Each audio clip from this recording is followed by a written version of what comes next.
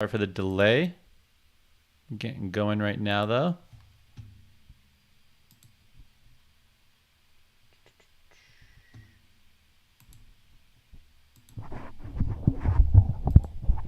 Getting registered in this PKO. Big event today. Going to be playing for a good long 12 hours. So I didn't want to rush and be stuck at the tables without getting in my morning routine first. So sorry about that. But we are here.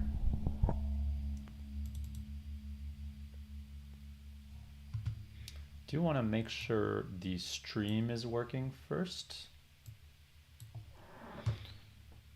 So before I start engaging and talking a bunch, I'm just going to do that. And then I'll hit register. Once I confirm it's working, let's let this 5-minute delay pass.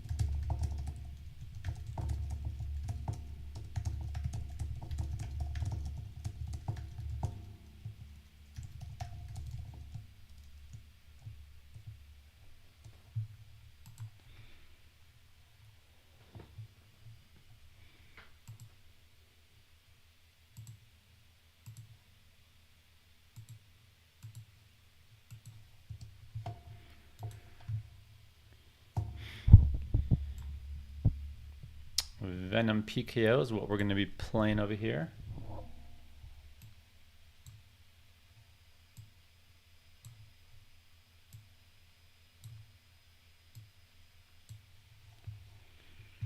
Starting stack is, what is starting stack? I guess I'll find out when we pop in. I'm going to wait to register. I just want to make sure the stream pops up properly before I do hit register. Looks like I got another 2 minutes before the delay ends to make sure it's working. Just hit go live. See you guys in a sec.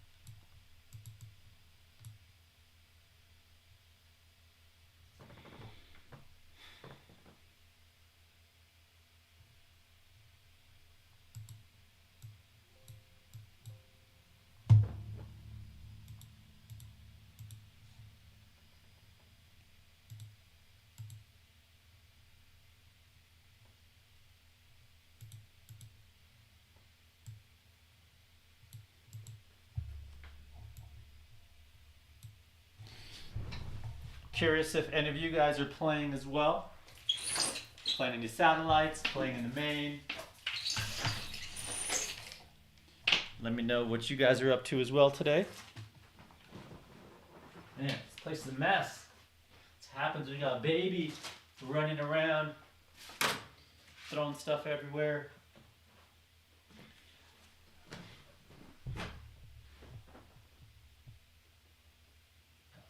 Maybe cereal bars all over the place and whatnot.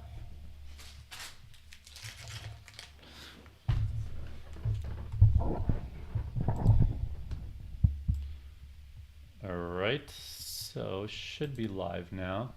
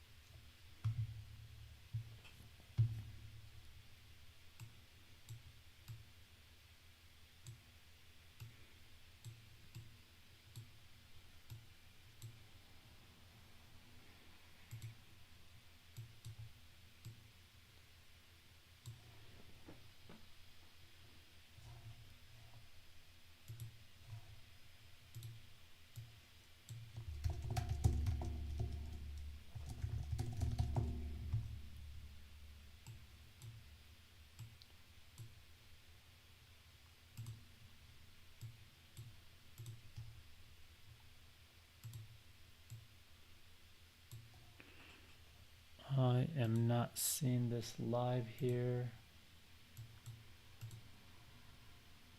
Oh, looks like we are working on Twitch. Okay, great.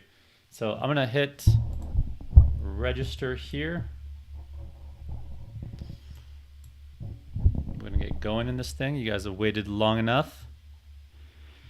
Still gonna kind of be getting organized on the side, so might not be as talkative for the first bit or so till I get everything up and going.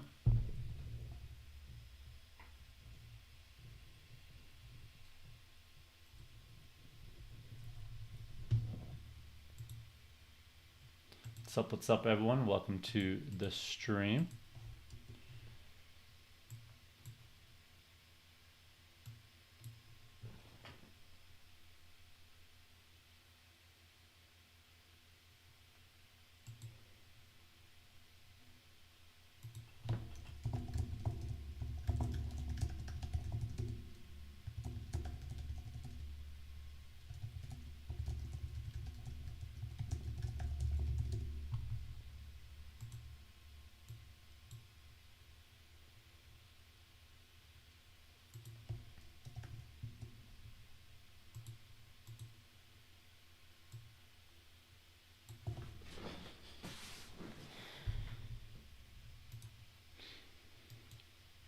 My Twitch stream is working, my YouTube is not, so I'm going to just try to troubleshoot that for a bit. If I do get in a hand, I'll focus there, of course.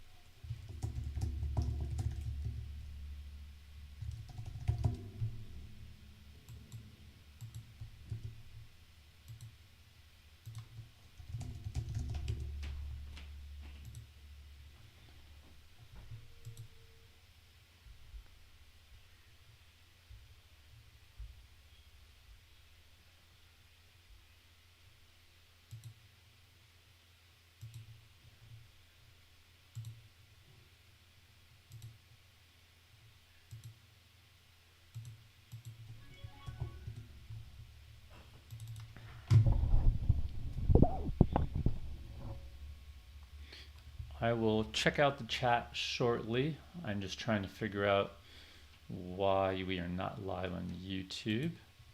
Okay, here we go.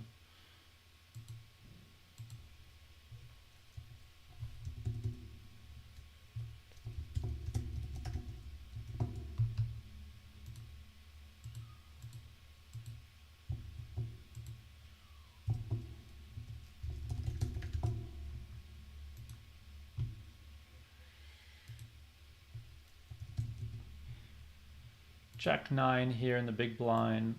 Probably be playing this hand.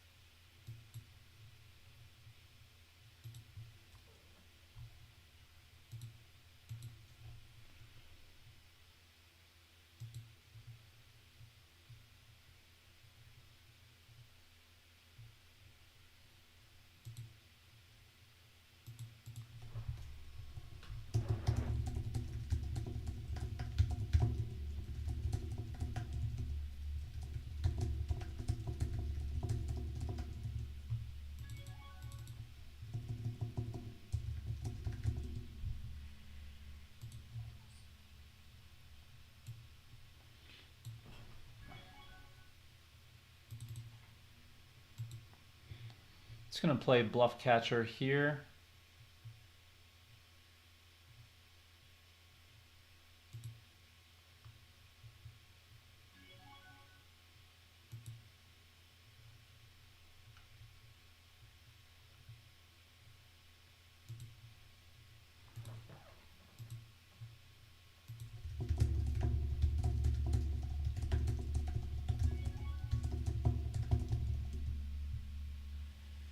Definitely calling here a bottom pair.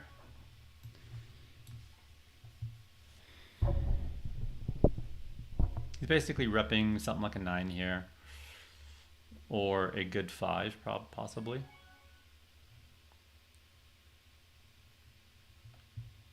Just gonna lay this down. Certainly could call though.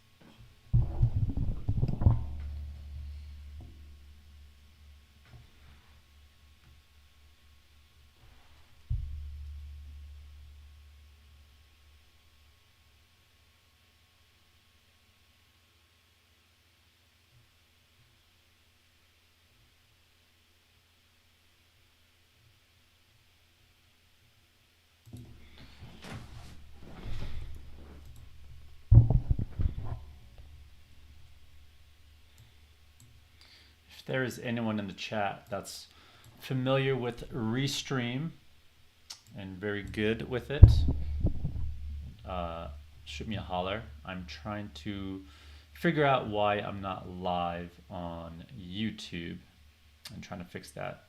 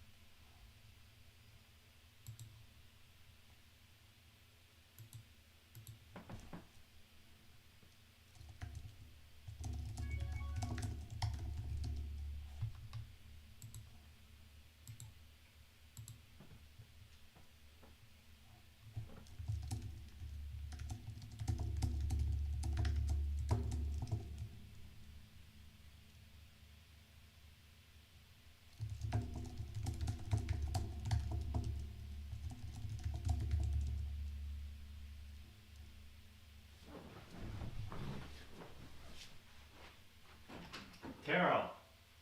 Carol.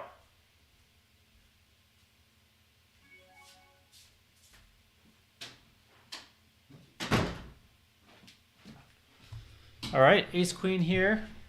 Let's bump this up.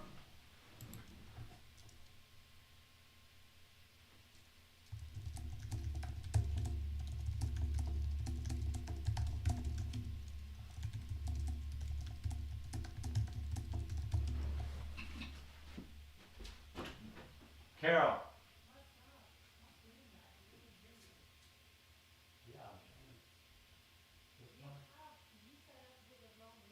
Hey, just stop. Okay, who cares if it is right? You just, you take this. Take this and list it or unlist it. You come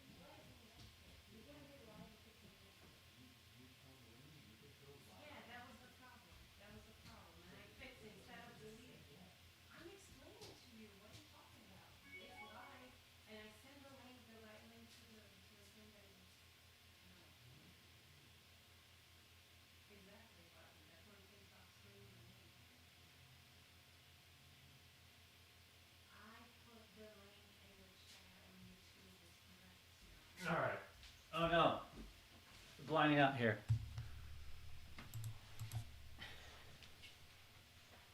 All right. I guess we're all set. So you made it listed? That's what I'm trying to understand, huh? Yeah, I know, but is it? But is it in the algorithm? Like it's public? That's what I'm saying. You can be live and it be unlisted where you need the link to only access it. Is it just is it that? Okay.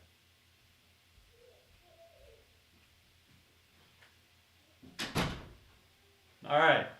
That was a headache to figure out, but we finally got it. So we are live on a new YouTube link.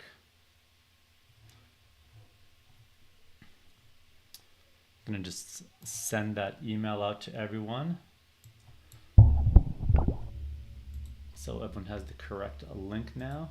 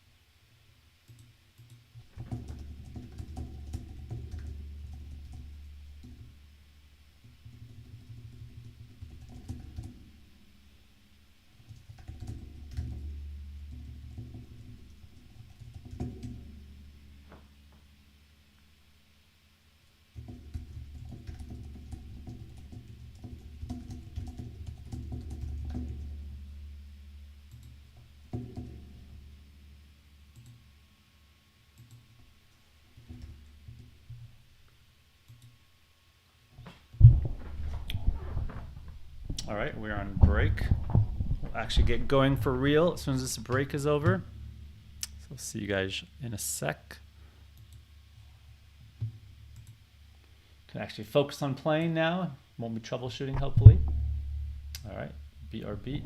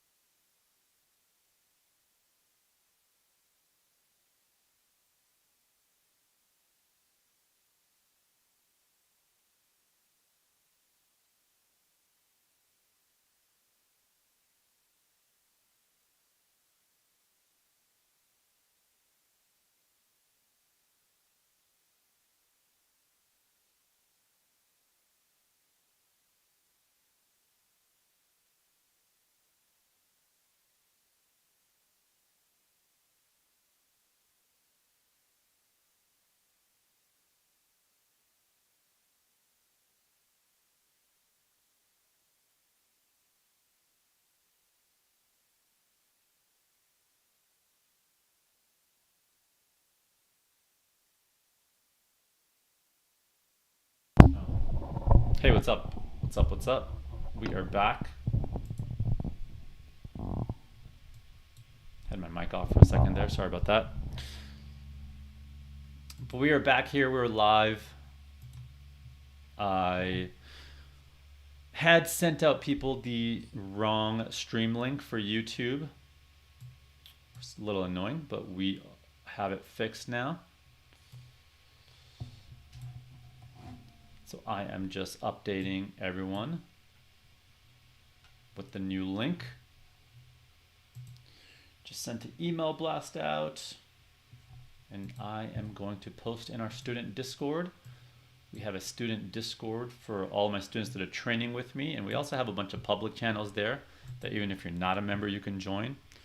I will post that a little bit later. Or if anyone's interested in it, you can just let me know.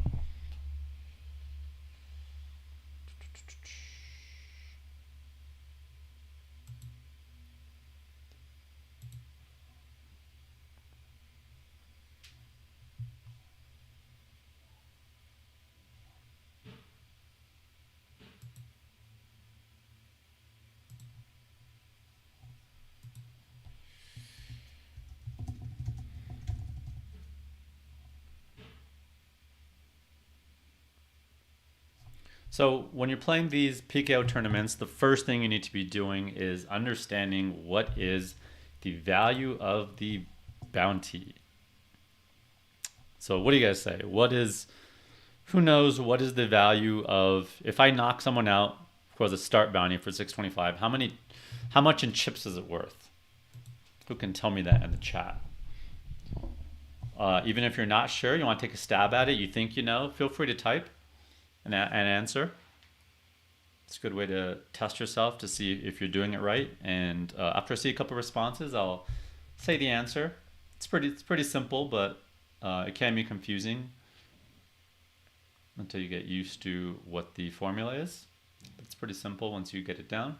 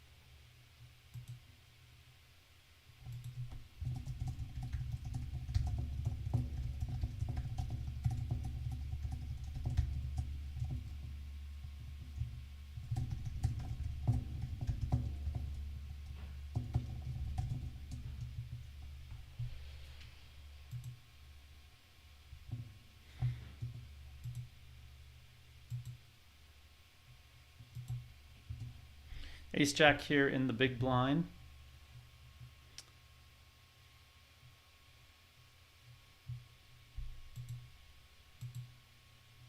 Probably playing this hand.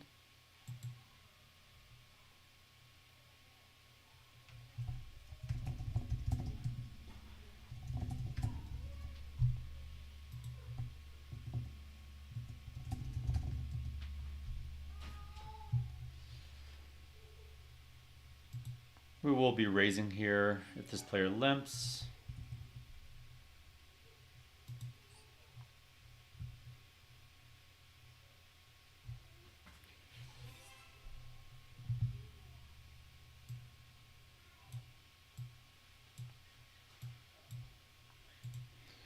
All right, we got one last thing to do. We need to post on Twitter that we are live. Then we're all good with the announcements and can start focusing in on some strat here. I believe you guys should be able to hear me okay now. Yep. Let me check the chat, make sure it is working now.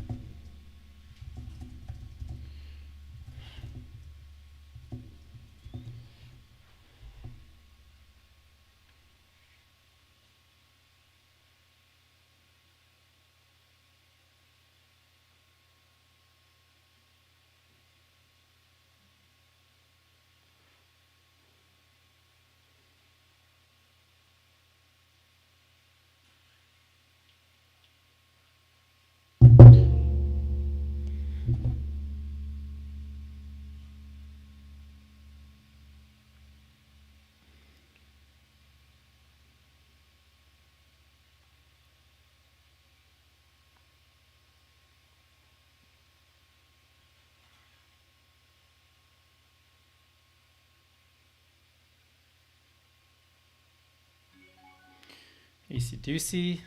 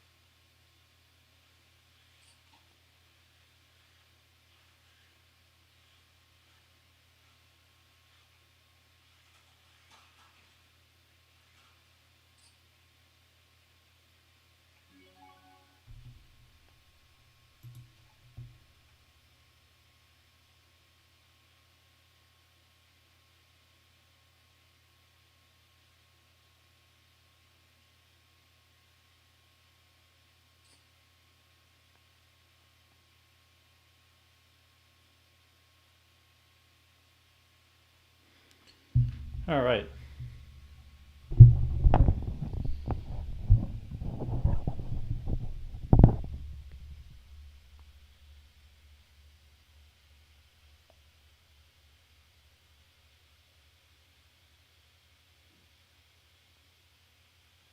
Is anyone else having issues hearing me on the mic?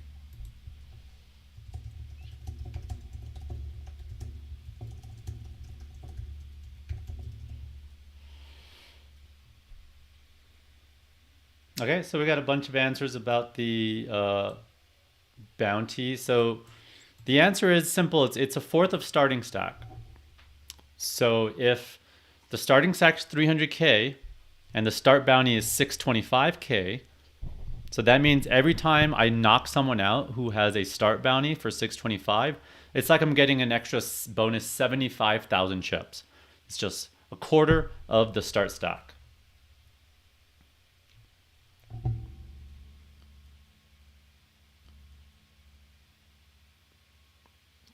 Now, so what you need to do is you need to keep that proportion.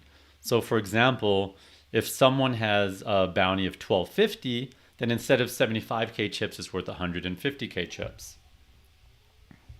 Right, so this player has 937. So I'm going to take the 75k, I'm going to cut it in half, so it's like another 37k. So now this player's bounty is worth 75k plus another 37k chips.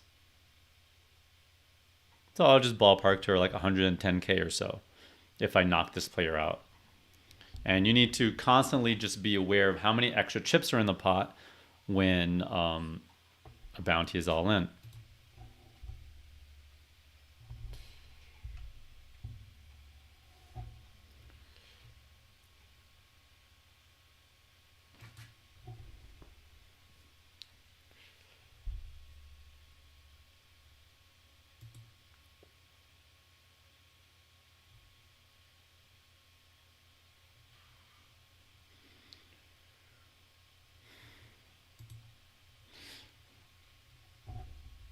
I actually don't play too many PKOs these days because I'm mostly playing live. There are some PKOs that are popping up live, but not too many. So I have studied PKOs in the past just to make sure I am familiar and prepared when I do play events like this. And I took some notes of some general strategies that I like to review when I'm about to play a PKO event or something I also just share with my students. Maybe I'll pull it up right now so you guys can check it out.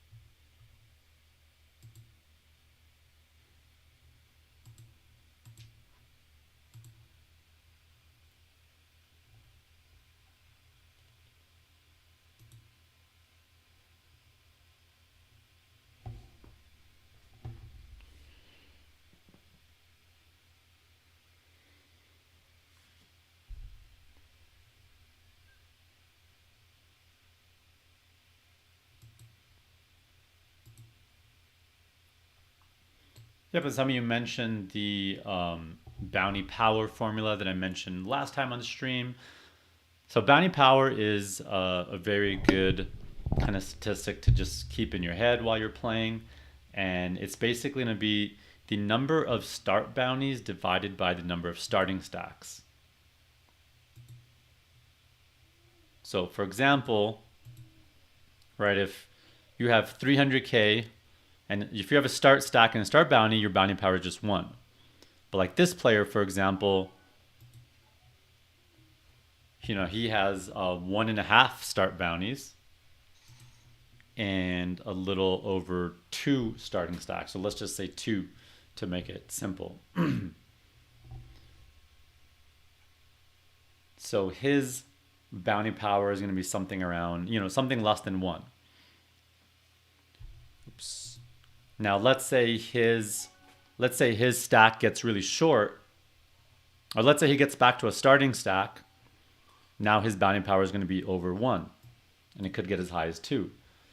So the higher someone's bounty power is, it kind of tells you how valuable that bounty is compared to the chips you're risking.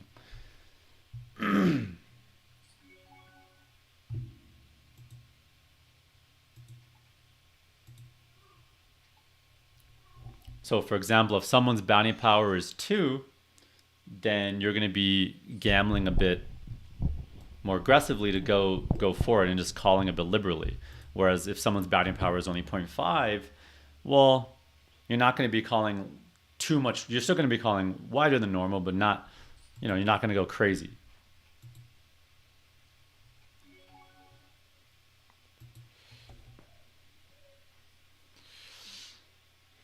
I do normally use a HUD. I'm not using it right now for a couple of reasons. One, I've had some issues when streaming using Poker Tracker. It takes up a lot of resources.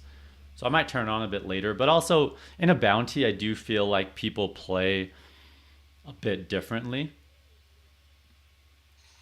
So I'm not saying I wouldn't use a HUD in a bounty, but I do think it's slightly less important because people are playing a bit more aggressively and are knitting up at certain spots, gambling for a bit more. Go ahead and 3-bet here. No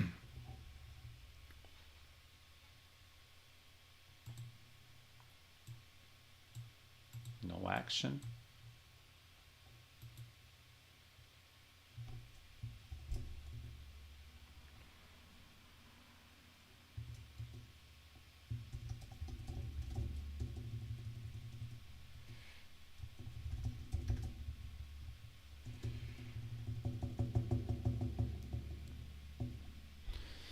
Definitely going to be playing this hand here, Jack Queen suited.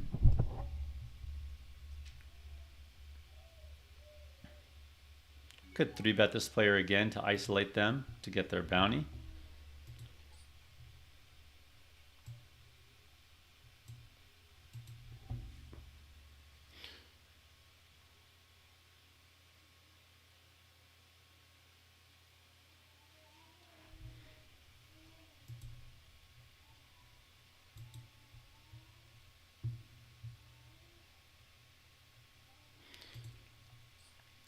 Luis, who's in the chat, actually just sent me a cool little chart. I hadn't seen this one before.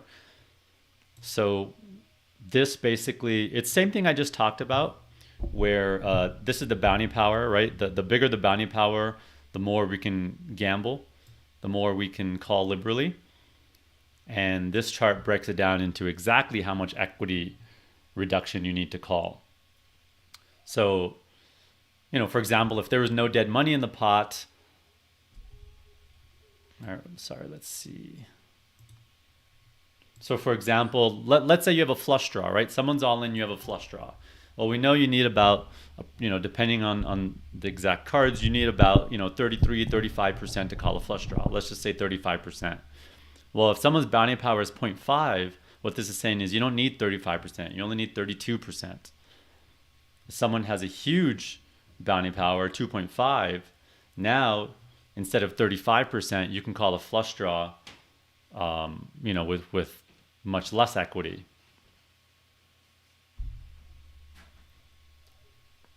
or getting much worse odds, if that makes sense. So you only need about 24% equity in the pot. It's definitely a little bit confusing if you're not used to kind of doing bounty math yet. But maybe we could pull up some really slow examples a little bit later in the stream. Maybe I could pull up a spreadsheet or something if that's something you guys want me to do, and we could just kind of baby step through it. Before we do that, I think most people probably will find value in just seeing some kind of simple takeaways for bounties before we get into the kind of confusing math. So let's look at some general takeaways. Let's see if I don't know if you guys could read this or not. I will read it out. So this is why it's so important to take notes when you watch content, when you're studying videos and that kind of stuff. It just really helps to kind of retain information. So start bounty, we're 25% of starting stack. Big stack over realizes equity, and small stack, typo, small stack will under realize equity. So what does that mean? So what that's saying is, right, when I'm in a pot against this player, I'm going to over realize equity. It means I'm going to get to chase draws more liberally, backdoors more liberally.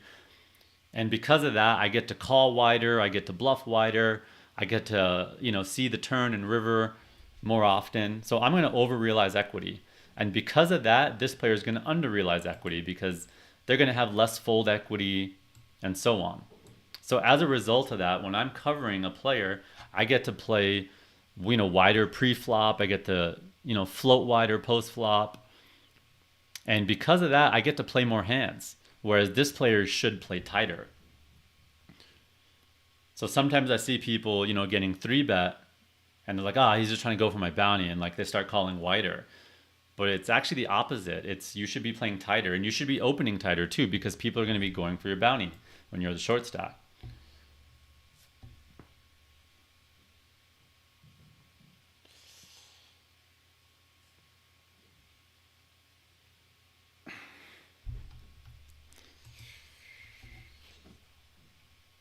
Jimmy says, is ACR legit? The credit card verification and withdrawal process make me question it.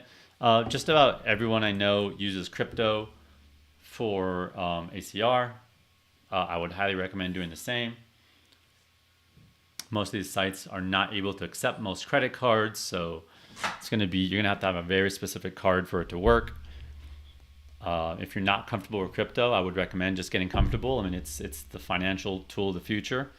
So if you're going to have to learn how to use it at some point, and the sooner the better. But yeah, if you use crypto to buy in and cash out, it's instant. It's super convenient. You can win this tournament for $1 million and pretty easily get it off.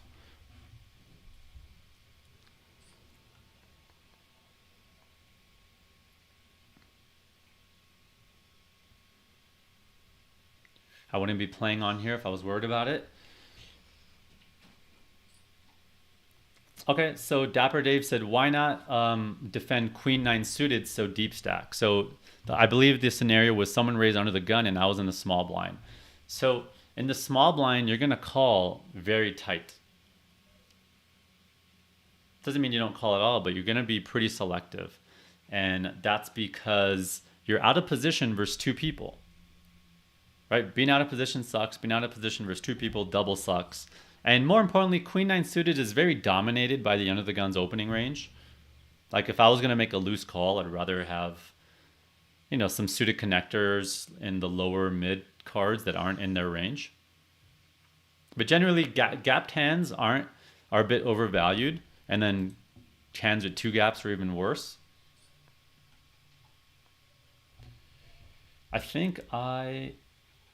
Okay, so we went through the first thing in my notes. And by the way, something else I want to say, I know I mentioned about these notes, but really being good at poker, or really anything in life, right? It's not just about memorizing strategy and what people say. It's about having a process. It's about creating an environment for you to succeed, right? So just having something like this Like it just shows that you're prepared. Right? There's so much information out there. You're not going to remember and retain it all. You're not going to learn it all. So doing little things like this helps you retain it. I have docs like this for final tables too. When, if I have a big final table, I could pull up a doc and just have some quick takeaways. So let's go through the next one on here. So in three-way spots, as the final caller, suited broadways and mid-low pocket pairs play pretty decent. Suited ace-x and ace-x off play very poorly because they're often dominated. King X suiteds play decently well. The King X suited ones is a bit surprising to me. But yeah, this was when I did a lot of Hold'em resources calculations. This was one of the takeaways I found when you're calling a three-way all-in. And it looks like I did put a note on there. I'll read it in a second.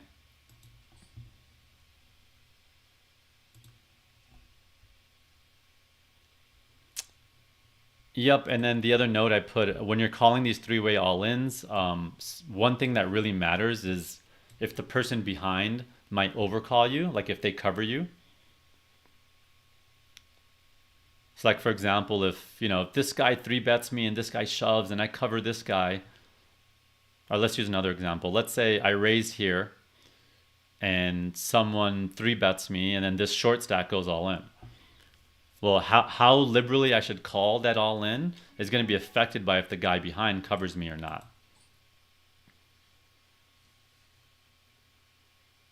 So another simple example, let's just say, I raise, goes call, then a short stack shoves.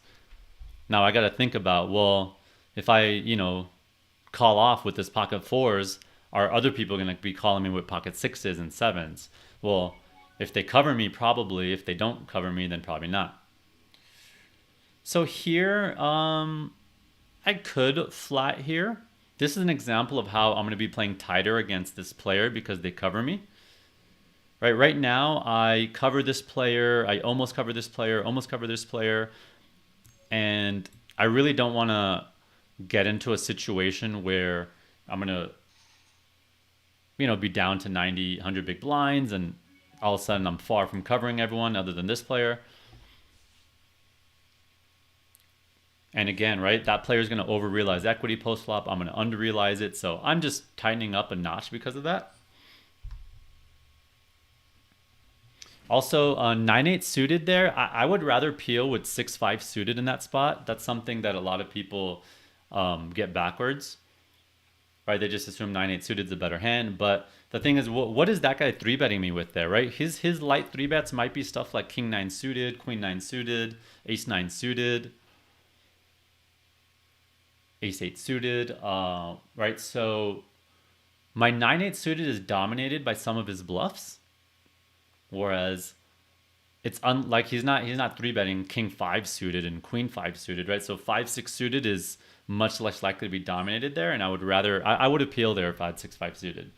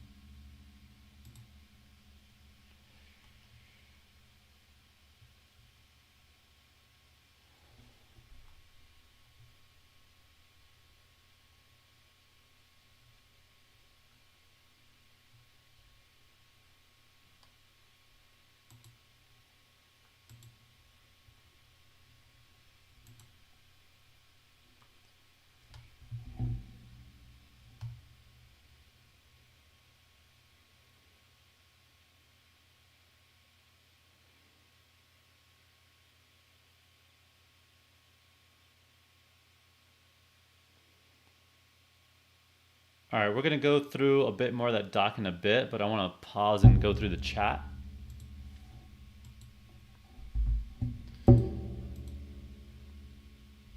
See what kind of questions I missed. Okay. We got Sid in the house. Arnie says, how many big blinds do you get to start? What did it start with? I think maybe around 200 big blinds or so. Blinds were a few levels in now. Definitely a very deep structure. Yeah, these Venom tournaments are really good if you're kind of want to practice for the WSOP main event, because you get a super deep structure, and let's see here.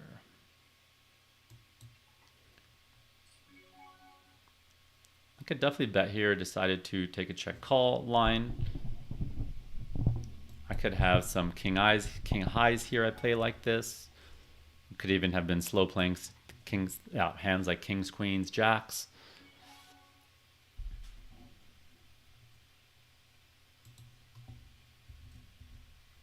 Looks like he maybe has a 4 here. I'm just making a thin value bet on the flop.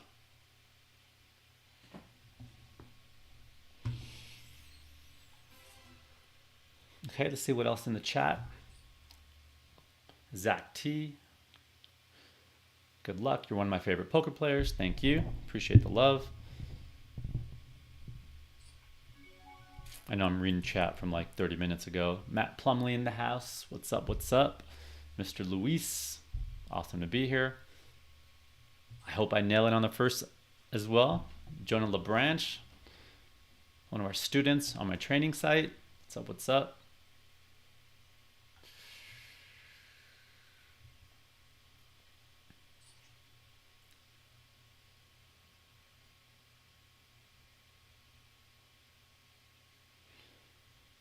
Someone says, thoughts on the new live emerging mystery bounty format? I mean, everyone loves it. It's just there's a few, every once in a while there's something that happens in poker where everybody's on board. Like, this is awesome. This is great for the game. Mystery bounties is one of those things. If anyone doesn't know how it works, it's basically, it's a live bounty tournament where on day 1 there's no bounties, and then on day 2 there's every time you knock someone out, you get a little bounty card. But it's a mystery bounty. And on breaks or whenever, you go and spin a wheel, and then you find out how big your bounty is. And they're doing some huge bounties. Like, I think the WSOP's bounty tournament might have like $1 million bounty in it. But yeah, they have huge bounties where you're getting like a final table score if you get some of the bigger bounties.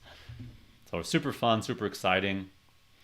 Yeah, that and Big Blind Ante like remind me of like the two things that just everybody was on board with. They're like, this is great.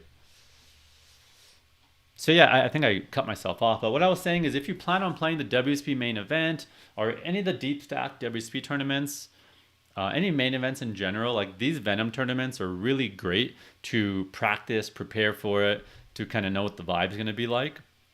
And the reason why I say that is, let's see here. I'm actually limp because I want to keep the small blind in the pot. The big blind covers me, so isolating the big blind doesn't help, but I want to keep the small blind in the pot here. I'm going to check this back. Kind of sucks to get check raised by a queen here. I could start getting them off king high and ace high now.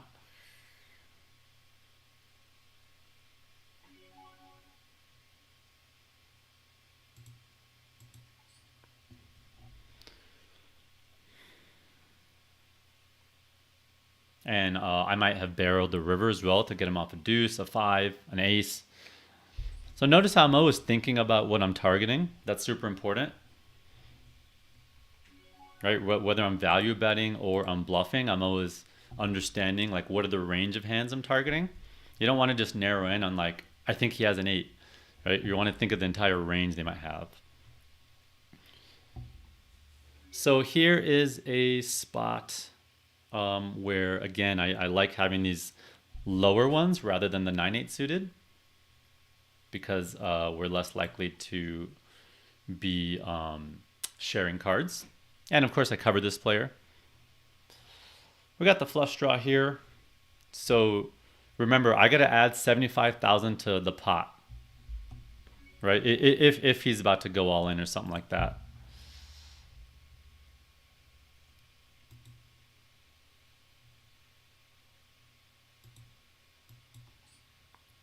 I could check this back. It sucks to get check raised here, but I decided I'm going to go for it. He could definitely be playing some weak aces like this, where he's trapping.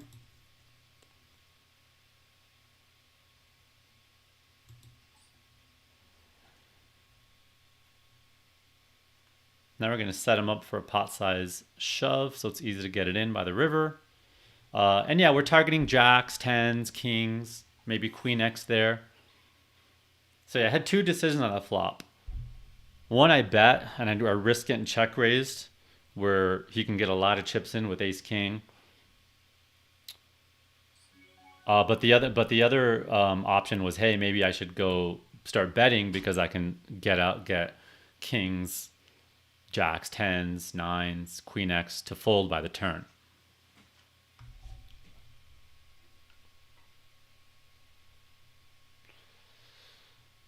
What other questions we have?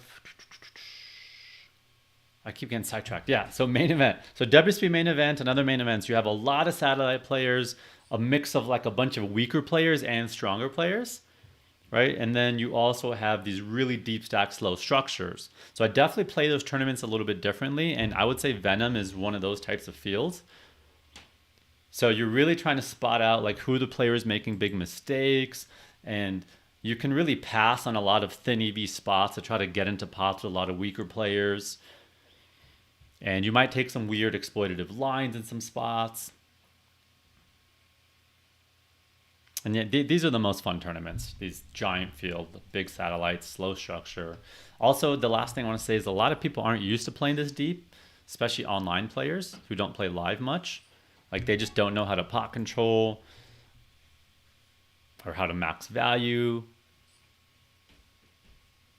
So there's definitely some edge to be had there as well.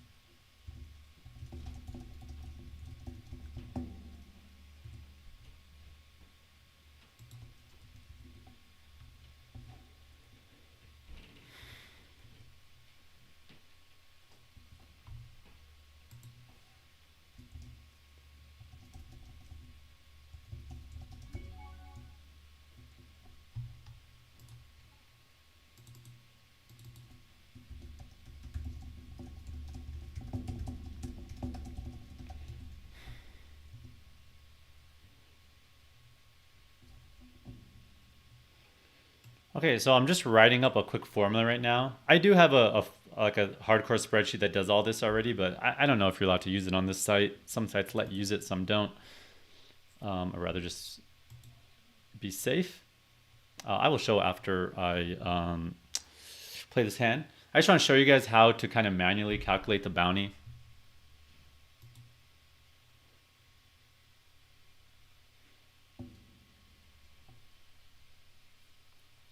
Now, just a heads up, in spots like this, you'll see a lot of charts, depending if I want to squeeze here or not. You'll see a lot of charts 3-betting under the gun here with ace when we have ace jack, and that's because it expects under the gun to fold ace queen. But from my experience, at least versus me, most people aren't folding ace queen even when they're deep stacked. So because of that, I don't follow the chart saying to fold to 3-bet ace jack there. But you kind of need to understand why the chart is doing what it's doing before you kind of do it. I do have a 2-hour lesson I did on this topic. It's called Constructing 3-Bet Ranges Without Memorizing Charts. And it teaches you how to do that, how to construct 3-bet bluffs and why. I can link you guys to it in the chat if it's something anyone's interested in. Do I want to start bluffing here?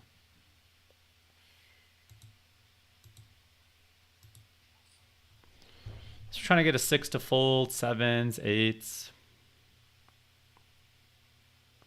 To get a 10 to fold, we're going to have to bet twice.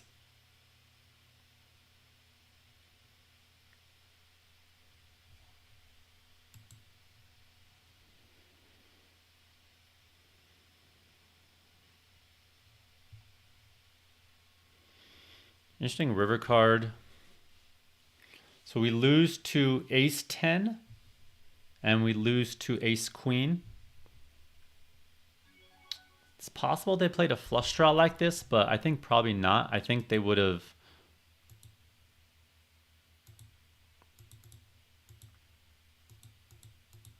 Let's see here. I'm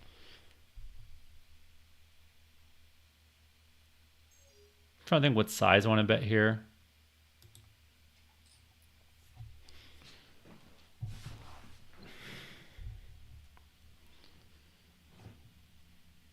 We're going to have Jack Queen there as well.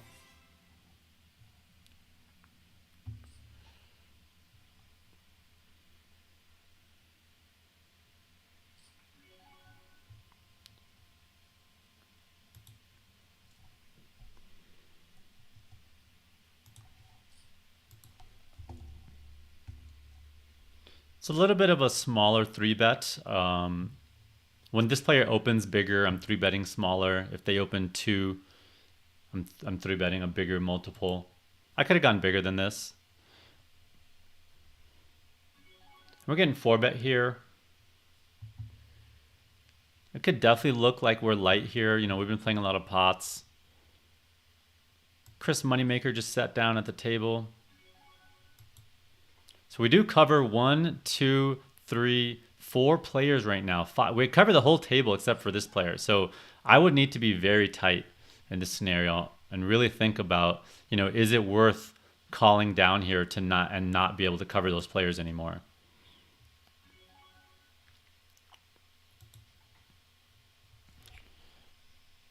It's gonna be a tough turn spot. I have a lot of hands like 7-8 and Jack 10 and King Jack that are gonna have to fold. And this player's aware of that.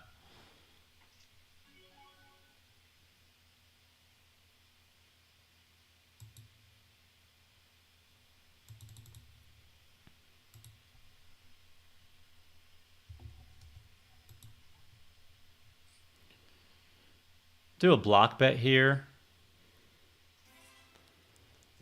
I did a block bet there because I think he could still call ace high or worse pairs when there's all those missed draws out there. So if I want to bluff some of those draws, I need to widen my value range a little bit. And I may even bet some of my worst queens that size.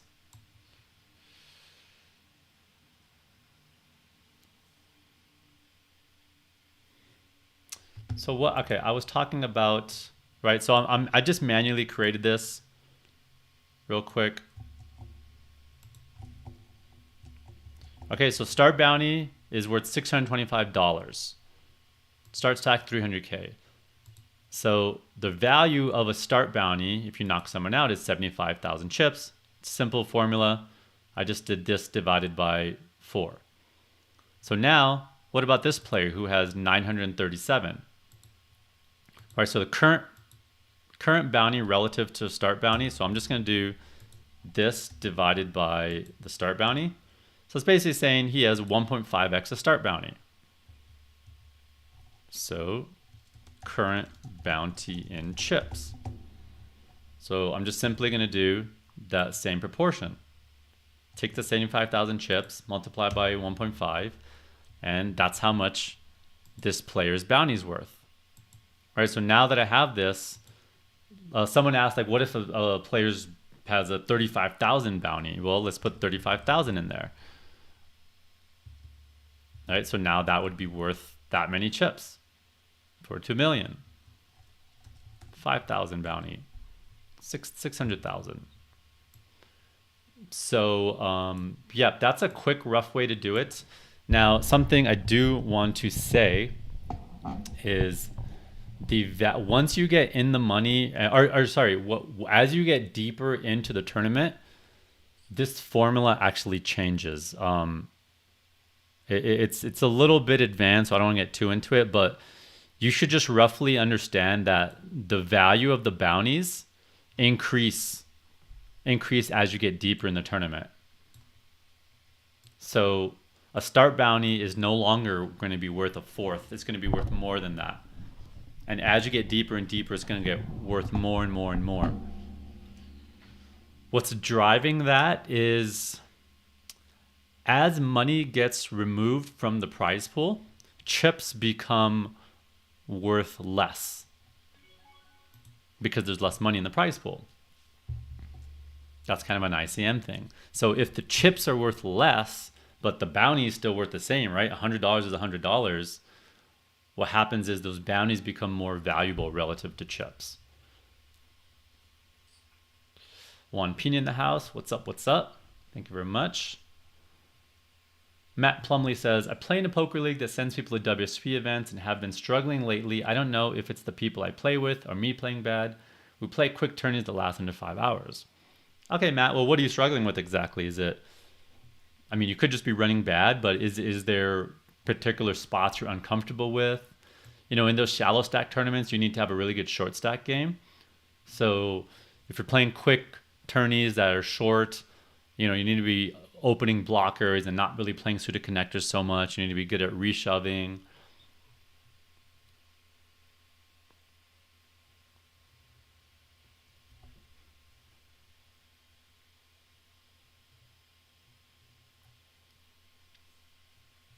Ghost of M in the house. Looks like a lot of people here know you.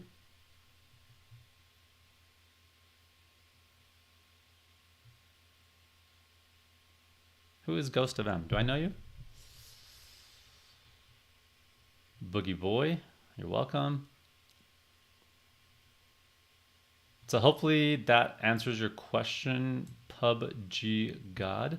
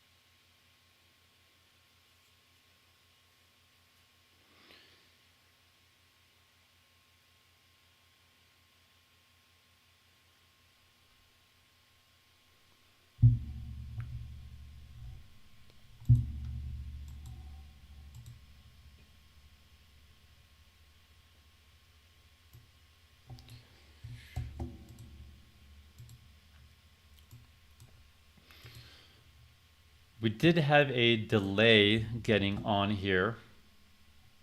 Good 40-minute delay. So it'd be nice to get some more people on here. I just posted, can you guys like, retweet, or reply on the post? Just trying to get some more people on here.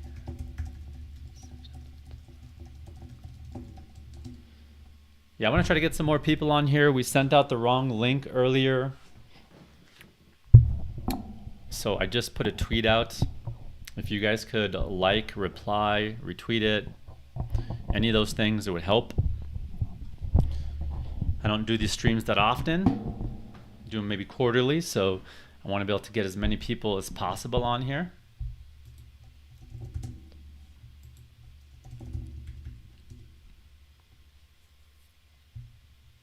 I'm always thinking about what are the events I can do where I could connect with the most amount of people. Is it jumping on a podcast? Is it jumping on a stream? Is it doing some other sort of event? So the more people I get on here, it makes it easier for me to decide to keep doing this format. Looks like Chris Moneymaker got a nice pot there. All right, so we got a short stack here. All right, so remember that bounty power thing we talked about earlier, right? It was start stacks divided by start bounties. So this player's start stack right now, it's 50 divided by 300, right? So he only has 16% of a start stack, whereas he still has a full bounty. So his bounty power is going to be 1 divided by 0.16. And that comes out to 6, a bounty power of 6.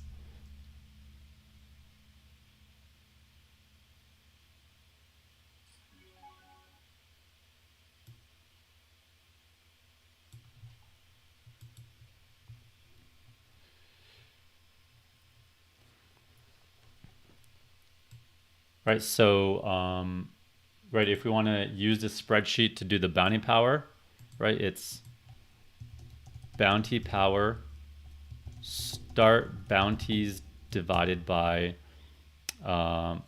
start stack.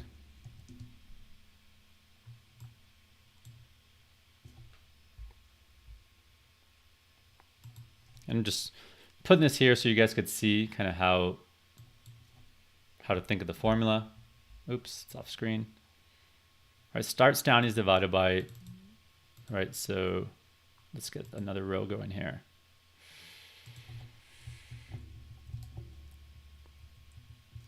Okay, so start, oops, let me organize this a little bit better. Start bounties, start stack. Right, so for that player, they have 0.16 of a start stack, but 1 start bounty.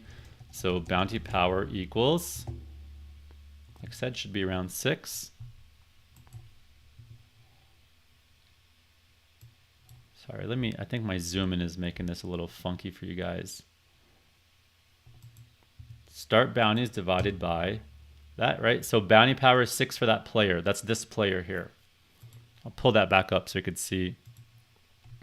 Is this helpful when I show this little spreadsheet thing that I'm just making on the fly?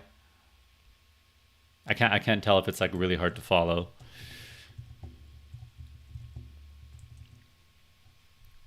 All right, so this is kind of my base formula here.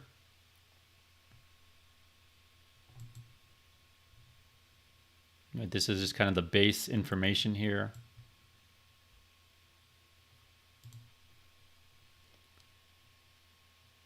Can I change? So now remember, this player's bounty power being 6 means all these players are going to be going for it really liberally. So this player is going to be opening super wide here to go for that bounty. So as a result, I could 3-bet this player very aggressively. I might 3-bet bluff this player wider, but I also might 3-bet them wider for value. Like I might take ace queen suited, ace jack suited, and just 3-bet them for value because they're gonna just have a looser range, and they're gonna also think I'm bluffing more, so they're gonna call me wider. It's a big bet here.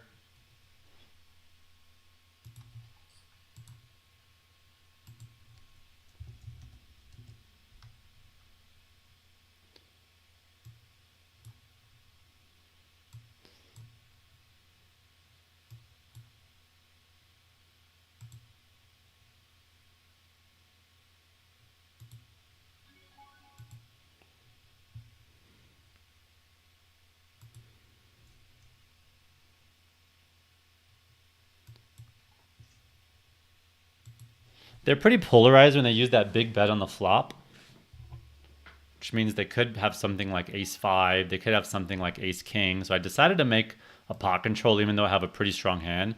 Just like, I don't know, the way this guy's played his hand is like very polarizing. So either we're way ahead or way behind. So I decided to take a passive route there on the turn. Definitely not folding ace queen though. Ace jack. So he just played his ace jack. He kind of overplayed his ace jack slightly, like just as far as the bet sizing. It could be fine though because ranges are wider. It's just a little bit thin, but it could be fine. I don't hate it. But I definitely did feel like he had a pretty strong hand. Okay, I'm going to take this break and be right back.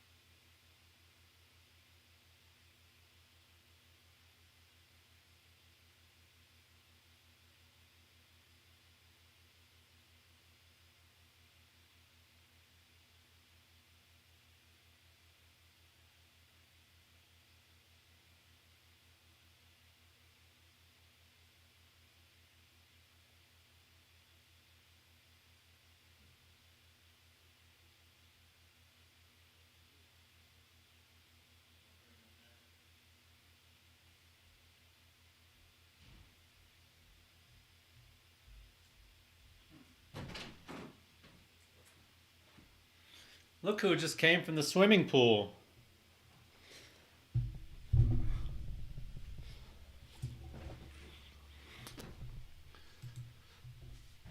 What's up, buddy?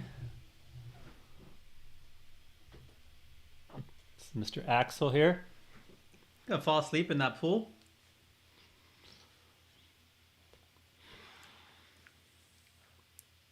Say something, Axel. Say something. Sing. Diggy, diggy, diggy. Very intrigued.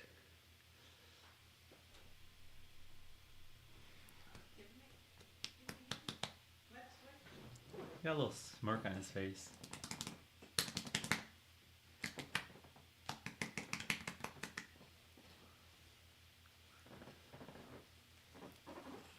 Amuse us, Axel, baby. So calm. All right. Start back up in 45 seconds.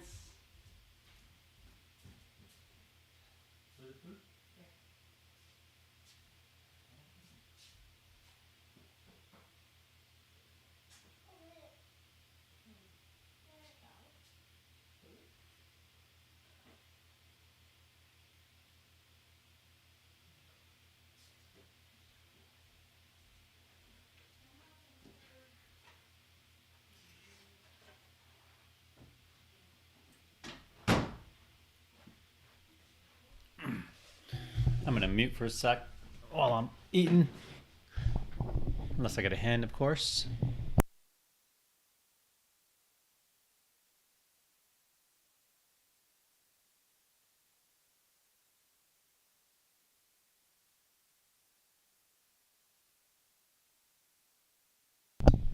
And of course we get ace king. Raise moneymaker.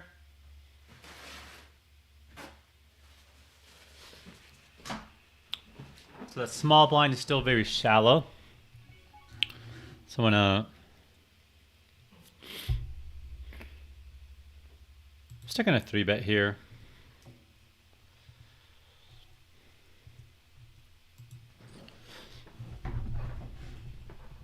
I don't think if I flat there it's going to make a difference because he's not going to really have a flatting range of that stack size.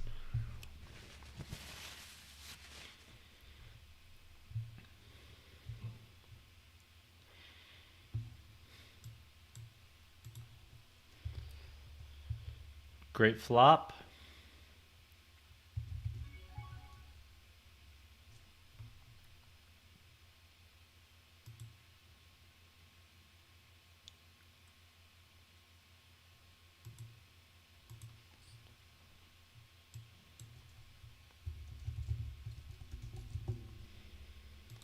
Oh, with a little bit of a bigger c-bet size, it is a little more dynamic board. If it was something like king 6-2, probably just be using a quarter pot.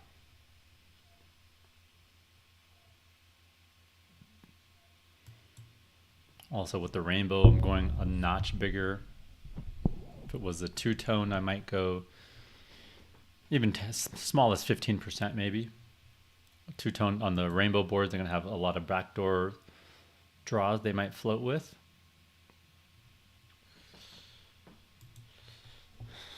Thanks, Robbie. Thanks everyone else who retweeted it or engaged on it. Now, the way the Twitter algorithm works is if a lot of people reply on it and like it, it helps the algorithm pick up, and obviously retweeting shares it with your followers as well. So I do appreciate that. Someone says, was that a massive mistake? What was just called and left Chris's behind in the table? Probably, but I didn't see the exact spot. So hard for me to comment. Oh yeah, against that player, why did just call? Yeah, let me see the exact hand. Let's see if it was a mistake. But yeah, generally speaking, you might as well.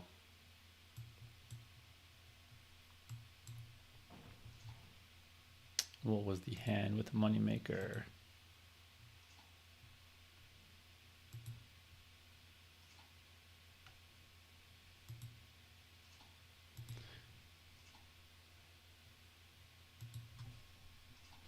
Trying to pull up the replay here.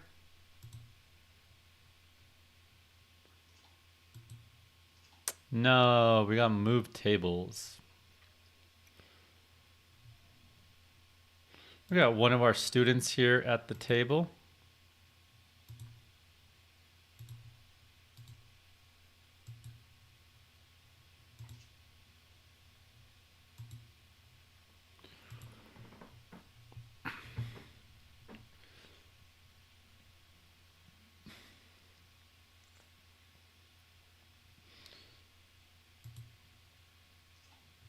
Okay, so this was the hand versus moneymaker. Let's see what happened.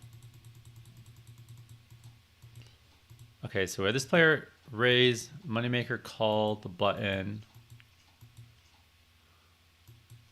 flops the flush draw, bets again, gets raised, calls it the flush draw.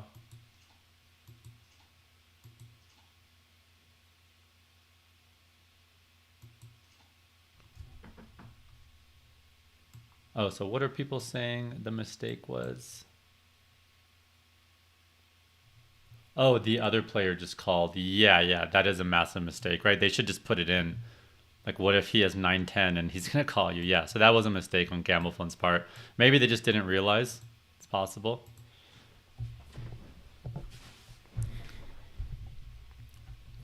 All right, so at this new table, we want to pay attention to kind of who we cover, who's here. So several strong players here, a lot of regs. Player to my left has a huge stack, so we're gonna have to be careful.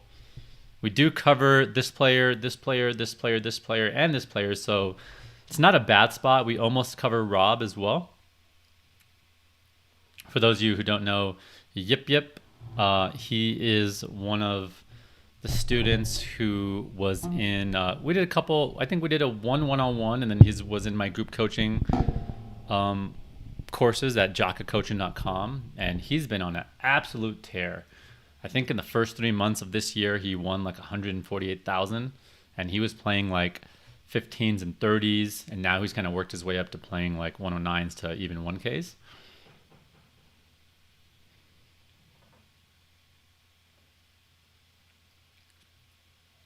Eric Dillon says, I don't play PKOs, but I want a Venom ticket, so I got to figure this stuff out. Yep, we do have a PKO lesson that we invited a guest coach, Jeremy Menard, who he's so appalled on ACR. He is a crusher there. So we do have a PKO lesson there. For those of you who don't know, I recently launched a training site. It's jakacoaching.com. I'll put it in the chat. And this is what it looks like. Right, so it's every week there's a 2-hour live lesson, and it gets recorded and put into this library. And we have about close to 60 2-hour lessons now. And we cover just about every topic you could think of, PKOs, ICM, everything. And here I have these playlists. So if anyone's going to sign up, this learning path, core fundamentals is the one I would start with. The way you should organize your studying is the spots that come up the most often. So here's constructing 3-bet ranges without needing to memorize charts, c-betting versus the big blind, check raising versus the big blind, to double barrel opportunities, to bluff catching, and kind of cover, you know, from pre-flop to flop all the way down till the river. So that's a really good playlist I would recommend. We're doing a WSOP prep series right now for anyone playing WSOP. Covering really all the key topics, and especially multi-way and squeezing and stuff, because you're going to be in a lot of multi-way pots at WSOP.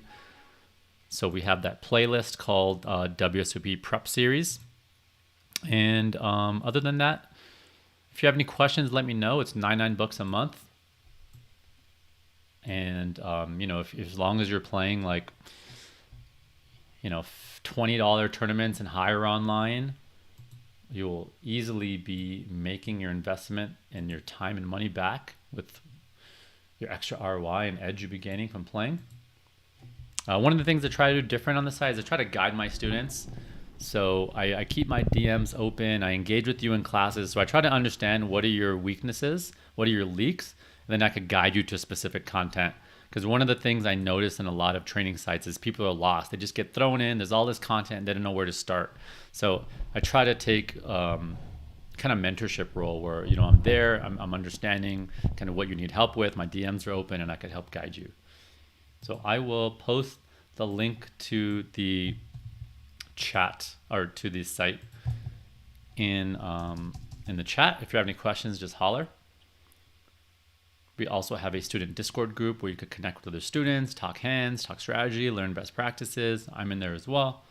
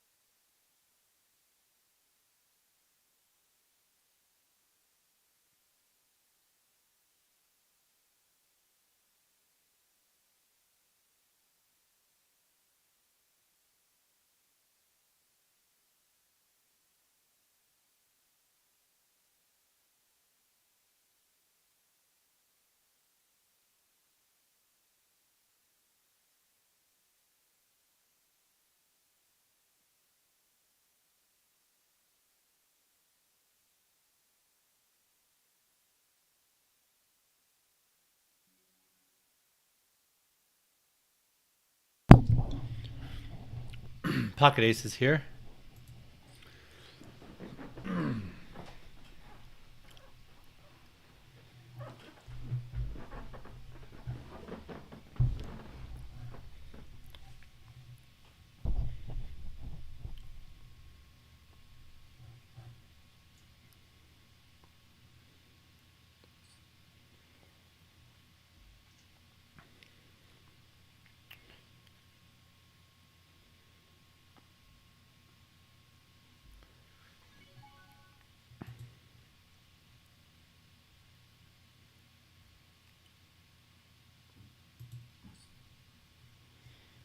Let's do a small bet here.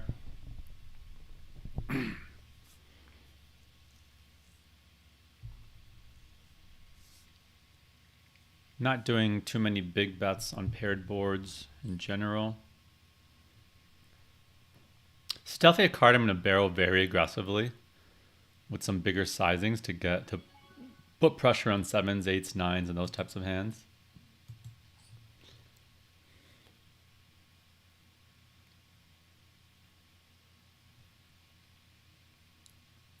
Right, everything from deuces to 9s is in a tough spot here.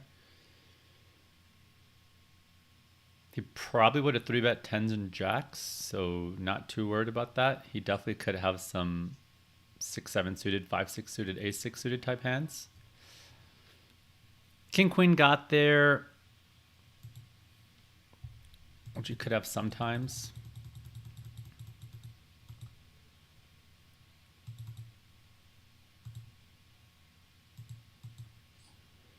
He could have a blocker. If he has something like Jack-Queen, he's going to be super tempted to call, blocking the straight. Same with King-Jack.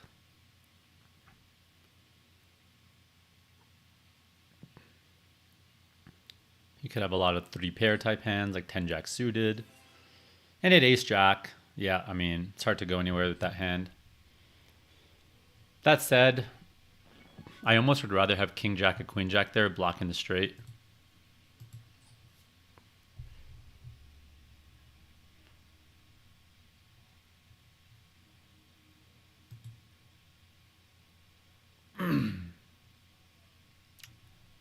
Someone in the chat says no need to learn PKOs. There's only 4 Venoms a year, but keep in mind there's a lot of other PKO events, especially if you play on other sites. PKOs are becoming more and more popular. I'm gonna go with the big sizing here because when we're early position, our range is really centered around these Broadway cards, so we get to bet big a lot on those cards. So yeah, I used to not care about studying PKOs. I was like, I'm just gonna skip them. Like, you know, I don't want to waste the time learning them. But this is kind of what I've learned is majority of people play them really poorly, so that creates an opportunity for a lot of edge. There's also like it changes; it's very dynamic, so it's just harder to learn and stay on top of.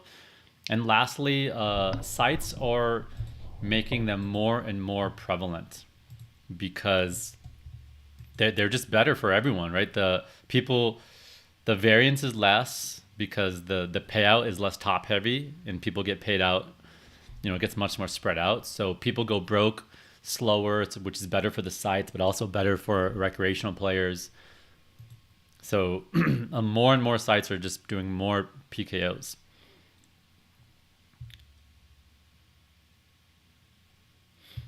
I will post the lesson, 2-hour PKO lesson on our training site. I'll post that in the chat as well. Obviously, there's a 5-minute delay, so just scroll up a little bit if you want to find the link for it. If there's any specific topics you want help with, feel free to ask. I can give you some tips on it, and I could also point you to any of the training videos we have on it.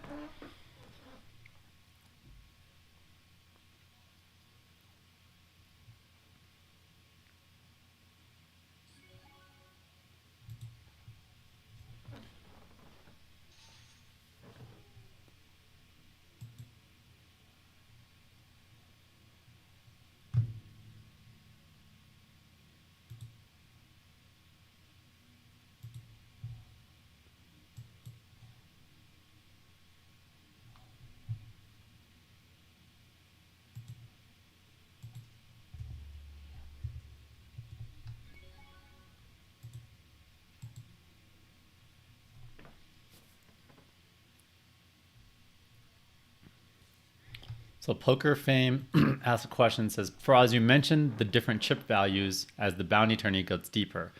Does that info influence your basic no-limit hold'em positional decisions?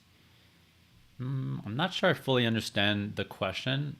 I'm not sure what positional decisions mean. Maybe if you can try to ask in a different way, happy to answer.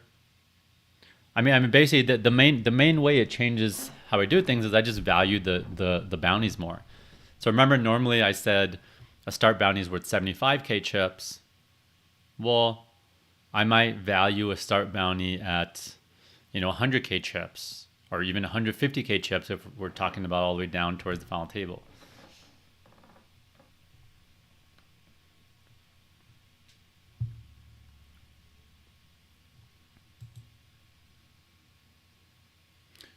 We got a lot of known players at this table. We got Kate Lindsay, we got Rob Kun, we got Yip Yip, we got Smile the Hero. This is a regular as well. I don't know who they are in real life. Maybe some of you know.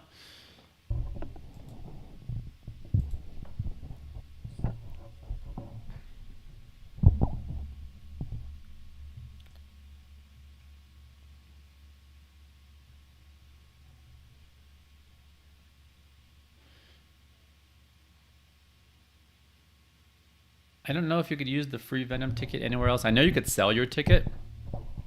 I've had people sell them to me before. I usually just buy them at like $100 discount if I'm going to use it anyways. It's common if people don't want to play them. Then you could just use the money to buy into a different tournament. Yeah, they might let you use it for the non-PKO ones. It's a good question. I'm not sure.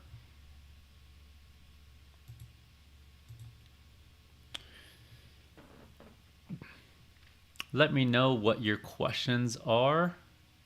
If you have any strategic questions, anything you need help with, anything you're struggling with. If there's some easy pointers I can give you, I'm happy to do that.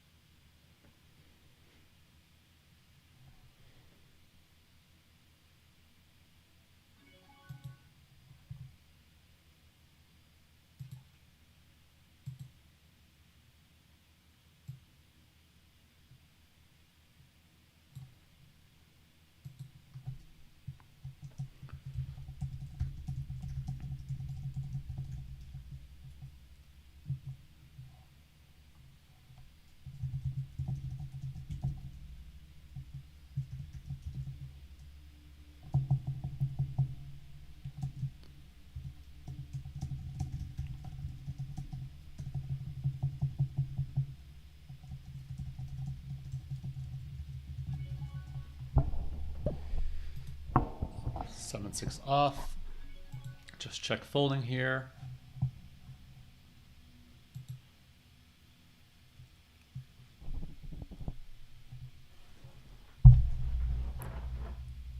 right, the big stack to our left is gone, which is really nice.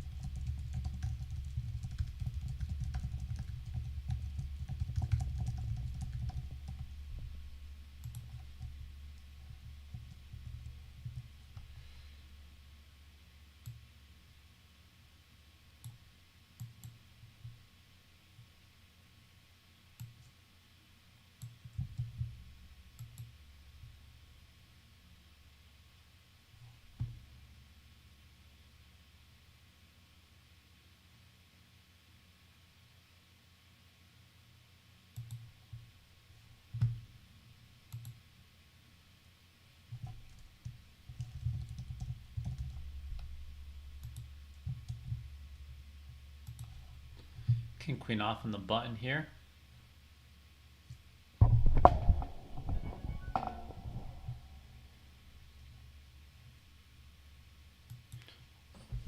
I could do some 3-betting here. It may be a spot where it looks like I'm 3-betting light because he's opening to get into pots with these players. And if I get 4-bet, this isn't a hand I'm going to find easy to continue with. Maybe if I had king queen suited, I'd be a little bit more into 3-betting there, so I could call the 4-bet. Pretty decent spot with the king of diamonds here.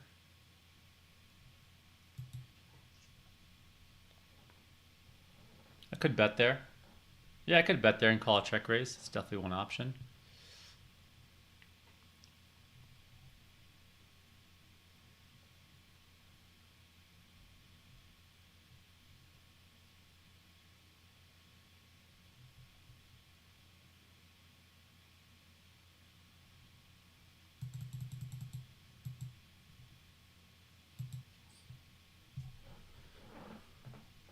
We do have the best hand here sometimes. We do beat some Broadways, some 9-10. So really no point to bet here. It's probably not going to fold anything better.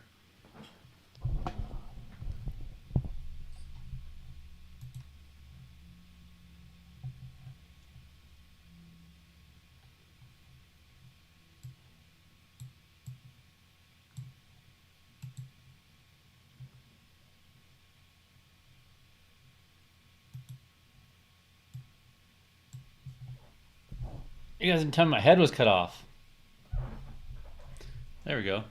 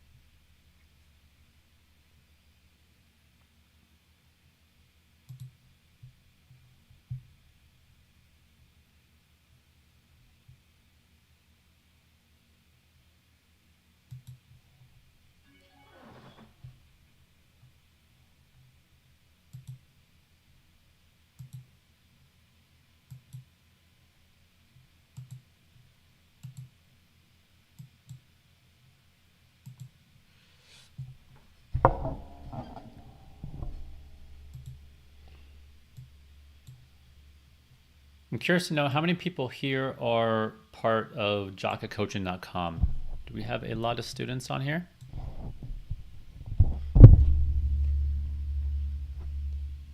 Curious to know how many of you are here. Just wanted to make sure all of you knew about Vegas. We have a student meetup on June 20th. If you're making it, there was a survey I sent out. Make sure you fill that out. As I also have some gear for you if you're making out to Vegas. In case you didn't get that survey that I emailed, then just shoot me a DM. Make sure you get that. Naomi in the house, another one of our students. What's up? What's up? Yeah, some people are saying I retweeted, but I don't have a lot of followers. If you don't have a lot of followers, it's fine. Like just replying to my tweets actually helps a lot because it helps the algorithm, and then it will show it to more people.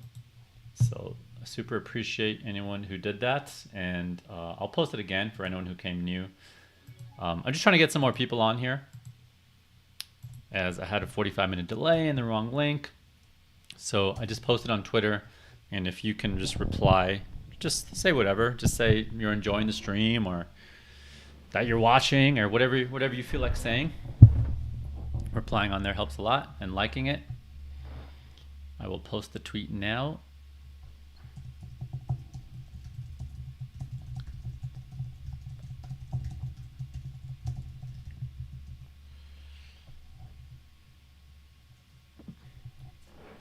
My tags are randomized a little bit. I know what they mean, but I don't talk about them too much. I don't really talk about my notes or my tags on players just because I'm playing against these people and some of them are watching the streams. A, for strategic reasons. B, some people get offended. But really just, I don't want my opponents knowing exactly what I think about them.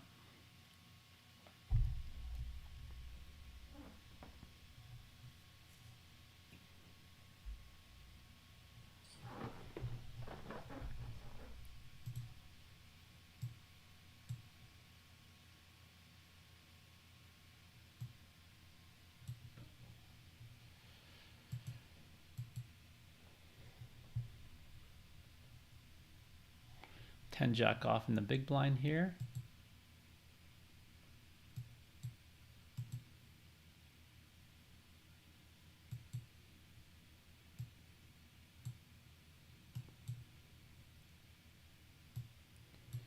We'll be flatting here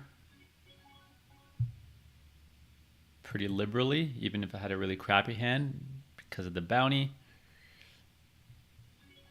Check folding here. If I had a heart in my hand, I would either continue as a check call, check raise, unless they bet really big. If you bet 4 big blinds, I would probably fold. So this is a board that's really good to do some big betting on. And it's because there's a double straight draw and these cards kind of really hit the big blinds range. So the benefit of doing a big C bet here, of going 2/3 instead of 1/3, is it gets me off stuff like this with a heart. You know, I might have something like King 5 with the King of Hearts, King 4 with the King of Hearts, King 7, King 8, right? There's all these like backdoors and overs that have to fold when you go big. So on these double straight draw boards, especially when they're in the big blinds range, it's really nice to use a big sizing. Not with everything, but it's good to have that option with a lot of your hands.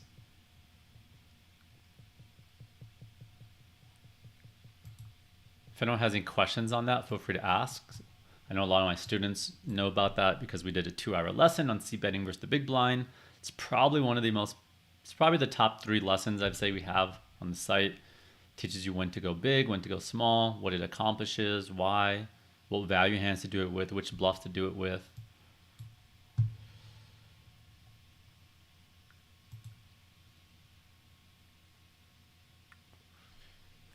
Kevin O'Donnell, what's up? He says, check raise to that bet on the turn is okay. I'm not sure which hand you're talking about. We're on a 5-minute delay, so if you have a question on a specific spot, just please make sure you mention which hand, like what the board was or what I had. I think you're talking about, yeah, I'm not sure which hand you're talking about. Matt says, Faraz, has any of your students started playing on Club GG and trying to win seats to live events? I have no idea. I'm not really too familiar with Club GG. I know it's some sort of kind of home game type thing. It's for real money? Or is it like you buy chips and then they give you prizes?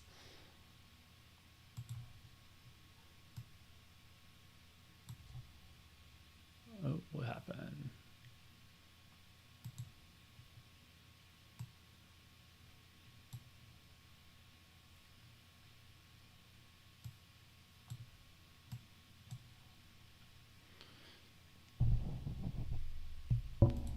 We got Anthony. All right, let's see what students we got in the house here. We got Anthony De La Gata. How's it been going for you, by the way, Anthony?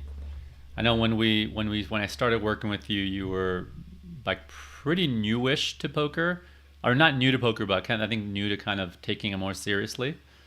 How's your journey been? What's happened since maybe a year ago? Yep, I saw Naomi in the house. Okay, Andy Grombatcher, awesome. Okay, I didn't realize you're also a student here. Great to know that. Slade366, awesome. Craig Collins, Barbecue Blues in the house. The Don says he's a free member. Cool, Don, have you checked out? I think I have 3 free videos on the site. Have you checked them out? Yeah, Tiltinfinity is a student as well. Matt Plumley was there for a couple months. All right, whereas in Ace King here, we're getting 3-bet by Rob Kuhn in the small blind.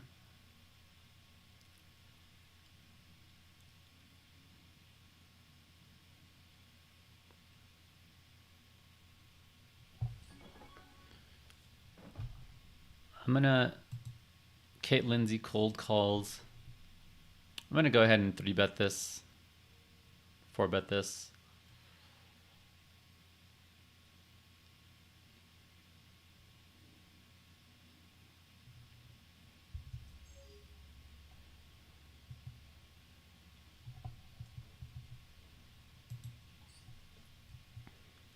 Such a bizarre spot.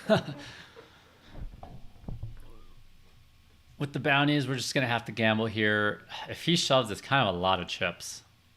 I mean, no question we're getting in versus Kate Lindsay here.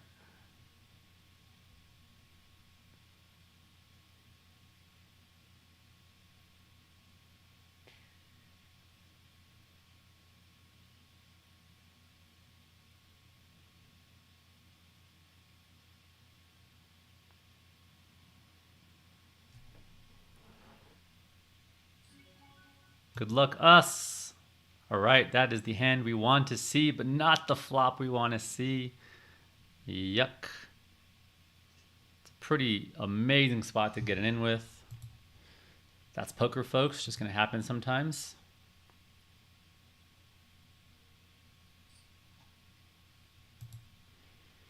And so, right, when you get bad beat, there's 2 types of players, right? There's a type player that's going to sit there and moan and groan and be thinking about all the chips they could have had and how it's so unfair. But the players who are going to be successful are the ones that just immediately start to reassess the situation. So for me, right now, I'm focused on, okay, I got 71 big blinds now, not 130. How's my strategy going to change? Who do I cover? Okay, I still cover these 2 players on the left. I still kind of cover the big blind here. So I want to stay ahead of them. And I almost cover Yip Yip. So losing chips here, if I fall below these stacks, becomes really expensive. That's something I'm going to be mindful of. Trying to stay ahead of these players.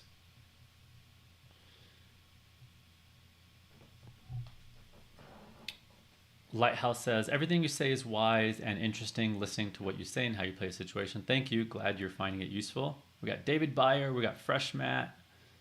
Marlon's a student. Angel Manuel says, do you have an offer if we subscribe for more than a month, like a 1 year, 40% off? We have, if you subscribe for 1 year, you get 2 months off. So you pay 10 months and you get 12 months basically. So yeah, if you go to jakacoaching.com and go through the sign up process, you'll get two options: a $9.99 a month or a annual option for $9.90, which is 2 months off.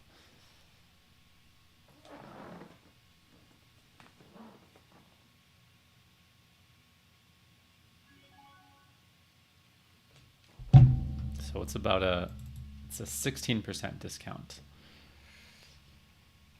JR2, what's up? Welcome, welcome.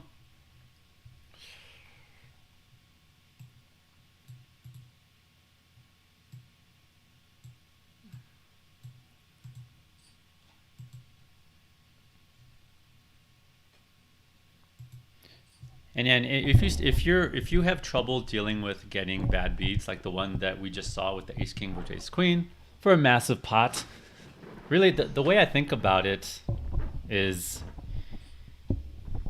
you know, just if I'm in a spot that's a 70-30, that means I'm going to be in the spot probably 100 times at some point in my lifetime. And out of those 100 times, I'm going to win 70 of them and I'm going to lose 30 of them. And that's it. This is one of those 30 times. So if we already know that's going to happen, then why are we surprised when it happens?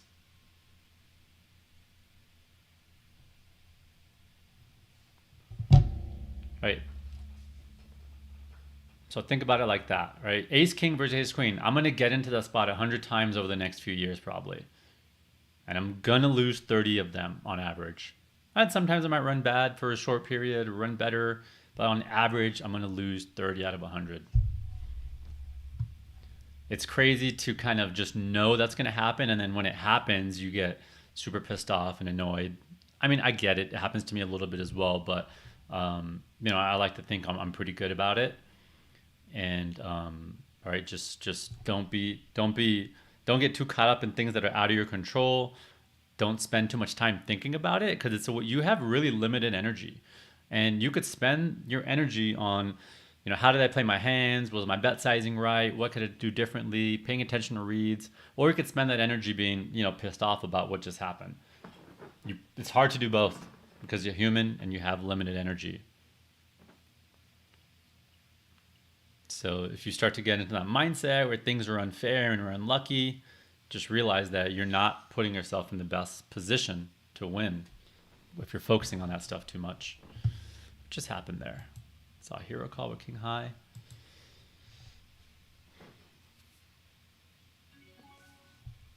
All right, Ace-9 suited here. There's Kate Lindsay. Rob Kuhn.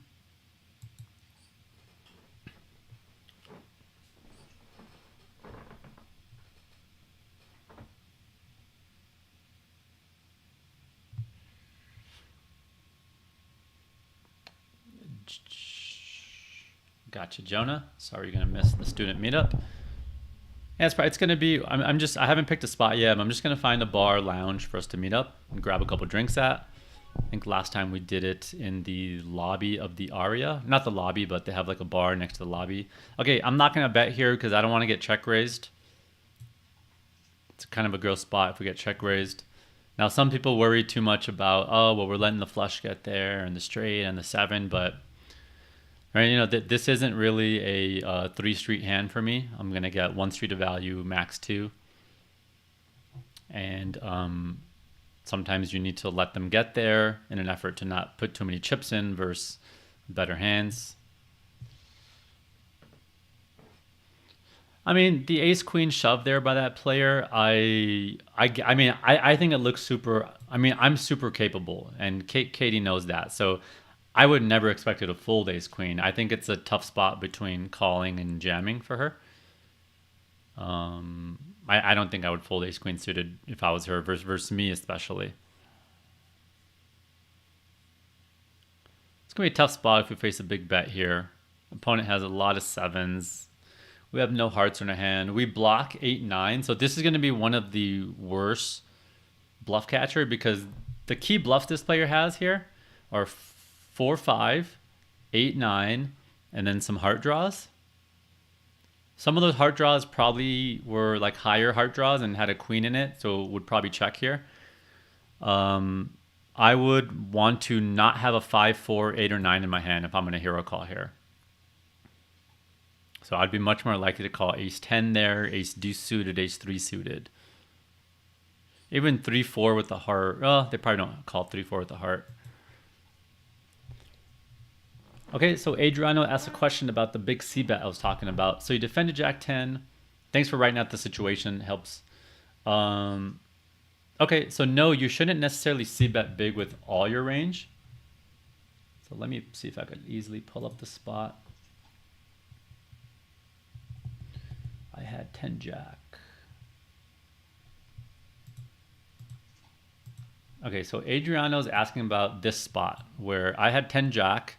And I said this was a good board for opponent to c-bet big because there's a double straight draw and there's a lot of equity they get to put pressure on. I have a lot of back doors. So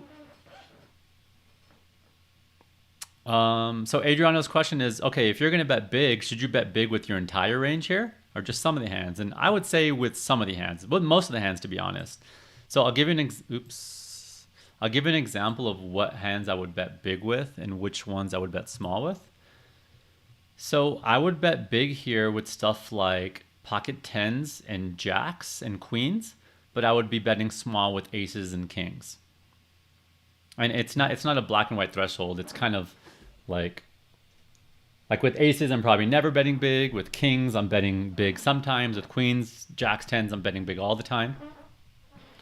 And the reason I'm betting big with tens and jacks but not aces is because value-wise, tens and aces are almost the same thing against the big blind here, right?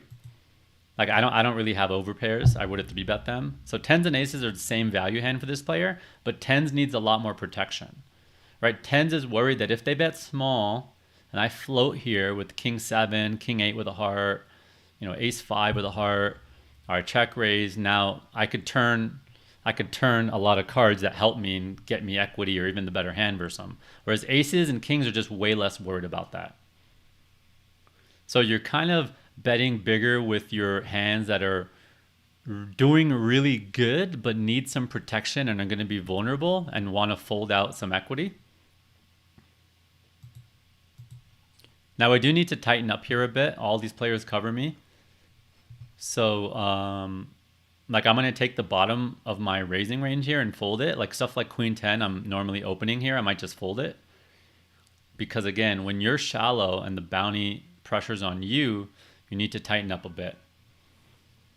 This is a little bit of a loose 3-bet without the club.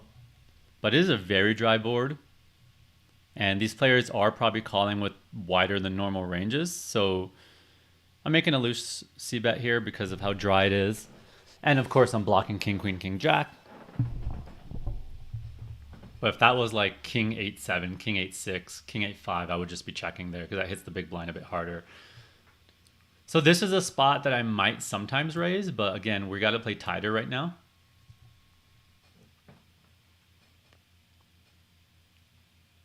If anyone's unclear why we need to play tighter right now, feel free to ask. We talked about it a little bit earlier. But if it was unclear, happy to clarify.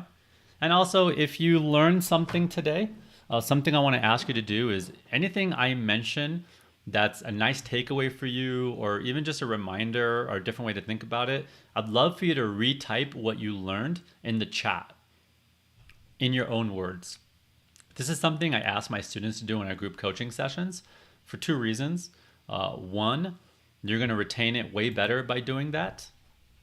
Right? Sometimes you think you understood something and then you go and try to explain it a week later and you actually didn't. So by typing it out, it's kind of like writing out the notes to really test if you understood it. And you'll just retain the information better, your brain will. Secondly, it gives me an opportunity to understand what are interesting topics for you guys that you're learning, because then I could gives me some positive reinforcement to keep talking about those types of topics. Helps me understand, what skill level you guys are at. And lastly, in case you do re-say it wrong, which you probably will most of the time, it gives me a chance to reiterate, re-explain. So challenge yourself and repeat any learnings in the chat. The more you make this an active an active thing rather than a passive thing, you'll just get more out of it. JR2 says, I'm also a new student on your training site. I've been there a month and it's great so far. I haven't been able to play because I'm in a remote place overseas working. Well, where are you? Don't leave us hanging. That sounds interesting. What is the remote place you're in working? And what kind of work do you do if you feel like sharing? Also, JR, curious to hear what videos you've watched so far in your first month. In case you've missed any key ones, I'm happy to make some suggestions, but let me know. So yeah, the ace queen, like I said, I would have either called, what was the SPR in that spot? Basically, the way I approach that spot is if I think that the four better has a lot of bluffs that you dominate, I might just call to keep in like ace jack and ace 10 and king queen if she thinks I have those hands, right? You don't want those to fold, you want to keep it in.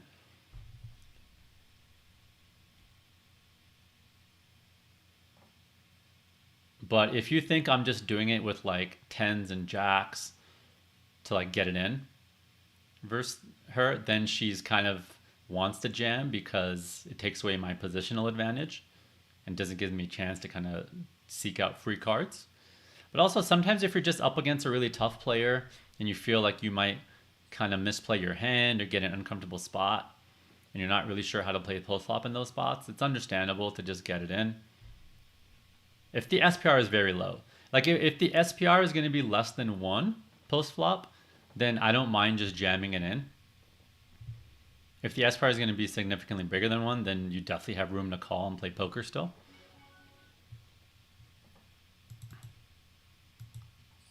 SPR means stack to pot ratio.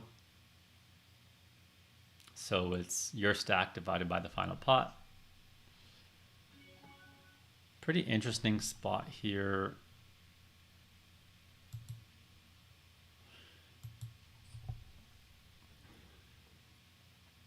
We got a gut shot, we got the diamonds. I'm going to continue with this hand.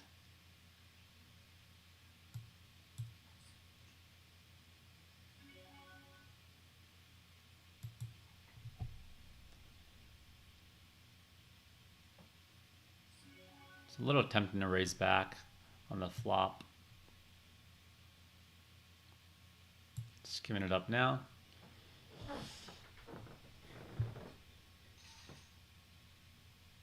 So now this player covers me after that hand, and we don't cover anyone at the table. So that was a little bit of an expensive call there.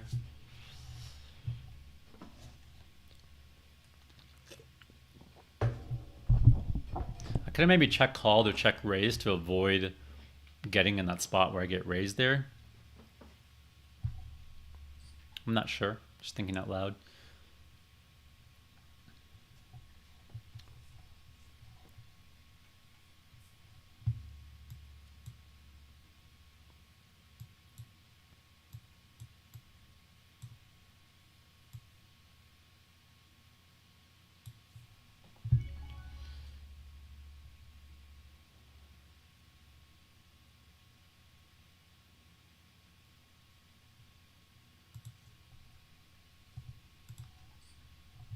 Kind of 3-bet here. This is a little bit loose.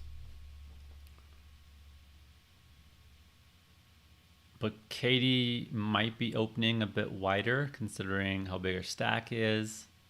She covers everyone.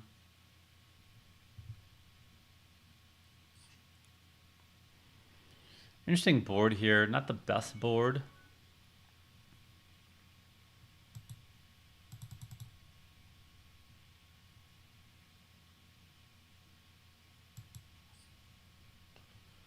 But our hand is pretty garbage, so if there's a hand I'm going to waste, it's this one.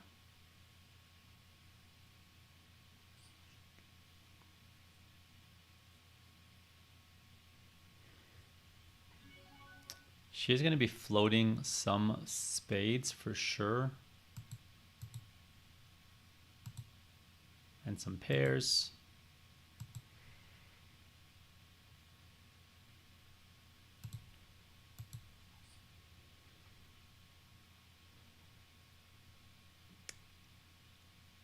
If a spade misses, I might just jam this in.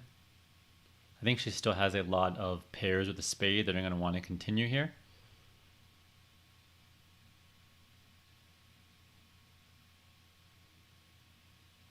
I would be doing the same thing with queens, kings, aces, and jacks with a spade in my hand. Flushes.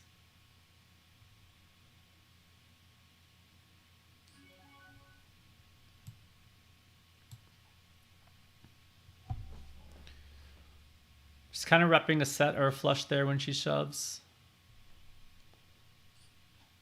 It's hard for her to have a lot of bluffs there other than maybe 6-7. Okay, we're going to open here with the king jack suited. I'm definitely not bluffing that king jack there every time. Kind of mixing there.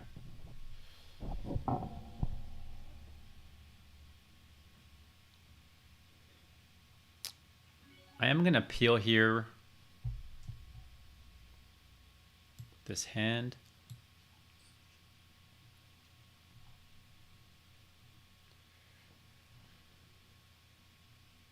Rob's incentivized to be 3-betting there with a lot of pairs that we're doing fine against.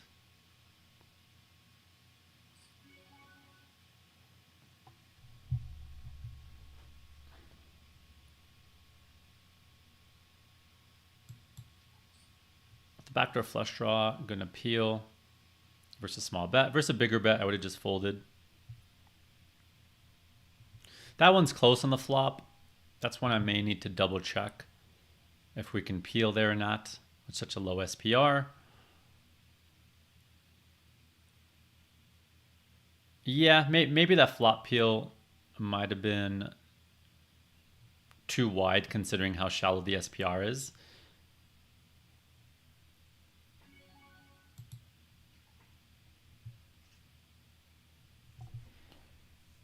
Now he is going to have a lot of pairs here that we could try to bluff.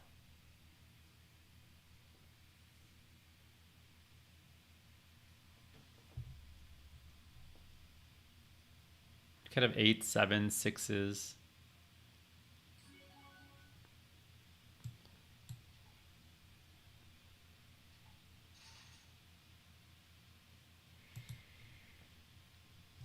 All right, we got a break. We are short. We will re-enter if we need to, but I'll be right back.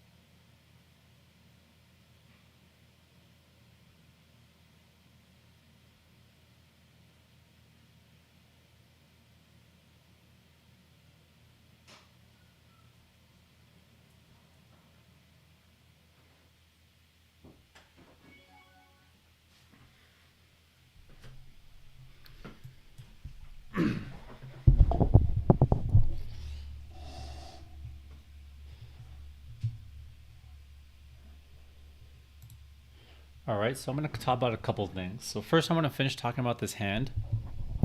I talked about how you should bet big with tens, jacks, queens, small with aces and kings if you're c-betting versus the big blind here.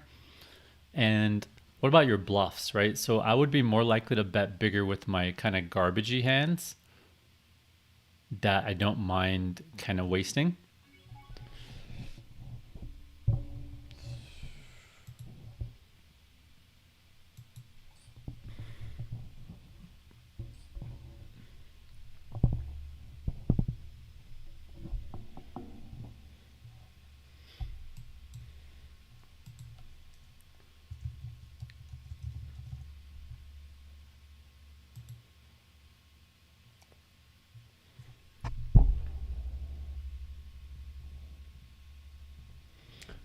Really weird spot here with the cold call there.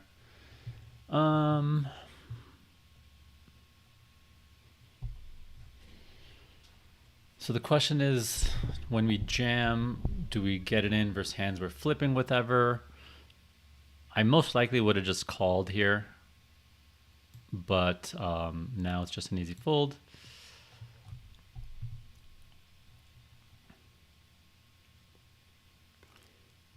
Let's see what happens here, and then we'll finish talking about that hand. Wow, you must have some real hands. Ace, queen. It's pretty wide.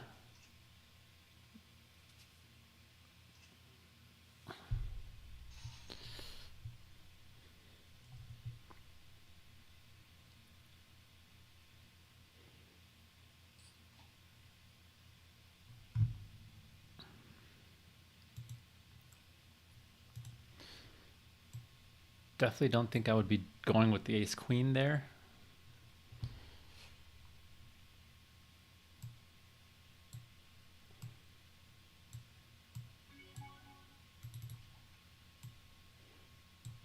Unless you really got some read that those pairs are just insanely out of line. But okay, so I would be going big here with stuff like maybe something like jack 8 suited, queen, you know, my queen 10 type hands, my king 10s. Stuff where I don't have a lot of showdown value and I get better hands to fold. Like if you bet big here with queen 10, you can get king, queen, jack, and king, queen, and ace, queen to fold. Whereas when I have something like ace, king, and ace, queen, especially with a heart, I might be more likely to bet small because I want to keep in hands like queen 10 and jack, queen, and king 10 with a heart. So it's kind of, when you bet big, you're polarized. But you're as far as your high card hands, you're kind of betting your worst ones or no showdown to get better hands to fold. Normally when I teach this topic, I pull up PKO offers so you can visualize what I'm talking about as well. Can't do that right now, obviously. You know, if we open something like king 8 suited, king 7 suited, I'd be more likely to bet big with those, whereas I'd be more likely to bet small with king queen suited. Hopefully that helps there.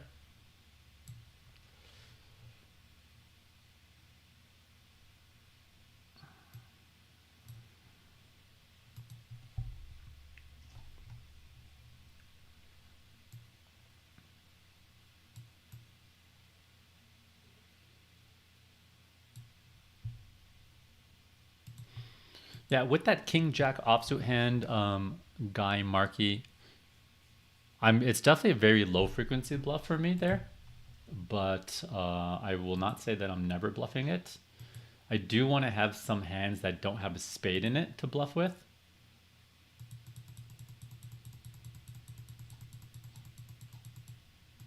Let's see what other combos I could have chosen there.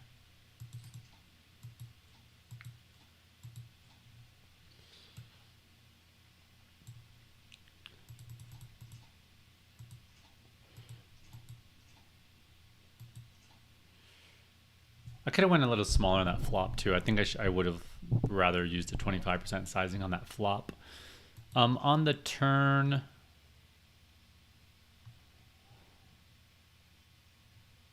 I probably don't want to have a club in my hand because she's going to be more likely to float some overcards with a club. So that's not the best that I have the club in my hand. I'm trying to think for my bluffs that don't have a spade in it, what I'm going to have here. So pre-flop, I'm trying to think through what my range would be. So 9 Jack, I probably don't want to bet the turn because I don't want to get jammed off it.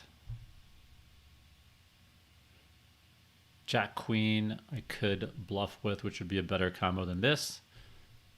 Have a little more outs. I am tempted to shove this for value. It's a little bit light. So normally this is just a fold, but we are going to get called wider for value. King deuce really sucks though. I'm not sure about this one. This is close. We do need to shove wider for value here. So when you're short, you need to shove tighter with your kind of crappier hands, but you need to shove wider for value. So even though, whatever your worst suited king is that you normally would shove, you want to widen it. So this could have been a shove. I'm not sure. I'll have to run it to be sure, but I was pretty tempted to shove there. I definitely would have shoved like king 4 suited.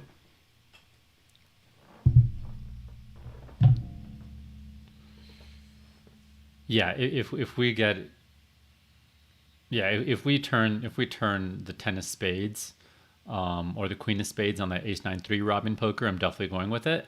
But that said, I kind of don't like my float because, like, what if a small spade comes and he jams? Now we're in this like really annoying spot, right? So I think my float on that flop was bad because the SPR was too low, that I don't have, like, I could just get blown off a lot of equity on the turn, and I don't really have much maneuverability. So I don't like that king jack suited float on that flop versus Rob. I think if I was deeper, it could be a little better.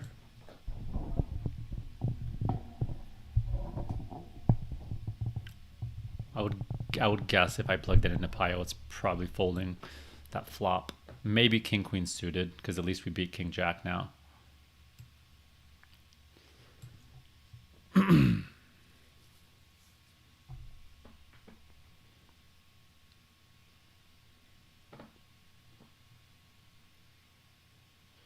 JR2 says I do military contracting in the Middle East. Oh wow. And you've watched all 9 of the fundamental videos. Okay, great. That is the one I would recommend starting with. I'm curious, JR, since you watched all 9 of the core fundamentals lessons, how were the last 2 for you? Because those are the more advanced ones. I'm curious for, you know, non-pros, you know, for more recreational players who are studying, if you find those last 2 videos about c-betting out of position that you're able to follow them pretty well, or if they're a little too tough, confusing.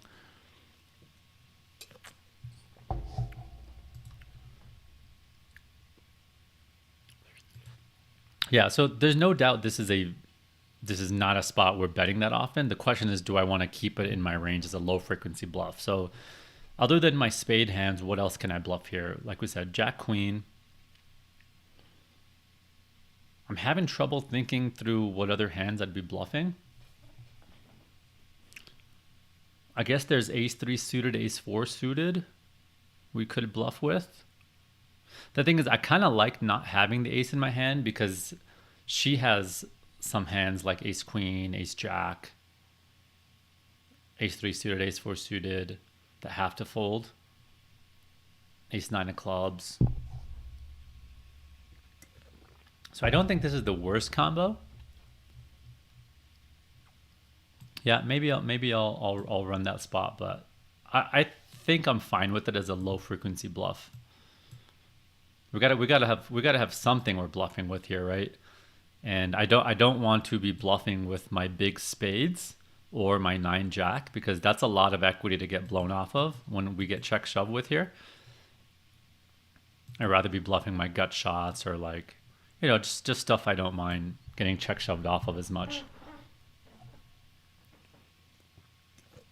I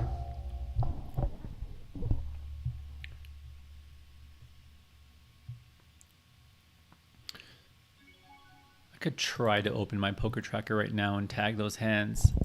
Hopefully things don't start freezing too much.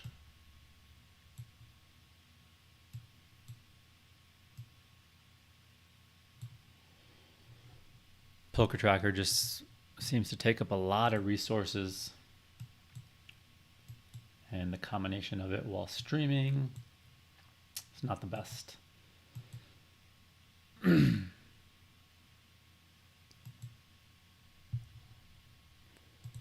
Okay, let's open Poker Tracker. Well, you know what? Maybe if let's see.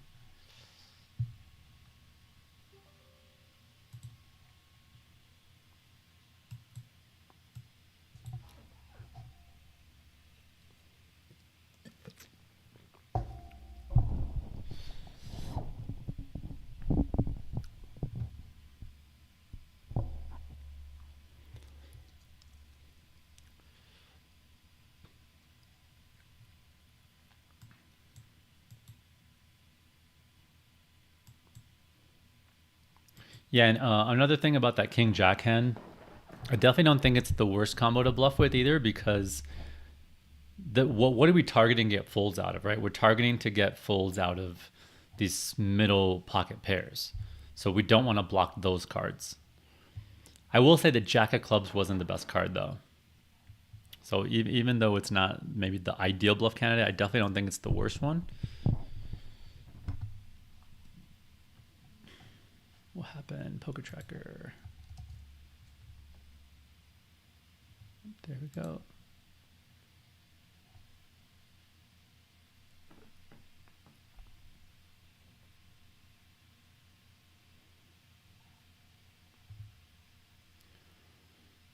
All right, yep. At least if my bounty goes to someone, it's going to a student. Oh, come on. So we are going to re-enter here. I'm going to... Oh, we chopped. I didn't even see what came. I stopped paying attention. Well, maybe we can still run it up. Did not even look what the river was. Just saw that it wasn't a 3.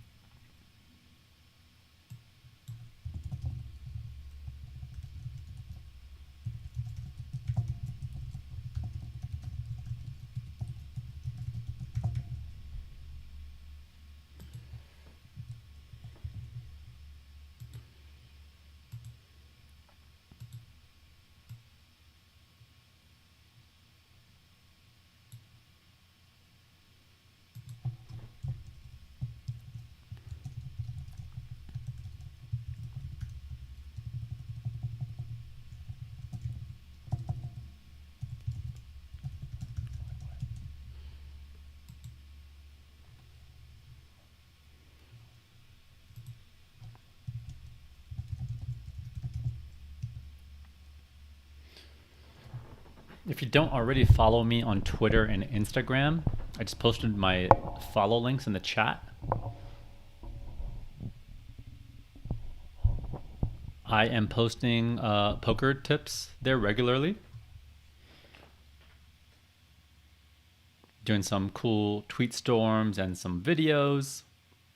Usually my inspiration for these videos and tweets are conversations I have with students week in, week out. And I try to share some of the takeaways that I share with them.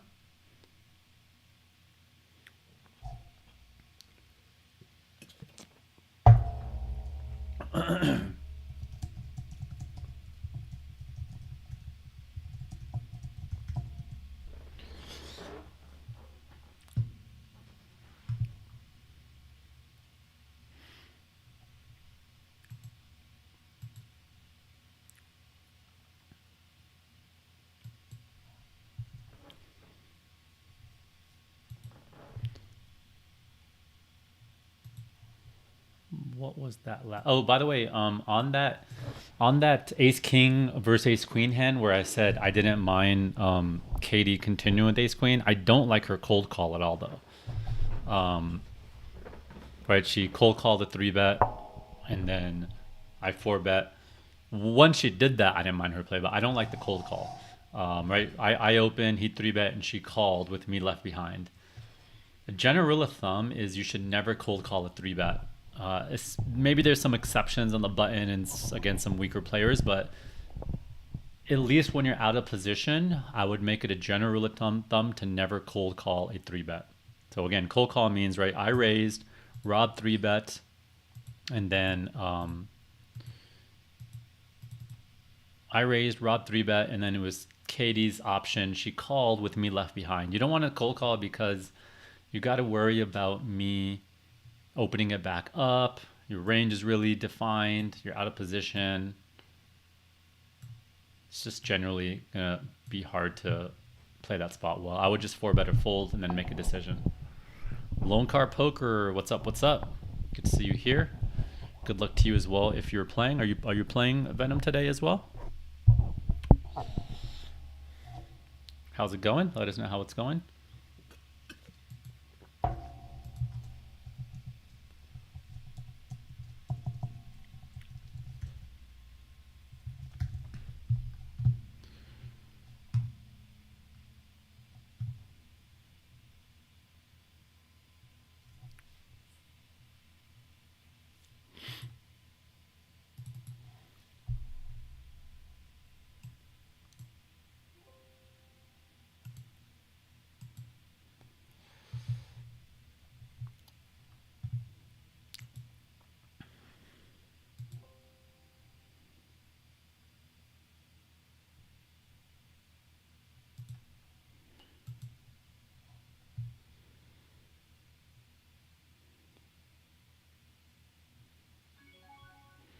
Ace King here, all in.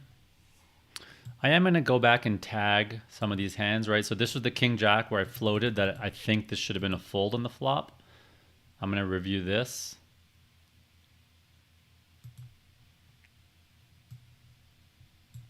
Up against, wow. We are not running good in our all-ins today. But that's all right. We're going to re-enter here.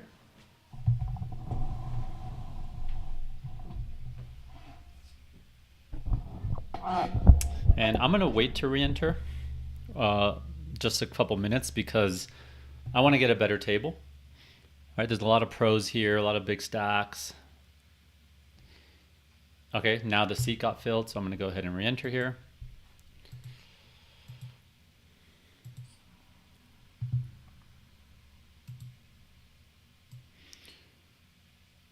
Now, generally, re-entering in PKOs once it gets semi-deep is not the greatest.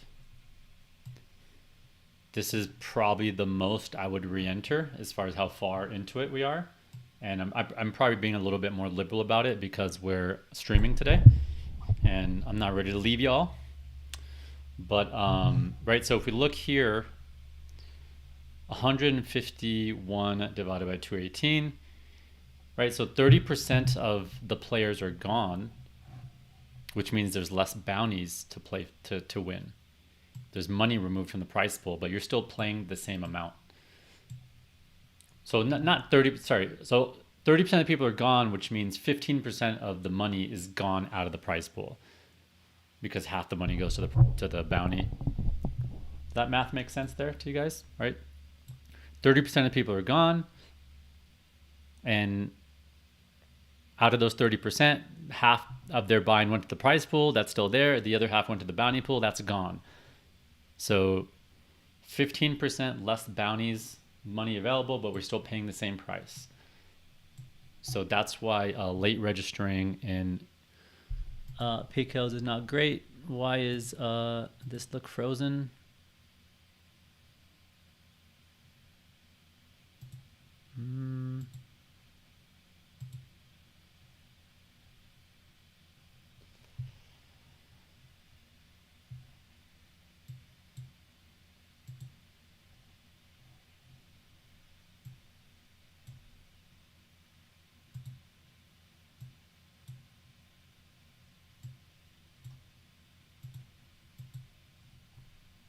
Looks like my screen is just, my ACR is completely frozen here.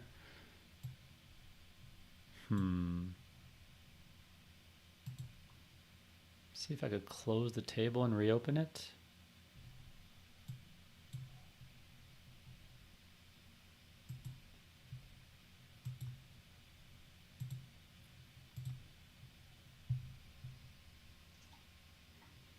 Okay, here we go.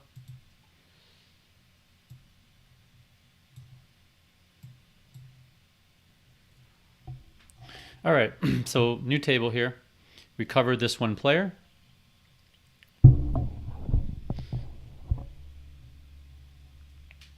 And this is another reason why re-entering in PKOs is also worse, because you don't cover as many players. Of course, I got kind of unlucky here with the table. I think normally I would be covering maybe even 2 players. But just in general, right, the average stack is bigger. It's going to be harder to win bounties. I'm not going to re-enter again. If I get knocked out, this was definitely the limit. And if I wasn't streaming, I might have cut it off a little bit earlier. Definitely in big soft fields, I'll be a little bit more liberal about it. If there's multiple day ones, you do have the opportunity to come back another day. So I might not do this liberally then.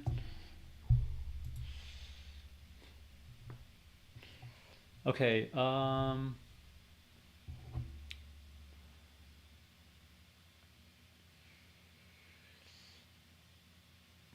Piss on Maya. Piss on Maya. I don't know if I'm saying your name properly, but he asks, how can I crush WSOP? Well, I literally have a series going on right now, how to crush WSOP. So that would be what I would recommend. I've created this specifically for people who want to get ready for WSOP. So it's right, we have all these events. Some of them already started, but you can go back and watch the replays. We're on number 3, starting later tonight actually, which is ICM with the guest coach. So here are all the topics we're covering, and I really want to get in the squeeze and the multi-way, because you play a lot of multi-way pots in WSOP because people call too much. And then once the WSOP starts, I'm going to be reviewing my live hands from WSOP, or also having students submit their live hands, especially from the Millie Maker, Monster Stack. And yeah, we're literally just going through all the key fundamentals, right? Making sure you're good pre-flop, flop, check raising, barreling, ICM. So when you're making on the table, you're ready for it. Yeah, that ICM crash course is tonight at 5 p.m. PST.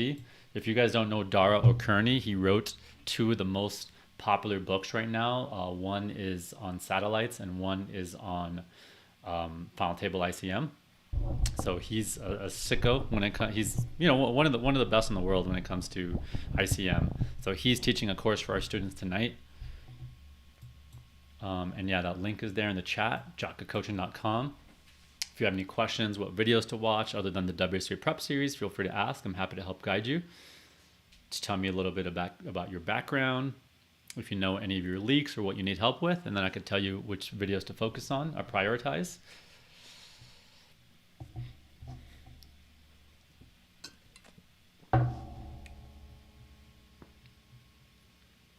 Lone Car says he's gonna wait till next Sunday to play the last flights. Thank you. Appreciate it, Mr. Lone Car. I think if I remember, I saw some pictures of you with the baby as well. I think you have a kid or 2 as well.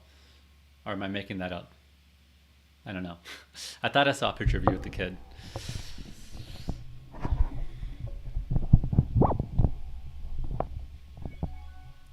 Queen 9 suited here. This is a hand I might normally open sometimes, but again, you got to play tighter when you're the shorter stack, because you're under realizing equity while everyone else is over realizing it.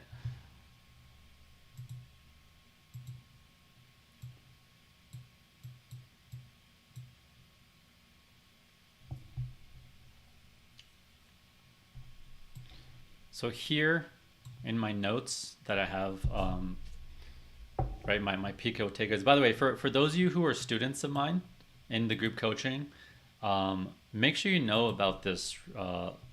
So this is the folder you guys all should have access to. And by the way, change your view because I think it starts you with a crappy view. Use this grid view, or at least if you want. I think it's way better. So all of the notes for the previous sessions are here. And if you haven't seen this yet, I could show you kind of, I put a lot of the key lessons, the marquee lessons. We have notes and takeaways and all that stuff. And what I want to tell you about right now is make sure you know about this resources folder. So we have things like pre-flop bet sizing matrix, the summarized takeaways. That's where you could find stuff like this PKO, these notes on PKOs. So we talked about the, valuing the start bounty, playing looser when you're big stack, tighter when you're a small stack, and why, how to call three-way all-ins, what hands play better. We talked a little bit about this. When your stack is shallow, you have less fold equity. All right. I'm going to 3-bet here.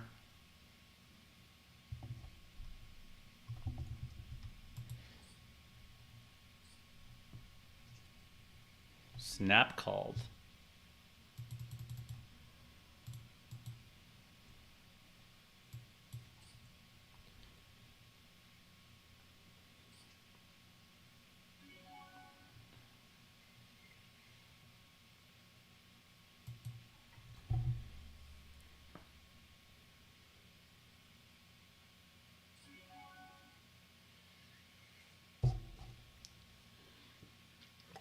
I'm definitely folding here. I'm just thinking if I ever would have barreled.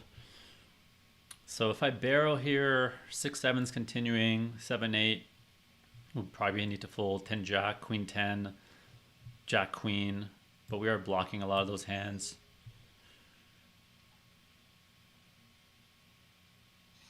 That's really similar to my King Jack spot versus Kate Lindsay, where I maybe might have barreled there. Because if the diamond comes, I want to have some bluffs that don't have a diamond in their hand. So I got to choose something. But I'm also going to be squeezing there with some kind of 10 Jack type hands, which... So I'm thinking if I would prefer to have those. I'm gonna tag that one as well to see if I ever want to barrel there.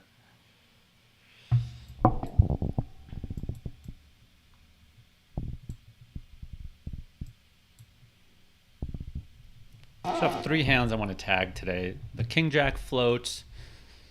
What was the other one? It was the barrel with, the barrel with both were King Jack. The King Jack where I made that low frequency barrel, the King Jack with the float, and then that one right there as well. I'm curious to see on Pile Solver.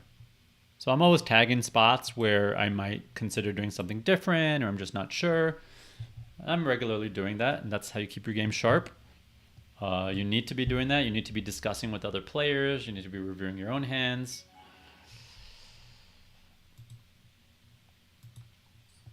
Now this player may reshove on me really wide here, thinking I'm opening any 2 cards against the big blind here.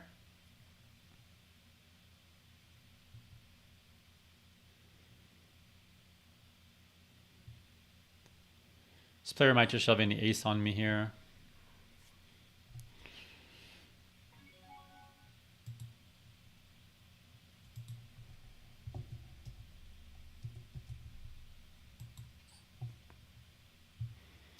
So if you're this player with 20 bigs, you're really incentivized to shove a lot of hands pre-flop that are offsuit. Just because, like you might just shove any ace there versus me because, again, he's going to under-realize equity post-flop and be at a disadvantage. So he has incentive to just kind of get it in pre-flop versus me. And I'm even going to be calling stuff like 10 Jack suited and stuff there.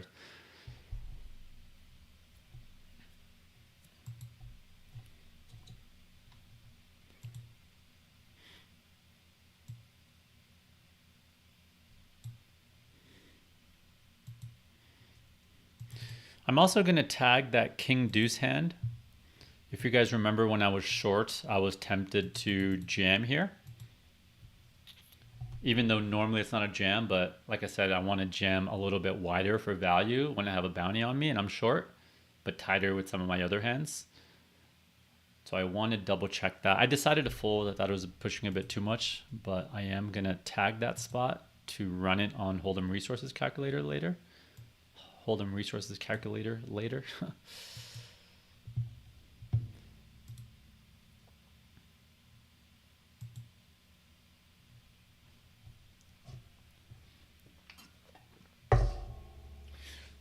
What about you guys? Are you guys all tagging your hands or writing them down when you play live? Are you discussing with people? Is anyone here who's not doing it?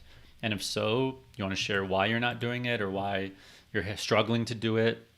I'm happy to help give some advice there, because it is literally there's three things you need to do to be good at poker. It's document your hands, review them, be in a community of players you could review hands with, talk about best practices, game selection, that kind of stuff. And then the third thing is just consuming content, learning content, right? So you guys are consuming some learning content now. A lot of you guys, do some coaching or in training sites. That's great. But you got to be doing those other two things as well. Honestly, those other two things are probably even more important than consuming training content. I mean, it's hard to say more important or not, but they're up there is all I'm saying. Okay, what was the hand I want to tag? It was the ace queen hand.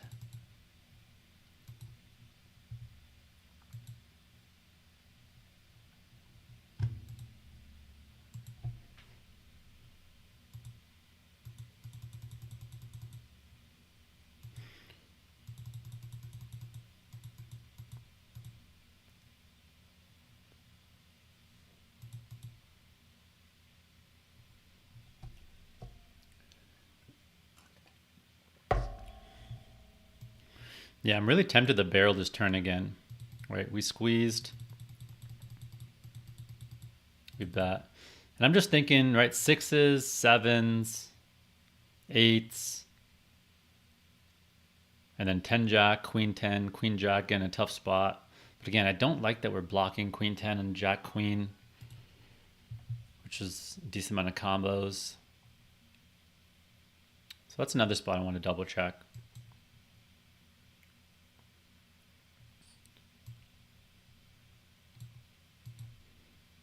Where did it go? Because again, we do want to, right? We don't want to only bluff. Some people think, oh, you have to have a diamond in your hand to bluff, but you want to have some non-diamonds as well, because what happens when the diamond comes and now you shove? You just always have it, right? You need to have some non-diamonds in your hand too. So the question is, what are the best non-diamond hands for me to bluff here? Well, if I'm squeezing suited connectors, then, easily we can just say, well, 6, 7, and 7, 8 are probably better. Right, 6, 7 suited, 7, 8 suited of non-diamonds. We can barrel here. I guess the question is, do we prefer to have something like 10 jack and queen 10 of spades or whatever to barrel with, or do we prefer to have ace queen? I'm not sure. That's what I want to double check. So when I am analyzing my spots, you see how I'm kind of just talking out loud. This is how I talk with myself. I'm thinking through my different options. I'm thinking about what it accomplishes. I'm making some predictions. I'm talking about other hands in my range, not just my ace queen. And then I'm going to go put it on Pile Solver and see not just how I should have played ace queen, but how I should have played 10 jack and all those other hands as well. And that's how when I learn, I don't learn just one thing. I learn like 10 or 11 things at the same time. By the way, you guys are awfully quiet in the chat. It's making me wonder if chat is still working right. So say something. Show me you're alive. Let me know anything strategically you want to talk about or you want to hear me talk about, or anything non-strategic as well. Just anything you want to chat about at all. Shoot me a holler. Say something in the chat. Could be poker related, non-poker, strategy, lifestyle, mindset, anything. Anything you're struggling with, anything you want help with.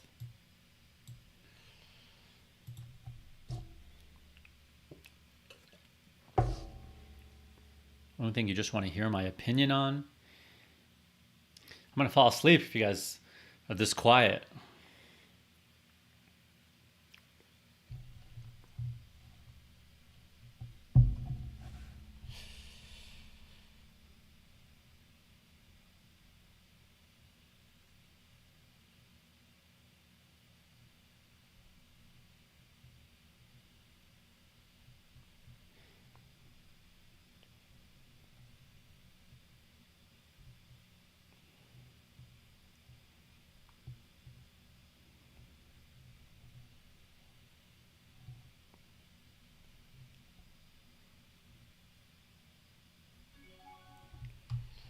Folding pocket threes here. Small pairs from early positions don't do good when you're shallower like this. If I was like 100 bigs, I could justify opening them, but even then you might want to fold deuces, threes, fours in the first couple positions. If you're pretty advanced and you're good at playing out of position, or you have a really weak field, then I think opening deuces through fours from these first few positions is fine, as long as you're deeper, like 70, 80 bigs plus.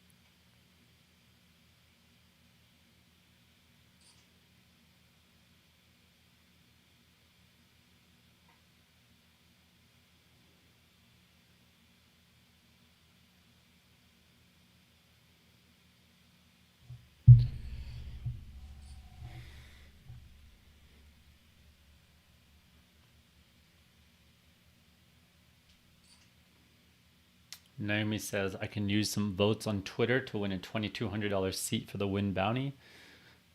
Not sure what that means. How do people vote for you? Did you tweet something out that people need to respond to? Marcelo Silva says, what's up? Take it easy on the bluffs. I will meet you at the final table. Cool, cool. What's your name on ACR?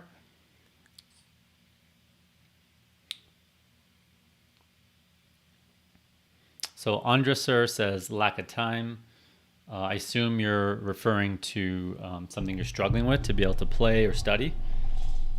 So, yeah, majority of the people I do coach are recreational or part-time players or semi-pros who are trying to manage their business and job at the same time. And I'm kind of in the same boat myself because I am working a good 30 hours a week on running my business and then trying to squeeze in playing and my training site. I'm talking about my business and coaching players, and then trying to squeeze in time to play and study, stay ahead of the curve at the same time. So what's really important is being efficient. From the students I've coached that are kind of busy, what just happened there?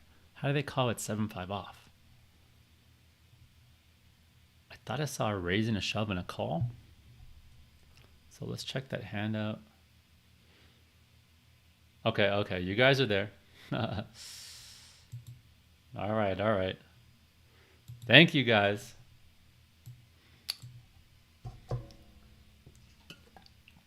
Okay, what was that last hand?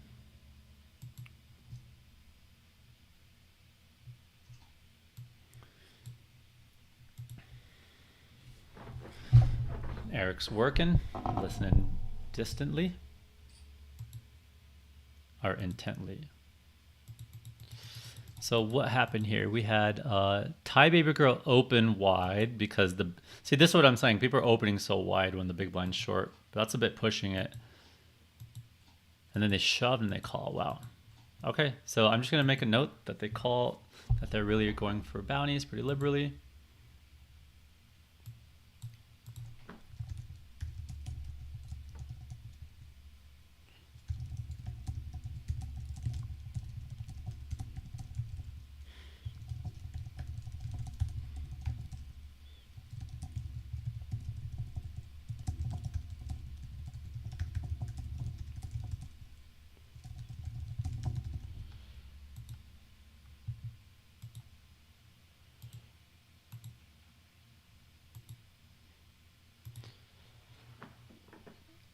Okay, so about being busy, right? So yeah, it's all about being efficient with your time and studying the right stuff in the right order.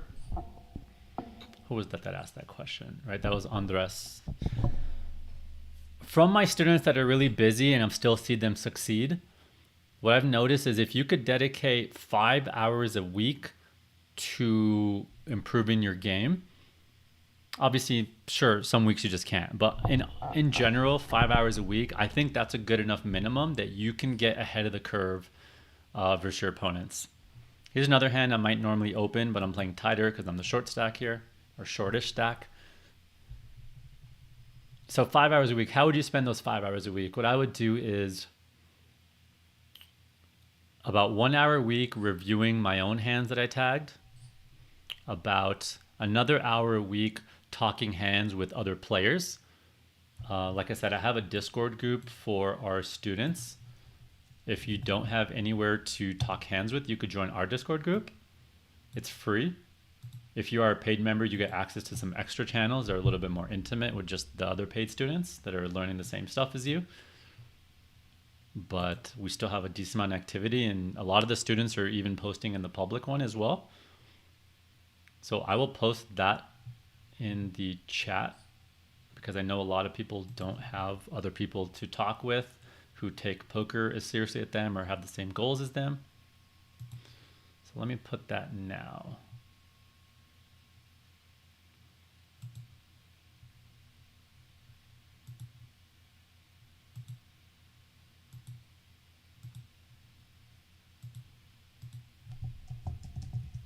My student Discord group, free to join.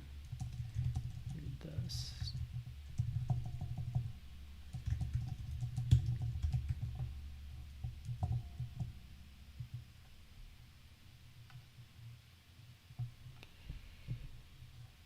Okay. So yeah, I was saying 1 hour reviewing your own hands, another hour talking hands with other people, 2 hours consuming learning content, which could be watching a training video, working with a coach, reading a book. I personally find most of the time just like videos way better than books. That's just me personally, but I think for most people it's probably true. Books get outdated as well, but they, if it's a recent book or the few evergreen ones there might be out there, that's cool. But I'm much more partial to video content for learning. And then you have 1 more hour, and that's miscellaneous, right? Maybe you need more times to review your own hands. Maybe you want to talk more hands with someone else. So yeah, hopefully that helps in how I would try to make sure I have a minimum of 5 hours per week, most weeks. If you can do that, you are fine. And obviously, if you have more time, then do more time. But okay. Let me scroll up in the chat, see what else other people said. Can you give us the best practice for taking live hand notes. Yup, I can. Earlier, I showed you that we have this student resources. So I have an example for my students here that I'm happy to share with you guys as well. I'm not going to share all the stuff we have because it's mostly for our students, but I'm happy to share this one. Yep. Okay. So this is how I write down hand histories live. Now, a lot of people write these big, long paragraphs. Notice how little I'm writing, right? Syntax, like you don't need to write the whole sentence like this guy under the gun made it 1200, like you don't have to do these long paragraphs, just UTG +1, open, MP call, we call big blind. Like that's it, and then I'm putting the percentages they bet, and then at the end I write my questions like, oh, what should my bet sizing has been? So I just write all these down when I play live, and then I go back to the end of the week and answer my questions or ask friends and that kind of thing. So I will share this in the chat so you guys have an example.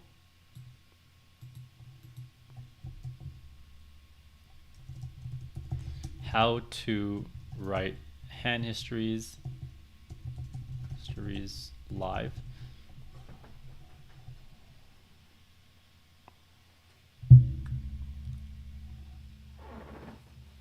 And if you don't have an online way to write down hand histories, I guess let me know. Do you guys know how to find your hand histories on ACR? And do you know how to tag hands on Poker Tracker? If you don't, I have little 3 to 4 minute tutorial videos that I made for my students as well. I can link those if people want those. Let's play this hand. Come on, we're not getting anything fun to play today. Just a bunch of ace kings and ace queens that aren't really doing much.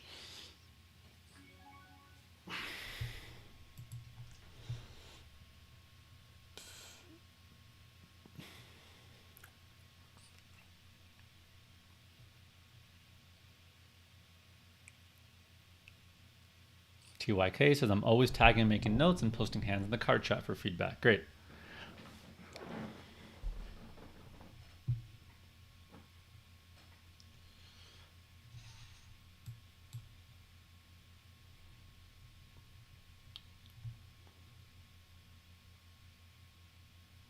Okay, Fresh Matt is saying, I'm having a tough time when deciding when to bluff catch on the river.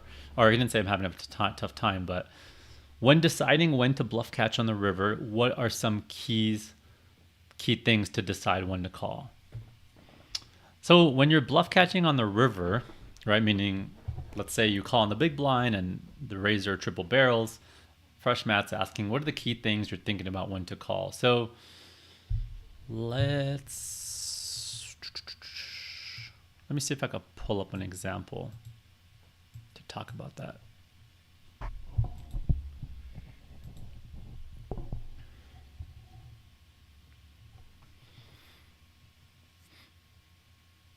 This next lesson I'm doing on Monday, by the way, the next 2-hour lesson live I'm doing, we will cover double barreling and bluff catching. So that will probably be a good one for you, Fresh Matt, on this upcoming Monday. But I'm going to see if I could find at least one spot we could talk about now for facing barrels.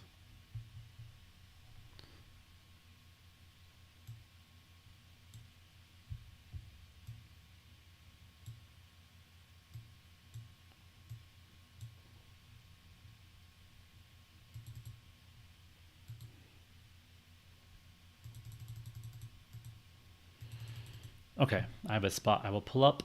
All right, ace 10 here. So I probably would normally fold ace 10 versus under the gun open, but on the button I'm calling wider. So I would call this versus anyone. And this player is also opening pretty wide. So I'm going to call wider versus them.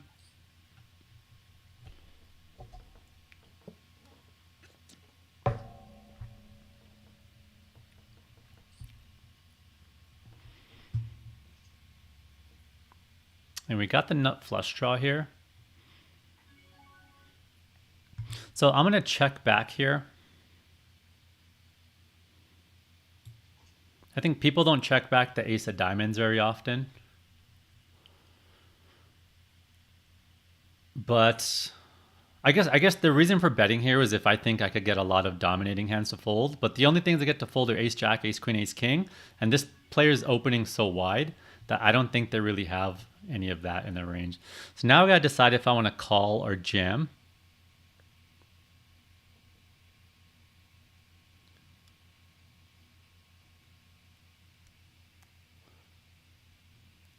I mean, I guess if I jam, I mean, if they have a set or a flush, they're not folding. So I don't know what I get out of jamming necessarily. Kind of looks like I have a set now, or maybe ace four. Because I don't think they're going to expect me to have the ace of diamonds very often. I, of course, could be slow playing a flush. It is going to be tempting to turn my hand to a bluff here. And he probably just has a flush. I think my call looks very scary.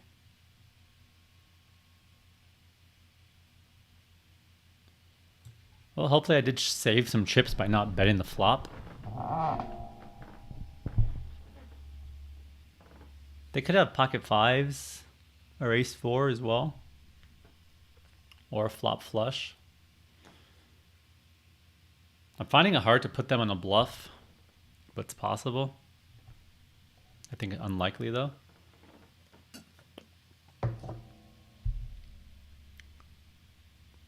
Obviously we did see them with the super loose open earlier.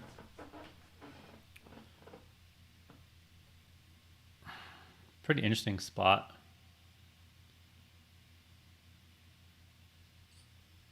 Whoa.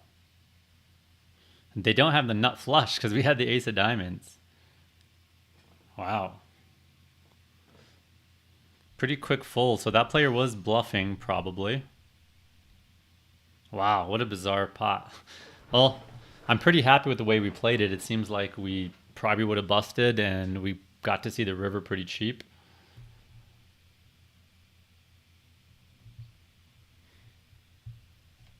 Interesting.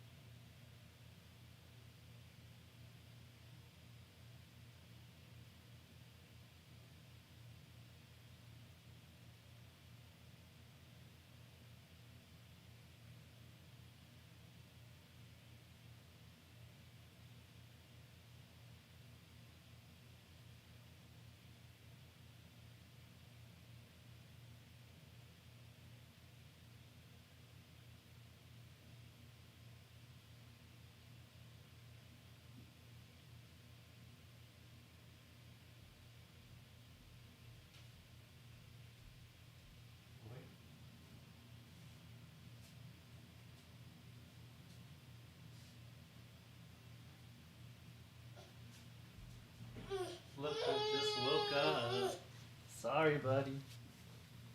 Sorry, buddy.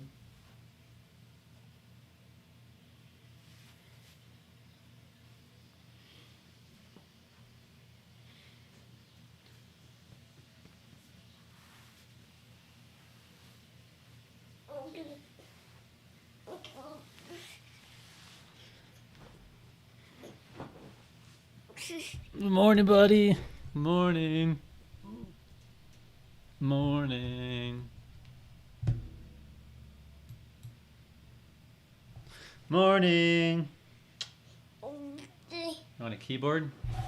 He loves to type. Here. Okay. No keyboard.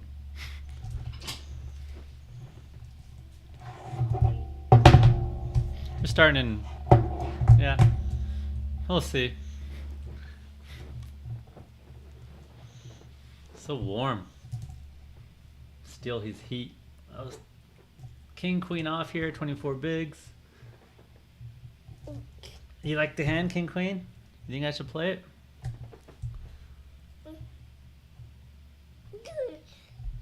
Do it? I might jam here. It's a little bit big. But we are pretty late position, or I meant if that player raises.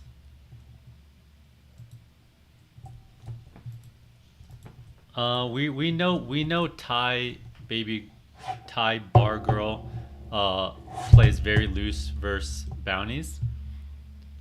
So even if I open pretty big, I think they're gonna call and jam here pretty liberally. Wow, it's a mid 3-bet. I mean, we're in position and we're getting an insane price, so I don't see a reason to jam. Now we're getting it in. Yep. They have a 4. Boom! Boom, baby! Boom, boom, boom, boom, boom, boom, boom, boom! Yeah! Boom, boom, boom, boom, boom, boom! Yeah! And we got kings! We got kings, baby!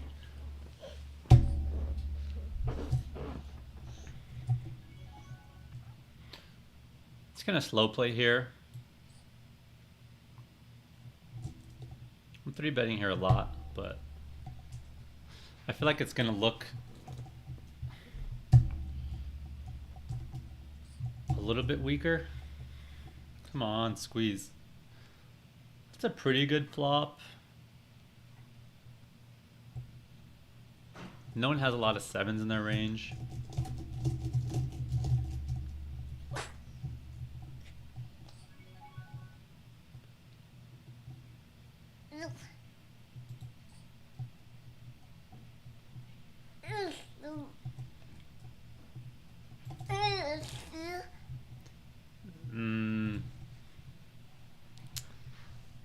Interesting card. Guess we'll just check it here. That's hopefully a good card. There's a bunch of sets out there these guys can have. There's definitely the ace-high flush.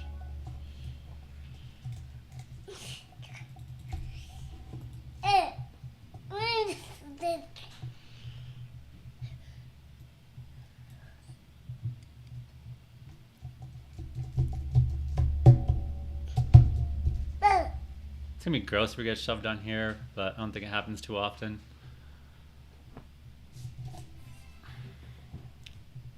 I don't know what that player had. I mean, you'd think a jack they would have got in by now. 3s here.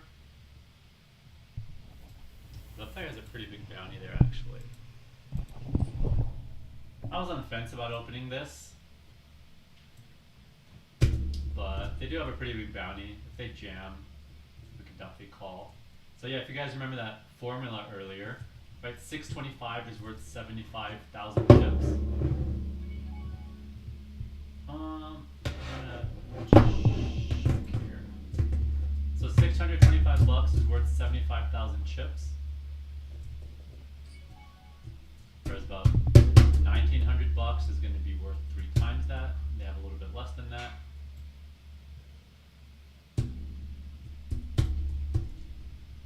their bounty is worth roughly 200,000 chips extra in the pot. Right, so their bounty power is very big. Because they have less than a starting stack and they almost have 3 start bounties.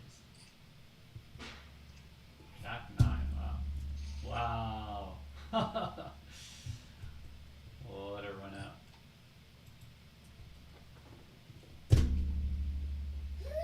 So now what's this player's start bounty, right? They have just under a starting stack and just under 3 start bounties. So I could almost just do 3 divided by 1.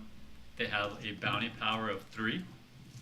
So that means their bounty compared to how many chips you have to risk is very good deal.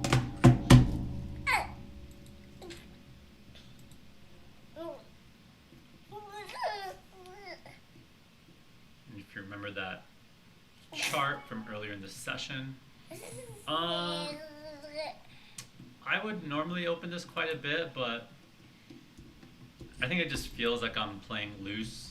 Like I just double and I've started opening a bunch of pots.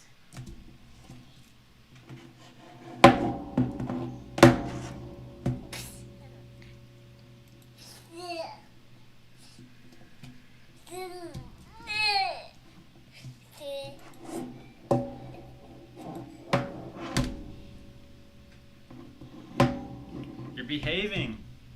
We get to give Mama a break. Nice. Oh no, no mouse. I'll give you your fake mouse.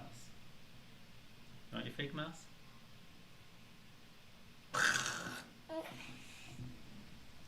What do you got, baby? Let's take a look at the chat. All right, Jack 10 off here.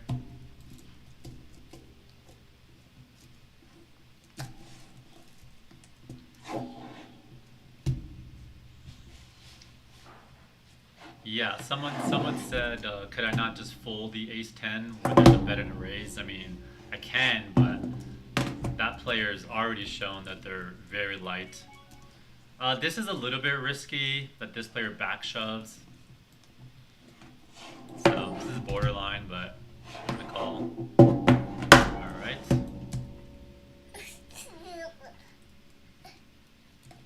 Yeah, I wouldn't want to fold that ace 10 because A, we were drawing to the nuts. We also have a straight draw. Hey buddy, they're trying to listen to me.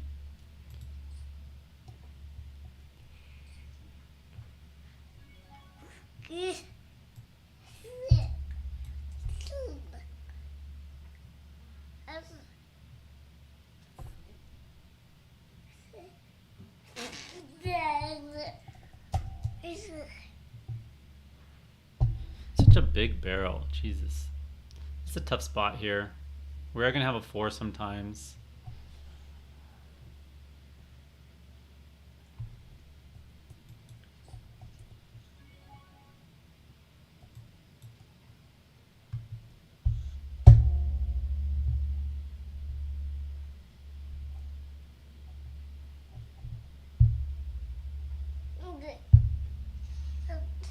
Yeah, almost folded turn. That was tough.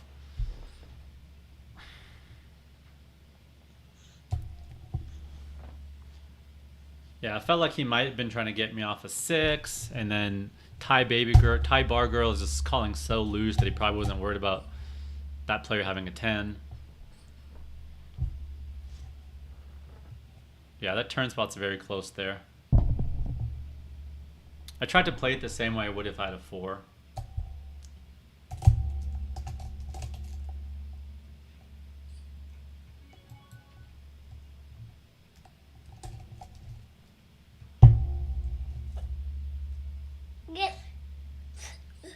Vivian says the original double barrel lesson we did was one of the most influential lessons for improving for her. It's great to hear. Oh, no typing buddy on that one. Big boy Pog, what's up? Sydney from Aussie, what's up?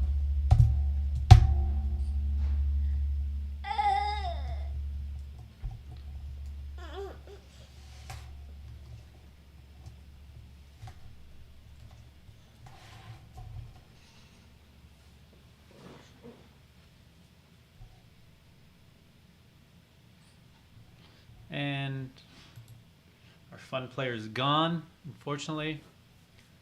They seem like they're having a little bit of fun or tilted. One of the two. You want this? Oh, you're going to get mad because you can't open the cover, though. I'm expecting a frustrated baby in a second because he can't open it. Can't open it, though. What happened there? Comma? What's up? What's up? Is this comma from U of I by any chance? You called 6-8 suited. Someone squeezed. And you just open jam second pair into top set.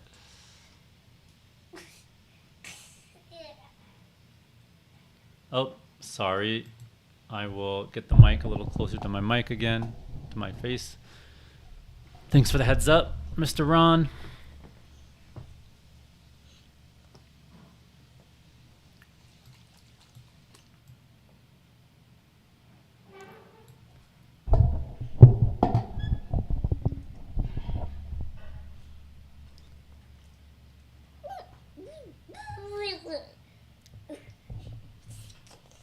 Suno23 says we met in Houston during the 5300. Awesome. Thanks for joining.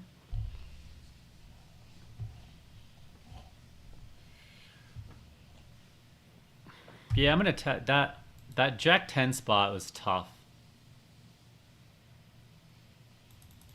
Those are some really key spots to you know, if you could hero fold those spots correctly, really can save you a lot of trips. That's definitely one I'm gonna maybe ask some of my peers about to see how they would play that spot in game. The part that made it tough was because that other player is so loose that I felt like he might barrel very liberally.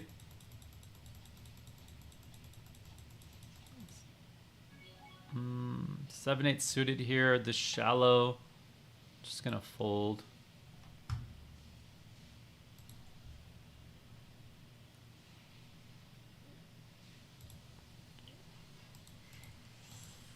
He bets big on the flop, dynamic board. I guess I'm probably not calling a 4 when he bets that size. Maybe like something like ace-4 with the ace of clubs, I guess, would be the only thing. Yeah, the club in my hand is not the best because I'm blocking some bluffs there.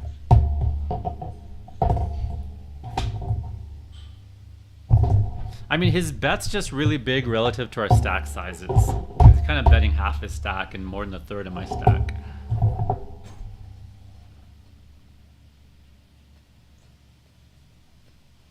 It forces me to fold stuff like 7-8 here. And it forces me to fold. Yeah, it forced me to fold 3-5, 7-8, 5-7. And then maybe some club draws possibly.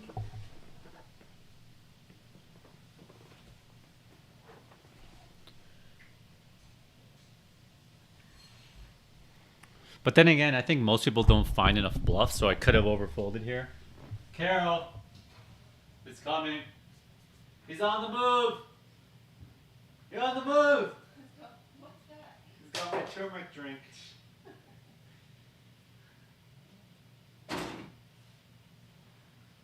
Peace out, baby.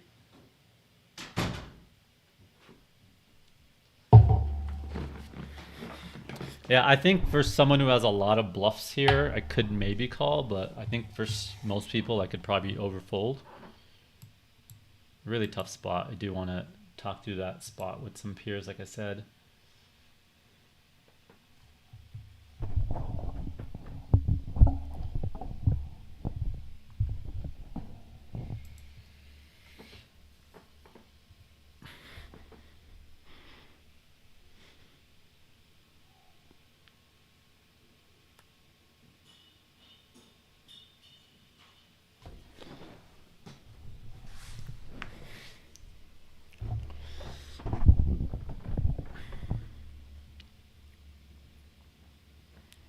So I had a spot I want to talk about because Fresh Matt was asking about dealing with bluff catching, calling down. So Robbie, I don't know if you're still here, but this was the spot we went through in our one-on-one lesson or that was what, this week? Yeah, a few days ago. Okay, so we call here a queen deuce suited. Now, the way you want to think through this spot, so Fresh Matt was asking, what am I thinking about, or what are the key things you want to be thinking about when you're bluff catching? Let me see if there's a way. That's fine. We'll watch the replay. Okay, so a couple of things I think about. First is I always want to think, what is the top of my range? What is the middle of my range? What is the bottom of my range? So here, I'm definitely at the top of my range. What would be the bottom of my range? Well, things like straight draws, ace high, and bottom pair. And then middle of my range is going to be stuff like my worst queens and my 7x's. So I guess you could say this is maybe middle of the range, middle or top. Yeah, about middle. Two pairs and sets would be top. Okay, so now we call. Now this player is barrels. So the obvious stuff we're going to fold is the bottom of our range. So now the bottom of our range is what? It's going to be high card ace. It's going to be stuff like king jack with the club. Right, so those are my auto folds. And then I'm going to have some pairs with open-endeds. Right, those are the hands I'm going to continue with if I'm paired and open-ended versus overbet. The other bottom of my range is now stuff like 5x and 7x. Those are just easy folds unless it has a draw with it. So I'm just folding here ace 5, king 7, like all those things.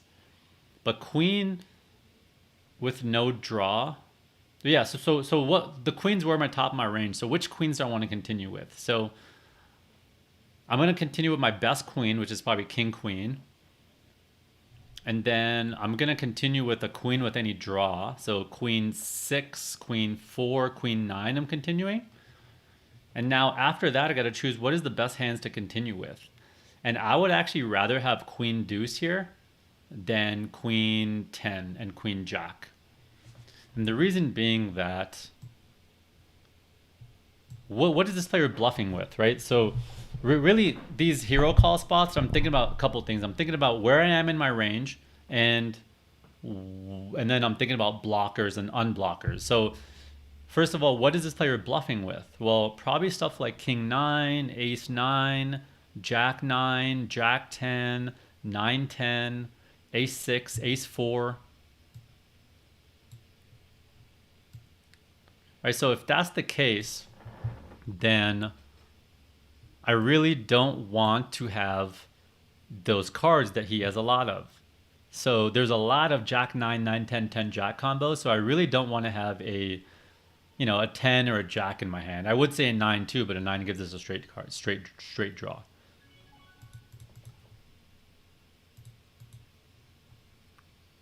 Right, so even to make it easier.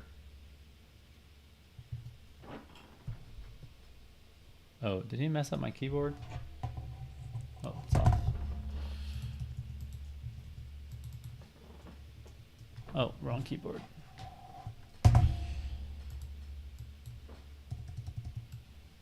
Right.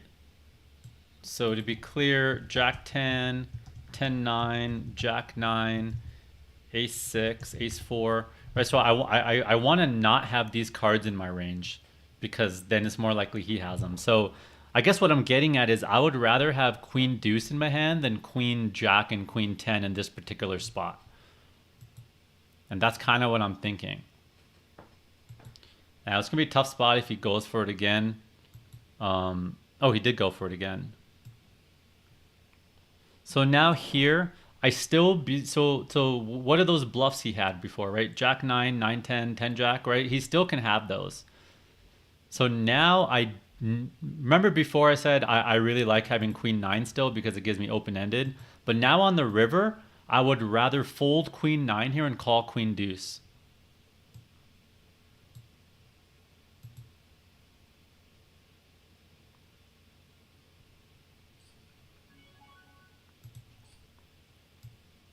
Let's play this spot and then we'll carry on with that bluff catching spot.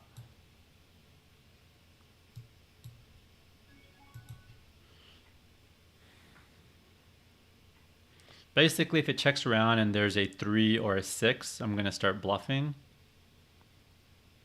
An 8 is close. Okay, so back here. So we call the flop, call the turn. So yeah, we still beat those hands, right? So I'm calling here with this hand, but I'm folding queen 9, queen 10, queen jack here. And right, and that ended up being what he had, luckily. But yeah, sometimes he's going to have the real deal, and we're going to lose here, but that doesn't mean this is a mistake. Right, we just got to remember that in these spots, right, we're risking 33 to win a final pot of 97. So we only need to be right here 34% of the time. So don't call in these spots because you're like, oh, I got a call. Faraz said we have a bluff catcher, and then like he has it, and you're like, oh, I knew he had it. Like, why did I call? Because it's not about do we think we're ahead here or not. No, we don't think we're ahead. We're most likely losing this spot. We just need to be winning 34% of the time. So the question isn't, am I ahead here? The question is, am I ahead 34% of the time here? And the way you get that 34% is you take how much you're risking, 33, and you divide it by the final pot. Oh, you guys are looking at like my stomach here. Thank you. I wish. Okay, I guess it wasn't that bad. Thank you, Matt. So let me know if that makes sense. This bluff catching spot. That's another spot that we have entire 2-hour lesson just on that, looking at PKO solves, going through different examples, different scenarios. We also talk about overfolding because generally you're not going to call down as wide as PKO solver says because most people don't bluff enough. So yeah, so I have a 2-hour lesson on what we just talked about right here. 2-hour lesson on bluff catching. I'm posting in the chat. And we're also doing a recap of that lesson this upcoming Monday on jakacoaching.com. The first hour is going to be talking about barreling and triple barreling. And then the next half is going to talk about facing a barrel and double barrel, bluff catching.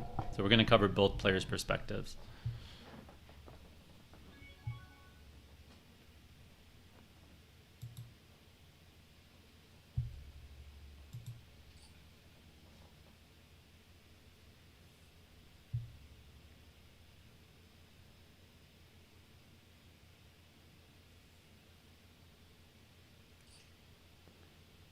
Pretty great flop here. The big blind does have a lot of fives. I'm debating if I want to start betting here or not.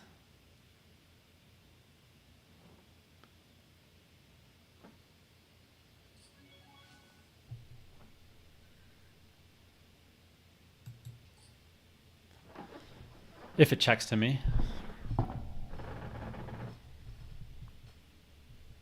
So I always try to think about what it looks like we have in our opponent's eyes. So it looks like we have either a king or something like ace, jack, ace 10.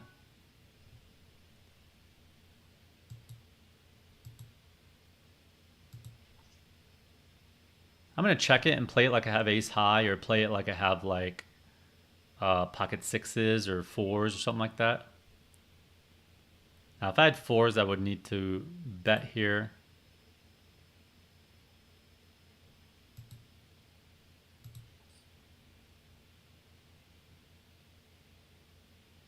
To bluff. I maybe could have gone a little bit bigger here.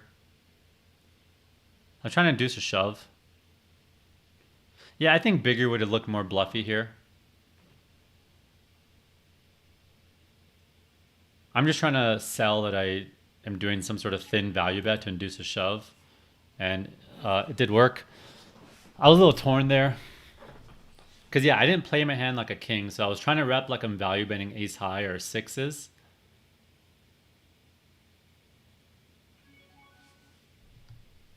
I didn't expect him to turn ace high into a bluff. I was trying to get him to turn like something like queen high or jack high into a bluff to get me to fold ace high. But it's like What is he trying to get me off? The range he's trying to get me off is too narrow. He's trying to get me off like sixes and an ace high. That's just too narrow. At least if you have queen high or jack high, now it's like, oh, you're getting me off ace high, you know, and sixes. Or sorry, he's chopping with ace high already. So, you know, there's no point in trying to get me off a chop. It's just too risky. So if you do want to value bet there with your sixes and ace high, I used a small sizing, and then I protected my small sizing by having a trap in there too. That's kind of why I used that sizing there, if that makes sense. Let me know if you have any questions on that spot. I feel like I got a little bit rambly, but hopefully I explained it well. This is a little bit loose when a lot of players can squeeze behind. I guess I'll fold. I was trying to think if you want to call wider because the bounty, but they shouldn't really be overcalling too wide. This is a big mistake I see from a lot of students when I see their hands before they start working with me, that people are calling these small pairs for set mine too early. There's a high chance of getting squeezed behind. Even if you hit your set, you're not in position for some players. So I want to be tight there. In general, early versus early, you just shouldn't be flatting too much. Okay, someone is asking for the Discord link. Well, let me add a bot to do that. Student Discord. Beginner, let me know if that link works. We're making a little bit of a comeback here. We had a rough start. For those of you tuned in late, we had a huge, like, 5 bet all in from ace queen against our ace king, where ace king did not hold. And then we also had a king queen versus king jack all in, which we lost to bust. A couple barrels that didn't work out. Okay. And this is our second bullet and last of the day because it's a PKO and we don't want to enter too late in PKOs.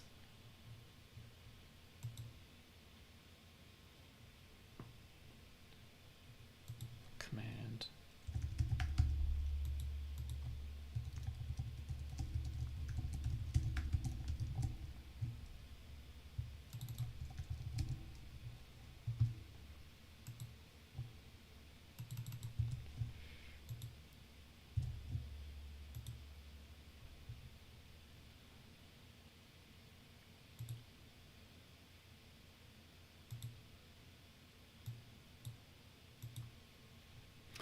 Okay, on that hand, Michael was saying, can you repeat the last part about the 34%? Sure. After I played this 10 jack suited here,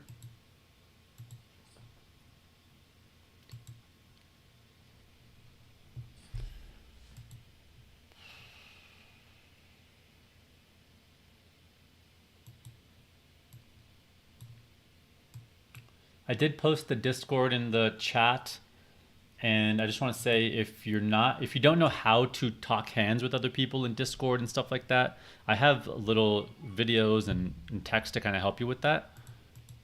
So feel free to ask.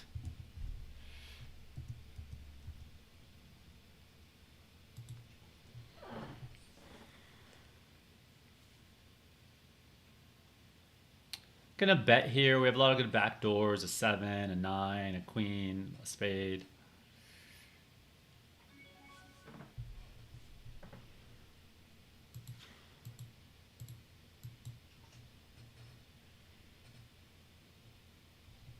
Interesting run out here. We could bet to get value out of an 8. We could risk getting shoved on too though by an ace.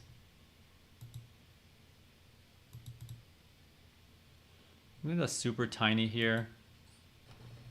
So I'm really trying to hone in an 8 here. So I gotta bet super tiny. And I'm gonna do the same thing with pocket 10s and jacks sometimes, or like my weak ace, so that I'm protected. The same way you saw me do it with that king earlier.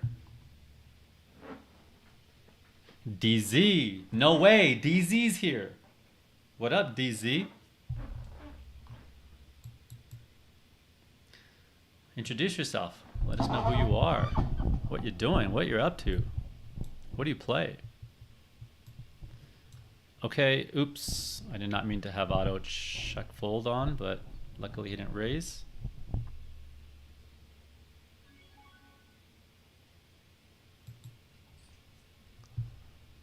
Okay, I was gonna re-explain that last part someone had a question on.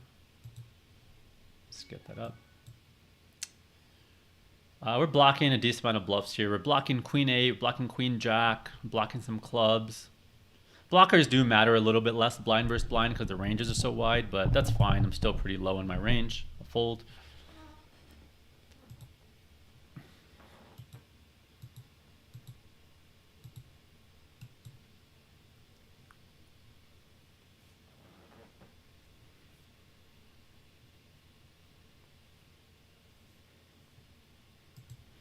Okay, so it was Michael who wanted me to repeat this last part. So when this player triple barrel shoved the river and we're in this tough spot, what I'm saying is majority of people have this mindset of, oh, I shouldn't call because I know I'm beat. And that's not the right mindset necessarily, because you want to think more about the odds you're getting and how often you're correct. Right? Because this player has a range. Right? We can't just say, oh, they hit the king, or oh, they have a set, or oh, they have aces, right? They have those sometimes, yes. But they also have 9-10, they also have 10 jack, they also have missed clubs. And we're trying to figure out, are we correct here at least 34% of the time? Because we need to be right here 34% of the time to be profitable. And the way you figure that out, and Michael, I'd love if you repeat this in the chat so I know you understood it correctly. Right? What is the math formula here to figure out how often you need to be right? The formula is how much we're risking, right? Which is the bet size, right? The bet size is 33 because that's how much it is to put this all in, right? We're risking 33 divided by the final pot after we call, which is 97. So 33 chips we're risking divided by the 97 final pot equals 34%, and that tells you how often you need to call to win, to be profitable here.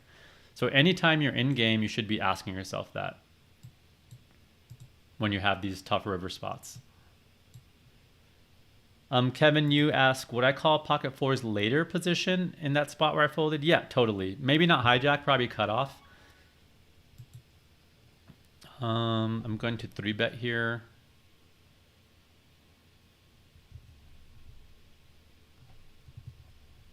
I'm going to 3-bet pretty big. I'm 3-betting here because I have pretty decent blockers. I think this player's opening pretty wide against those players. If I had king queen, I'd probably just flat. If I was on the button, I might just flat too.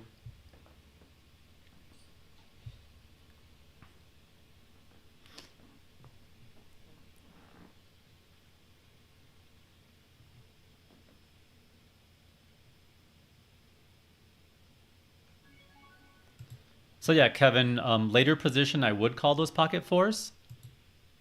Because part of the reason I'm folding is because, well, there's two reasons why I'm folding. I'm worried about people squeezing behind, and I'm worried about not having good position post-flop, even if I hit my set, so it's hard to maximize value. Okay, here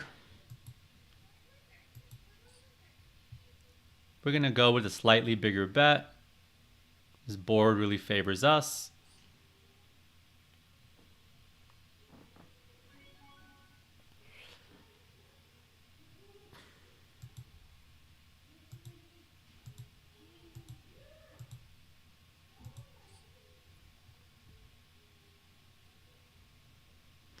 I'm going to go for a thin street of value here to get a worse king to call. And I'm not going to keep betting. I think it's hard for Jack to shove that turn on me with the flush out there. And they had a Jack, but that's fine. I was willing to put one more bet in there. I like having some thin value bets like that there because, like I said, I get value out of a king without capping my range.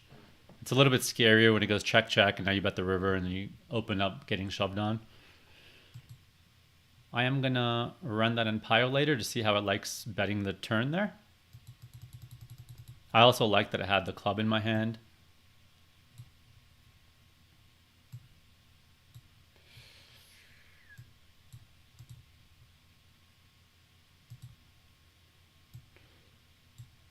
So yeah, so Kevin and Beginner are asking about this pocket fours.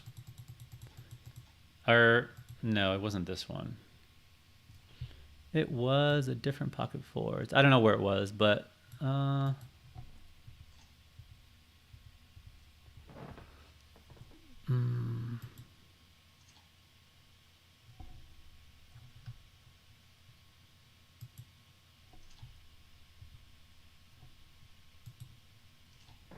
yeah, so it was this spot. Right, so the reason I'm folding here is two reasons. One, there's a high chance someone could still squeeze behind, and when we hit our set, we don't have position lots of times, and we're not going to make the most out of it. Whereas when we're so Kevin was asking, what if we're a later position, hijack cutoff? Yeah, I would start to call if I was later position. Hijack would be close, cutoff would be definitely yes, button would be hell yes. Like button, I'm even calling pocket deuces here. Because we're guaranteed position, there's just less people behind that could squeeze.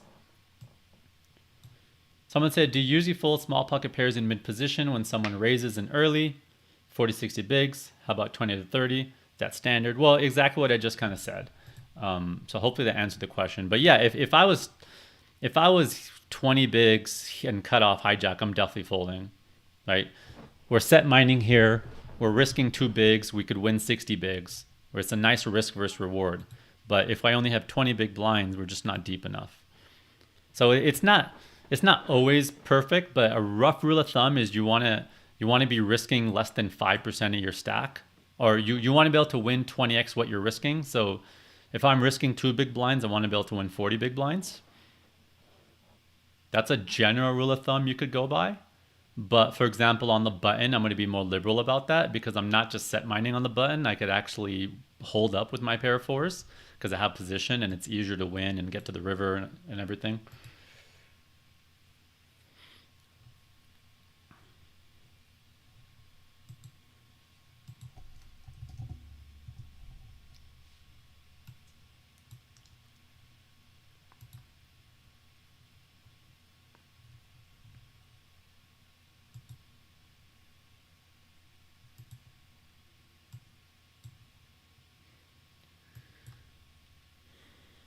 Six, 9 here, facing an open from a shallow stack. I will peel here and check fold.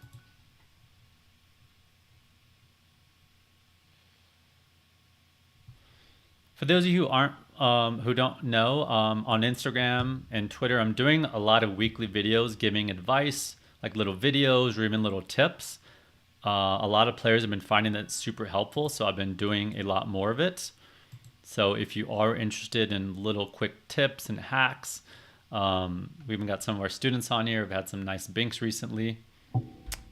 Here's our student we were talking about earlier who is up 150K online since starting, like 3 months into the year. And yeah, so follow me there if you want to keep up with some of the tips. It's instagram.com/Faraz Jaka.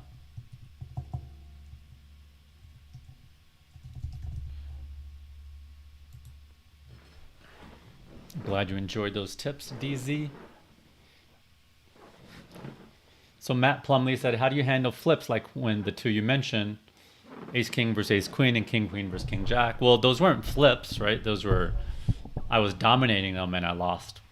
So they're much worse than flips. I was like 70-30 to win. And I talked about this when it happened, that when you get a nasty beat, just throw the hands into a little calculator to see how often should you have won, right? So ace king versus ace queen suited, I'm supposed to win 70%. They're supposed to win 30%. So I just pretend, okay, I'm going to be in this scenario 100 times over the next couple years. And out of those 100 times, I'm going to lose 30 of them and I'm going to win 70. So this is just one of those 30 times. right? So you know it's going to happen. You know what's supposed to happen. And then when it happens, you still act pissed off and surprised and like the world's unfair to you, right? Which doesn't make sense. Now, I'm not saying I don't blame you for feeling crappy. It happens to me too. But if you think about it in that terms, maybe it won't hurt you as much. And I try to just instantly focus on, you know, my new scenario, my new stack size. You know, if I played the hand optimally, if I'm playing other hands optimally, I try to stay focused on things that I have control over. All right, don't waste your energy and time on these things you don't have control over. Someone says, why not late enter in PKOs? There's two reasons. One of the reasons is what Patrick said. You want a deeper stacked because you want to cover people, and if you're going to be coming in shallower. Now, some people make the comment, well, but if it's later, aren't there more short stacks? Well, sure, there's some short stacks, but there's more bigger stacks because the average stack is bigger. So what Patrick says is one reason, but I would say there's an even bigger reason.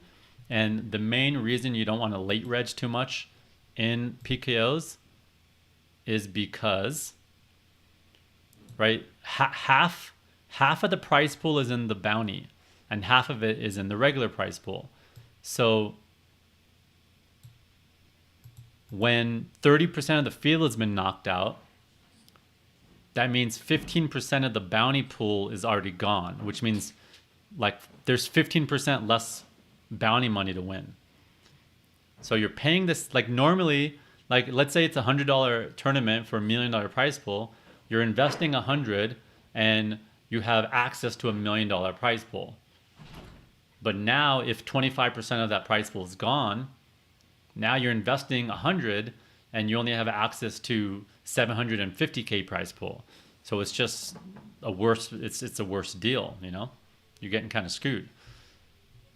Now, of course, if you have a good ROI, you can make up for it. So I don't mind re-entering PKOs when 10% of the field's gone, 15%. And if it's a really soft field, maybe even up to 20% of the field gone. But after that, I usually stop. Unless it's like the last flight and it's a huge main event type thing. Like if this was the very last Sunday, I would probably still re-enter now just because it's my last shot. And I think my ROI is high enough to make up for it. But right now, if I bust, I'd much rather just wait till Sunday to fire another bullet.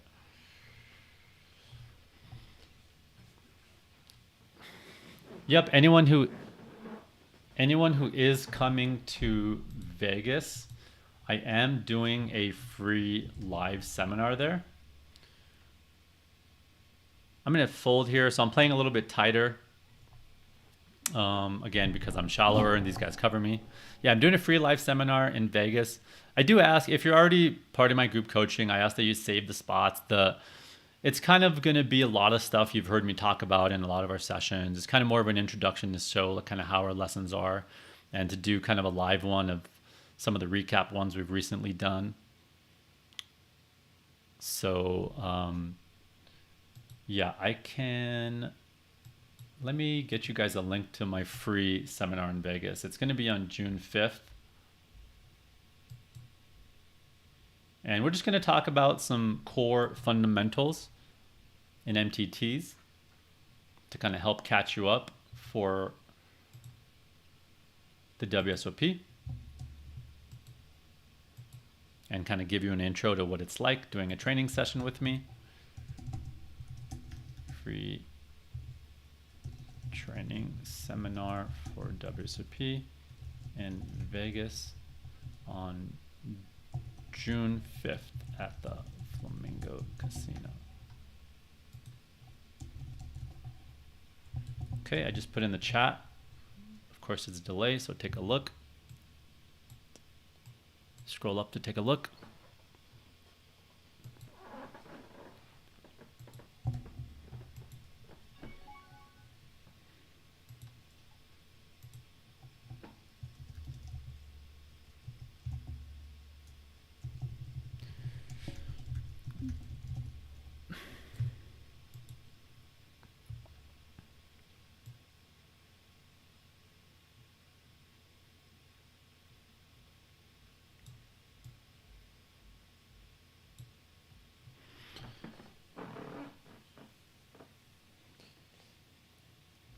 Actually, you know, to be honest, I think we're going to have a lot of extra seats there because I just found out.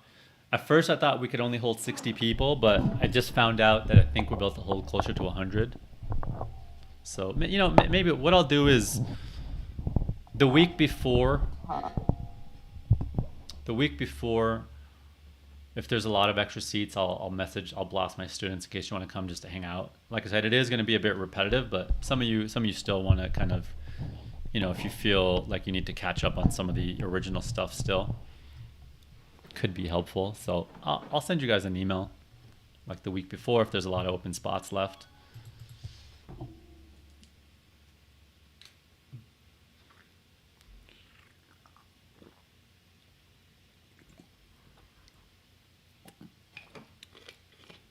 Get a little turmeric shot in there.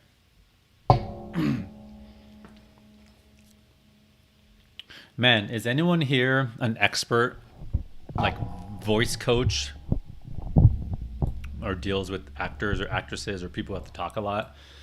Something that has been happening to me when I do streams or a lot of coaching in a week. Sometimes at the end of the day, my voice is just screwed. I actually lost my voice once when I was in Florida after a session. I'm sure there are exercises and kind of ways to speak that minimize that. Then I've been meaning to learn a little bit more about it. I haven't had a chance. Just curious if anyone in the chat is knowledgeable on that subject.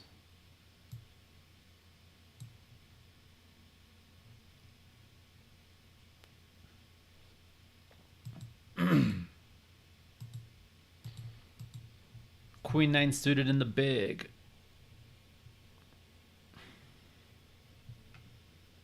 Ah, it is Kama from U of I. Awesome, man. Good to see you here. I heard you got a couple kids yourself now. Hope you're doing well. Are you still in Harvard, or where you living, Kama? All right, Queen 9 suited versus Mr. Slim Shady 108. Second pair here. Going to be calling one or two streets depending on the turn card. Yeah, and generally when you're bluff catching, also interesting with the check back.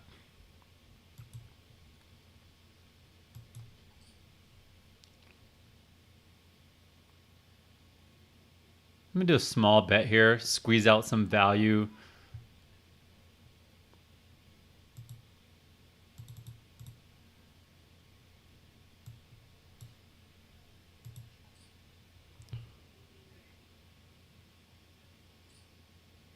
Decided to turn my hand to a bluff.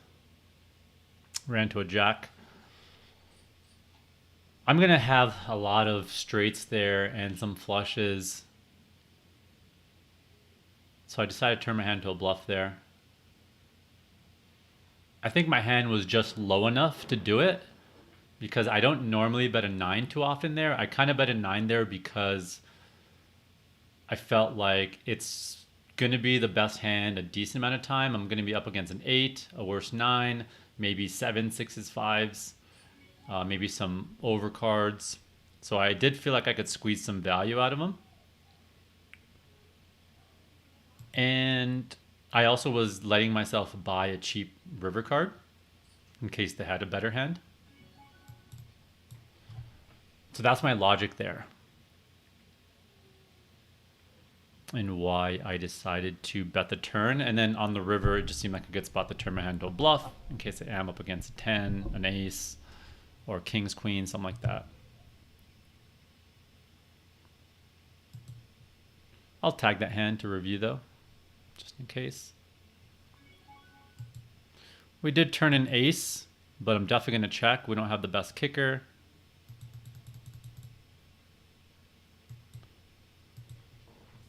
And we can induce some bluffs. Hands like king, queen, queen 10, king 10, maybe even something like pocket 5s might turn their hand to a bluff to start getting an 8 to fold.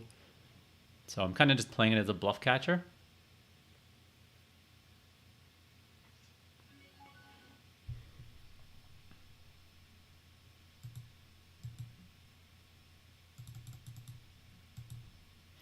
Well, we know no one probably has an ace.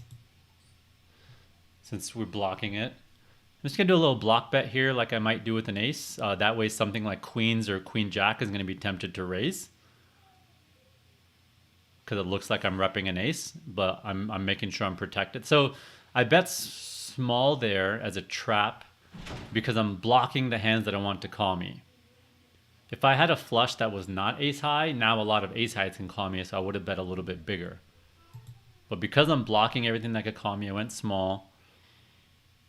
That also allows me to be protected when I have a hand that wants to bet small, so people can't just raise me. So I'm trying not to be so predictable about my range because I'm balanced.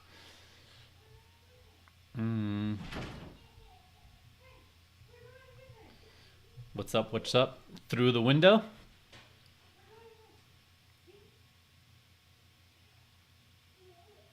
The percentage of players that need to be out before you don't late reg, I would say at 15%, I kind of stop registering, but if it's a really soft big field, I might take it to 20% for PKOs. The question was, when do I stop registering PKOs? Of course, I'm talking about for your average PKO, these big giant main events, I might be a little bit more liberal about it.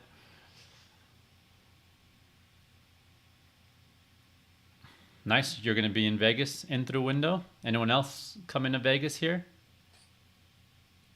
We do have a student meetup on June 20th for those of you who are members of jakacoaching.com. For anyone new who jumped in, if you didn't already fill out the survey to let me know if you're coming or not and what kind of swag you want, do let me know. We're probably going to be out of sweaters now if you haven't responded by now, but I can still make sure you get a hat or a hat and a bag. So DM me if you didn't fill out the survey about WSOP, coming to meeting up at WSOP.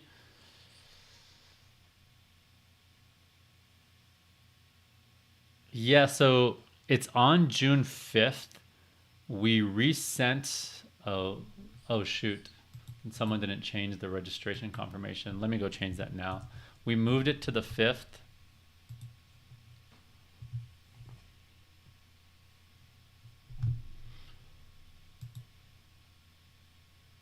Let me go fix that.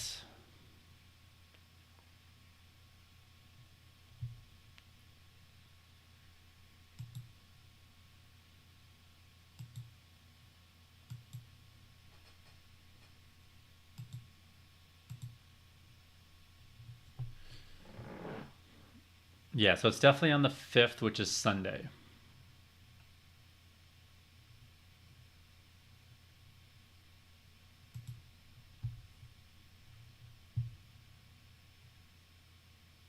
And we'll send a reminder like a week before to just confirm you're coming as well, in case anyone changed their mind, so we could keep a head count, make sure there's space for everyone.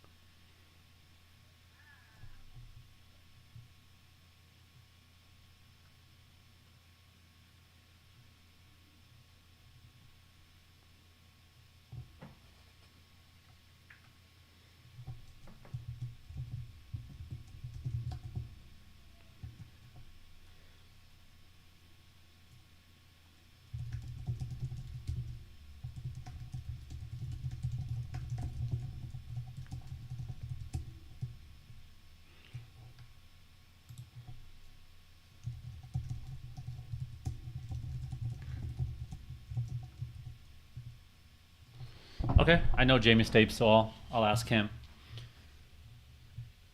Um,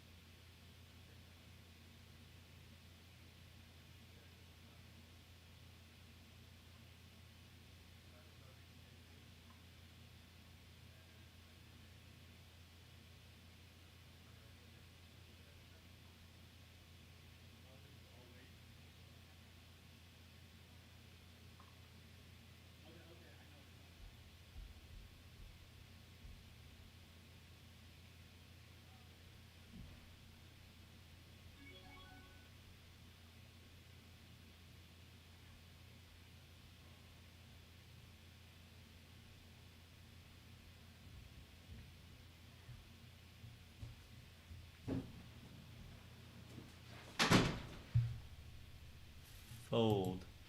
This is a hand I would normally open. And I'm not opening because it's a PKO and I'm a shorter stack. I know I'm sounding like a broken record, but I'm going to keep mentioning when I'm making tighter folds that I normally would open. Okay, I found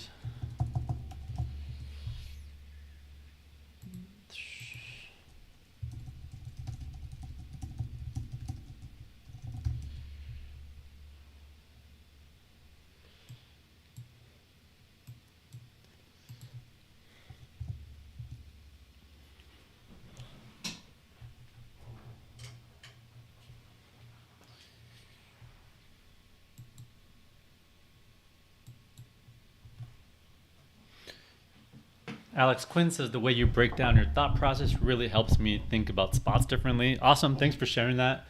Alex, can you share with me what spot, like if there was a particular spot you remember, the way I explained it, that really helped you?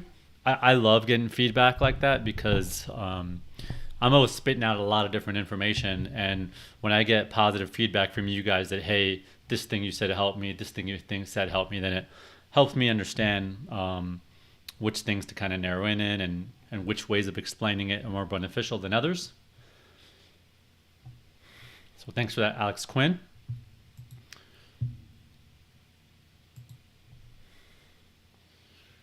Okay.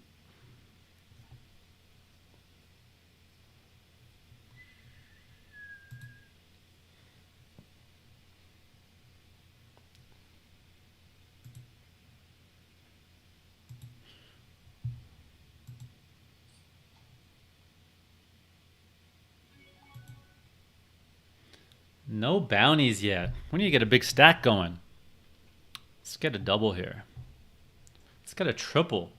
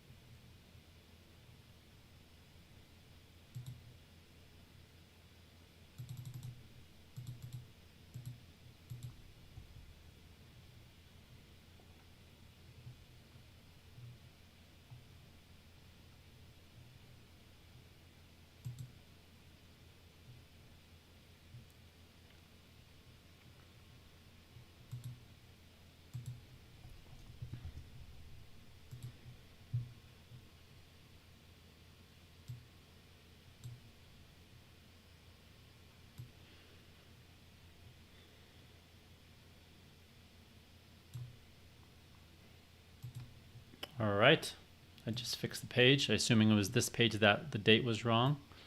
So June 5th, live seminar in Vegas, teaching MTT core fundamentals.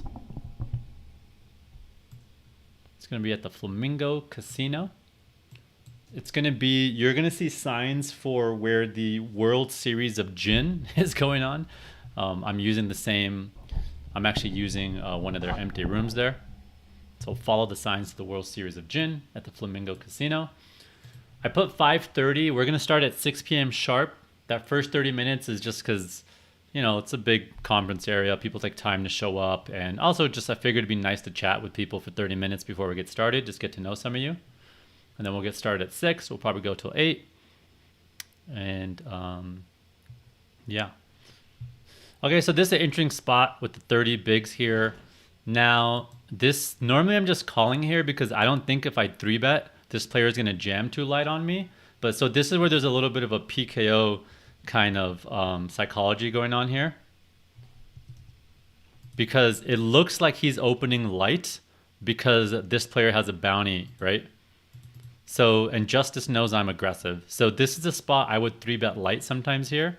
And so he might jam lighter for value on me with stuff like 9s, 8s, 7s, ace-5 suited, ace-4 suited. He didn't even, what's going on? Oh, I didn't even notice I had a 10. I just saw the 9. So what I'm saying is normally I'm flatting 10s there because I don't expect 9s and 8s and 7s to jam on me. But because of the dynamic of this player being short, it looks like he's opening lighter, which makes it look like I'm 3-betting lighter, which I am. So anytime I'm bluffing more than usual, I want to also increase my value range. So I'm widening my bluff range there. I'm also widening my value range so I'm balanced. And that way Justice can't just be like, oh, it's obvious he's light there. This guy's short. I'm going to just jam on him, right? I'm protected there. So let me know if that makes sense about the widening the value range there.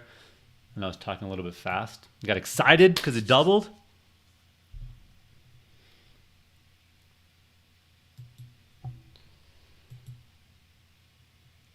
There we go. We asked for a double and we got it.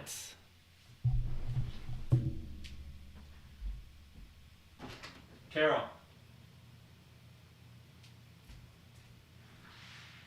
Hey, I fixed it, so don't worry about it.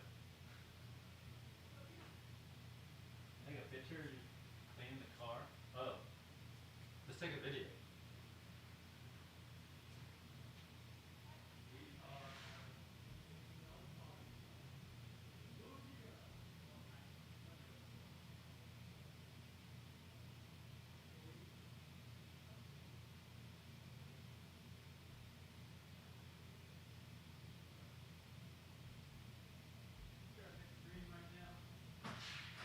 We're still here for a couple more days.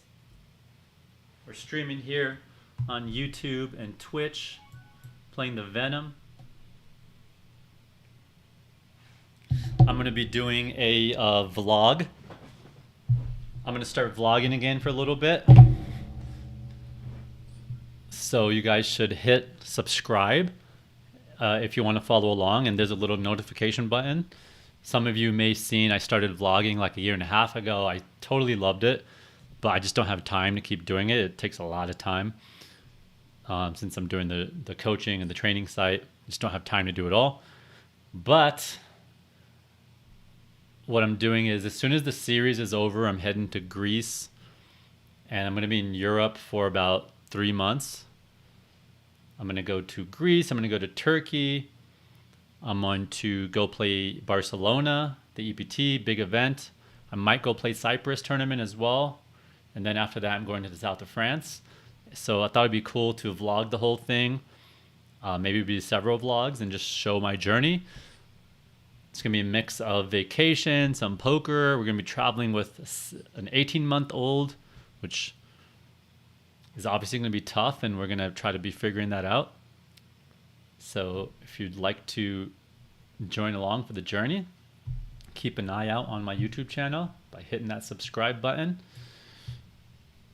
I really love doing those vlogs. I want to do more of them. My goal is to, I'm trying to hire a team right now. Well, I have hired a team. We have several people working part-time, help me run the training site along with myself.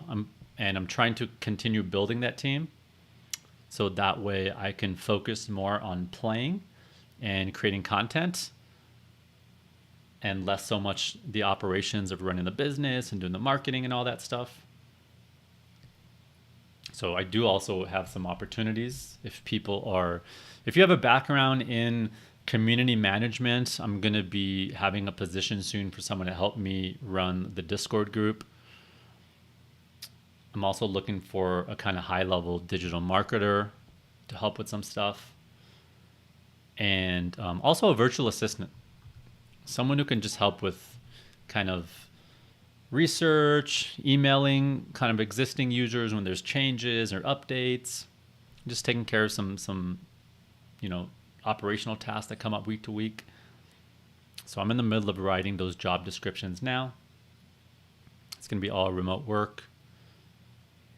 The team of people who are helping me work on the site, it's pretty cool. They're all kind of digital nomad vagabonds just like me.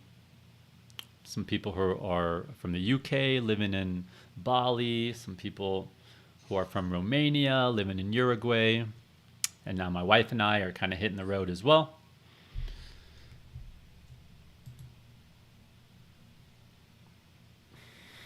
Ace King here.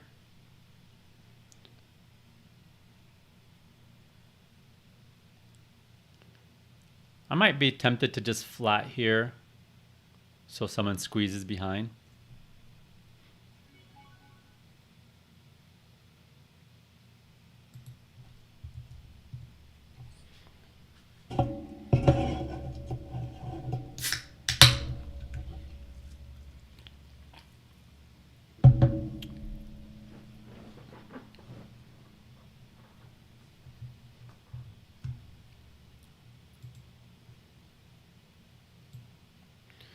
We're getting raised here.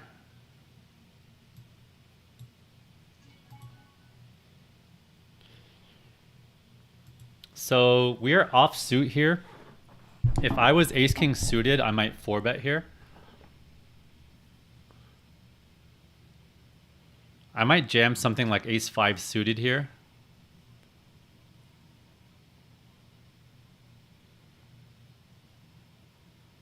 And balance it with ace king.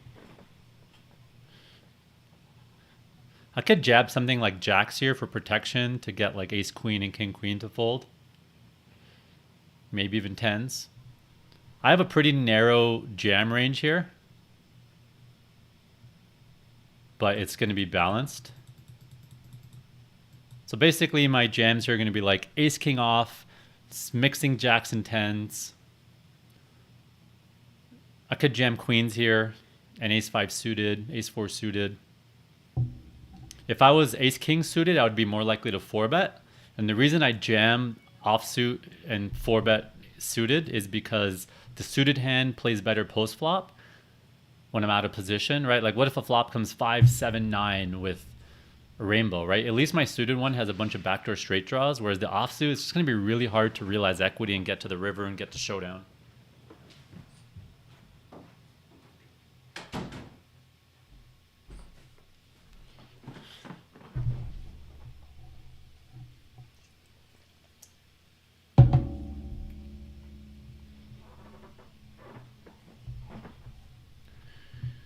Okay, read them like a book. Yep, sometimes it works out. Okay, glad that tens explanation was nice for you guys. I want to answer Mr. Michael Brinkenhoff. I love your last name, by the way, Michael. It sounds German, I assume. Brinkenhoff. It's a great last name. Okay, Michael was asking why I folded Queen Jack. By the way, big congrats to Michael Brinkoff. He's one of my students. He just won the Poker Go High Roller 10K buy-in at the Venetian, I believe it was, last week. Big congrats to him. He's one of my students on jakacoaching.com. He's a recreational, and he's starting to put the work in. And we've also done a couple, well, just one one-on-one session so far. I'm trying to find the Jack Queen hand you're asking about.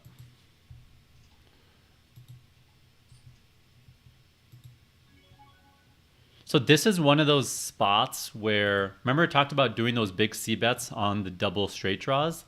Because here, if he bets small, he's going to let me continue in the pot with this hand. Whereas if he bets big, he might fold this out.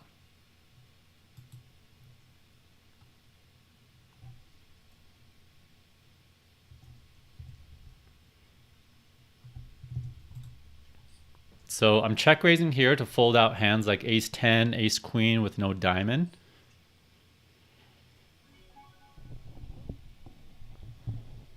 And on that card, I'm going to be doing a lot less betting on overcards. But I am also check raising stuff like king 5, king 6, king 7, king 9, king 10 with the diamond. That way when a king comes, I'm protected on overcards. Here, if I was going to keep bluffing on that king, I would be betting stuff like my 5, 6, 6, 7, 9, 10, some of my diamond draws. But With this hand, I would have kept bluffing if I turned a 5 or a 6, a club.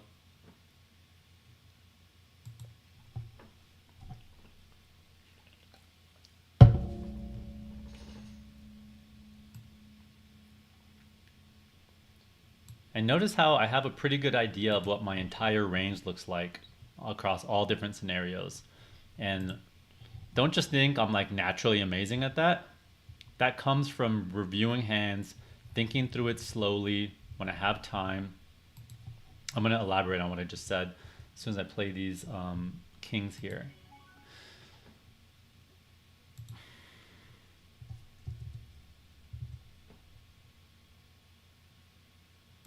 We're super deep here, so I need to go bigger, and also there's a bounty, right? So I need to go give him a worse price because he covers me. Normally I might 3-bet to 9 there. And if we were shallow, like 30 bigs, I would only be 3-betting like 7. And with the bounty, maybe 8.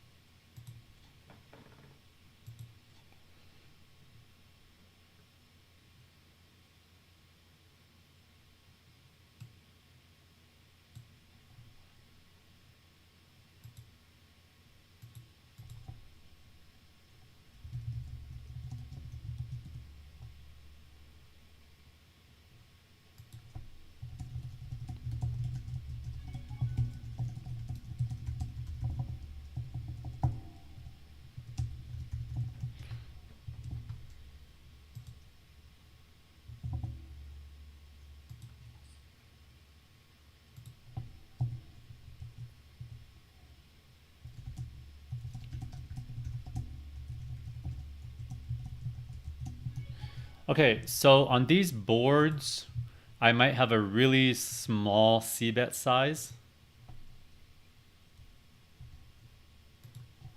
Because if I have something like ace king, ace queen here, I kind of want to control the size of the pot, get to kind of see the turn and river cheap if I want to. I also don't need to bet very big to fold out a lot of his hands, like 9-10 of diamonds, jack queen of diamonds, spades.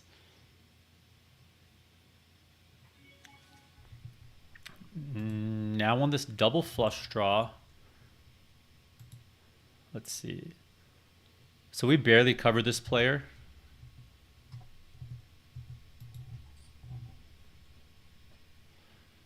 So we're setting it up so we could easily get it in on the river. Some of my really nice bluffs here are going to be like king jack, king queen with a club and a heart. That if a club or heart comes, I could just shove it in.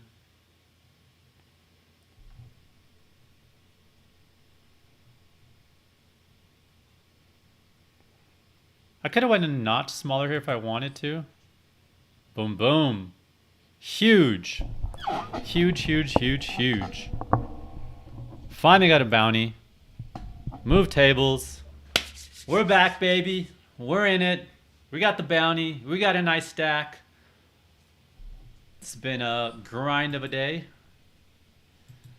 So now here's another thing I want to tell you. Like, yes, sure. I mean, I usually don't get that excited when I'm playing poker, but I'm trying to be entertaining for you guys. But the point I want to make is even after an awesome double like that, the reality is I'm not really like celebrating and like that excited in my head. I'm really just focused on strategy. So right now, my main question is, was his eights a good jam or not? Because I want to know when I'm in that spot, should I jam pocket eights or not? Right? So right now, my mind is, what would I do if I had pocket eights there? Because your hand needs a lot of protection, right? If I'm bluffing with stuff like king jack, king queen, and I have some draws, maybe ace four, ace five, I have a lot of outs, and your hand is very vulnerable. So if I was him, I would be more likely to jam eights and more likely to just call with some like jacks, queens, stuff like that. Now, I wonder if his eights jam is good. I feel like it's decent if you're going to go for it. Like, obviously folding is okay too. But I want to run that spot in Pio and see if a jam or call is preferred and how often it's folding. And even when I see Pyle's answers, I'm not going to just assume that's accurate. I need to look at my bluff range to see if humans are actually taking those bluffs. And if they're not, I need to adjust kind of what my range looks like and node lock it and then see what he's supposed to do with eights. So I just tagged it. That's something I'm going to do when I have my review session by myself, just going through the hands. Okay, earlier someone asked me why did I fold Jack Queen here, or how do I think about these spots? Okay, so here we have an open from early position, and you know, if you have access to charts, look at the chart and see what hands these guys are opening, or just think about it out loud. Are they opening Queen 10 offsuit? Are they opening Jack 10 offsuit, Jack 9, Queen 9? Not really, right? They're opening more King Queen, Ace Jack, King Jack. So why would we want to call when all of the Jacks and Queens they're opening are dominating us? Right? So I try to ask, what are their worst Queens? What are their worst Jacks? And how are we doing against those range? So a really simple way to think about it is it always takes a better hand to call with than it does to raise with. So just remember that logic. And the reason it takes a better hand to call with than it does to raise with, because when you raise, there's two ways to win the pot, right? You could either have the best hand or you could bluff them off what they have. Whereas when you're calling, there's only one way to win. You have to have the best hand. It needs to hold up. So I would 3-bet, bluff this hand once in a blue moon, but I would never call it. Hopefully that helps.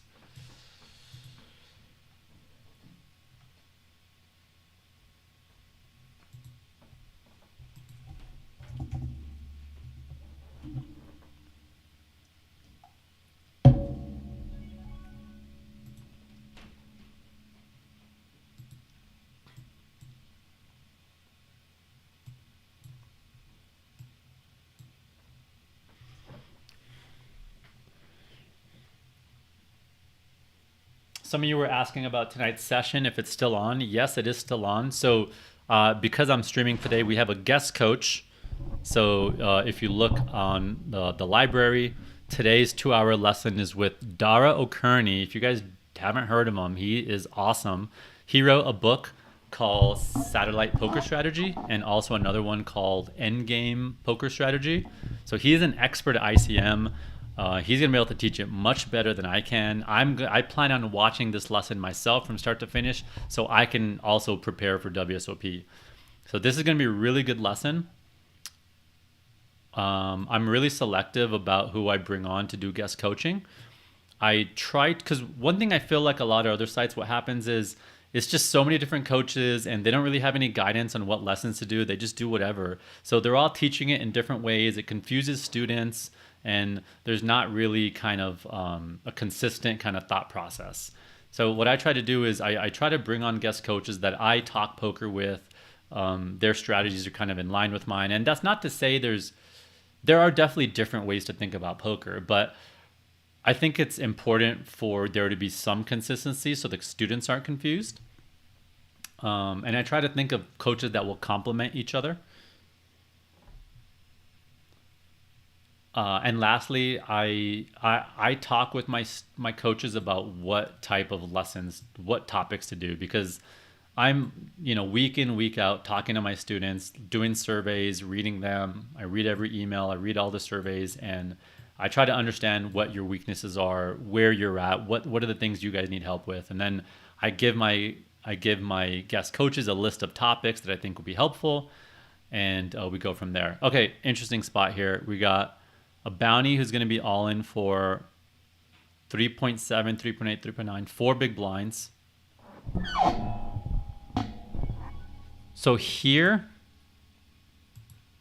it might have been better if this player min raised, because then if this player raised, I would be in a tough spot where, so I could 3-bet. I could do this and try to kick this player out. I am out of position. We're really deep. I'm probably dominating a lot of their hands.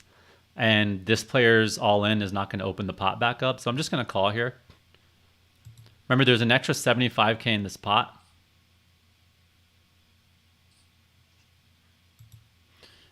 Interesting.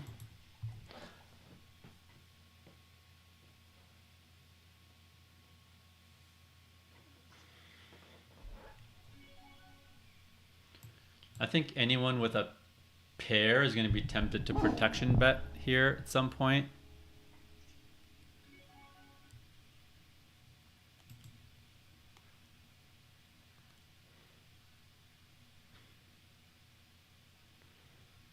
I'm going to go ahead and value bet here.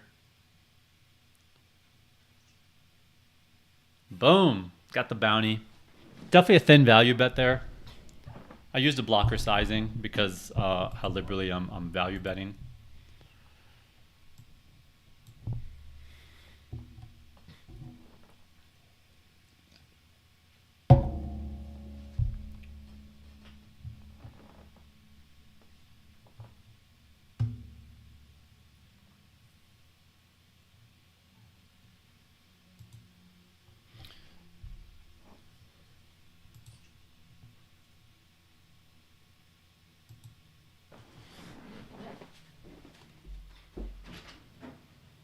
Carol, you around?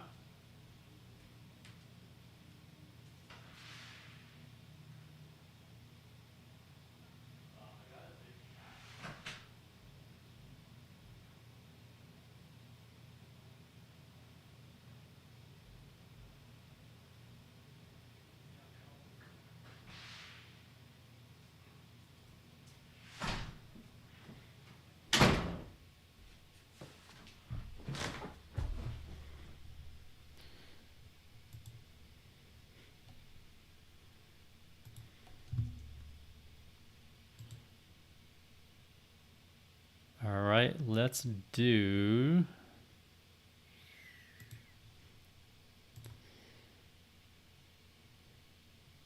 Let's do a little screenshot here and post on Twitter. Try to get some more people on here.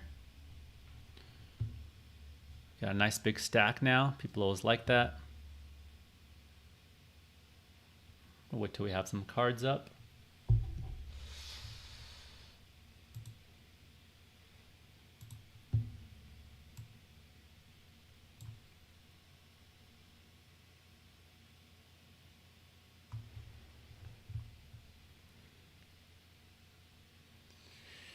We are live playing the Venom PKO 5 mil guarantee. We just scooped up a couple bounties and got a nice stack. Come join us. Click the link and jump on the stream. We're in chat and come say hello.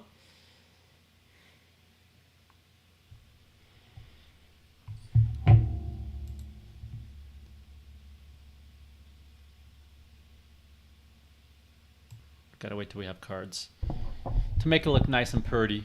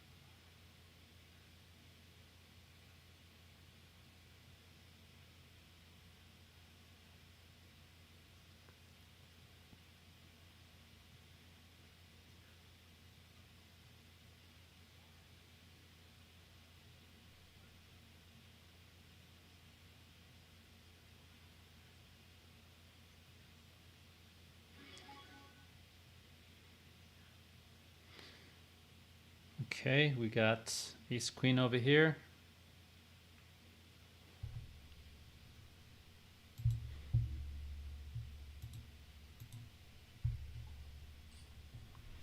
Raise this up.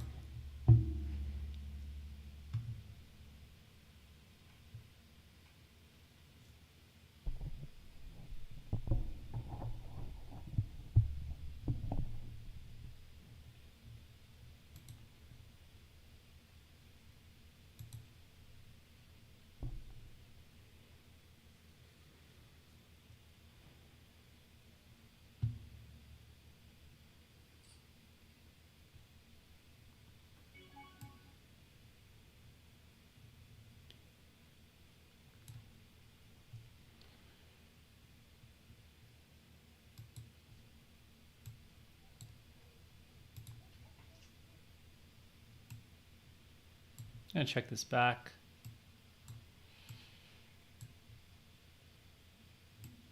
Could also just bet fold this. I don't care that much if I waste this hand. I'd feel a little crappier having to bet fold like ace queen with a heart.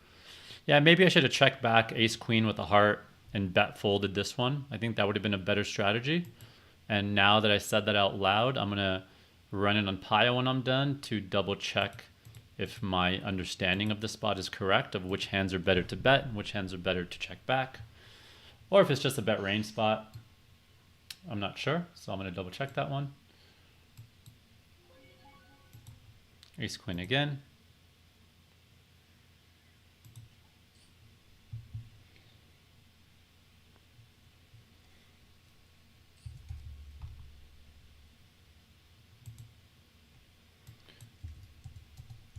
Getting 3-bet here. I went with a different sizing versus this player because they have a big stack and they cover me.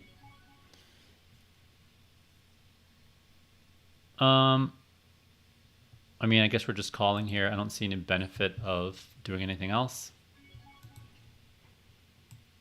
Ace king beats us and a flush beats us. That's the majority of what we're worried about. I don't think eights is going to be too much in either of these players' range.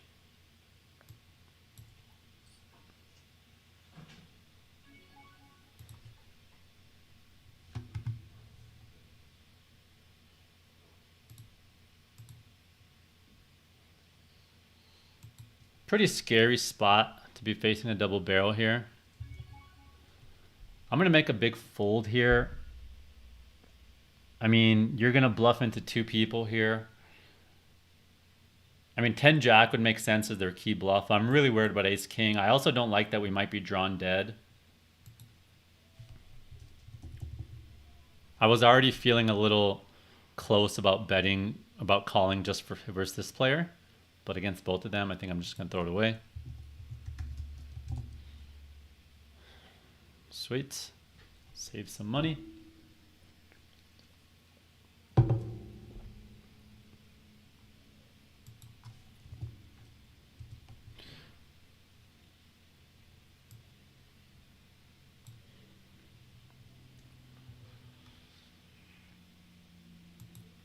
Oh, that's right. Dara has another book on PKO strategy. That's right. Yeah, you know what? If you guys, I need to write a survey up so to know if you guys enjoy his session. Because if you guys are enjoying his session, I'm gonna invite him back. We have him doing a satellite session in June 6th as well.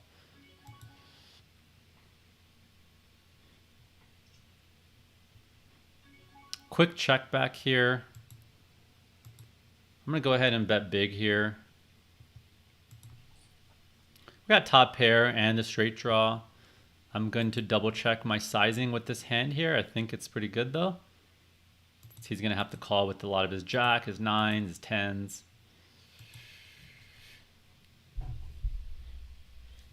Pretty confident we have the best hand a lot there. And it's a hand we want to start getting a lot of money in the pot with.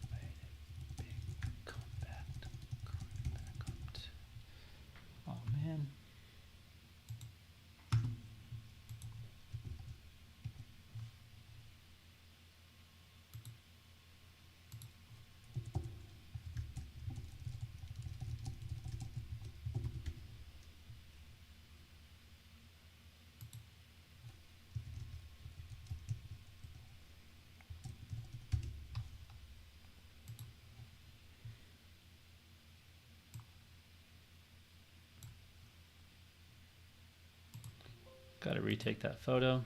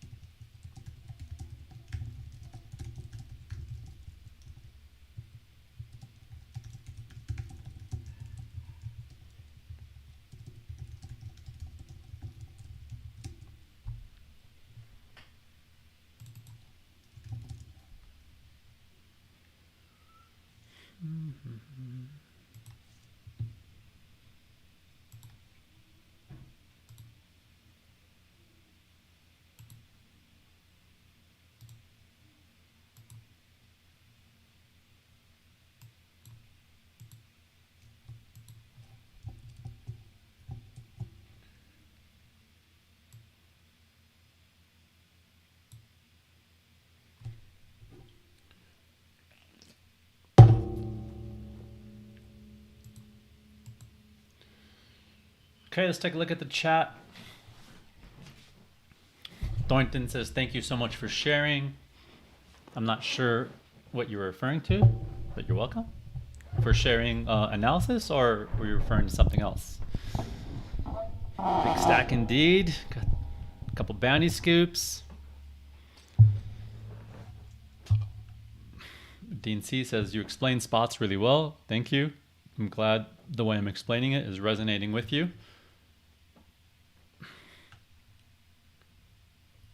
Thank you, Suargazm.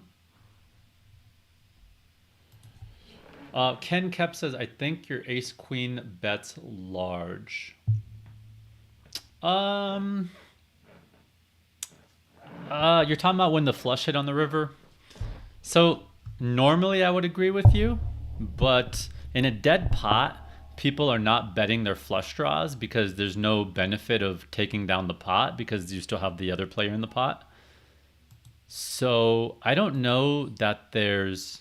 I think they have a lot more flushes than they normally do because normally they're betting their flush draws, whereas here they're going to just check their flushes. Just going to go ahead and bet here my whole range. If I did have a checking range, this would be one I want to check.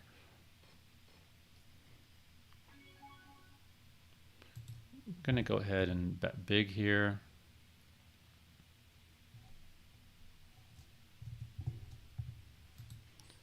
I'm going to overbet here.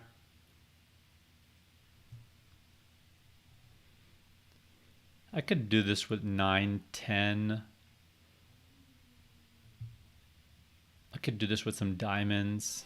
We are unblocking all the two pairs.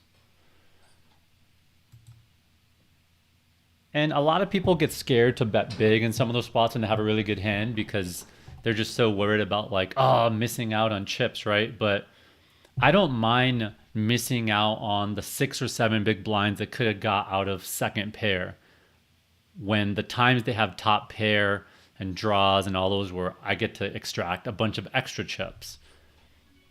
All right, so a lot of players get way too worried about what they're missing out on, but you don't think enough about what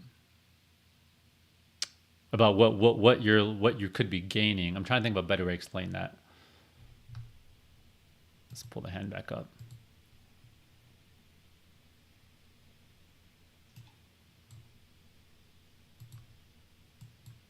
Oops.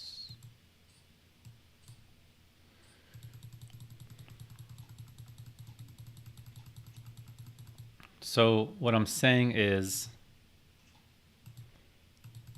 you know, when I overbet here, most players aren't going to fold a king. Maybe some kind of weaker players that overfold might. So against those players, I might not overbet as much, at least not with value. But generally, most people are not folding a king here. There's a lot of king of diamonds that they have to call. 3x of diamonds they have to call. Jack queen is going to be pretty tempted to call. Could have some ace queen with the diamond. Is probably going to call those. So that's a lot of hands. And what I'm thinking here is, yes, I could have just bet 9 and maybe gotten a call from some of the jacks or 9, 10. So I'm missing out on 9 big blinds sometimes. But the times they have a king and all those other hands I mentioned, I'm getting an extra 11 big blinds here. But not just that. Now the river is much bigger and I get to bet way bigger on the river. So yes, I miss 9 big blinds sometimes, but I gain an extra 30, 40 big blinds other times. And those few times I gain those 30, 40 big blinds makes up for all those times I missed 9 big blinds. Let me know if that made sense about my queen 10 hand, because it's kind of a confusing thing to explain, but hopefully that was clear. If it was confusing, let me know.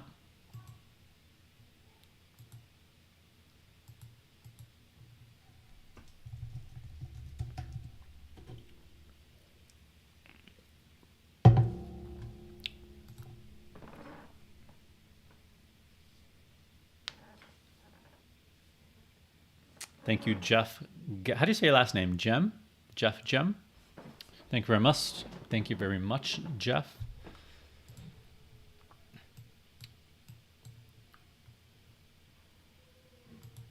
See if we could get some more people on here. We got a big stack. I just tweeted. I'll post the tweet in the chat if any of you feel like doing a like and a reply on it. It helps the algorithm show it to more people, and I want to get some more people on here. So if you guys can help me with that, I'd super appreciate that. That's my goal of doing these. I want to get as many people on here as I can. I don't stream regularly. When you stream regularly, like Twitch and YouTube, the algorithm, it builds up, it builds up, and builds up. Whereas when you stream once in a blue moon, you don't have that build up. So having you guys help support getting people on here really helps. And yes, retweeting shares with your people, but also just replying and liking helps the algorithm show it to more of my followers. So that's actually really helpful. I will post the tweet that I just did in the chat. Like and reply to help get some more folks on here.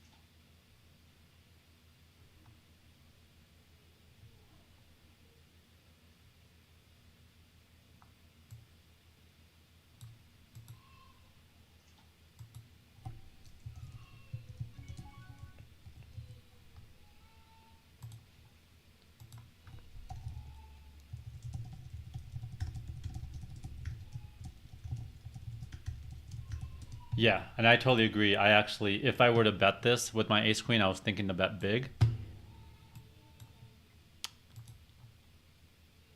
Because it's a hand I really don't mind wasting.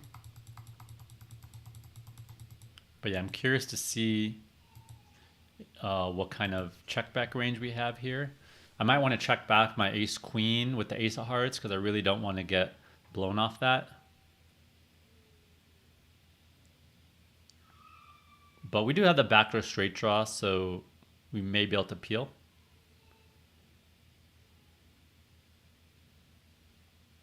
Yeah, I just want to run that on Pio to double check it.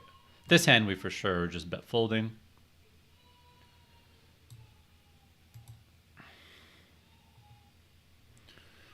All in a snap call. Looks like a cooler. Justice Peanut is short-ish. So not the most amazing table when it comes to bounties. Actually, it's not bad. I mean, we have position on the big stacks. We covered this guy. This guy's short. We cover him. Yeah, it's actually not a bad. The more I look at it, it's a pretty solid spot, actually.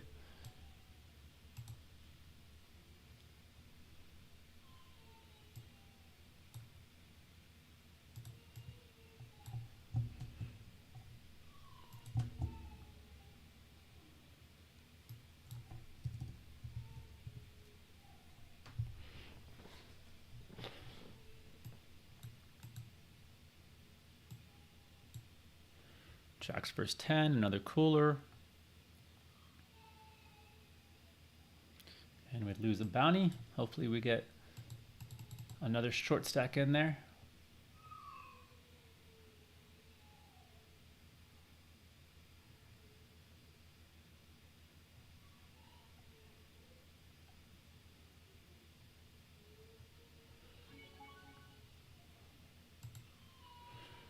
Okay, pocket fours. So you guys remember earlier I showed you I was folding pocket fours, but here we're later position. We're also a little bit deeper, right? So here I'm on the cutoff, right? But the other position we were talking about was when this player raised and we were here.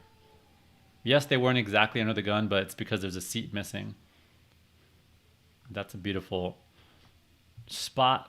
We could raise here with some hands like 7-8, Jack-9 suited, Ace-5 suited, Ace-3 suited.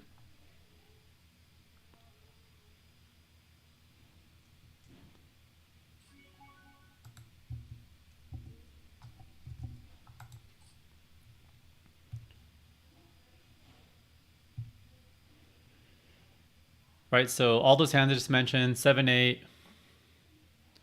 8-9, Jack-9, Ace-9 suited, Ace-8 suited, Ace-5 suited.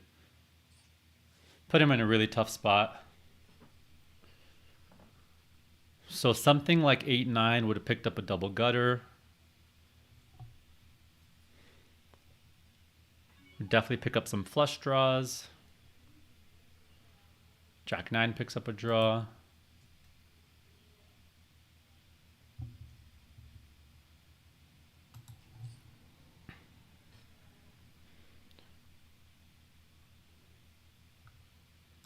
Could even maybe turn something like 4-5 into a bluff. I'm not sure of my sizing there on the turn.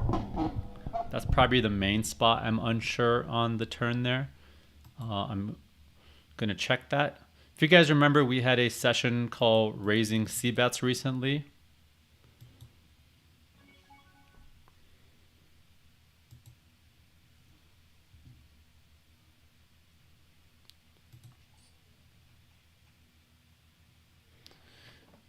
Talked about raising in those spots. I limped here to try to do some trapping. Maybe someone isolates light because it looks like we're limping to play with this guy. There's also a chance this player has a big hand. I should have just raised though. I actually don't like my limp because offsuit hands don't play well multi-way.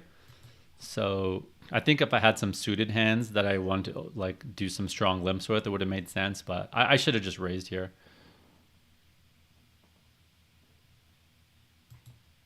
Awesome, awesome. Thank you, Mr. Poker Tournament Grinder. There's no point of betting here. I'm not really going to get a better hand to fold.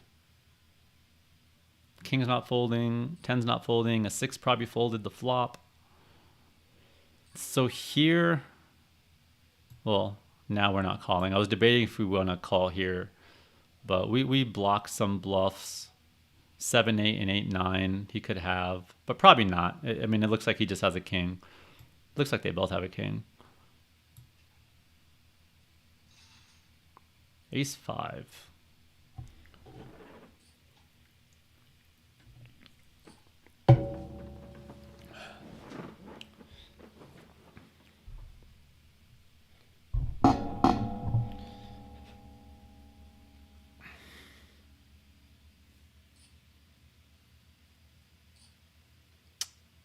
Monkey May says,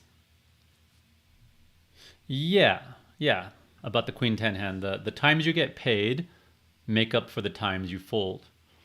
It's kind of like someone asking you, you know, would you rather get $5 every time or would you rather get $100, you know, 20% of the time? It's like, well, I'm happy to miss out on those $5 sometimes to get $100 once in a while. It's kind of the same thought process for betting big and not being so worried that, oh, you missed out on some value sometimes.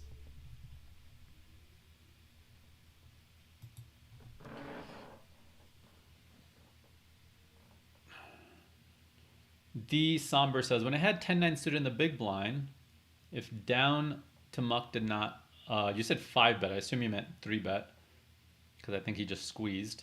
What would you have done? Yeah, I would have called or squeezed. Most likely called. But when you're super deep stacked, like over 100 bigs, or even 80 bigs plus, you could start squeezing with some suited connectors. But I most likely would have just called.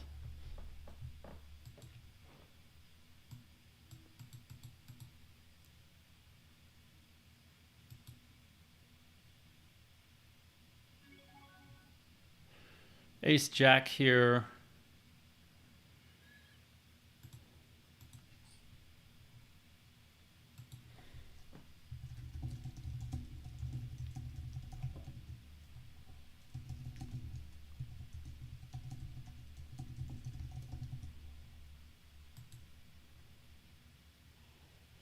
Now, something I see a lot of people make mistakes with ace jack.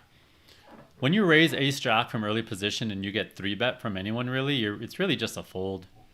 And then when you're later position, if someone 3-bets you with ace jack, it depends how deep you are. When you're deeper, you would actually fold ace jack to a 3-bet, whereas when you're shallower, you would call ace jack to a 3-bet. Does someone on the chat want to share why that is? Like, let's say we open here and this guy 3-bets, right? Later positions. I would fold ace jack at 100 bigs, but I would call it at 40 bigs. Why am I calling ace jack at 40 bigs, but not at 100 bigs? What would be the reason for that? Oh shit, that was a misclick. I was trying to check. I guess versus that size bet, I wonder if I would have called. Ugh, gross. I'm just gonna fold.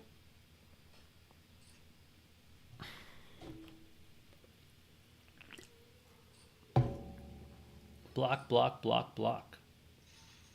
King, jack versus pocket threes with the 3 of clubs. Yeah, I would have called if it was just heads up on the turn. Just once, but... what, did he bet the river? With a pair of kings?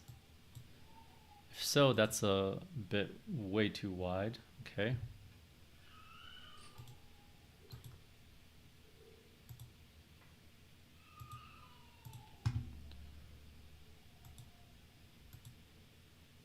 Up to my poker tracker.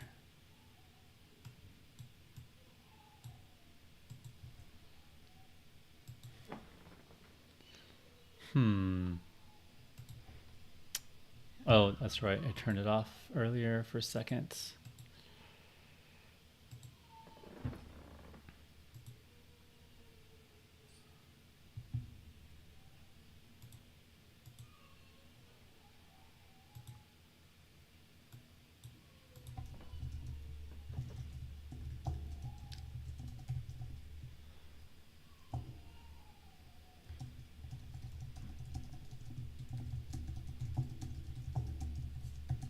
Yeah.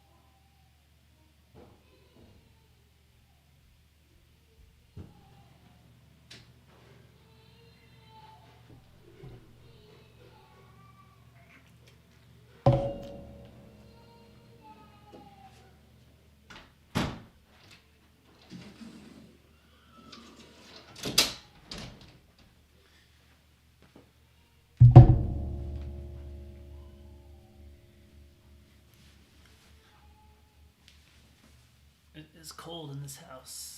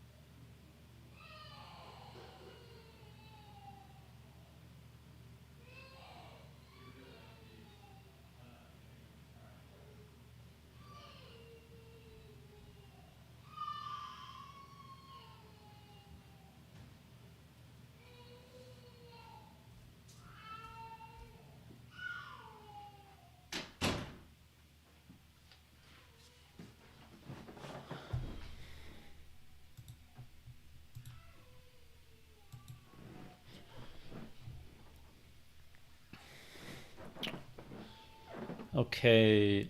All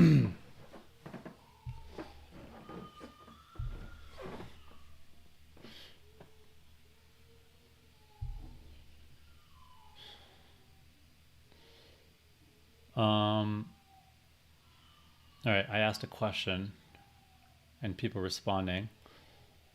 Well, oh yeah, the ace jack. Yep. So, okay, yep. So what my question earlier was, if someone raises ace jack from here and this player three bets, I would call at 30, 40 bigs, but fold at 80, 100 bigs.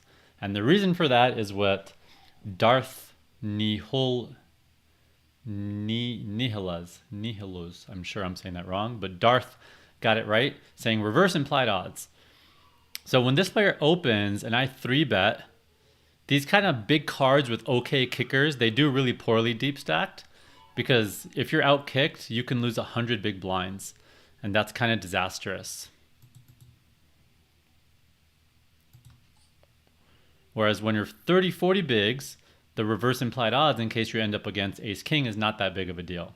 So shallow stacked, you're opening and you're flatting three bets with these kind of big card okay kickers a little bit more liberally. Whereas you're not doing that so much. You're not doing that so much when you're deep stacked. When you're deep stacked, you kind of want to be flatting three bets with suited broadways, suited connectors, pocket pairs, and you really don't play these especially offsuit big cards too much. That's a pretty huge raise. I don't cover this player either.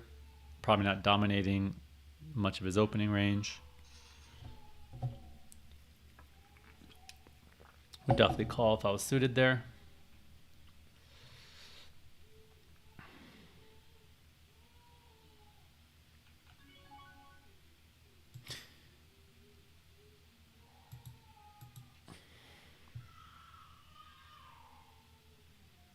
Yeah, what's what Nick said as well. Like, right, if we hit an ace, we're still not even that happy.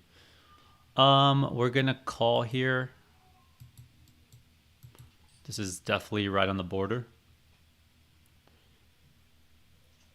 But with the bounty, we're obviously getting that extra 75K in the pot. He's gonna be shoving pairs liberally, suited broadways. He might even shove some ace-x suiteds for value a little bit wider.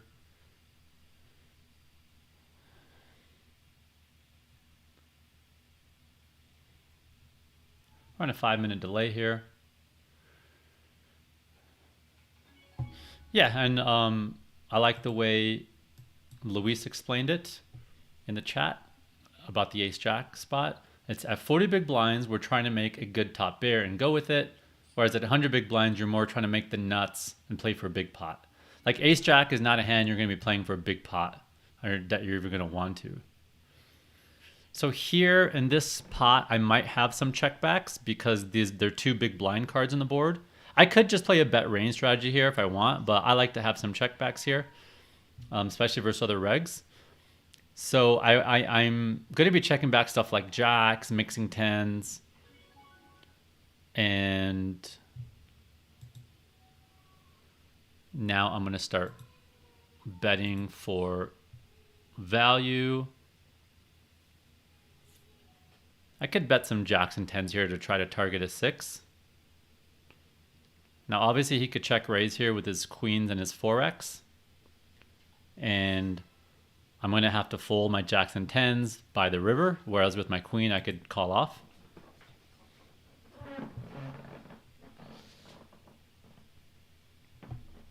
So I'm really only having a check back range on two types of scenarios. One where there's 3 big blind cards, and the other is when there's 2 big blind cards. And the big blind cards 8 through 4 generally. So they're going to have a lot of second pair, third pair, draws on those boards. A lot of stuff to continue with in general. Whereas if that was like queen 6 deuce, I'm just betting range. And even there, I could take a bet range strategy because most people don't check raise enough.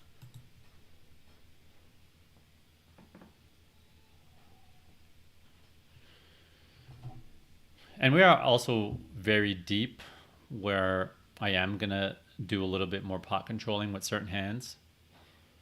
I haven't done a lot of solver work on how c-betting changes kind of over 100 bigs.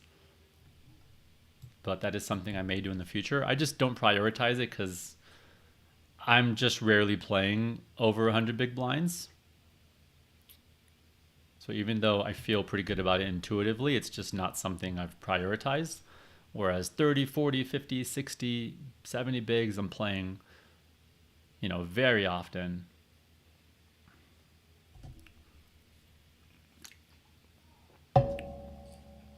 But yeah, I do imagine at over 100 bigs, we start to have a check back range in some spots that we might bet range, or at least bet a higher frequency when we're shallower. Luis, if you've done some work there and you have some insights you want to share, feel free. Would love to hear if you do.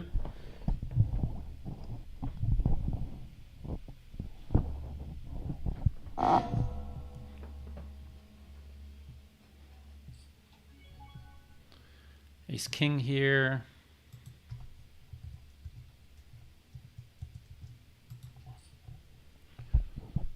People are going to think I'm raising lighter into this big blind. Well, maybe. I mean, he's not that short. But yeah, generally, a little bit wider. If he was like 20, 30 bigs, I would be raising a lot wider into his big blind. And as a result, people might 3-bet me wider. So this guy might be 3-betting me to maybe because of what I just said, or he could be 3-betting me because he wants to take the chip lead over me. I'm going to go ahead and 4-bet here. I think he can call with some hands that we dominate, like ace queen suited, ace jack suited, king queen suited. If he 3-bet a little bit bigger, I probably would have just called. And if he jammed or came over the top, I might just fold. With the suited, I would not fold. I would continue with the flat or something like that. It's kind of a weird spot there, that deep in those positions. Jeff says, do you play looser with the bounties or do you play normal ranges? So I'm going to pull this back up because I know we have a lot of new players here, or new people watching from earlier. So I try to write down notes when I study. And here's some PKO takeaways I wrote down. And if you're a student of mine in the group coaching, you have access to this. Just search this in the Quip Docs or go to the student resources folder and you can find this. But generally, yes, when you are a big stack, you play looser, whereas when you're a short stack, you play tighter. So for example, these players that are shorter and everyone's covering them, they need to open a tighter range, whereas us big stacks get to open a looser range. And the reason is we over-realize equity, right? We get to justify chasing draws and pairs with a worse price. So as a result, they have to bluff less because they don't get as many folds and they under-realize equity. So because of that, you play tighter when you're shorter and looser when you're deeper. Axel's not a happy camper. Yeah. I guess he was out in the sun a little too long and might have gotten a little bit of sunburn for the first time ever.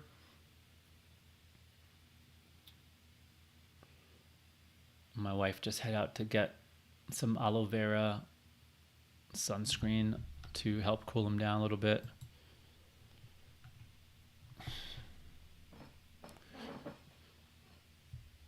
He's also with a new nanny that we have. They're still getting used to.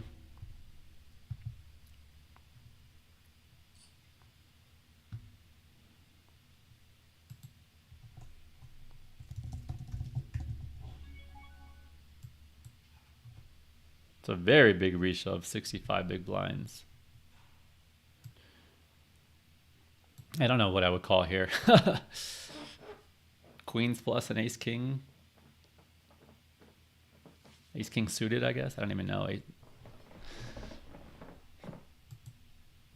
Yeah, I mean queens plus an ace king suited, and then I think jacks and ace king. I'd be pulling my hair off. Ace king off. I'd be pulling my hair with.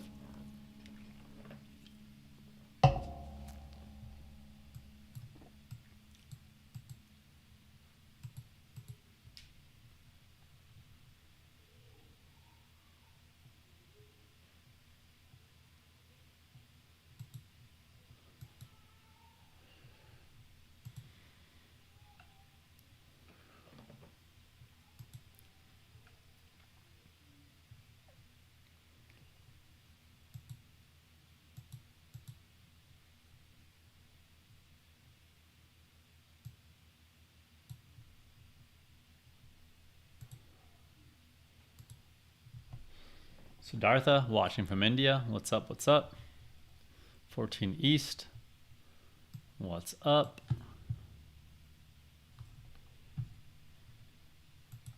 Yep. I remember you, Siddhartha. Siddharth.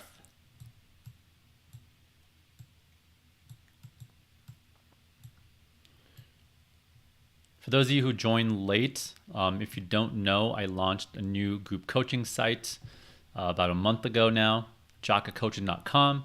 We do weekly 2-hour live lessons, and then they all get recorded and put into this library.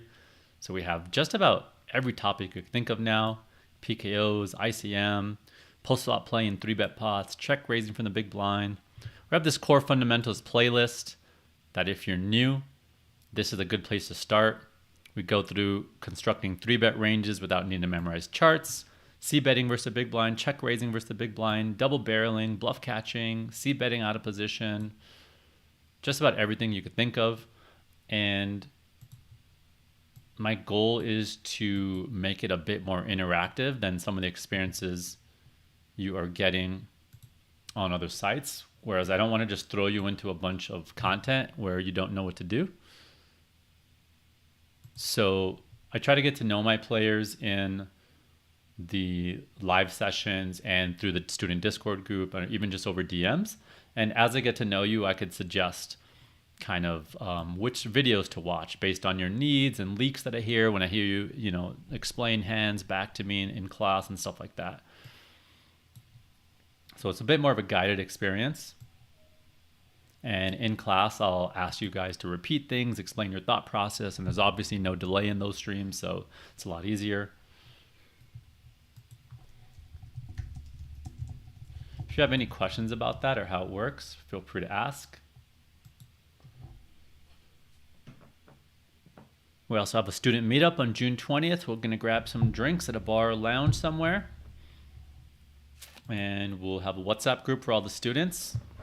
So we could meet up, so you guys can meet up on some breaks. I'm sure I'll join some of them as well if I'm in the same tournaments.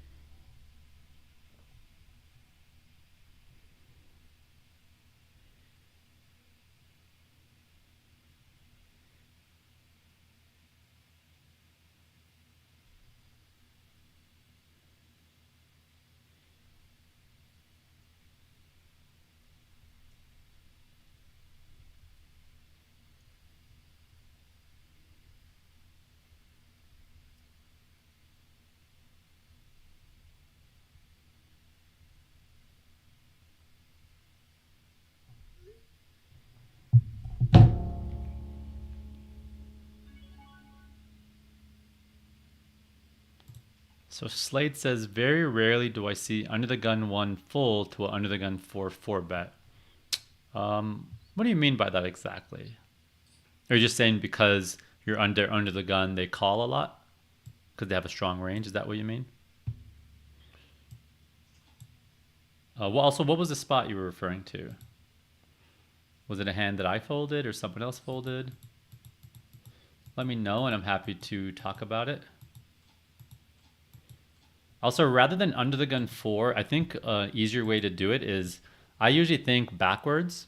So this is the button, this is cutoff, this is hijack, this is low jack. And then this is under the gun 2, under the gun 1. And there's no under the gun because we have a seat missing. So it gets weird if you talk about it the other way when seats are missing. And under the gun 4, I think is kind of confusing. You have to count so many seats. Whereas if you just go cutoff, hijack, low jack, it's a little bit easier in my opinion.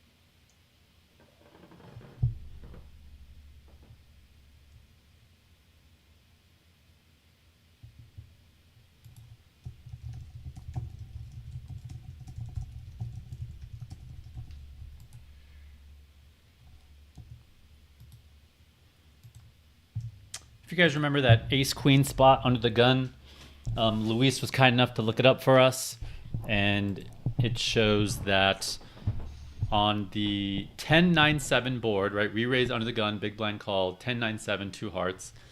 Ace queen is mixing, half time betting, half time checking, but we always bet small when we bet.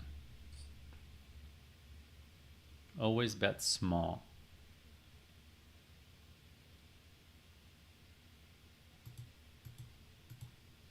That was a spot where I was deciding what to do with ace queen with a heart and without a heart.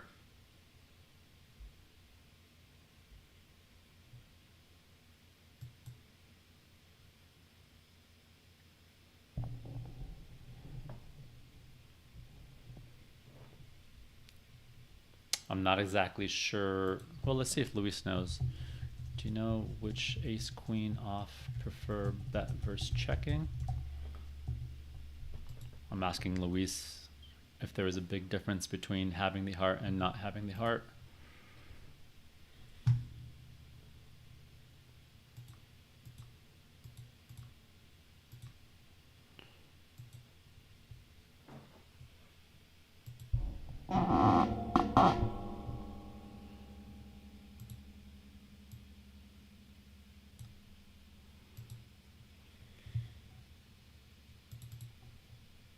And the spot that we're talking about is this one, where I raise under the gun, and then I check back the flop.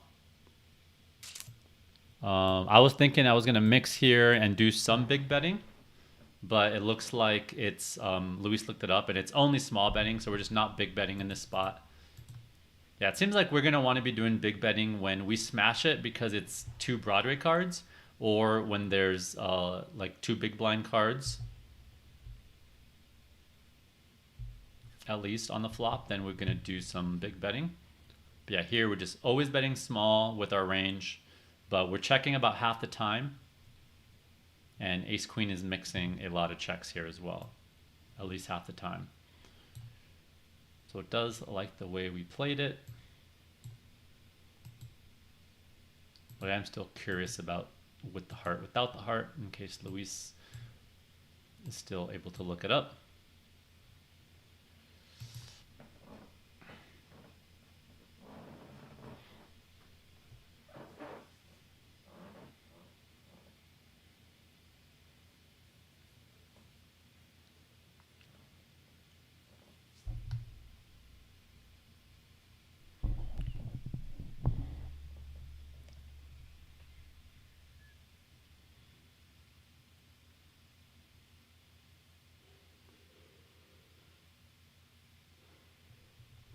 Queen 9 off here, we'll call heads up versus gamble fun.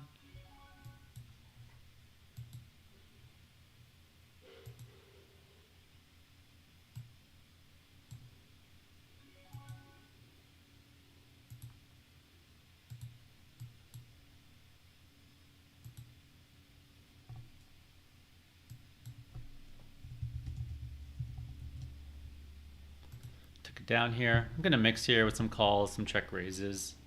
If I just check call and he barrels, it's kind of in a really tough spot and I have to fold a lot. So it's just kind of easier to realize our equity a little bit by raising. And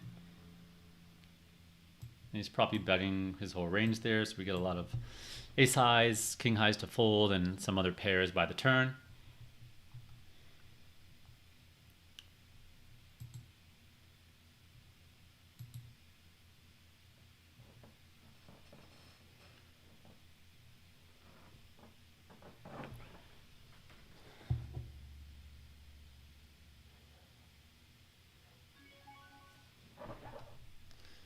All right, I'm going to isolate the limper here.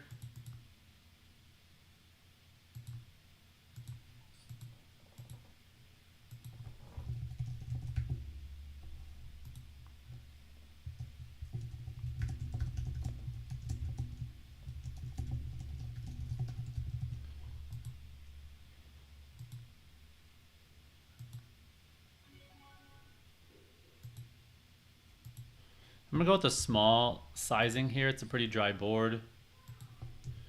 And by using this small sizing, it allows me to also bet some other pairs like 5s, 6s, 7s, 8s that I maybe don't want to put so much money in the pot. And then people might think that, oh, he's just got a weak pair or he's just got ace king, but really I'm doing this with my weaker jacks as well. So if someone tries to raise me, I can continue easily with this one. That's a huge raise. Pot size raise. And a call. Wow.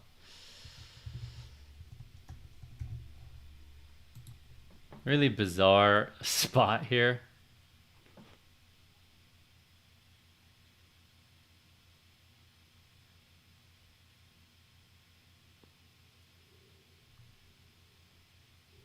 So we're only screwed against deuces and 4s versus this player, really.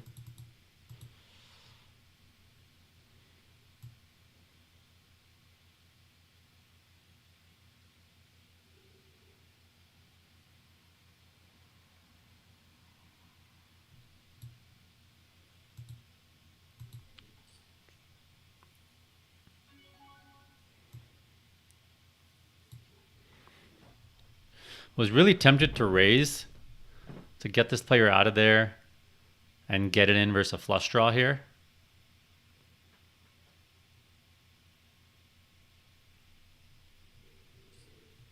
We do also get this player off some better jacks possibly if we do that.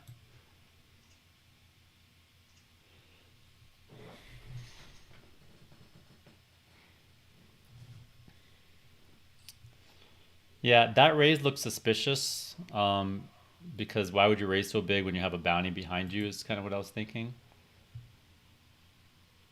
I was kind of thinking he had trash and he maybe had a flush draw.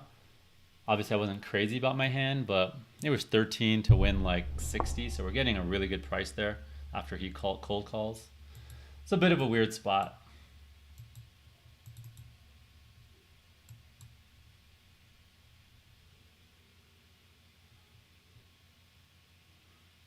How did 35 big blinds just get in there? Oh, just jam the small blind? Pretty big jam.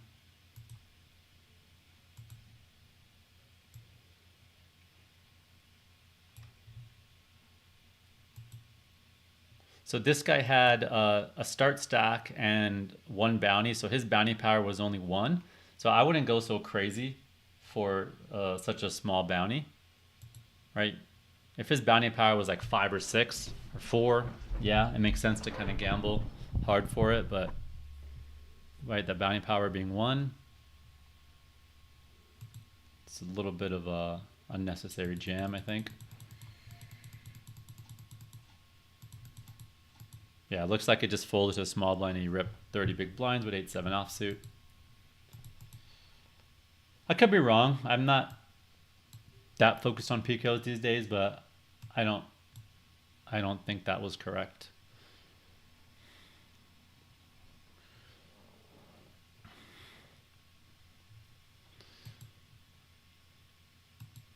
Most of my focus right now is on vanilla tournaments, which means non-PKOs, and live and preparing for WSOP.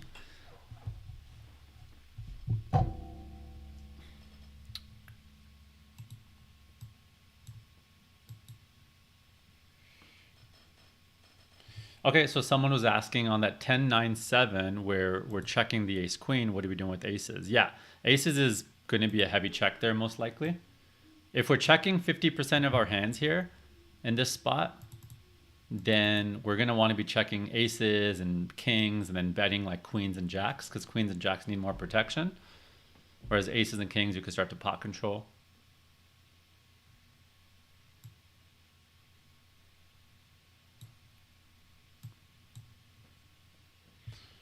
How many levels am I playing? Good question. I don't know. Don't know.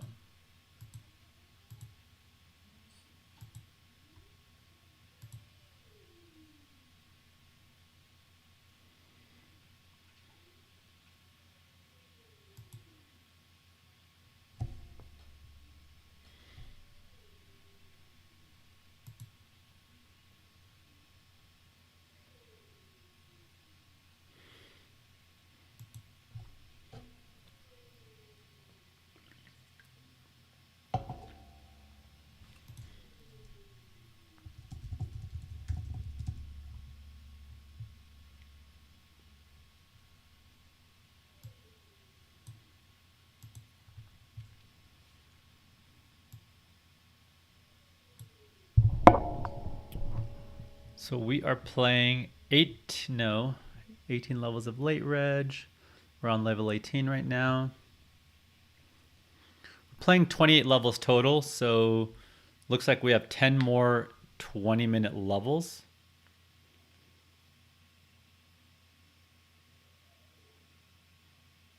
So every 3 levels is an hour. So we're playing, we got about 3.5 hours left.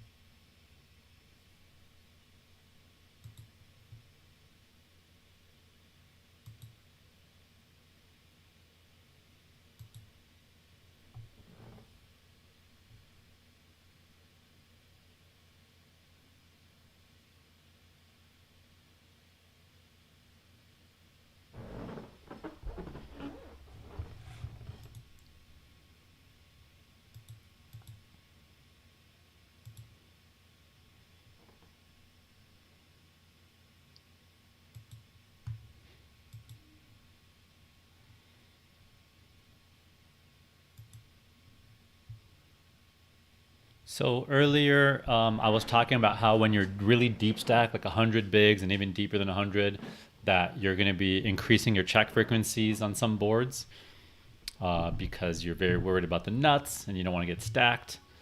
And you just need to pot control a little bit more when you're that deep. So Luis was kind enough to help look it up for us on some scripts.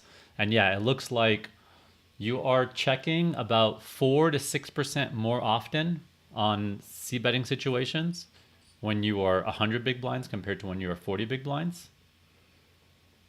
What's up? What's up, Monkey May?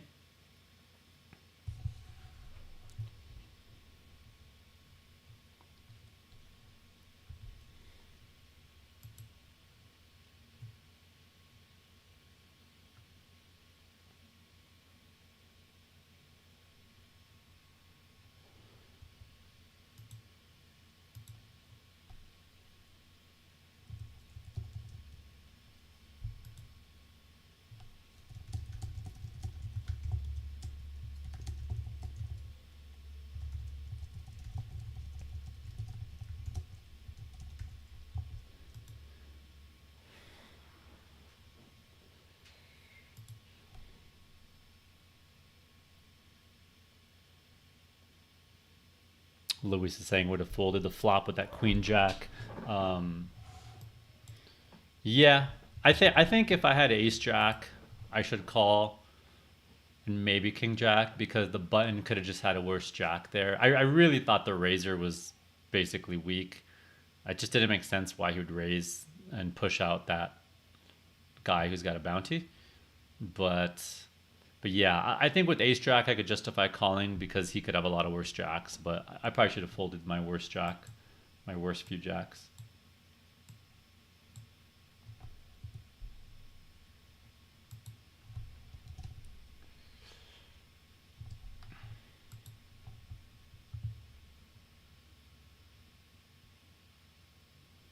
All right, pocket deuces here.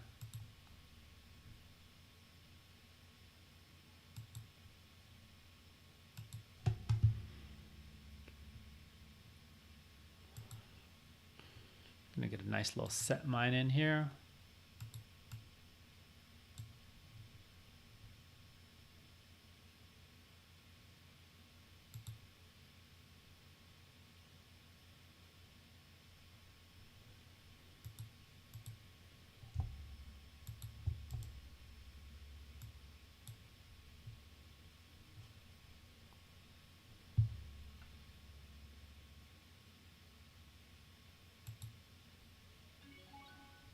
Okay, cool. So it sounds like there is a way to disable the midstream adverts. I'll have to look at the Twitch settings.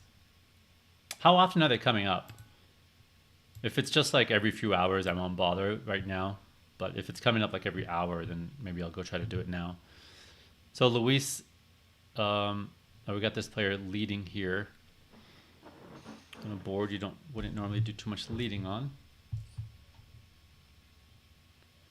So Luis is going to help look up any spots that we had questions on in this session. Here I did the light 3-bet because I thought this player was opening light with the big stack because the PKO.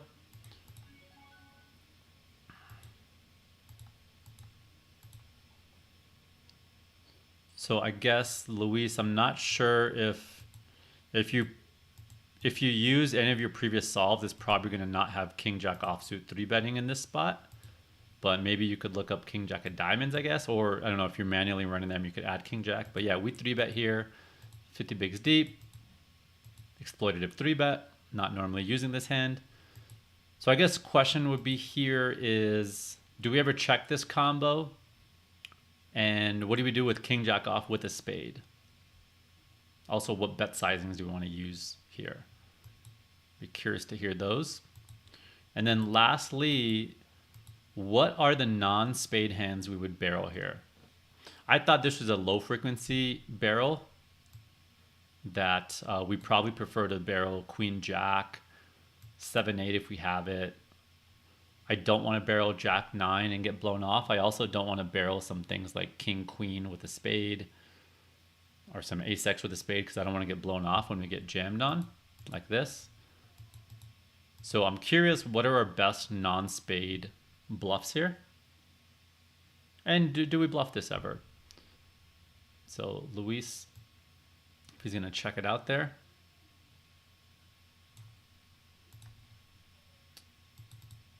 Luis, I assume you don't want me to give you too many hands at once. So I'll just wait till you run that, and then we could look at another hand. Yep, I know which hand I want to do next.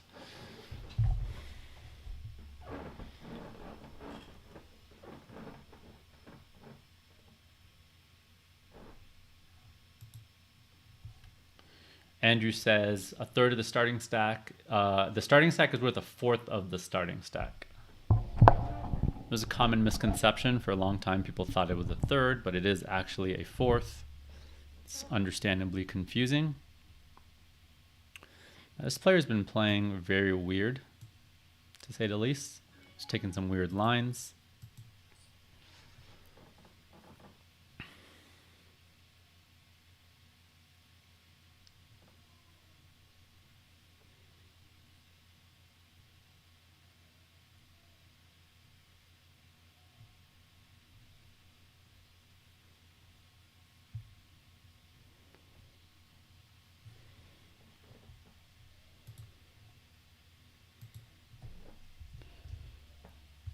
I'm raising big sizings for two reasons. One, we're deep stacked, and the other is I want to lower the SPR so that if I hit a big hand, I can get all the chips in and win the bounties.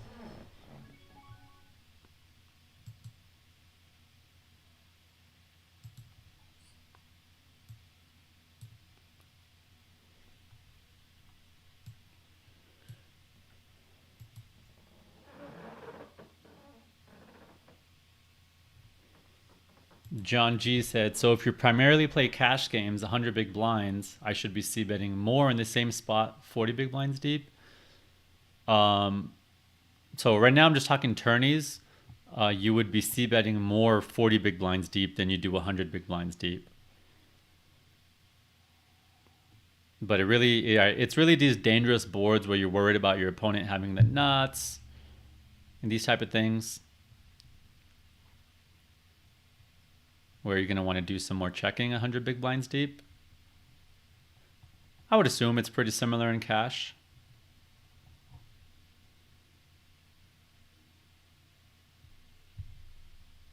Yeah, it should be similar. But I mean, in cash, you're just not playing 40 big blinds deep, really. So yeah, in cash games, you do a lot more pot controlling in some spots that in tournaments, you just kind of bat and you're willing to get it in. Also, keep in mind in tournaments, when you're up against the big blind has like a bunch of trashy cards. So you just get to c-bet range in a lot of spots. Whereas in cash games, the big blind doesn't call as wide. They still have a relatively trashy range, but not as trashy as in tournaments when there's an ante. I mean, you could take an extreme version, right? Like let's say you're 300 bigs deep versus a guy. You might play a little bit more carefully compared to if you're 30 bigs, you're not really worried about it with your top pair and over pairs.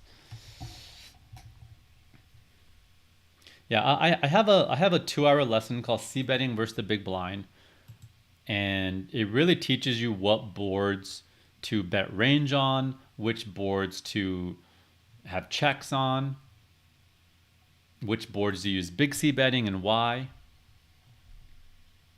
and how big, what sizing, what does it accomplish. But the most important thing that I'm going to teach you in that lesson is how to understand what your bet frequency on different board types should be and why.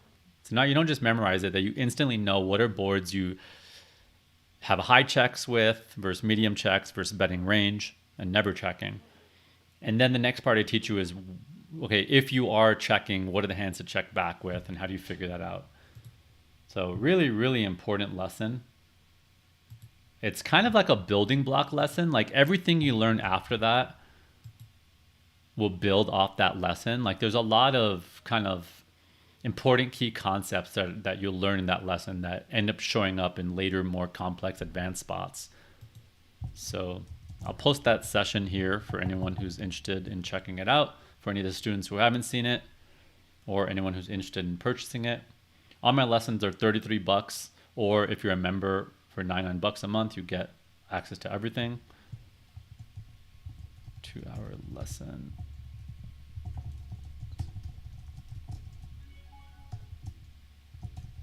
If you don't feel like you have a great fundamentally sound game, then honestly, this c-betting versus the big blind lesson will work wonders for you. It will just completely change the way you start thinking about hands and poker and ranges and stuff like that. And it's done so in a very simplified, digestible way. So take a look at the chat if you're interested in checking that out. Thank you, Mr. Russell. Good to see you here. Someone asked if they could join the student meetup. Yeah, the student meetup is open to anyone who's coming to my streams, on my email list or whatever. Anyone who's follows me, like you're welcome to come to the student meetup. You won't really be getting the updates about it unless you're on my email list though. So you could get on there by signing up for a free account. How do you sign up for a free account?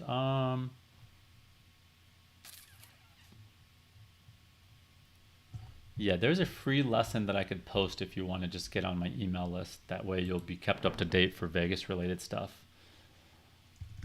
Let me see if I could get that to you.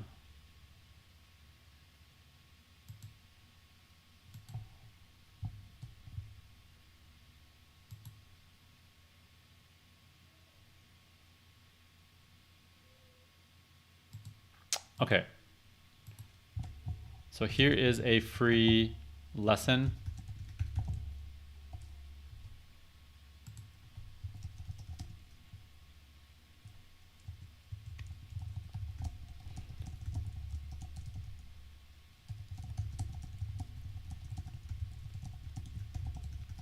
Okay, so I'm posting right now a free 2-hour lesson that will also get you on my mailing list. So whenever I stream, I email everyone. Whenever I have like a free event in Vegas like I'm doing, you'll hear about that. I might, if this goes well, I might do the same thing in Florida and other places I'm traveling to. So you may want to know about that. And of course, it's a really great 2-hour lesson too. Duke No in the house. What's up, buddy? Duke's a good friend of mine who's a chef in Berlin.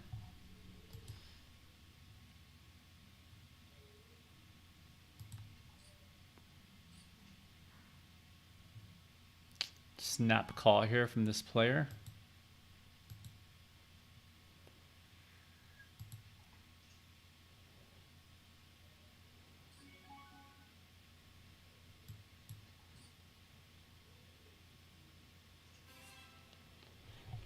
Duke, I was actually thinking about hitting you up because the family and I are going to Europe for about 3 months after the series.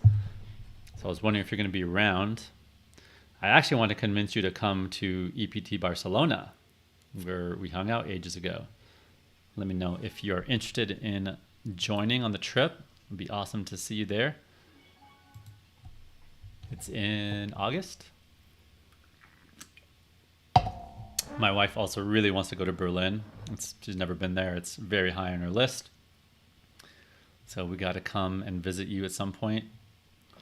Maybe if you know any nannies or babysitters there, it would be more convincing to make the trip there. We actually might even move to Europe at some point next year or end of the year. We're thinking about it. And we're going to be optimizing for somewhere where we have good access to daycare or a nanny.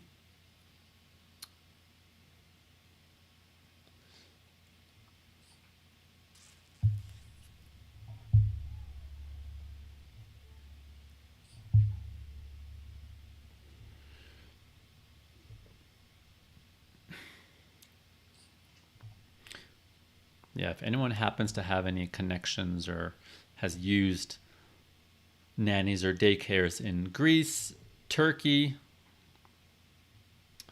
where else? Greece and Turkey, Cyprus, south of France. We're going to be in all those spots.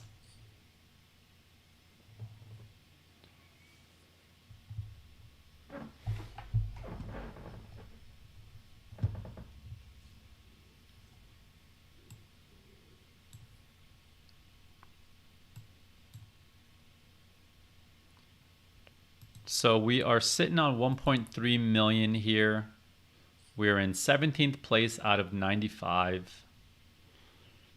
This player's check raising here after raising pre-flop, and this guy's 4-betting it. This is a spot most people really don't have a 4-bet range. Or this is 3-bet, sorry. Bet, raise, 4-bet. Pretty crazy. Yeah, I mean, there's just no reason to, because this player is so polarized that you just want to let them keep bluffing. If they're bluffing, you're either way ahead or way behind. So I just wouldn't have a 3-bet range there unless it's purely exploitatively.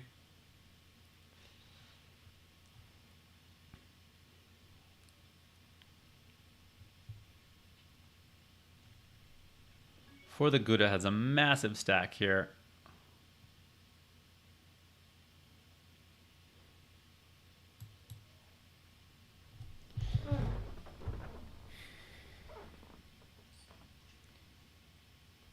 Looks like we have, what, another 3 hours or so?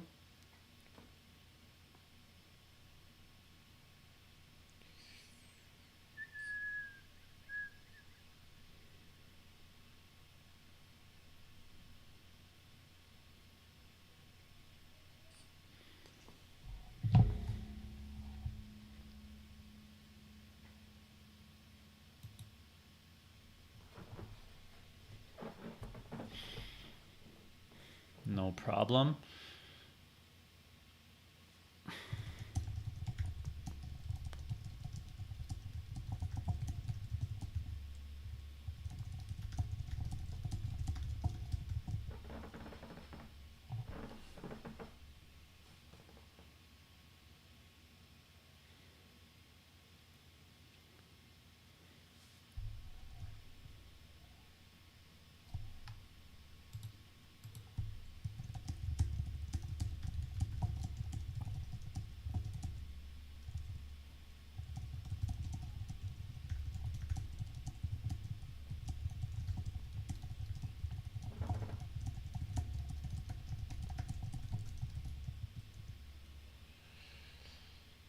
Okay, Dave said, when's the student meetup? Can you send me a message somewhere, Dave, so I can send you the survey for it?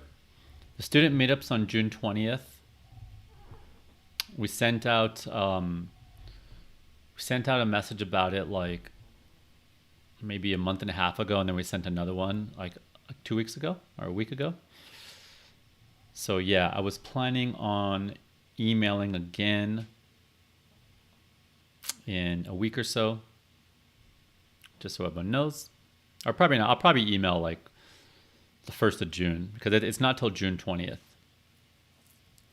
But yeah, everybody who's a student's going to get a message about the student meetup. But still, shoot me a DM because there's a survey about some other stuff there. Like we have a WhatsApp group for all the students, and I have some gear.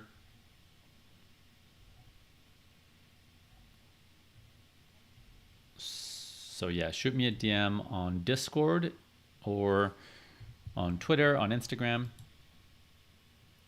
Discord is the best because I do get a lot of messages on social media, so it's a little easier on Discord.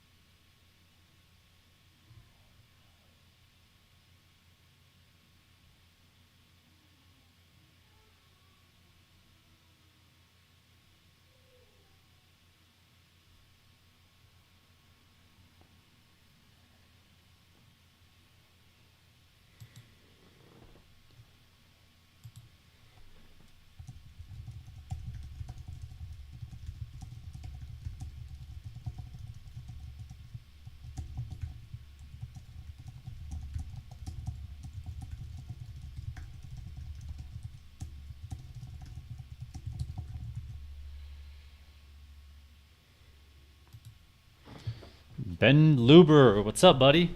You coming out to the series again this year? Hopefully. I'm tempted to squeeze here. This is a little bit of a loose hand to do it with. I'm going to just fold. Where in Europe? We don't know yet. And we're still confirming. I think we're 50-50 to do it. We really like Vienna. We really like Netherlands. Open to Prague. Open to Budapest. Honestly, where we could find good daycare, easy access to daycare is going to be huge. It's been really brutal in the U.S. Wait times are like 6 months to, well, most like 9 to 12 months usually.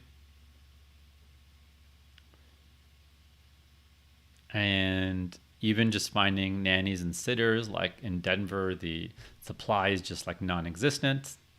It's easier in Vegas than here. But yeah, I think we're going to try to learn what are the countries with easiest access to daycare, or where do we know friends or someone who can point us to some good daycare options or nannies, and then we may choose based off that.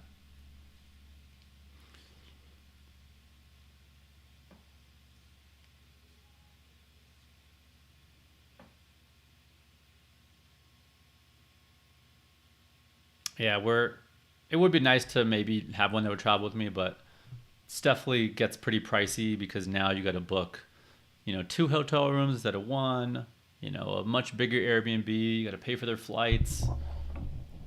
Maybe one day, but also I don't know. We do a lot of short travel and stuff. 10 days here, 10 days there. So I think if we're just going somewhere for like 3 months or something and staying in one spot, then yeah, we are looking into some options as someone who maybe would travel, but for now we're not ready to fire on that.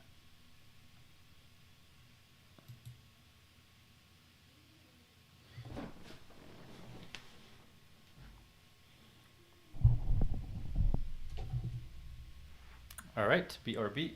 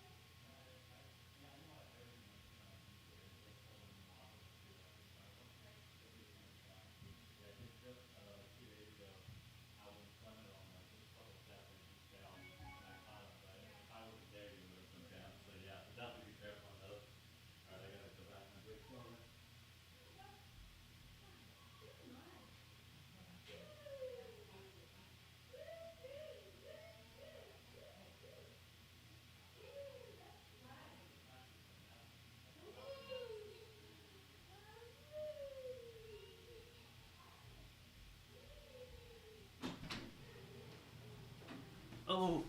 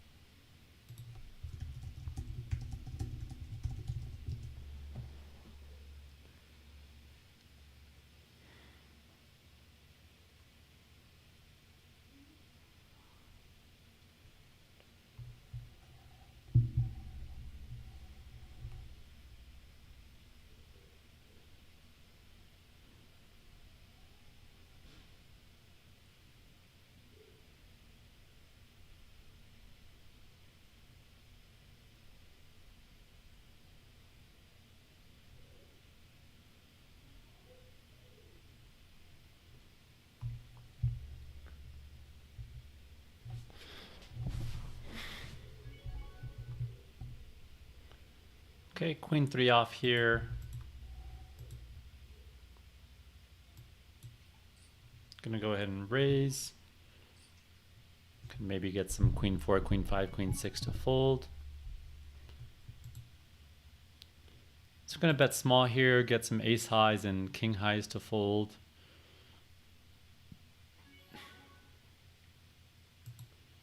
Can use a big bet here.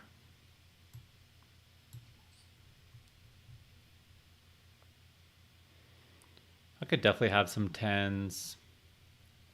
Obviously play my sets this way. I like that I have this queen of hearts blocker because I'm blocking a lot of continues. Like I'm blocking king queen and queen high flush draws. I still have some outs to turn that flush. I'm definitely giving up now.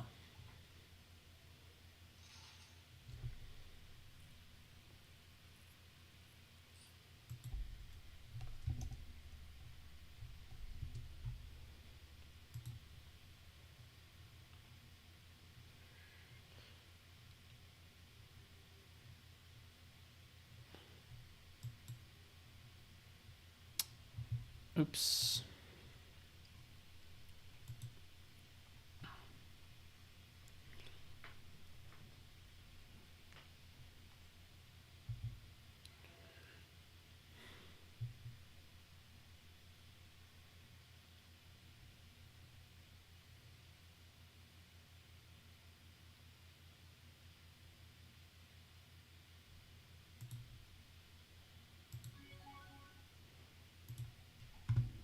So if you guys remember the spot, Luis looked it up for us.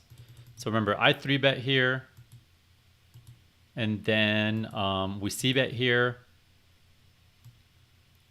I figured this hand was crappy enough that if we did a few checking, we would still want to just bet this one because we don't really care if we waste it. And here's where I made the spot we wanted to check.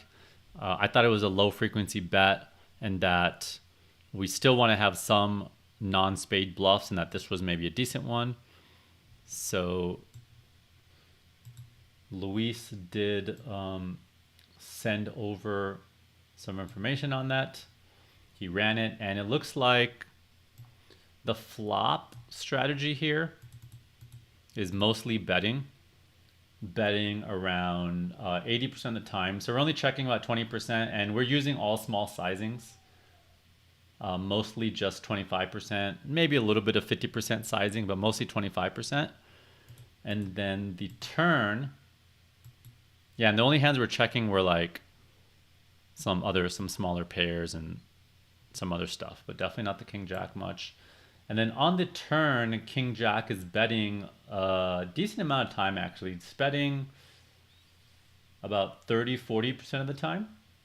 And it's using a 25% sizing on the turn. So it looks like it really likes our line here. Looks like I could have went a little bit smaller. I could have just bet like 8 big blinds here. So I guess if there's anything I could have done differently, it would have been sizing down on the flop and turn a little bit. But other than that, it looks like the line was fine.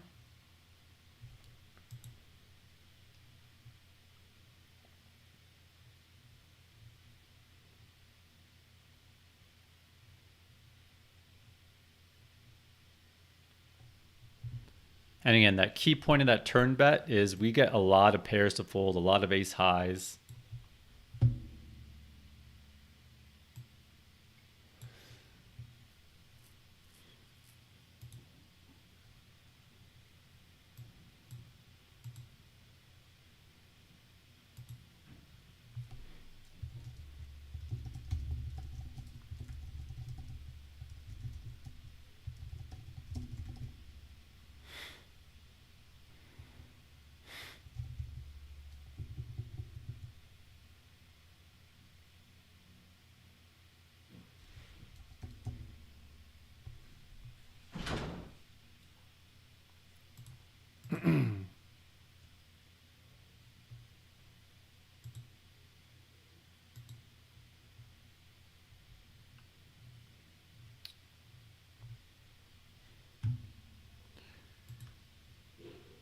Let's check out the chat. Haven't seen the chat in a while. I'll get another hand up. shortly if you guys want to keep analyzing these spots.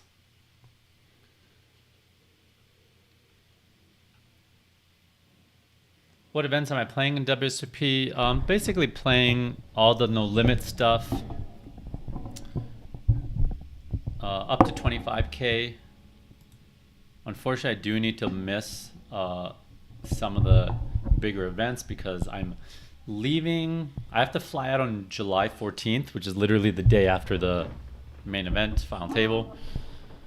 So I'm going to have to miss like the 5K and the 10K at the end, which definitely sucks. But I got a wedding in Greece and it's going to be awesome.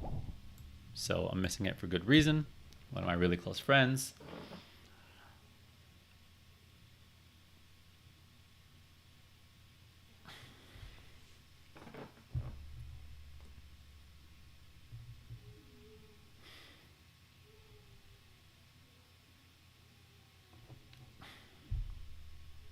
Someone says, are you incentivized to get into hands with Rude Boy? Does this mean you will widen both your 3-bet and flatting range or just your flatting range? Probably both, Monkey May. Like if I see someone kind of getting out of line or think they're, that I can exploit them easily, yeah, I'm going to be... So it depends. In general, I'm going to be 3-bet isolating them more. But if they're like really spazzy and 4-betty and aggressive, then... I might not 3-bet as much. I might just flat more. But it also depends on the players behind. Like, are people behind squeezing a lot? If so, I need to be 3-betting him so they don't squeeze. If they're not squeezing so much, then I might just flat. So yeah, I'm mixing between basically 3-bet isolating some players and flatting them if I think they're making a lot of mistakes. And it depends on the players behind and how that player's reacting to them.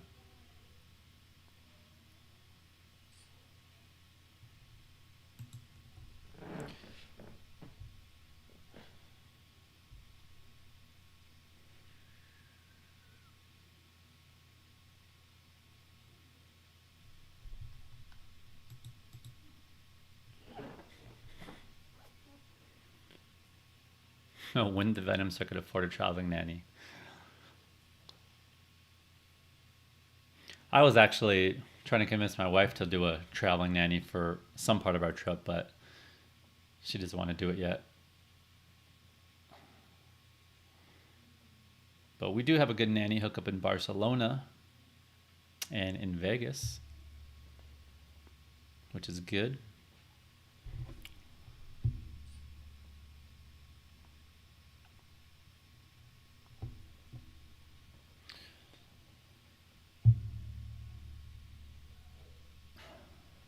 Yep.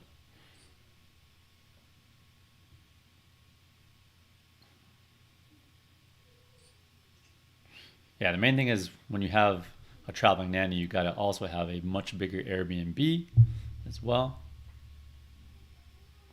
And the flights, and it actually makes some trips hard to make it profitable. So if it's for vacation, it makes sense. But if it's for poker trips and trying to make them profitable, it starts to become unprofitable when you're flying with the whole family and a nanny and got to get a huge Airbnb. Or not unprofitable, but not profitable enough to make it worthwhile. But yeah, for vacation trips, definitely would be great to have that.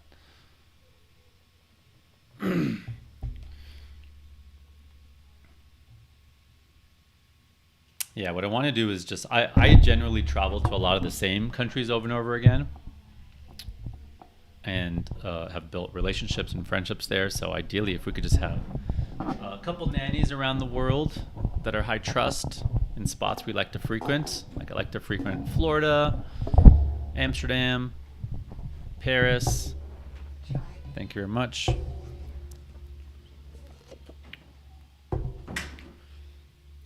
Thank you, Andrew. This is the most informative live stream I've had the pleasure of watching. Thank you for doing this. Absolutely. I've transitioned into kind of full-time coaching mode since COVID started. So I'm pretty used to talking strategy week in, week out with my students in our weekly live streams that we do.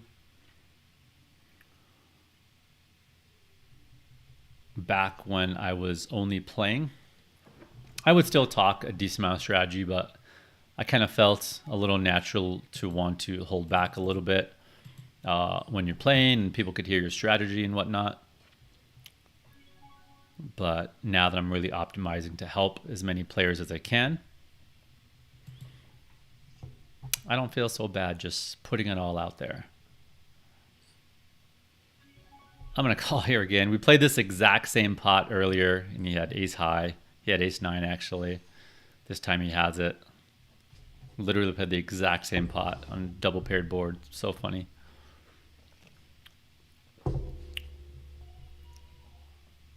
He could definitely have some missed flush draws or king high spades there. That sounds awesome, Don.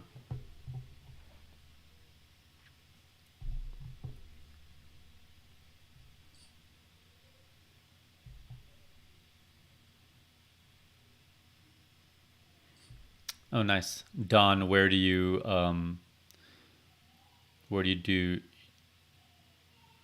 live? Or are you still a nanny? Curious to hear what part of the US you're in.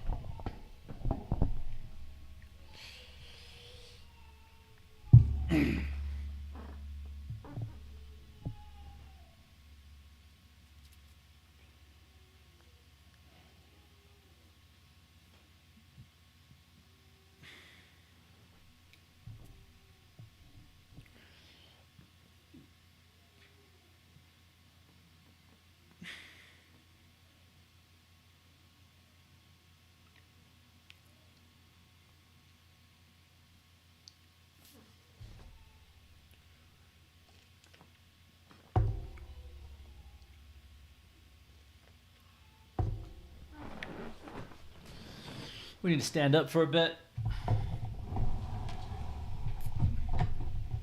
That's one thing I'm going to miss about moving out of here. There's no more standing desk. We actually tried to move to Denver.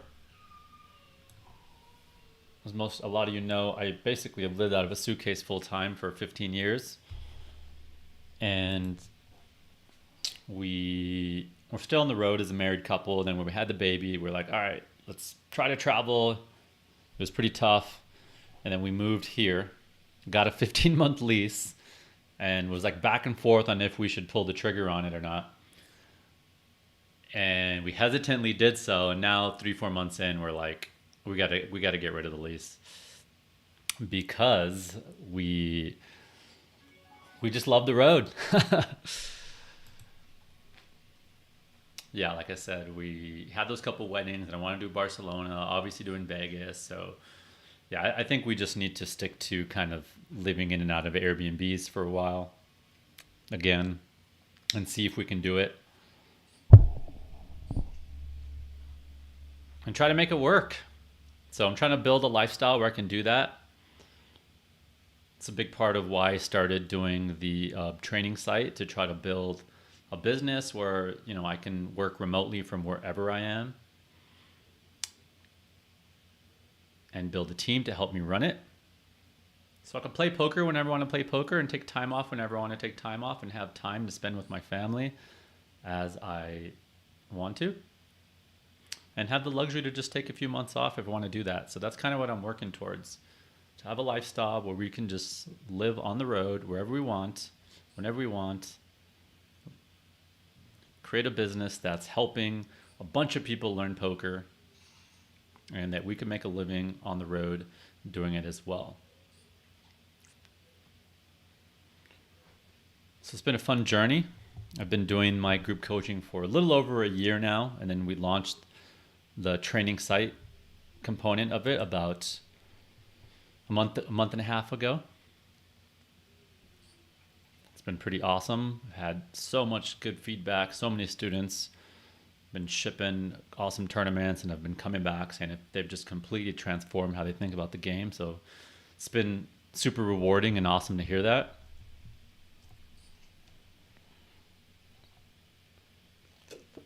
I send a lot of surveys and I talk to a lot of students and I try to really understand what's helping them and what's not so helpful, so I can just constantly improve the coaching and increase the products, improve the product, and improve, who the guest coaches are.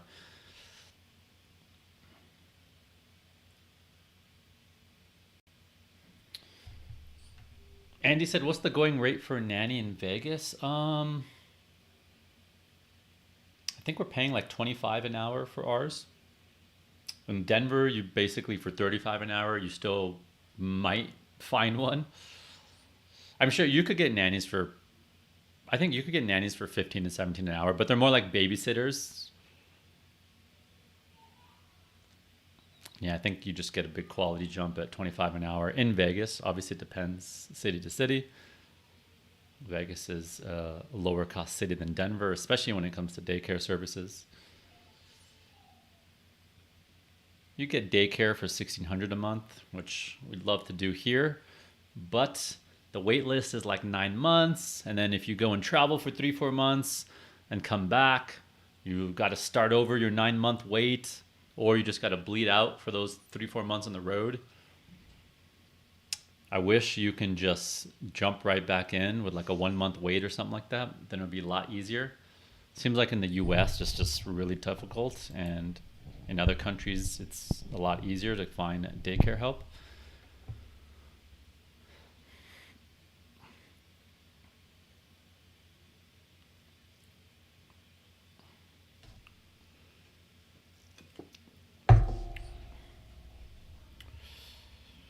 And obviously that's probably partly worse these days just because there's a lot of people not working,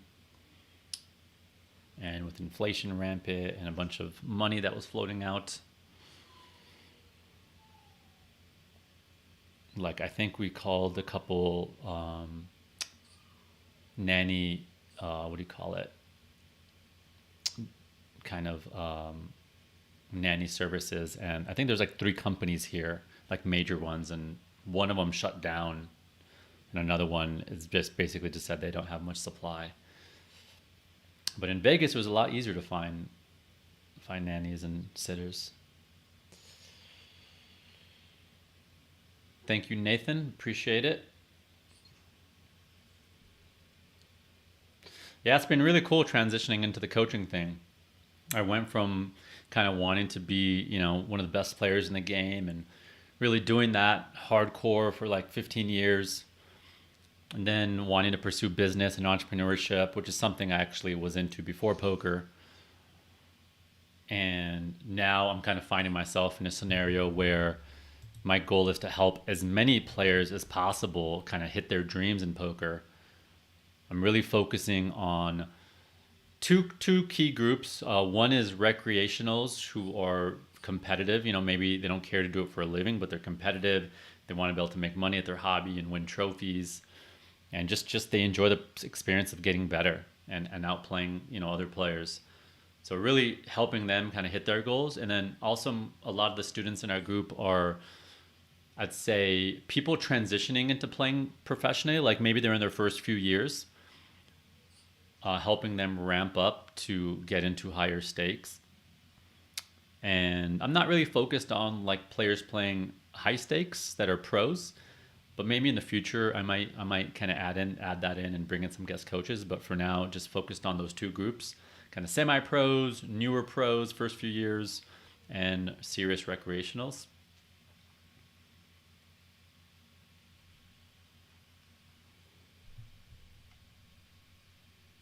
Oh, your jam balance. Got it.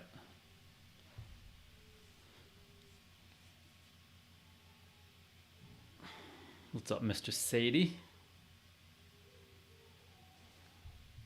How often should you raise when he limped from the small blind? Ace-9 suited, okay to do it with? Yeah, I'd be raising Ace-9 suited for value when someone limps in the small blind. I'd also be raising... I'd basically be raising... when small blind limps and you're in the big blind, you basically want to raise all the good hands that you can get a lot of value out of them when they limp call. And then you also want to raise all the junky, the trashy stuff, like deuce 7 off and 9-4 off, and just stuff that gets better hands to fold. You're welcome, John G. Glad you're enjoying it.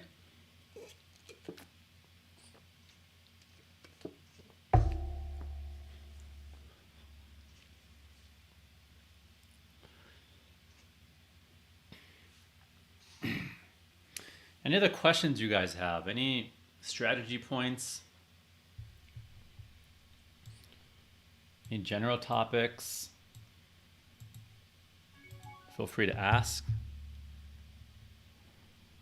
I could pull up some other hands that we tagged earlier today. So we talked about this. We got some confirmation that we like the bluff here. This one, you're going to have to run on HRC. I don't know if, Luis, you use HRC much. I could, there's a PKO spot we wanted to check out. Okay, this one. I feel like I should have barreled this. My instinct is this was a barrel. So we squeeze here, 60 bigs deep, ace queen off. And, sorry, let me just see what's happening. Okay. So we squeeze here, 60 bigs deep, versus middle. They call. Now, you might have to, no, that's fine. Okay, so we bet here using a pretty small sizing. So I guess we want to double check our sizing here. I guess I'm curious to see what the whole betting strategy looks like here. And then here, I really wanted to barrel because I feel like we just get a lot of 10 jack, queen 10, 6, 7, or not 6, 7, but 7, 8 to fold, and a bunch of middling pairs. And we do want to have some non-diamond hands that we could keep bluffing with when a diamond comes. So this could have been a good one to bet, and if a diamond comes, just shove. And I didn't pull the trigger, but I feel like that's what I should have done.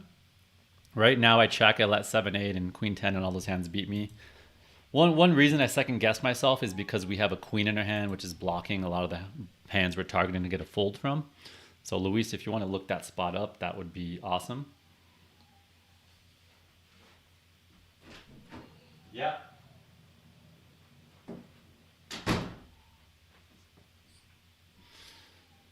Don says there's so many great homeschool programs out there. Yeah, we're actually super interested in homeschooling. I'm not going to spend too much time looking into it yet, just because I assume by the time Axel's older and ready for school. Well, we're ready to put him into daycare anytime. But again, when you're traveling often and most places has a long wait, it's not easy. But when he's older, we're definitely pretty interested in homeschool. Our main thing was to make sure he learns, to be social. And when I've looked into the homeschools, what I've found is they have a lot of activities, like during the weekdays, where all the kids from the homeschool go and meet up and get to socialize.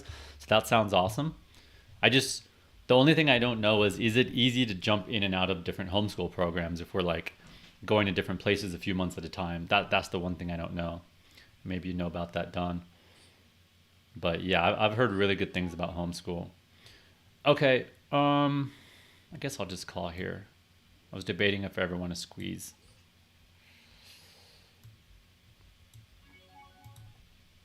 I think a squeeze there is definitely reasonable.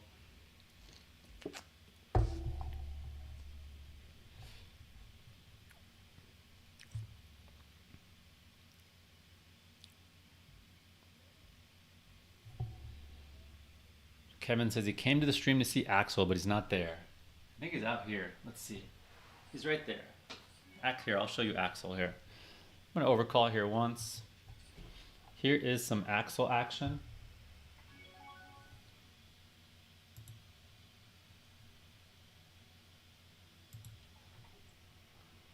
Axel baby. What are you looking at, Axel?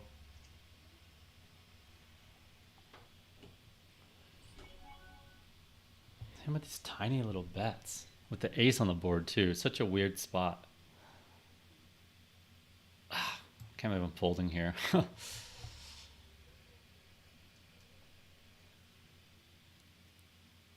When we called, down and muck and raise a lot as a bluff. He obviously has the ace there a lot.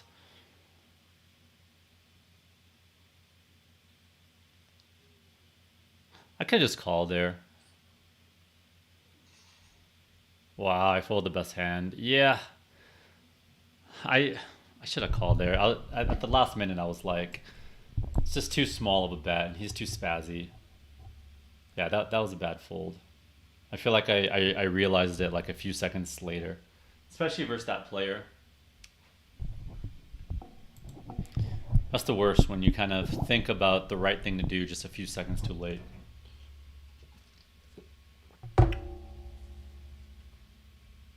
Yeah, I was thinking that he's just never bluffing there really, because into two people on an ace.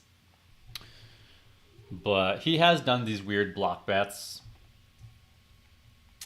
So him doing it with the worst 9 makes sense. That most people wouldn't do it, but he would do it. So I think I could fold that versus a lot of people, but versus him specifically, I shouldn't have.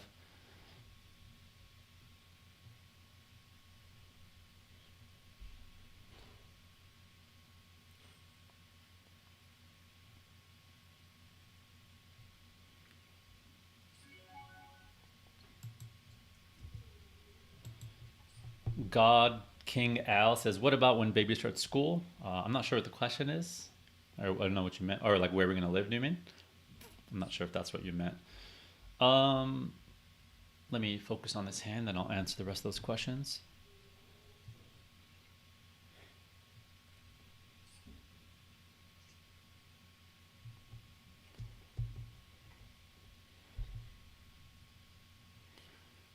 I'm just going to c-bet here. I'm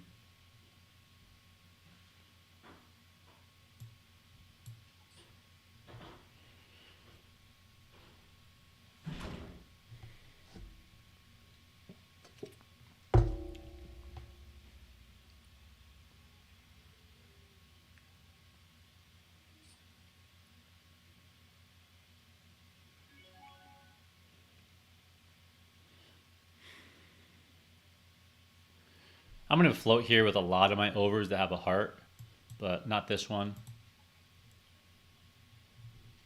Krusty says, what type of hands can we 4-bet bluff with? So it depends on the scenario, of course. But I can maybe pull up some examples. Let's see, I might have a filter for 4-bet bluffs. Let's take a look.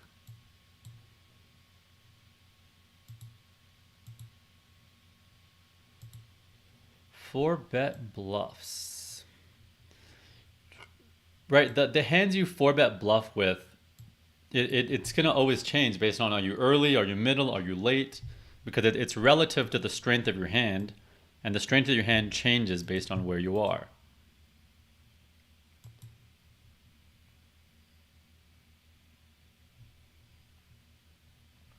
Nick Fornito says, Thai bar girl is too sticky there. Yep, I was planning on barreling some rivers. Like I think with the diamond, I might have went with it on that hand, but I'm not sure. That's why I want to double check it. But here, let's see some 4-bet opportunity spots.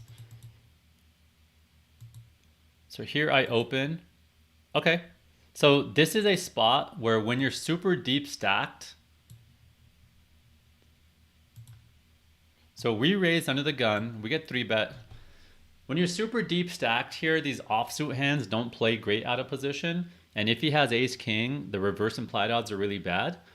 So I don't mind wasting this hand and turning it into a bluff. Because if we get jammed on here, I mean, it's just like very unlikely we're beat. And we could safely just let it go. And we may be even saving ourselves money. Whereas if we just call and an ace comes, we lose a lot more than 21 big blinds. So that's a spot I'm going to 4-bet bluff. Now again, relative, right? That's why I didn't want to just give you a blanket state answer, because if I'm opening from here, late position, and the button 3-bets, now I'm just calling ace queen because I'm dominating a lot of their hands. Whereas here I'm not dominating as much as their hands. That's a good 4-bet spot. Here, just folding. We're not really deep enough to 4-bet, so we have a good rule of thumb is you never want to put in more than a third of your stack. So here to like the minimum 4-bet I could do is like 22, 23 bigs, and that's going to be much more than a third of my stack. Okay, this is a good spot where I'm going to isolate them.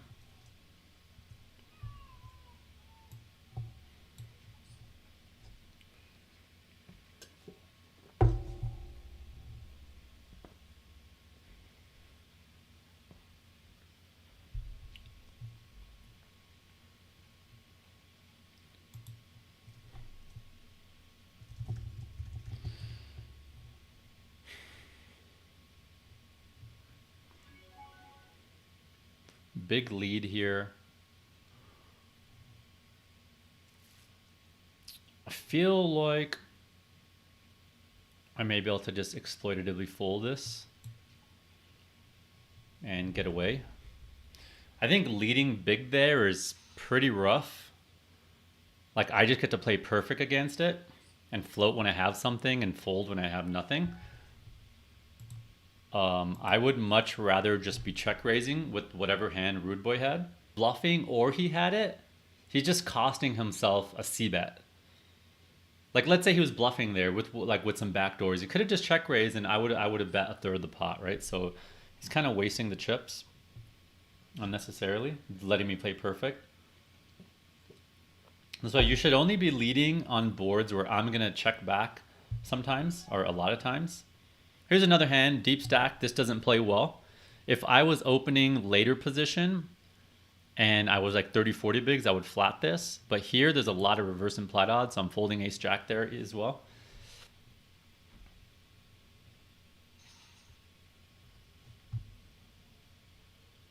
Okay, so we're gonna go through some more 4-bet spots.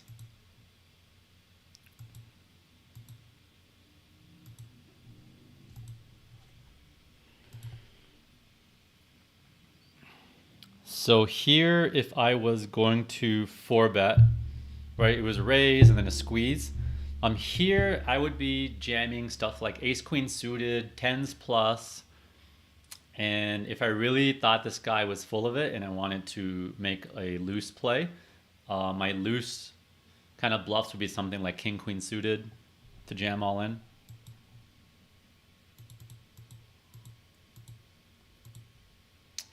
Here, so these are all cold 4-bet spots. Here I would cold 4-bet something like king queen suited, ace jack suited, ace queen suited. And like ace queen suited is kind of like, it's not exactly a bluff, but it's just like we're 3-betting and this player is going to have to call with hands we dominate. And if they jam for that much, we could just fold ace queen suited comfortably, knowing we're most likely beat. Yeah, I'm not 4-betting too much there, but I really want 2 blockers there if I'm going to 4-bet. Here, we don't have room to 4-bet bluff because, like I said, you want to be able to not put in more than a 30 or stack. I'm probably just flatting here, I would imagine. I did jam it. This is probably a mix, I would guess. I think I remember why I decided to jam this. I decided to jam that spot because I thought that player was going to be 3-betting some hands like ace jack off, king queen off, king jack off that I'm flipping with. And by jamming, I could get them off a lot of equity. Now, not all players are 3-betting those type of hands. Let's see what my note says.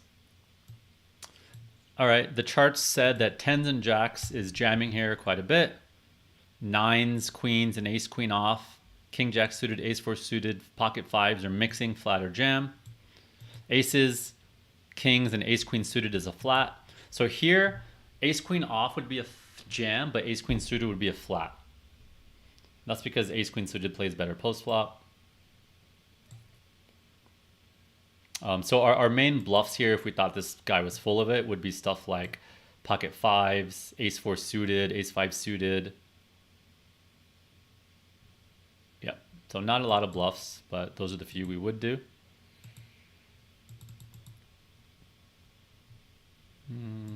I'm probably not. Here, this is generally just a fold, but obviously if you think someone's full of it, this is a hand I could mix in some 4-bets with. But generally I'm just folding this one. So it looks like I did 4-bet here.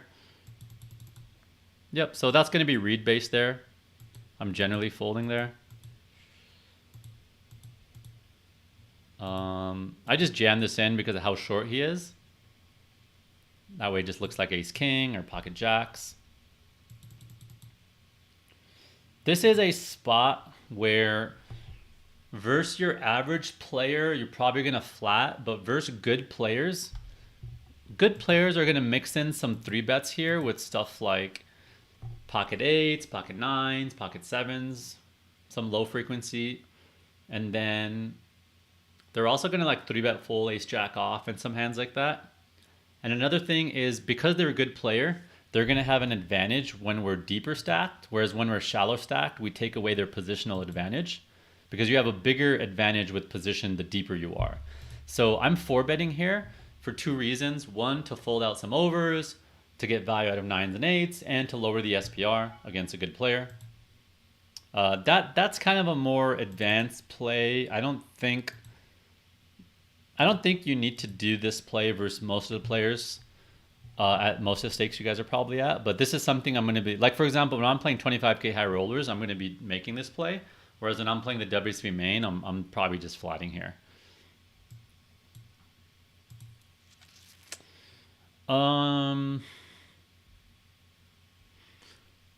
This spot, let's play this hand first.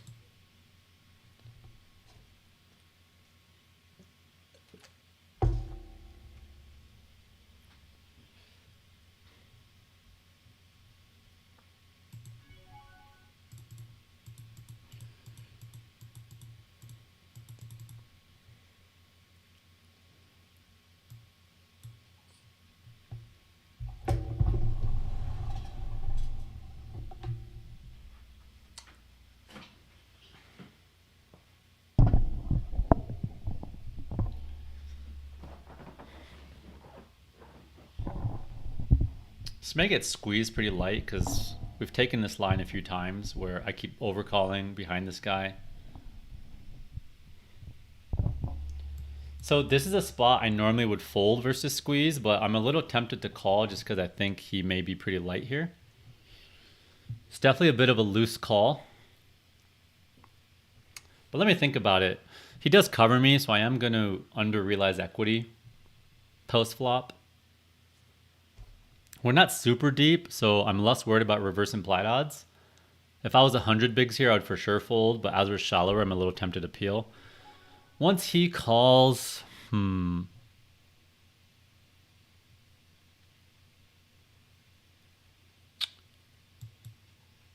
yeah, he has ace queen. I would rather have like 7-8 suited there than something that interferes with their ranges.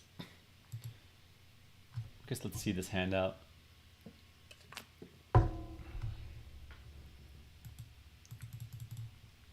This hand here, I ended up just checking it down. And he ended up having pocket 9s. That was the same reason why I 4-bet, to get value out of that. I think I looked at this on a solver. I'm trying to remember, and it was like we're supposed to bet and then like turn our hand into a bluff to get jacks and queens to fold and a king, if I remember correctly. Maybe that's a spot I should review again.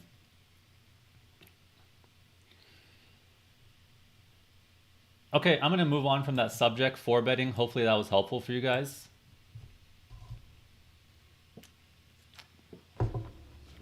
Just a reminder, I'm giving tips on hands like these on Instagram and Twitter regularly, posting video clips of strategy stuff. So follow me there if you want to keep an eye on those posts.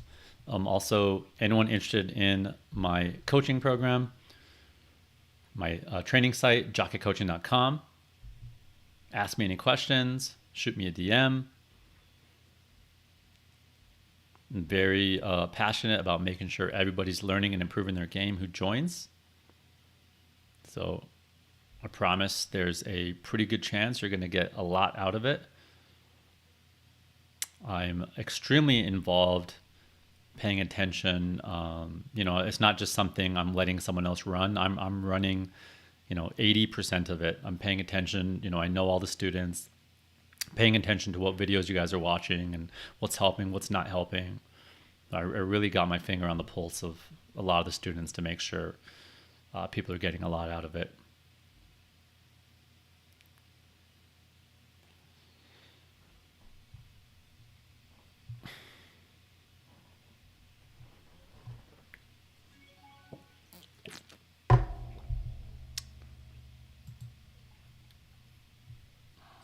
So, Shitreg says, if Rude Boy's huge lead is a bluff with Jack 10 suited, Queen 10 suited, it was very effective, right? Leading huge like that is something I would never do. Is it something to learn from? No, I don't think it's anything to learn from. I think it's a really bad lead there. Sorry to be so blunt, but I just want to make sure you don't start leading in those spots. It's really easy to look at a spot when it works out and pick like 2 specific combos that it's really good for him with. But the problem is it's just going to be too hard to balance there. And it's also just a spot where I have a big range advantage. And you're putting a lot of chips into the pot where it's generally a spot you don't want to put a lot of chips into a spot. And again, every single hand he leads with, he could just check raise with instead because I'm betting my whole range. So, like, let's say he has a flush draw, or let's say he has a backdoor straight draw flush draw with 10 Jack and Queen 10. Why lead when you could have check raised my ace queen and made me fold, and you would have gained 6-7 extra big blinds, right? Again, the only times you want to lead are if it's a board that really favors the flatter, where the flatter has a big range advantage, and they're going to, and I'm going to check back a lot. Those are spots you want to lead. Yes, doing some weird lead may work out once in a while, exploitatively. And if you have a read on a player, you could do it exploitatively. But if you're doing it just randomly on boards that really aren't good boards to do it on, it's going to catch up to you.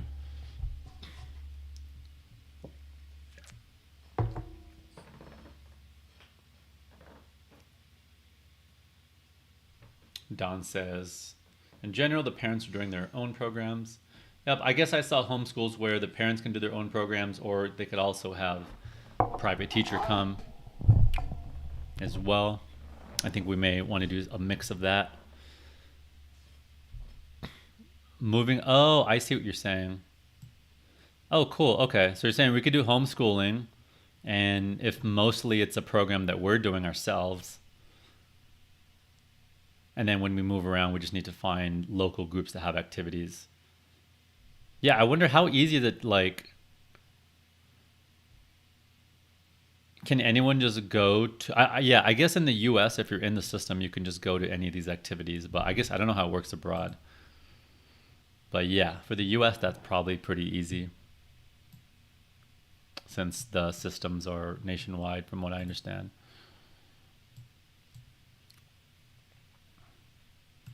Okay, we had that spot with the ace queen where I was trying to figure out if I should barrel or not on the turn, and Luis did look it up for it. I haven't read his response yet. We squeezed, I bet here, and I was debating on barreling this turn. So I'm going to read Luis's response real quick. Let's see.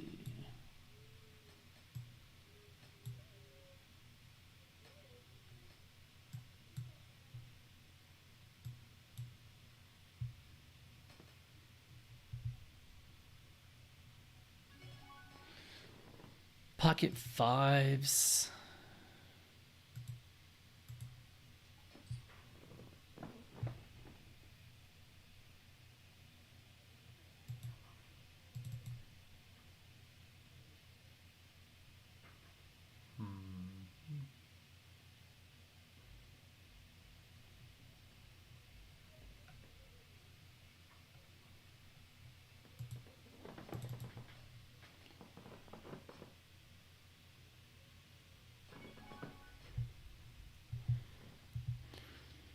here we are out of position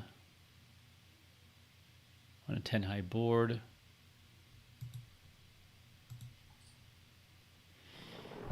Bottom set.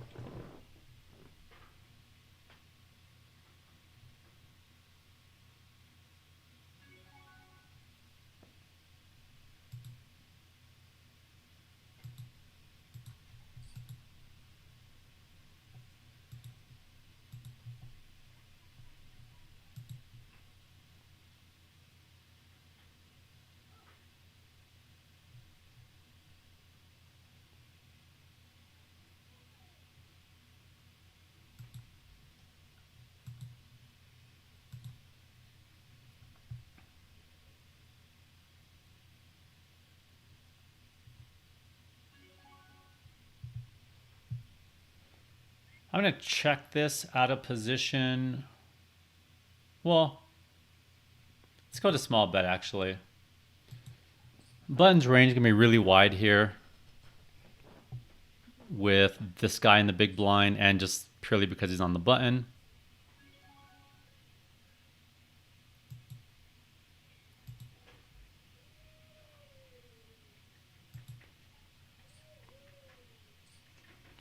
Snap calls.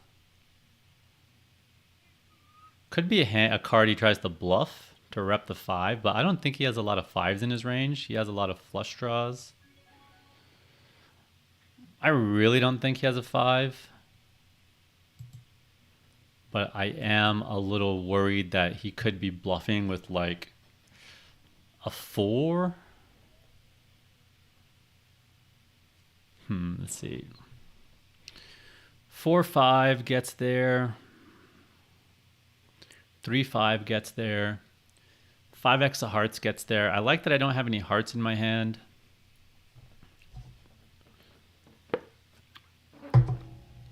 I really think he's going to bluff all his hearts here. The main part where I get really screwed is if he turns like a 4 into a bluff. I guess the question is he even calling a 4 or deuce in the turn? Probably not unless he has a 5 with him. So maybe I don't need to worry too much about a 4 bluffing. Yeah, the reason I'm so suspicious is I just don't think he has a lot of 5s in his range. It's the 4-5, the 3-5, and then it has to be 5 with a heart. Queen 5 suited. There's definitely some. Just feels so suspicious here. And his range is just so wide as well. Does he ever turn an ace into a bluff? It's possible. God, this feels gross. Let's also look who we're covering here. We're covering 3 players here. If we lose this, we're down to 20 big blinds, which is pretty disastrous. This is a spot where I might hero call here, but it's so close. I'm so like 50-50 on it that I'm going to fold because there's a lot of value in covering these players still. So there's kind of like an ICM effect of calling there. UI grad, awesome. What's up, shit grad? Thank you, Evan Cook. So real quick, on this hand we were analyzing. Luis, let me know if I'm reading your chart correctly that you sent, but it looks like we should definitely be betting range here on this King 9-5, but we should be using a lot of half pot sizing with this particular hand. That makes sense. If we go pot, we probably force some folds out of some pocket pairs. Luis, it would be great. Can you send me what he folds when we bet half pot here? I'm curious. Yeah, I guess he has to fold sixes, sevens, and eights with no diamond. Does he fold like ace five ever? Probably not. And then on the turn, it looks like if I'm reading this correctly, ace queen is mixing on the turn. I'm trying to read the combos.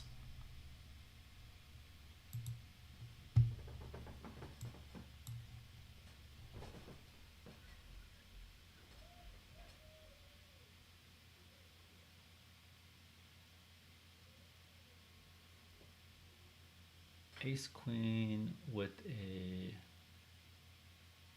Yeah, ace queen without a diamond. What is it doing?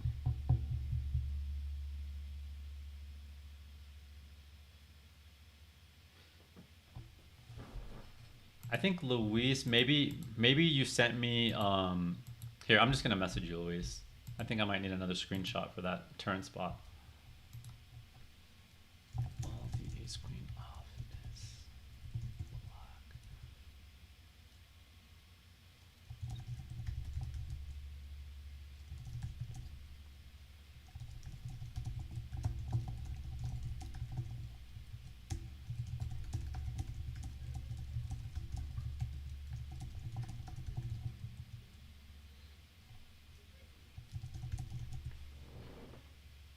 Yeah, I'm having trouble reading, Luis, what you sent for what we're supposed to do on the turn here. It looks like with the diamond, we're betting 25%, but without the diamond, it's just black, which means we never got here.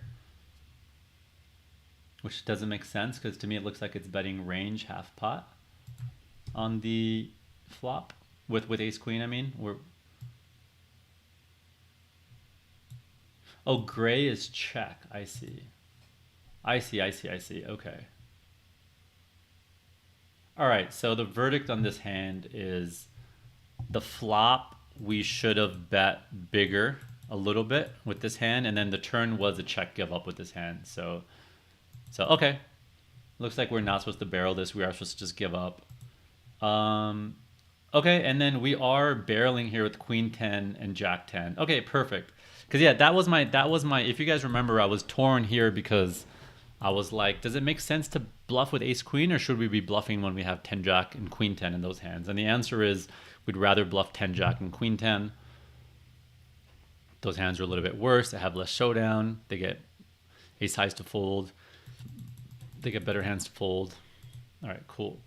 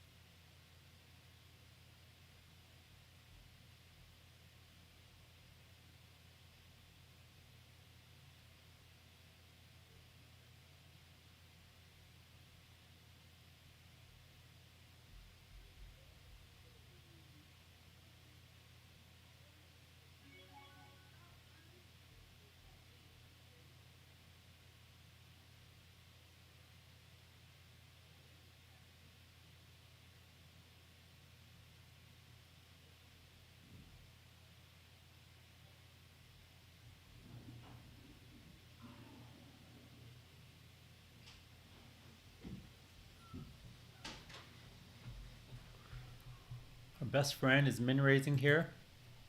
If I had king jack suited, I almost would be tempted. Well, nah. If I had like king queen suited, I might 3-bet for value.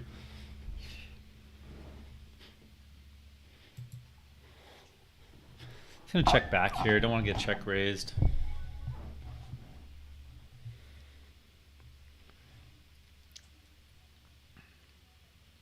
Such a small bet. I feel like we want to get more money in the pot here now.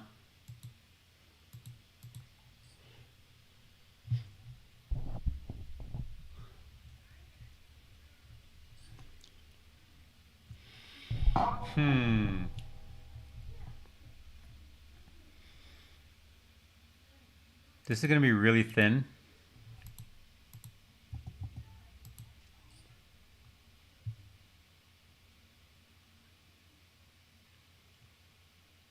Super thin value bet.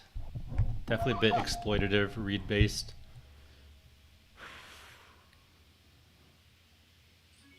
Jesus.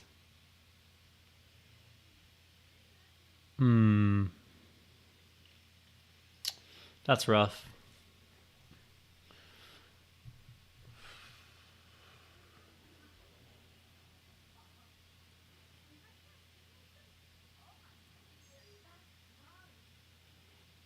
I'm wondering if he did this because the sizing we used, thinking we're never going this small with a 9. Could have aces maybe.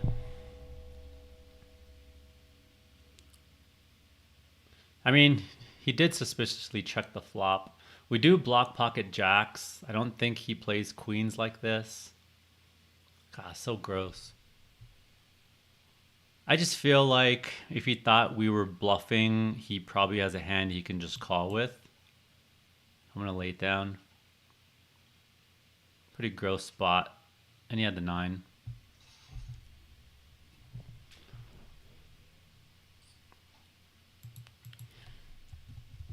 His hand.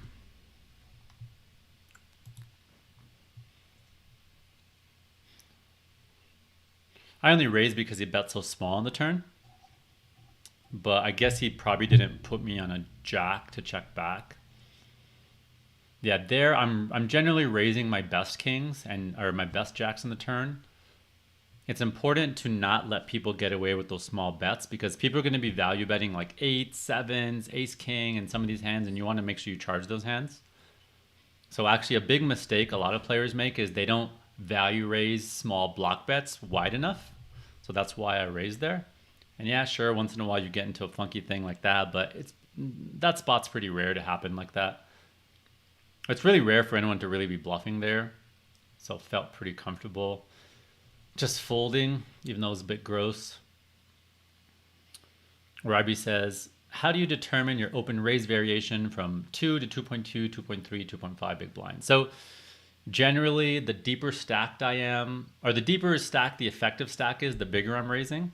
So right, when we're like 60, 70, 80 bigs, if there's a lot of people behind with also big stacks, I'm going to be opening larger, like 2.5.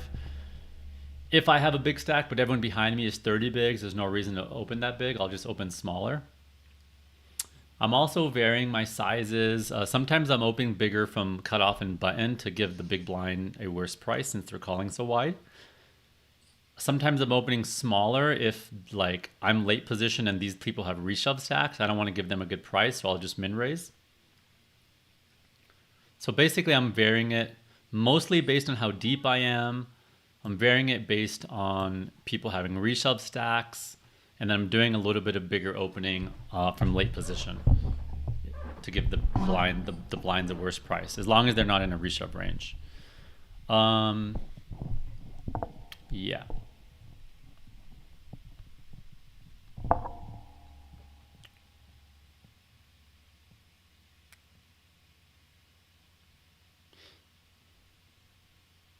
So Jay Kern says, is there any reason besides moving around frequently that you prefer homeschooling? Yeah, I just think the school systems are not very good. I think they're just very outdated, very antiquated. The world has changed a lot, and school systems have not. And I think they're just like built in a way to optimize for, an older way of life.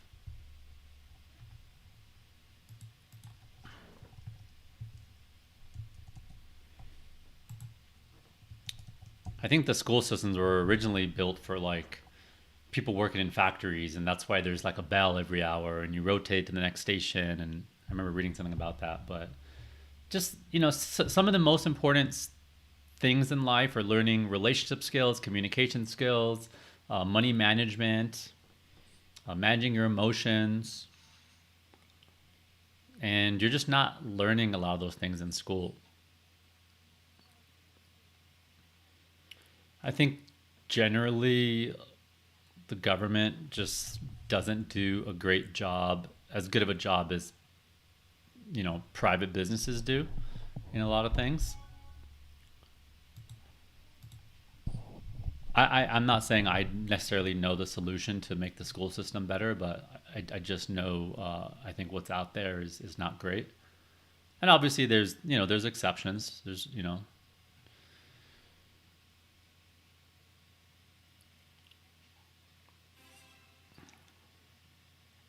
I do think sports in schools is huge. I'm a huge fan of kids in sports.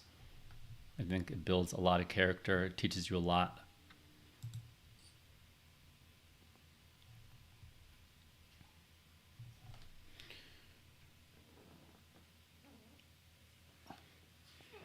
Andy says, "What's your theory when under the gun flats and multiple flats follow? I've upped sides and still many colors." Yeah, if you're at a table where it goes raise, call, call, call, call, call, just raise bigger. Raise whatever you need to do to make it one or two colors.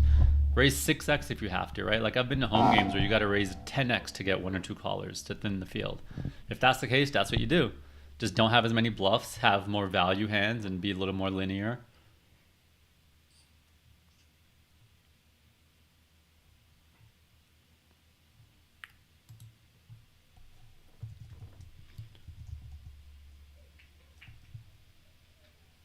So someone said I would have checked back because of that. I mean, if people never bluff in that line, then I'm comfortable just bet folding.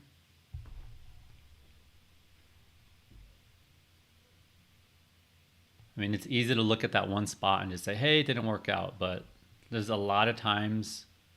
I mean, don't get me wrong. That was a super thin exploitative play, so I'm definitely not always taking that line. But I think in most cases we're gonna have the best hand there, and it felt good about putting money in the pot. And I'm not really gonna get. I'm not gonna change my strategy because, you know, once in a blue moon someone gets lucky and happens to have it, even though they took a weird sizing. But I do need to be careful against that player with the sizing they're using. But again, they're playing so loose and doing all sorts of block bets with like really weak hands that shouldn't be putting money in the pot. So I think that player is going to overpay in general, and I don't want to miss out on value versus them.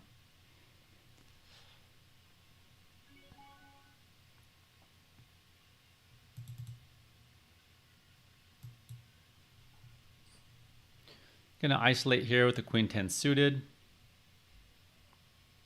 I'm using a smaller sizing now because of how shallow my stack is.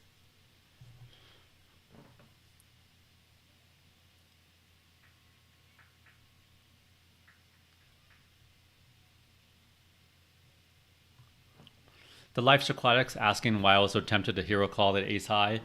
It was mainly because I just didn't think he had a ton of fives. I mean, as I started listing it out, I felt like, all right, there's definitely some fives there, but I just felt like he didn't have a lot of fives, but that he would be tempted to bluff that hand.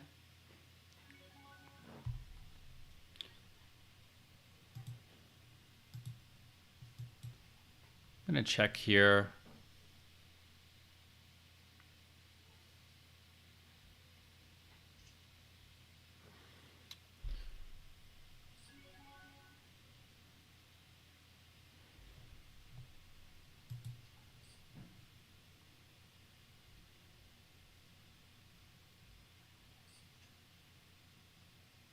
Beautiful river card.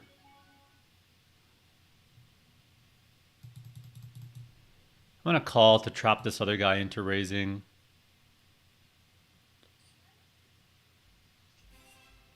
Ace 9 and ace deuce.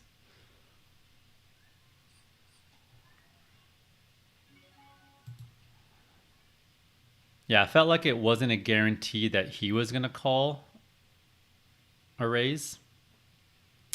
And it was going to be very hard for him to call for a raise. So my thinking there was if he doesn't have an ace, that he might be tempted to raise there because we both look really weak. I mean, my range looks like it has kings, queens, jacks there. He had the ace, so there's no reason for him to raise, but I was hoping if he missed a draw, he might raise.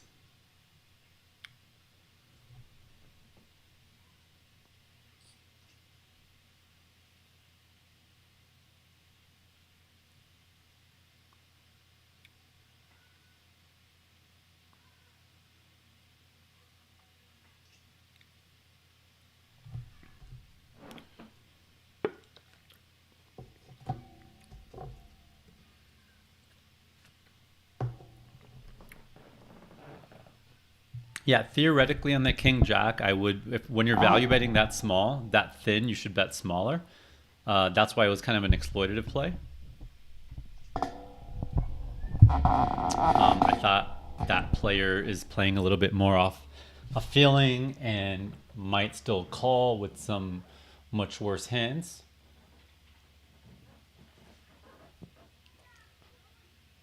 I really thought they just had like a small medium pair. Or obviously a 9.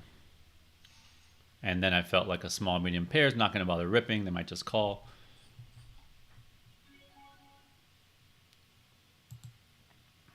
So pretty loose open here, considering a lot of people cover. I guess that many people don't cover me.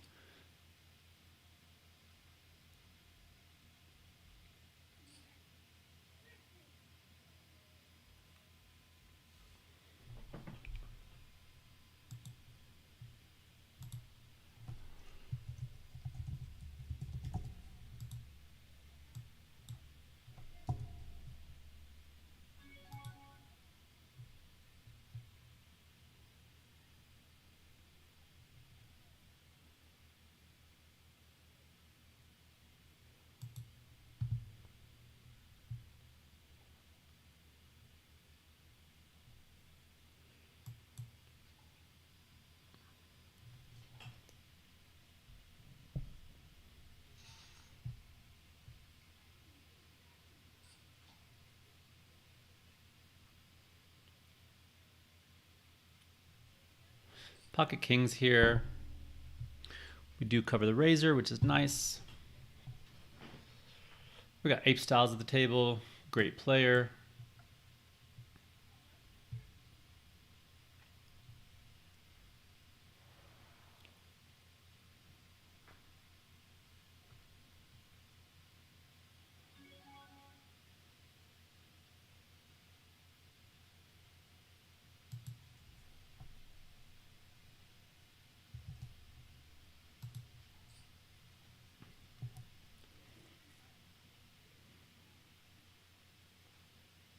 No action. Come on, guys. That's a really nice spot to squeeze as well because now we cover both of those players.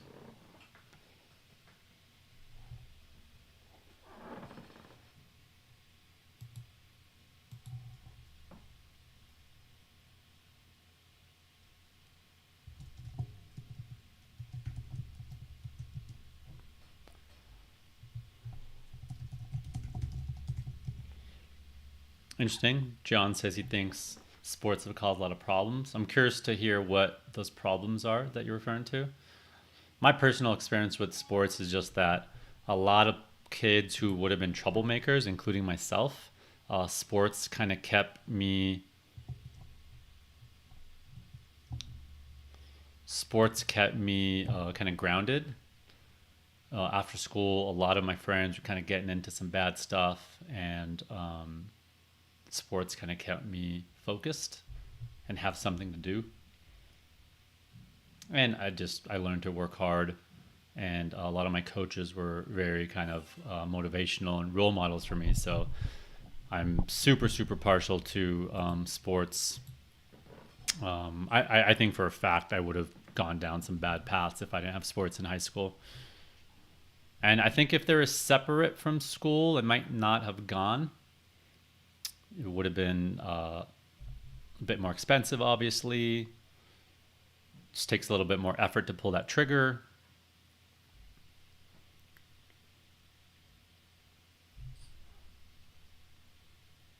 I did do some sports outside of school, though. I did basketball and soccer league. And then in school, I ran track super competitively.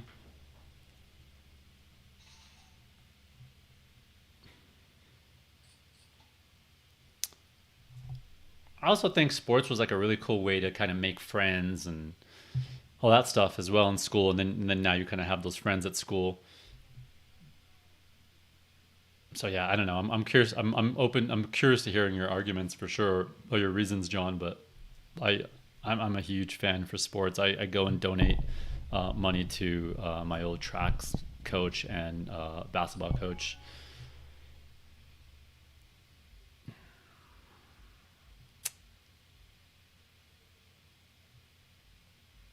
I'm gonna limp this.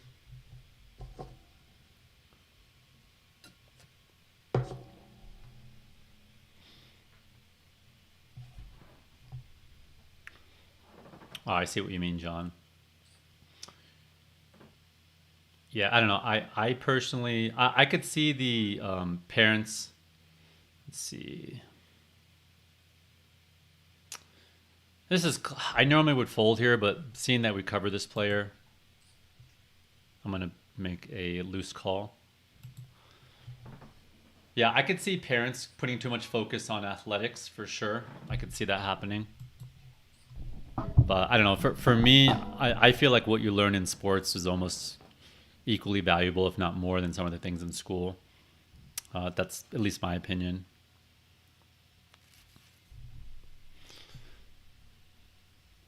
I'm not right about everything, but that is my opinion. A lot of, like I know Harvard, for example, they have like a crazy stat. Like there's something like 70% plus of the people who get into their school were in sports. And I know some companies that are like that as well, because they just really believe people who are in sports are more successful in life. Damn, I mean, I got a call with the bounty. Even though it's gross, he has overpair a lot. But we're going to big sometimes. Yeah, that's a spot where in a non-bounty, I probably would have been pulling hairs. But with the bounty, have that extra equity. Obviously, if there's no flush draw out there, I'm going to think differently. But if there's no flush draw out there, he also might not rip it because he has less bluffs now.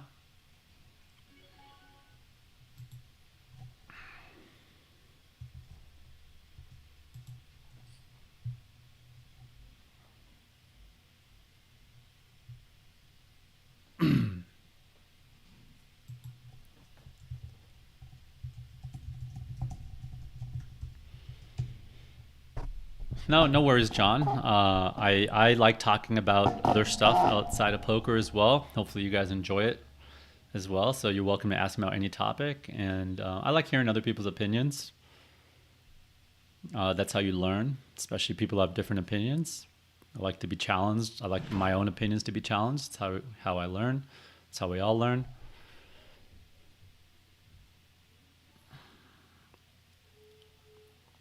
Don't want to be one of those people who just gets their opinion validated. So on this board, if we are going to have any checks, it's going to be nines. Because we need the least protection. I would be more likely to see bet sevens here and check nines. The reason I would be more likely to bet sevens is because it needs protection. Nines needs less protection. And this is a dynamic board that hits the big blind, so I'm definitely am doing some checking. 7-8 got there, but obviously we blocked the flush, which is nice. The flush. Versus that size bet, I'm definitely calling. He could have a 6. Looks like a value bet. Let's see. 5-4. That was definitely a strange value bet because I could definitely have a 6 there. Yeah, I don't really understand that value bet. You're betting into a 6, whereas if you just check, I'm going to check a 6. So I'm not sure why they did that. I don't know if it was a brain fart or maybe they just, yeah, I'm not sure what to make of that.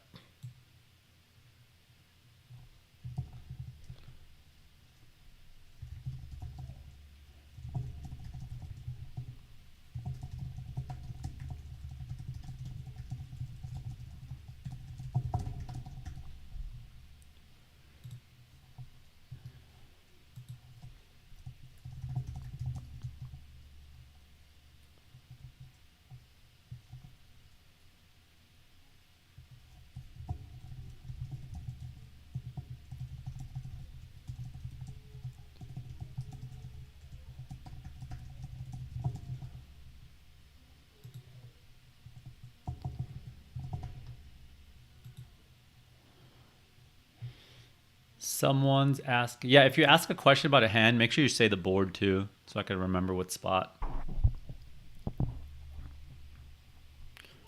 Someone's asking about the prize pool. This is a multi-day tournament. So this is only day 1A, but it's a 5 million guarantee. So first prize is going to be close to $1 million, I imagine, after when you include the bounties. So it's definitely a big one.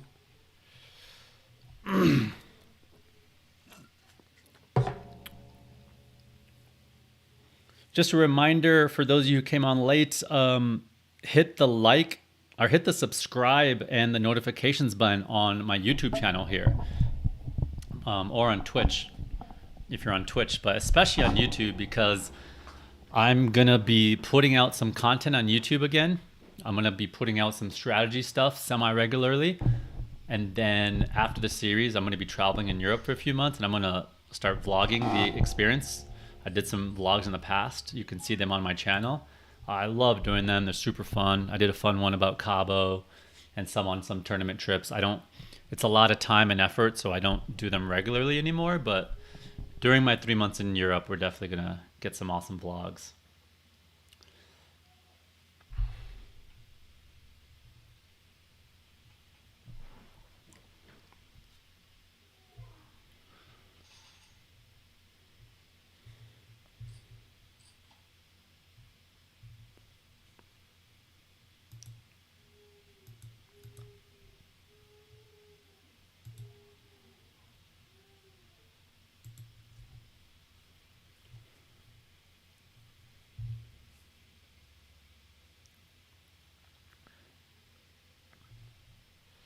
Gonna call here, heads up or 3-way with the 8-3 suited.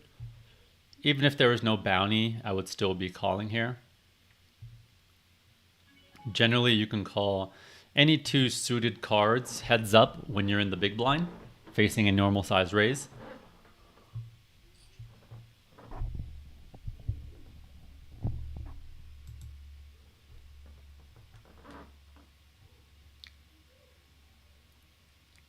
Krusty says, sports are the way to go. When I was 12, I tore my ACL, had to stop playing, ended up going down the wrong path.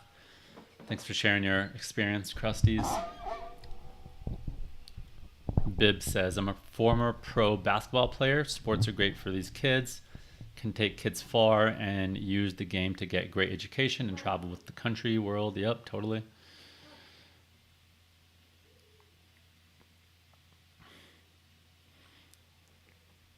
Aces versus Ace Queen, Hero called with.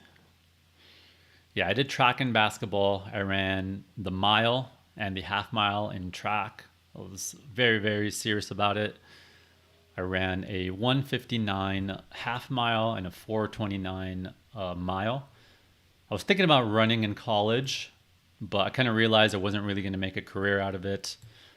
So I decided to join a business fraternity instead and focus on entrepreneurship.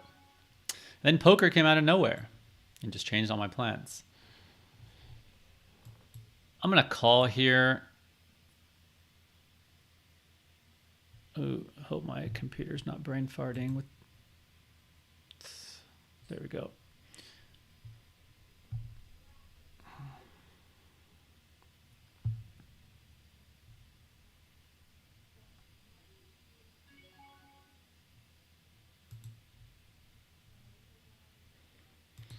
I'm gonna stop Poker Tracker for a bit.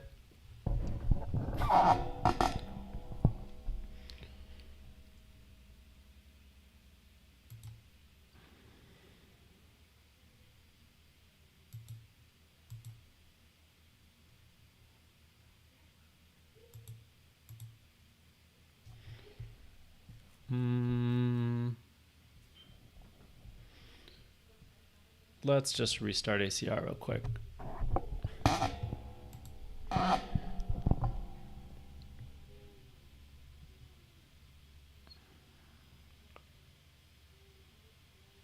Oh, okay, we're back. We are back, kind of.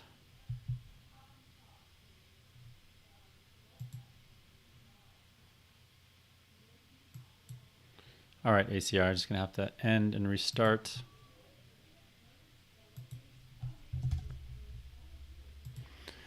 Yeah, my computer has a hard time when I do streaming, Poker Tracker, and poker at the same time.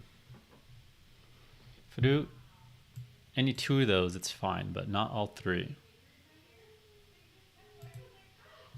And my computer generally does pretty fine, but I think I need to maybe invest in a computer that handles streaming and Poker Tracker very well.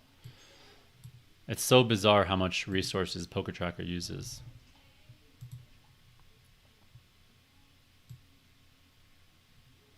Luckily, our time bank will reset for day 2, so we will make it through. And we are nearing the end of the day.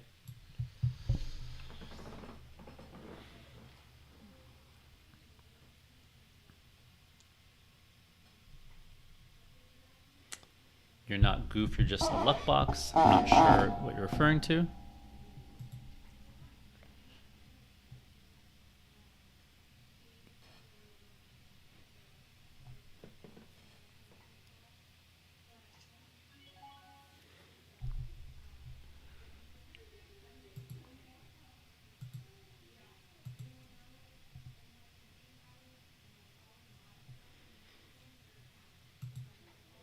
Tempted the bluff here.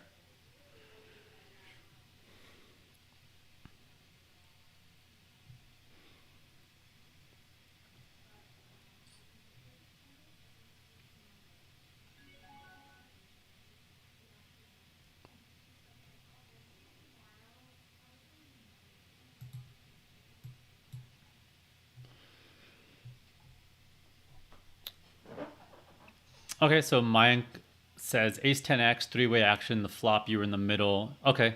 Yeah, the queen 10 on the ace 10 3. Yeah, I was a little tempted to c-bet. I think I am c-betting there sometimes, 25%.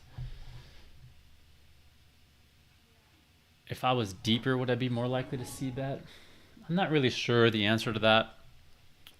If deeper is going to change that or not.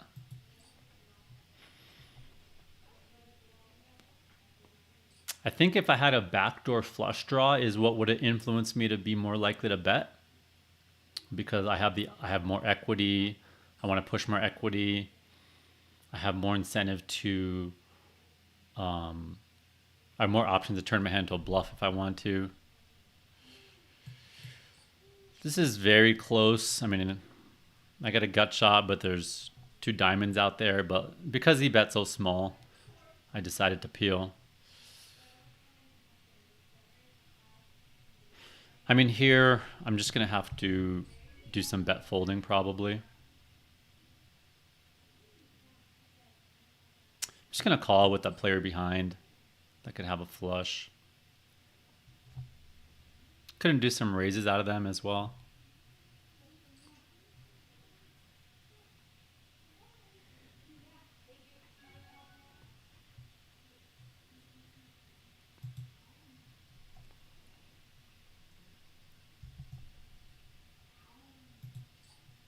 Into a big overbet here.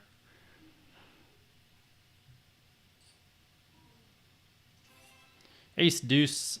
He calls with no diamond. Pretty nice. Covering now. He said, oh shit.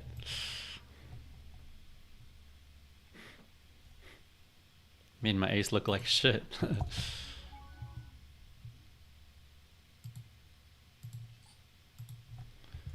Flushed your ace down my toilet.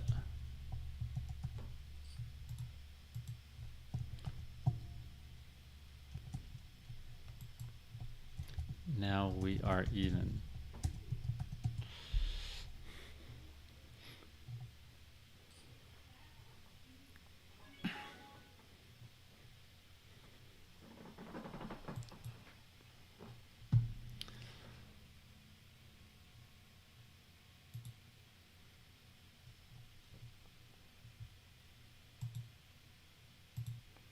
Got a pretty nice stack here. Started with 300K today. Almost 10x'd it. Getting there. Got a couple bounties. PKOs can be very swingy though. I could get into a big pot with any of these three players and just be out in a second. So we gotta stay focused.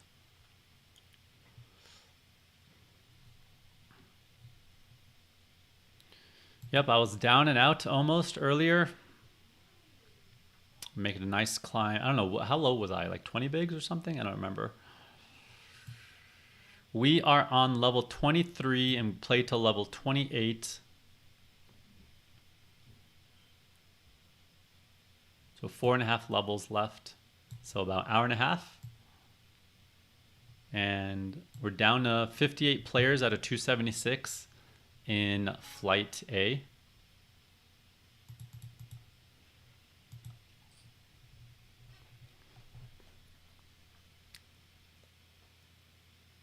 Cynic Dark, what's up, buddy? Good to see you here.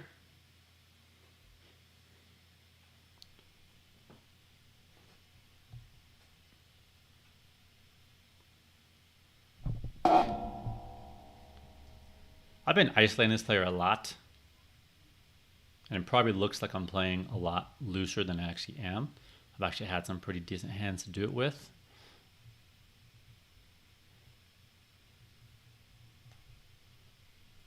If I get 3-bet from this player, I'm definitely calling with this hand. All right, we got a decision now. If we want to bet or not.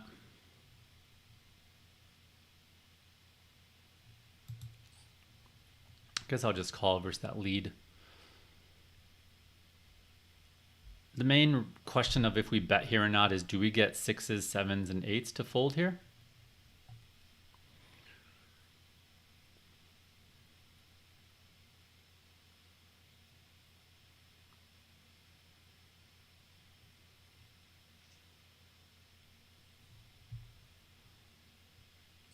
There's a lot of draws he could have here. 9-jack, Queen-jack, Queen-9, Ace-jack, Ace-queen. This small sizing, definitely. He could. We've seen him do this with Ace-high before, so we just got to call here.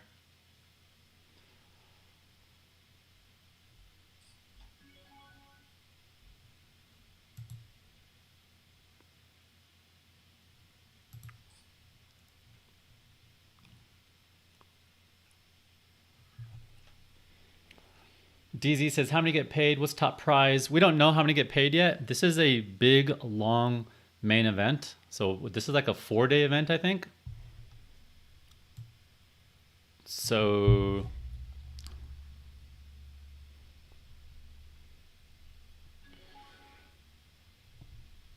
there's going to be at least 2,000 entries. I'm going to go with the big C-bet here.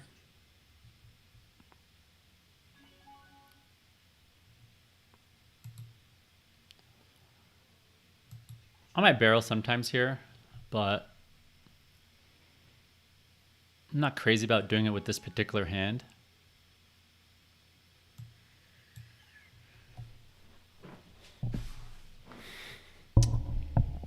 So yeah, there's going to be about 2,000 players total. That's how much they need to make the guarantee. and I'm assuming 15% of the field will cash. Right now, this day 1A flight started with 276 players and we're down to 57.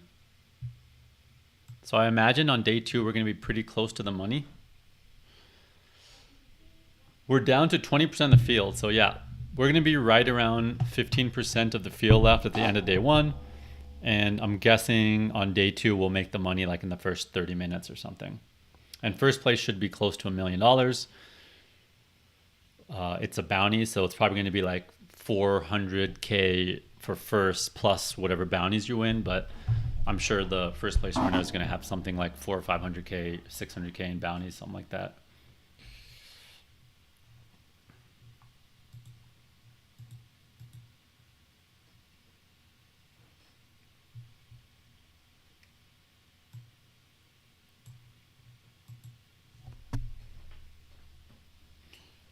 Rude Boy's been definitely doing a good job of, even though he's doing some funky leads, he's definitely, balancing it and squeezing out some value with some of his weak top pairs. See, like, notice that little small tiny bets he did with that King 3.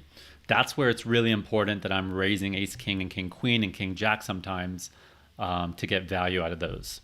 And that's kind of what I was doing when I went super thin with that King Jack, but he happened to actually have the 3 of a kind there. So it's good on his part that he's being a bit balanced there. But yeah, sometimes I'm just going to end up on the wrong side of it. But it doesn't mean I should get... I think what happens to a lot of players is they do some thin raises and get jammed on or value owned, and then they get gun shy, and then they just never do it again because they're so psychologically scarred from that one time they had it. But that's, that's a mistake, right?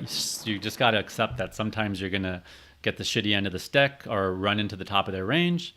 Doesn't mean you just completely change your strategy and shy away. Sometimes, you're going to bet with the worst of it and it's not going to work out, and that's okay. It's just about, is it long-term profitable or not versus their range.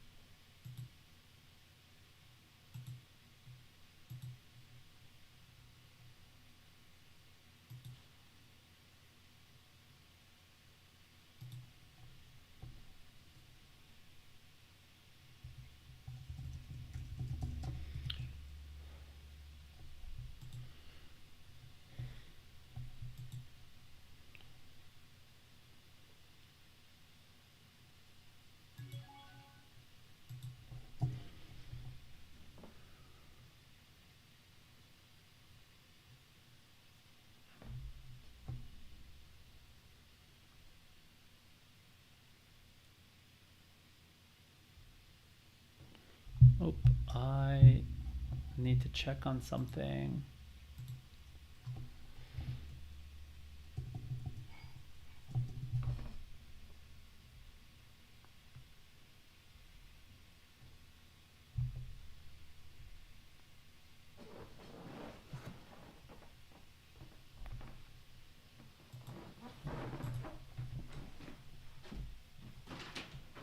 Hey, Carol.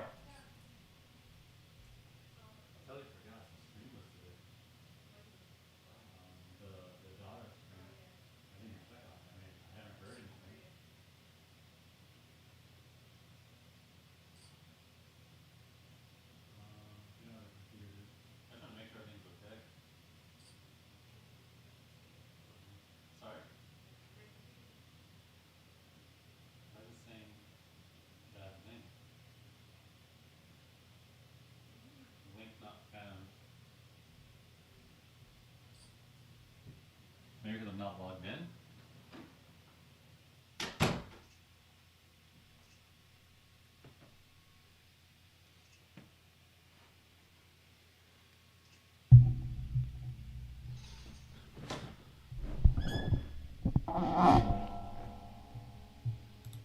Chris, did anyone here go to the Dara ICM lesson today?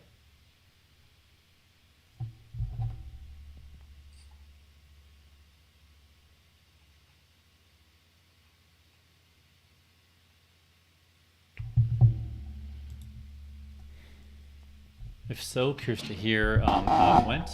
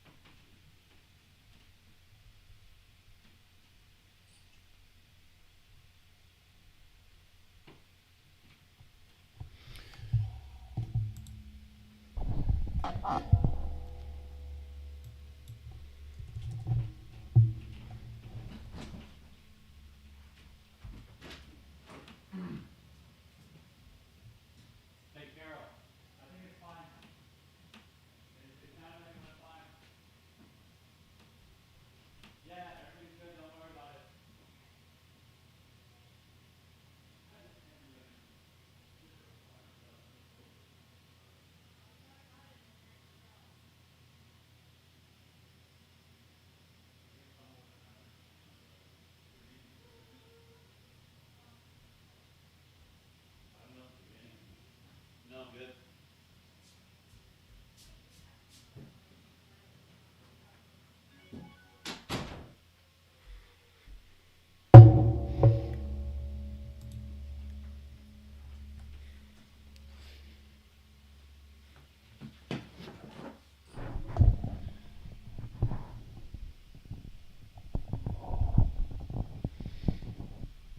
David Chow, sup Faraz, loving your coaching and glad to get to watch your Venom stream. I'll be on later day one soon. Awesome.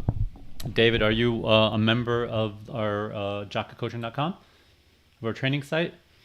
If so, we have a PKO lesson that you might want to check out before you play.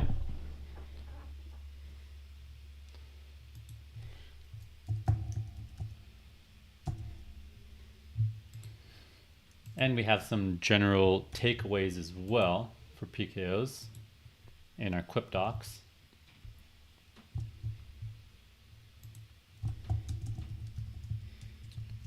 David Charles, here is PKO lesson for students.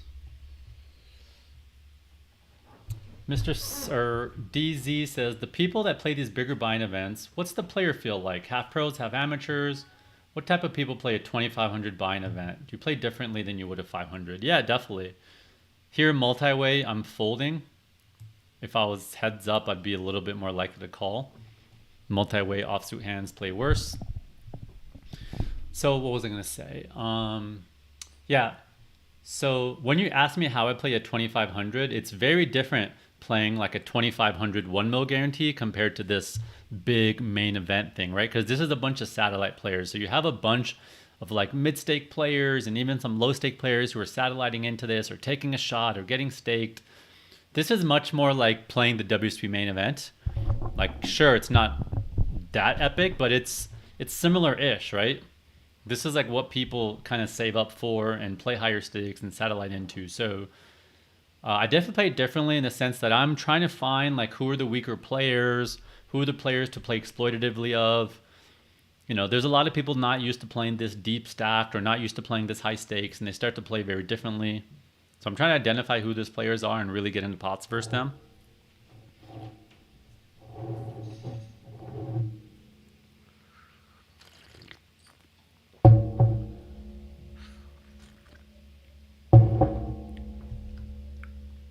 Right, and then like if there's a lot of really, if there's a couple good players in position on me with big stacks and there's a ton of weak players in the field, I might not want to unnecessarily be taking thin spots against them, like out of position with some borderline hands. So you might pass up on some EV and high variance spots versus them to kind of play versus, the weaker players. That said, sometimes you get a tough table and you're not getting moved for a while and you just need to tango, especially when you get deeper. I am in Denver for a couple more weeks before I say bye to my stint in Denver and I'm back on the road, living the vagabond life with the family. Going to be living out of a suitcase, out of a bunch of suitcases now. I traveled for 15 years with 2 carry-ons only, but now it's a whole different world with the little one. Ace King here. Juan Reyes says Dara's class was mind-blowing. I'm going to rewatch it a few times for sure. Okay, thanks for sharing. How was the skill level? If actually, yeah, anyone here who watched Dara's lesson, he was our guest coach today. I'm curious to hear how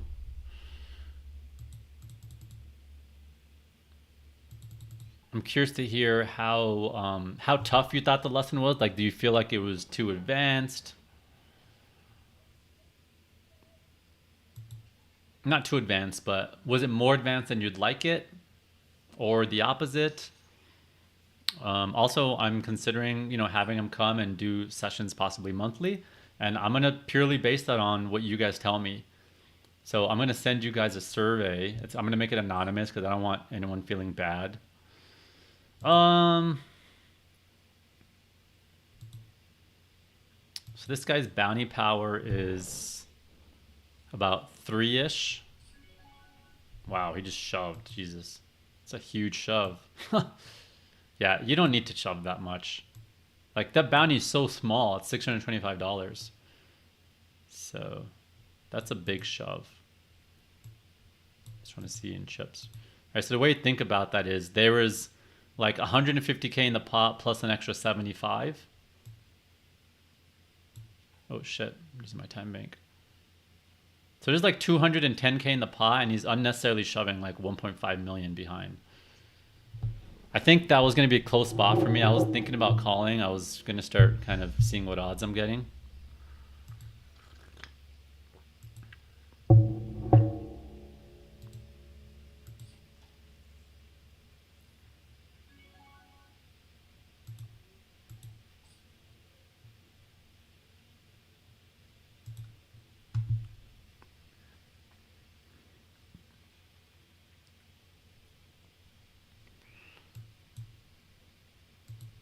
Do we dare open Poker Tracker again?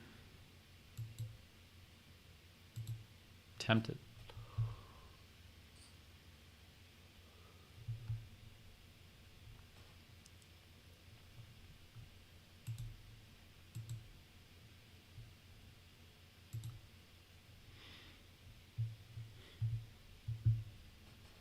So we're up against the small blind and the big blind here. Blah, blah. The small blind definitely has a stronger range than the big blind. The big blind has a lot of 5x in their range. If I get check raise, I'm not going to be able to float here. I think I'm just going to check.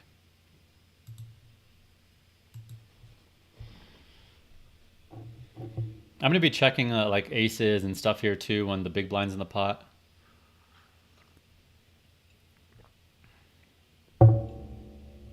Especially this deep.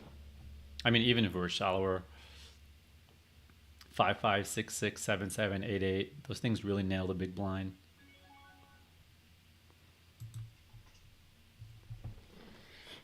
Not a great card. Hits the blinds range a lot.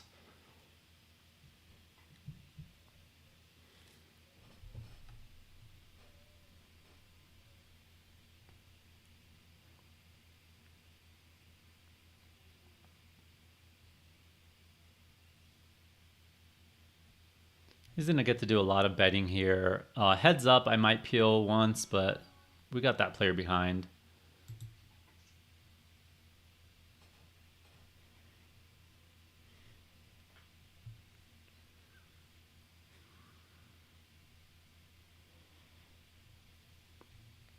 He could definitely have a 3 here or some ace highs.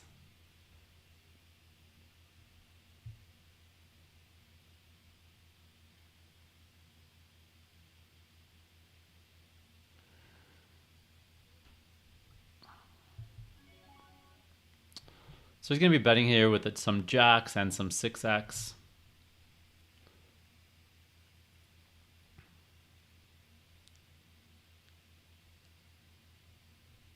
I could for sure call here.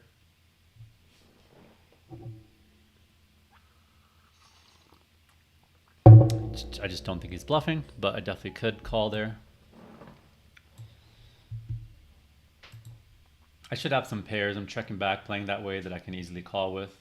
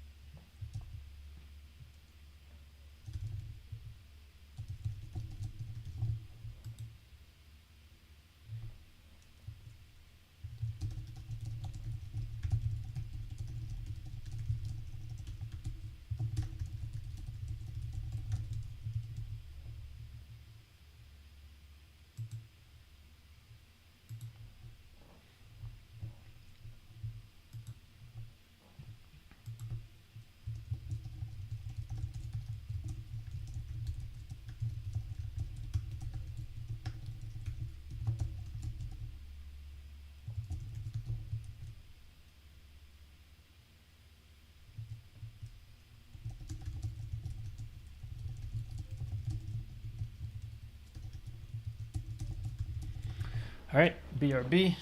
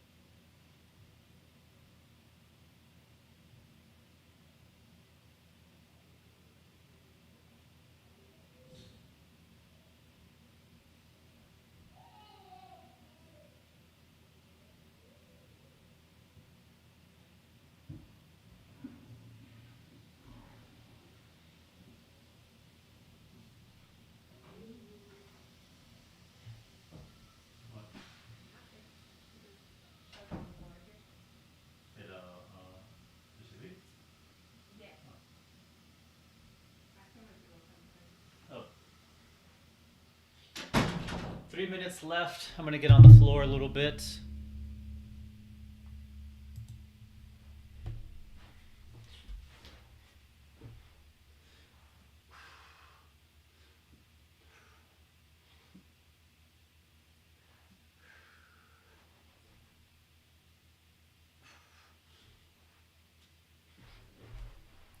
Try to get the blood flowing. More importantly, try to use those muscles that you don't use when you're sitting all day.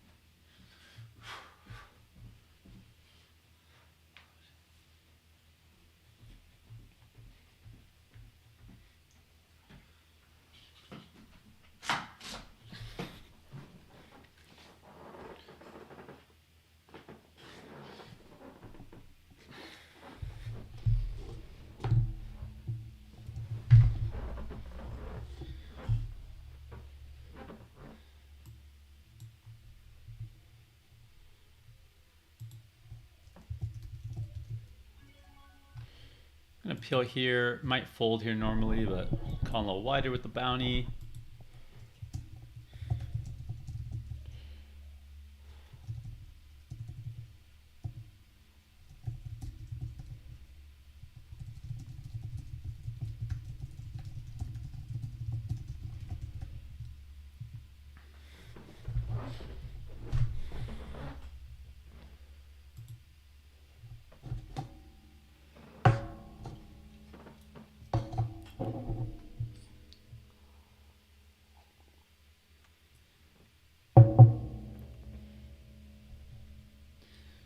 D Somber says, doesn't 3-betting against a hand that potentially dominates you pre-flop risk disaster if they call? What hand are you talking about, D Somber? Keep in mind we're on a delay, so anytime you mention a hand, it's good if you say the hand, the scenario, the board, or like, hey, when he 3-bet, you know, whatever hand from cutoff versus middle position with blah blah blah, because I might not know what hand you're referring to.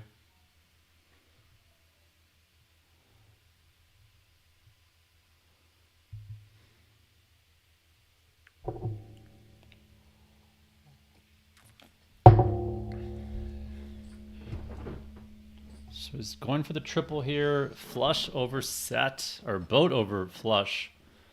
Dirty, dirty.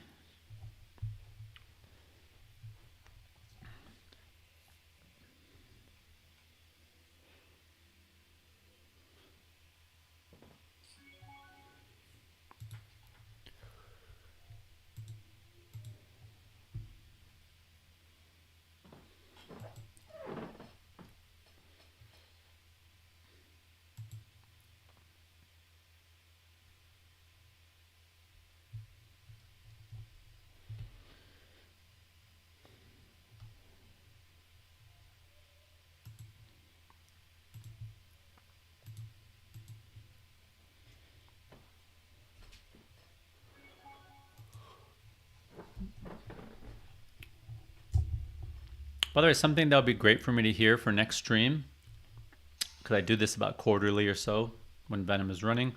What are the parts of the stream that you find most interesting?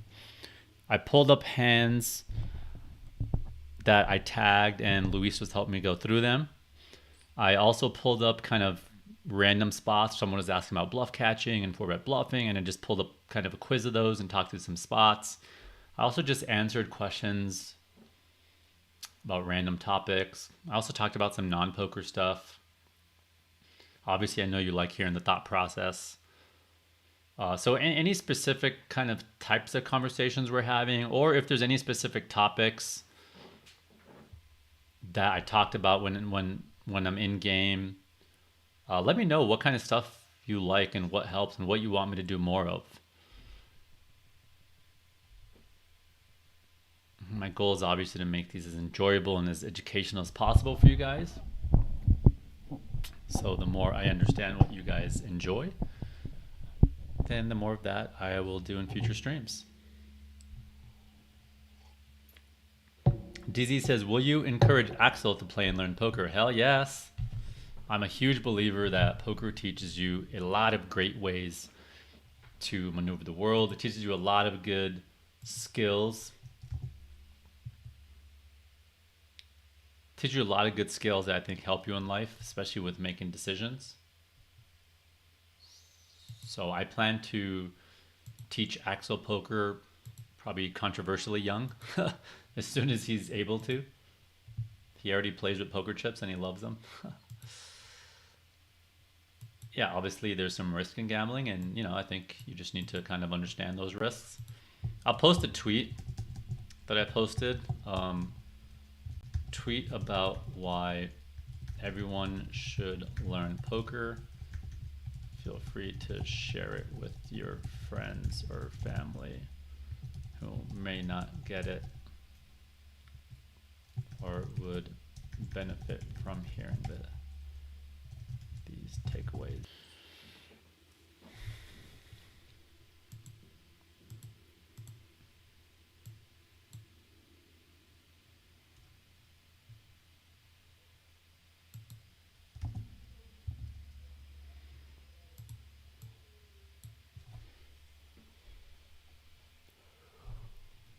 We do have people here on Twitch and YouTube, so the crowd is split. I believe, I used a feature this time where you guys can see what people are saying from Twitch or from YouTube, even if you're on the other one. Can you guys tell if you can, when people are typing in the chat, can you tell which people are on Twitch versus YouTube? Jess Stefan says, hoping to play Venom this year. Awesome. When are you going to play, Jess? Playing Sunday or next week? Do you need any help preparing for it? Are you doing anything to learn PKOs? Feel free to share. You're coming to WSOP. Any general questions, feel free to ask. That's what I'm here for.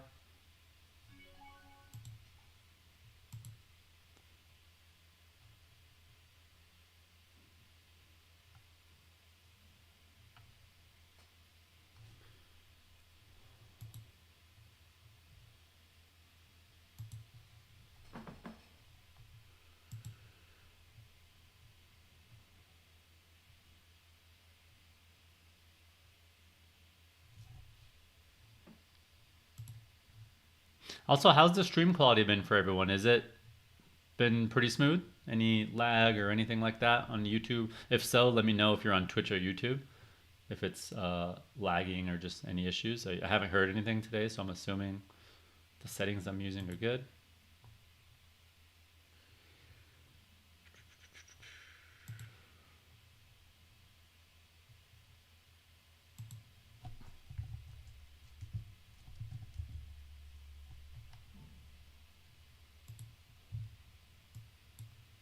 Yep, Justice Peanut. Chad is Chad, and yep, he's a great player.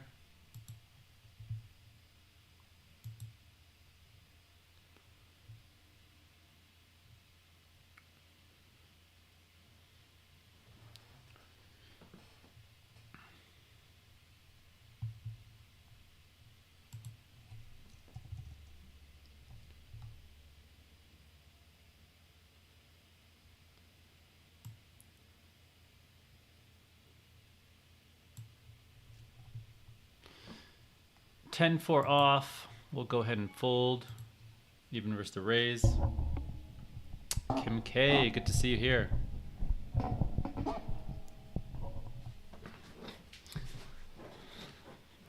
Nice. I assume when you say I did, I assume you're referring to Dara's session. Yeah, let me know what you thought of it. Like I said, I'm going to send a survey because I don't want people being shy about giving critical feedback. Kino Champ says, I'm too late. You're too late for what? Remember, I'm seeing the chat on a 5-minute delay.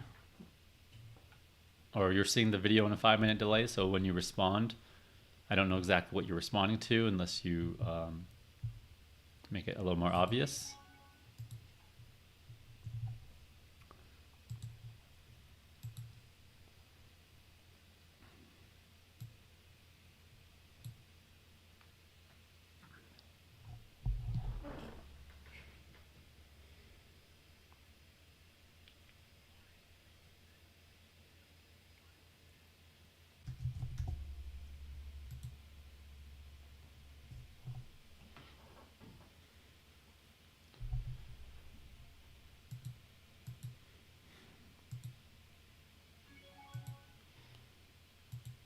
Does seem to be c-betting a lot out of position, but I'm not going to do anything with that hand with the player behind me.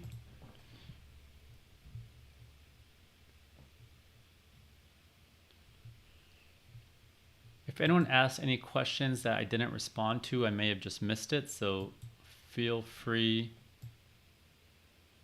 to ask again.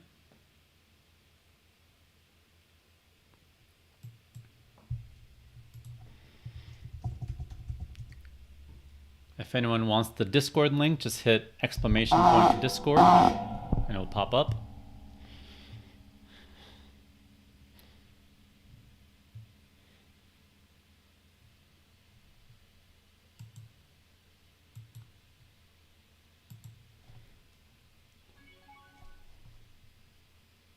We got 3-bet out of this player.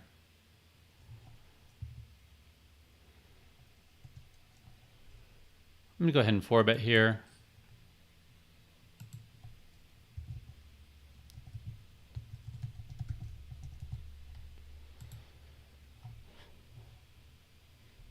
Definitely going to be a tricky, tough spot if anyone puts more chips in the pot. And he just shoves, I mean, calling. Wow. That's a huge pot. Huge. Stop and go with me. Huge, huge, huge, huge, huge, huge, huge. Boom.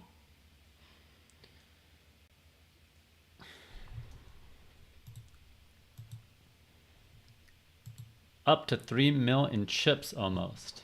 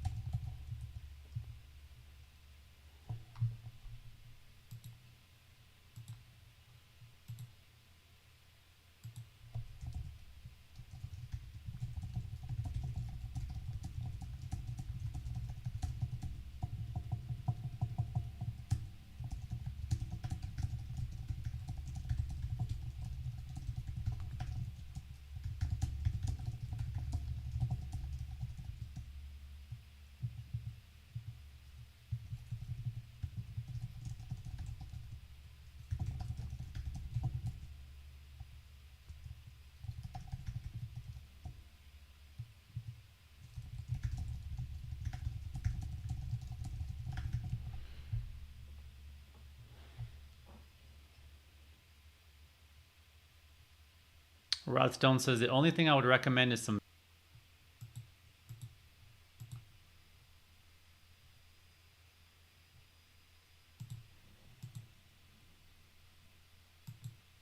Okay, I am putting a survey in the chat about if you guys like music or not.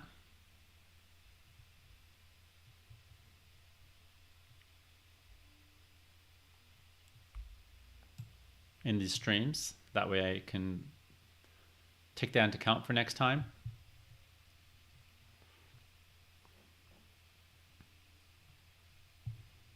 So please answer that.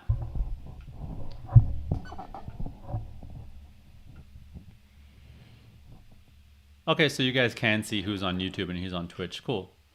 YouTube just started lagging. No. Why is that? What the hell? It didn't lag until I asked. That is okay. Hopefully it's better now.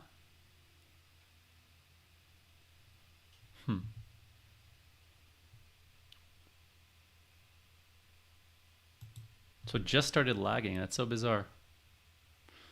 Have I changed anything? Nope, I haven't changed anything. I could lower my bitrate in the future if there is a lot of lag, but it sounds like it's been great all day. But do let me know if it still lags after another like 5-10 minutes.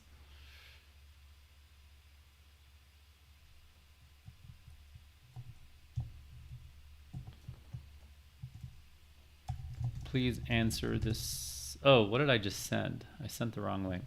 Please answer this survey. Let me know if you.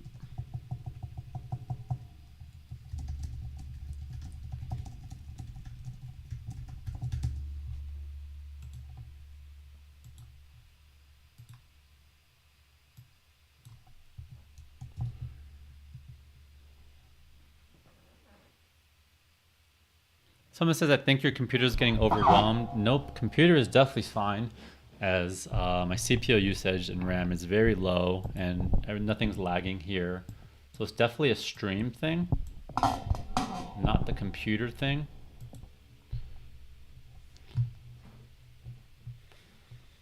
Yeah, I have my stats here of my, I can't pull it out to the other screen. Yeah, I have my stats of how my CPU and RAM are doing. So usually I could tell when it's high, it's because I'm got a lot of tables and Poker Tracker on the stream, but Poker Tracker's off. I could lower my bit rate if in the future, if this happens often. But if this is just like a 5-minute thing and it's been good all day, then I probably won't worry about it. Okay, what else do you guys saying in the chat?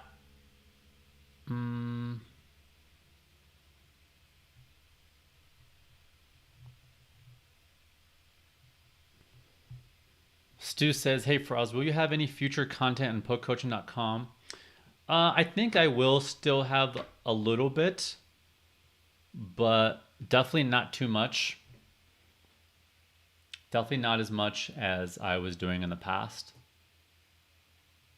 I'm going to kind of decide after the series if I keep up with it, but I'm doing most of my content on my own site, jakacoaching.com.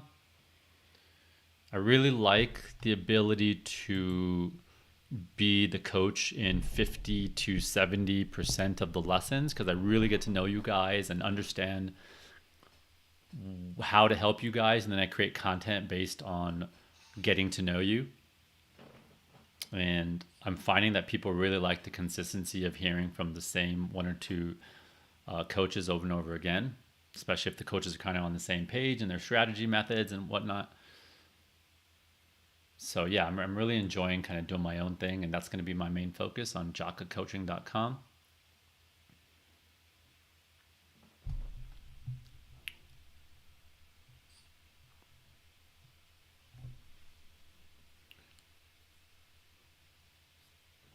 Yep, good explanation, Ken, about 3-betting.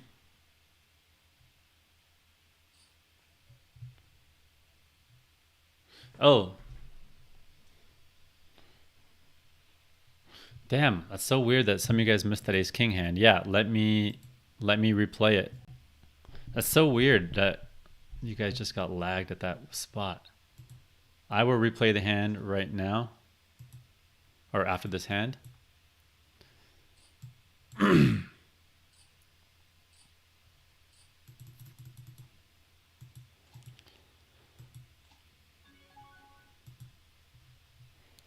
fold here.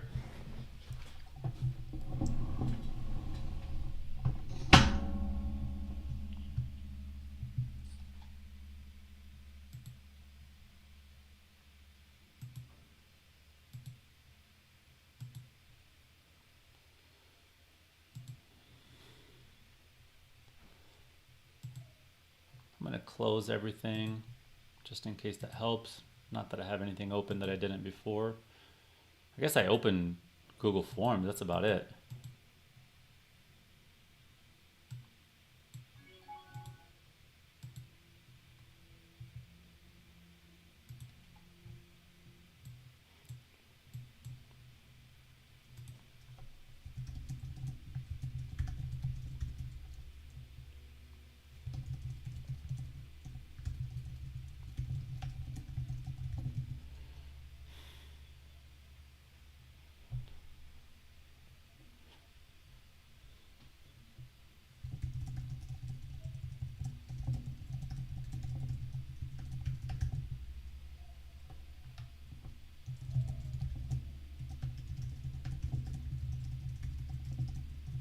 I am going to explain the ace king hand, or just go through it, but I don't want to do it while you guys are having issues.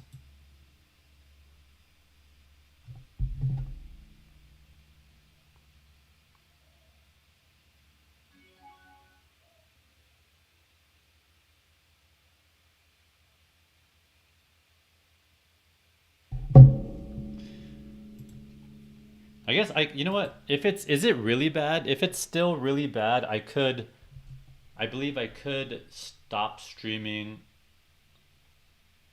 and start streaming again and go change the bitrate, and it should.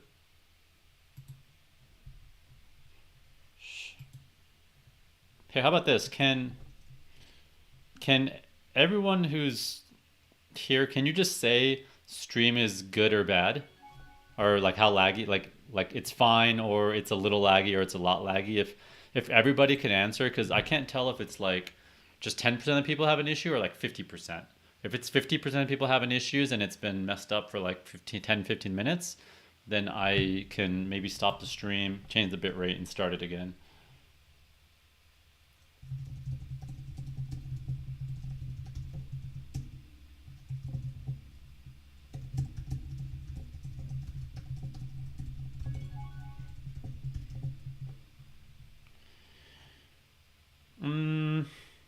This is one of those spots where, again, this hand just has a lot of reverse implied odds. I'd rather call it with Jack 10 suited, pocket pairs, 5-6 suited, any ace X suited.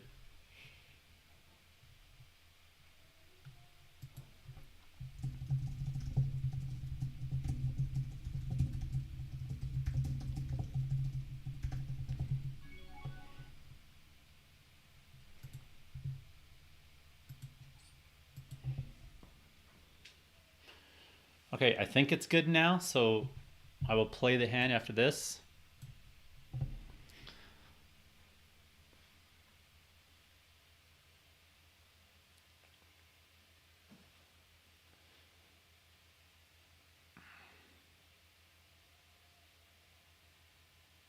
Oh, 5 mil guarantee, not a 10. Okay, we're getting 3-bet here from this player again. This is the hand we'd rather peel with.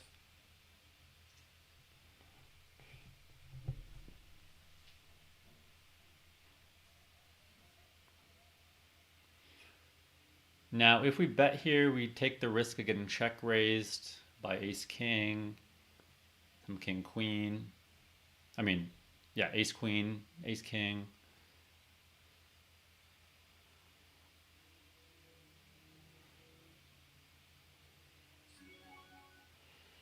But I still could bet. I'm not gonna, if I bet this, if it checked, I'm not betting 3 streets. I'm betting 1 street, maybe 2.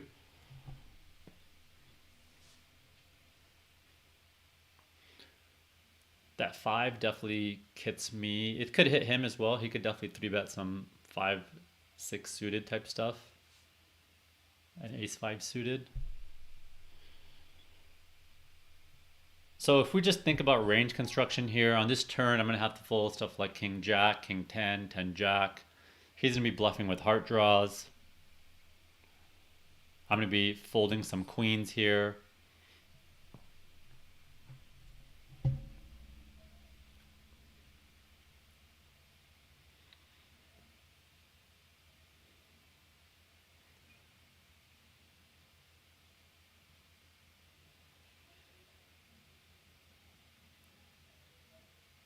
I definitely have a lot of ace X's that are in a really tough spot here. Ace deuce suited through ace 9 suited. I mean, even ace 10 suited, ace jack is in a really tough spot here.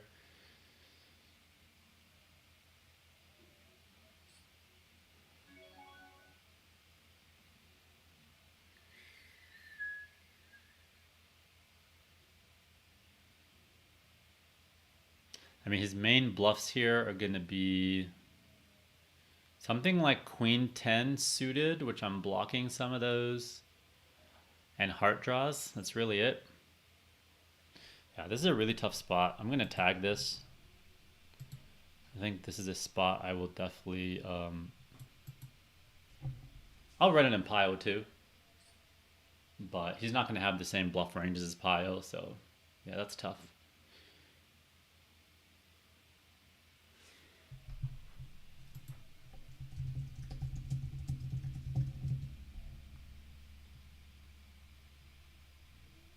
Okay, so here was our hand we doubled on. So this player opened, this player 3-bet, and we decided to 4-bet. It's gonna be a tough spot if we got 4-bet jammed. Would have to think it through. He just calls, and then he almost instantly stop and go and just ripped in. I was like, whoa. I was like, okay, I guess I'm calling. And he had jacks. So huge, huge, huge double there. It's for a lot of chips. Almost 3 million chips. So that's how we got this most recent double. Just lost a bit. That tough hand there with the ace 10 suited.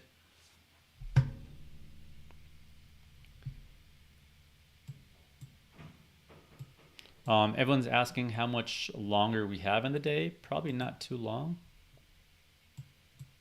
We're playing 28 levels. We are on level 26. So still a little bit actually. 20, 40, 50, 60. We have an hour left.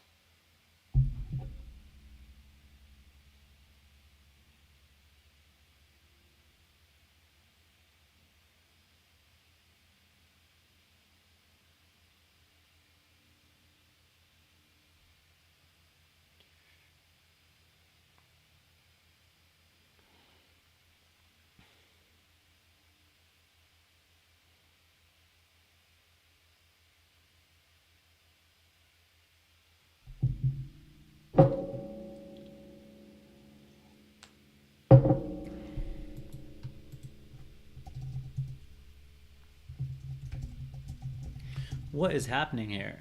A raise, a 3-bet, a 4-bet, and a 5-bet shove? Wow. That's a lot of chips.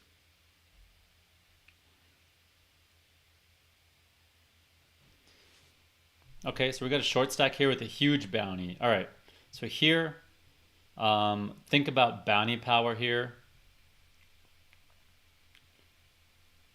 We're going to be opening really wide here. So was this player.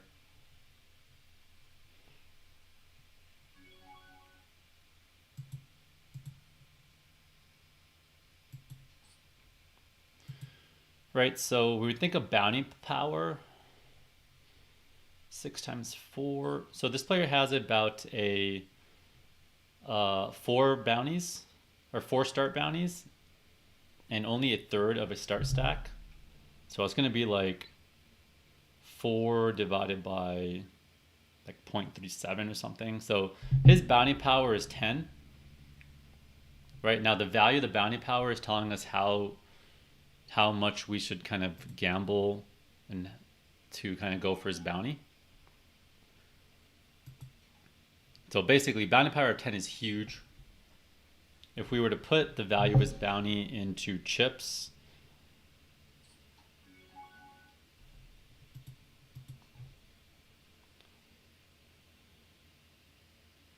so he has 4.2 start bounties. So if we multiply that by 75,000, that's 318,000 extra chips in the pot. But if you guys remember at the beginning of the stream, I said the bounties get worth more and more and more as people get knocked out of the tournament. So when he shoved, it's like there's going to be an extra 400k in the pot, something like that, as far as chips go. So you always want to understand the value of the bounties in chips.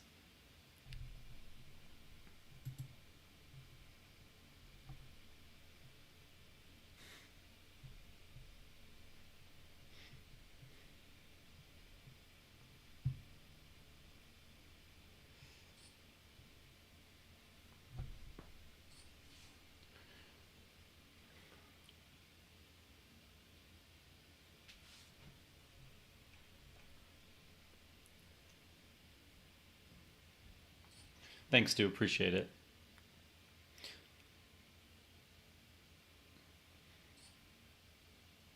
Yeah, it's been nice kind of doing my own site over just doing the content for another.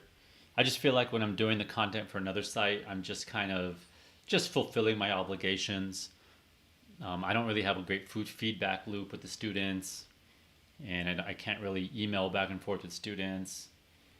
And it's also just a lot of students. So it's been really cool to kind of, while I'm doing my own thing, really just customize things to kind of help the specific niche that has joined our site.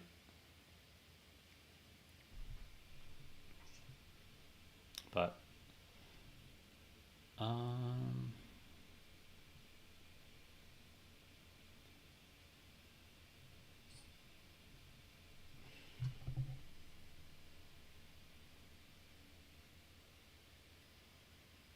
someone said, I'm here to fold final table loss of Venom.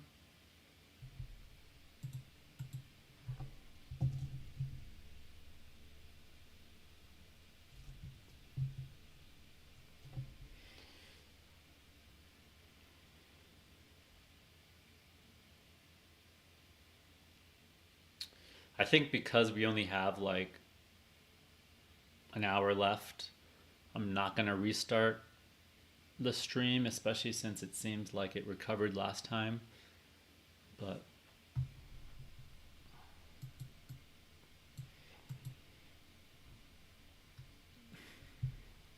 okay, Jack 10 off here.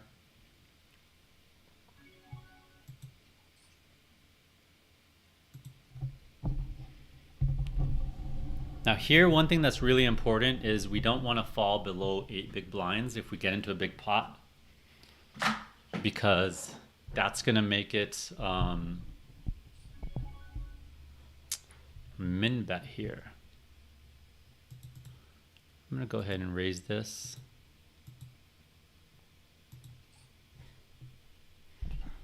We have the blocker to the straight, which is nice.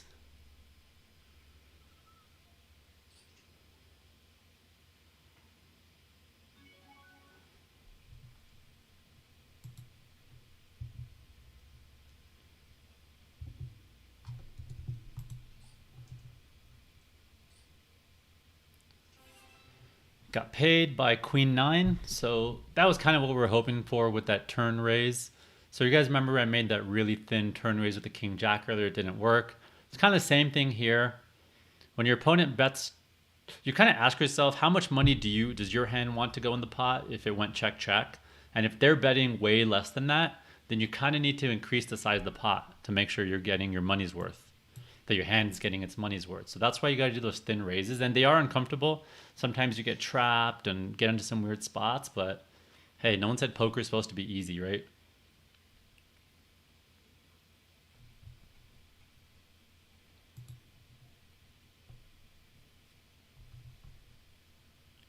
Let me close the replayer, see if that helps. Let me close the lobby.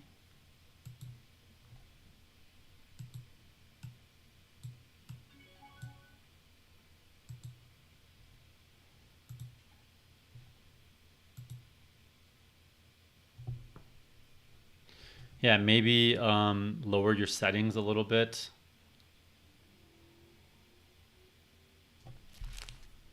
Sorry guys, I wish I could do something to fix it. The only thing I could do is restart the stream, but I'm a little hesitant to do that with so little time left.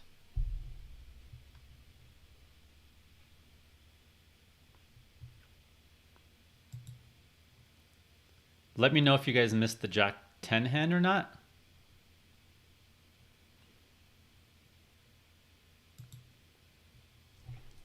I'm gonna 3-bet here. Super wide 3-bet. But this player has been pretty active. And again, with their giant leads, I just get to play perfect and save my bets. Save my C bets.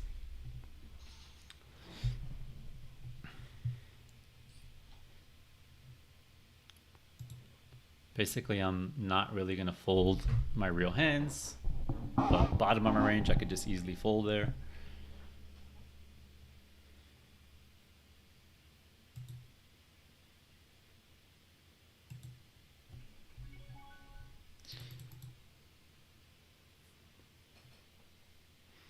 Six times.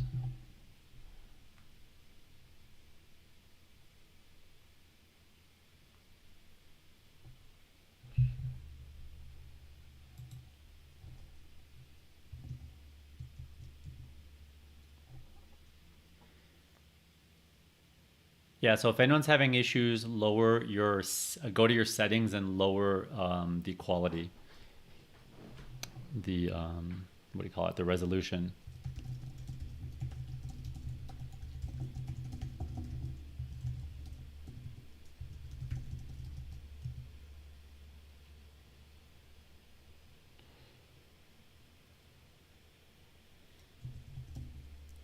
I think if anyone missed the Jack 10 hand, you can just go back and watch it. If you can't, let me know. I could maybe replay it, but let's see if people missed it or not, or you're not able to replay it yourself. Yep. Poker Choppy says, "What's up, boss? I remember when you used to live in the Aqua building in Chicago. Do you miss Chicago?" Yeah, I definitely... I love Chicago. It's definitely some place that I feel like it's a second home. Or it was, but I haven't been back in ages. Sounds like it's been a bit of a mess there these days, unfortunately. That's what all my friends who live there have been telling me. Just a lot of the crime seeping into the city. Property taxes seem absurd there. And a lot of people have been moving out. Really hope that city recovers a bit.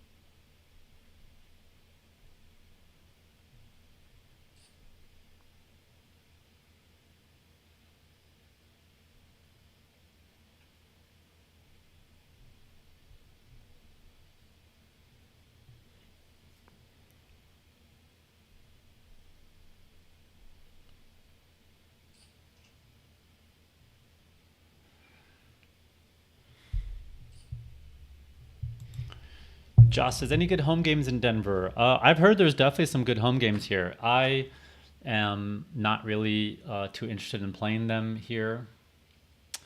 For me, when I'm home, I'm basically focused on the lessons that I'm creating for my students every week.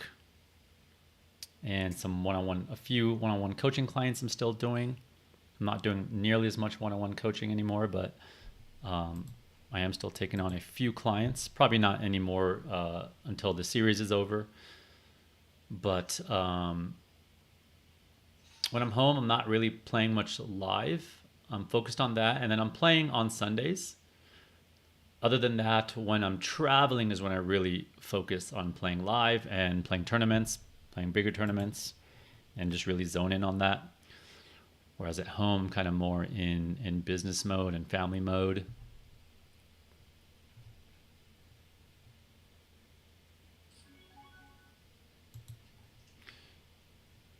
Oh, nice. You're in Denver. Awesome.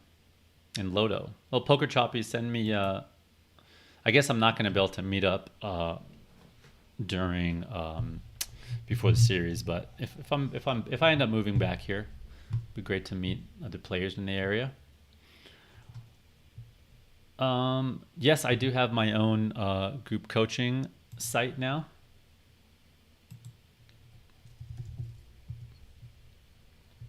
I mentioned it a little bit earlier, but happy to share a little bit about it in a sec after this hand.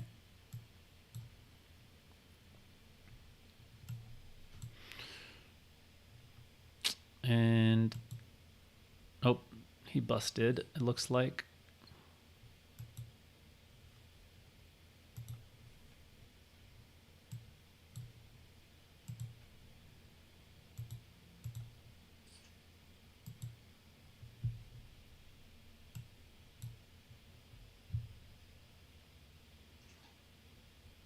I guess we'll find out if the replayer is causing the lag. I just opened the replayer. Oh, did he get moved tables? What? That's BS. I'm looking at the replay. It looks like he just got moved tables, which sucks. That was a $2,500 scoop right there.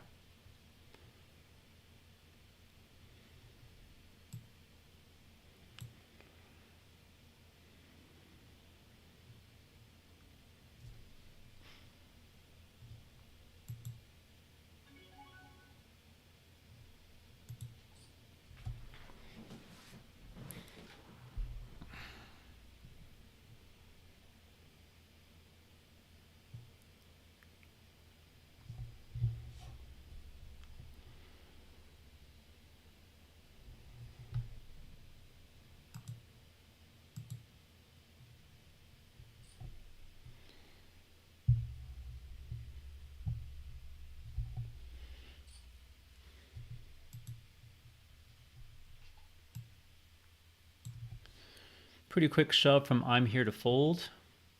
I was going to say 10s plus. 9s is a tough spot, but I don't blame him. More chips to the left of us. Not what we want, but we will deal with it. Here, I would open this hand if it folded to me. If stacks were a bit shallower, I can still open here, but I guess the point I'm just making is these hands are better. These kind of blockers with bad kickers, they're kind of better at like 30 bigs and they're worse at 100 bigs, especially when someone deep stat behind me.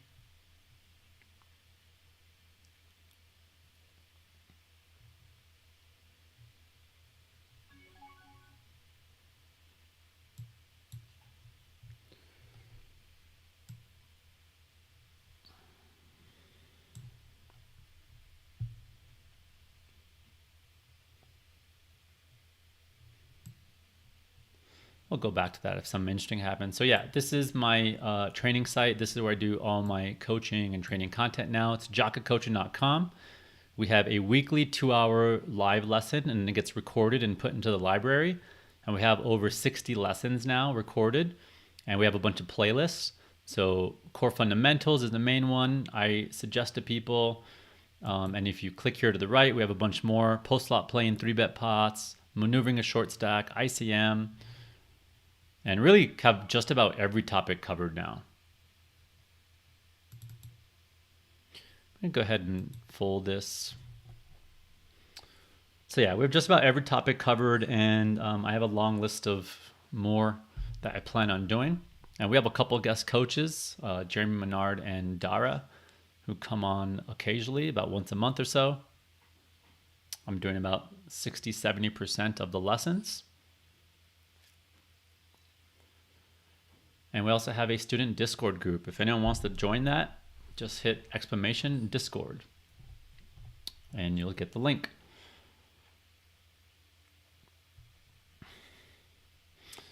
In the group coaching, probably around, so majority of people watch the recordings, but I would say right now there's about been 30-35 people showing up live to each event, but majority of people watch the recordings because they can't make the specific time or they just want to watch it on their own time. So yeah, it's still a very good intimate feel.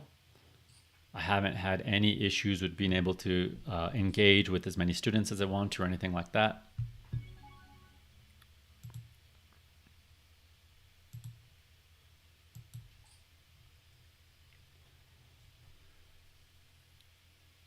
This could be a big hand here, but also could just be like 8s and 7s. Could be 9s. Definitely has some floats here he could have, like 10-jack suited. Not the best card. It hits some 5-7, but that's just one combo. I don't want to overly worry about that.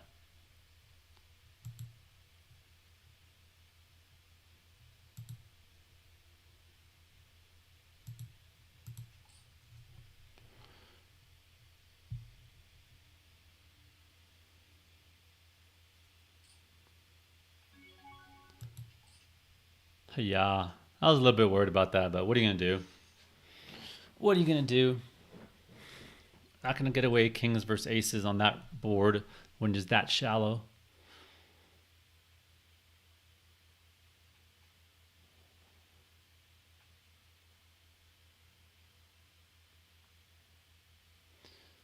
Peter Brotman is asking about multi-way hands that I've been calling in the big blind.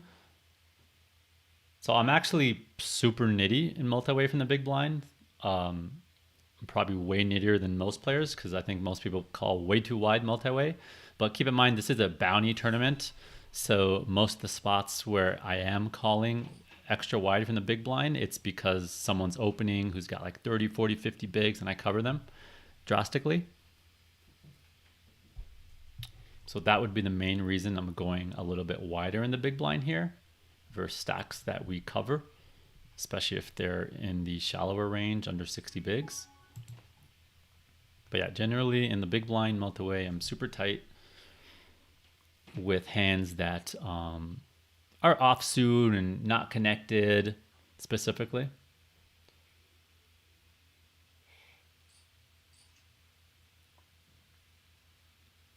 Oh yeah, and there's definitely some players I am getting into pots verse more liberally.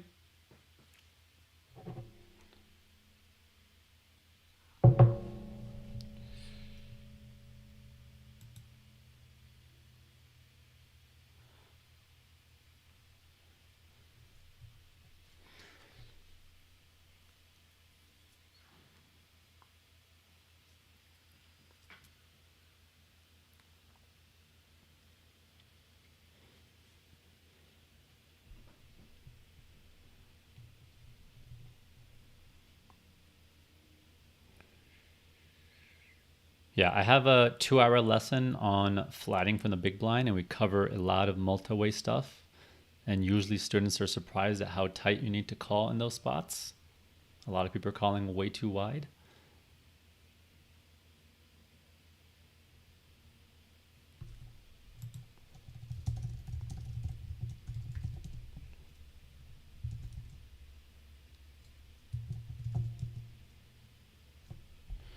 Pocket 9s here.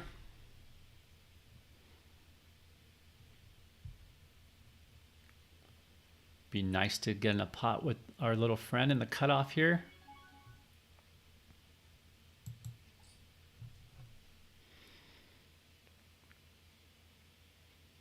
We're flopping a set this hand. I don't know why, I just feel it. Come on. Maybe it's on the turn. Maybe. Or maybe just a plain old dirty runner straight draw. See? Just seemed like it.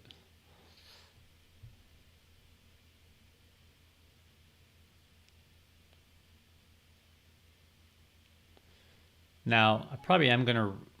I was going to say I'm going to raise here. Queen 10. Does Queen 10... I mean, Queen 10 is the only thing we lose to.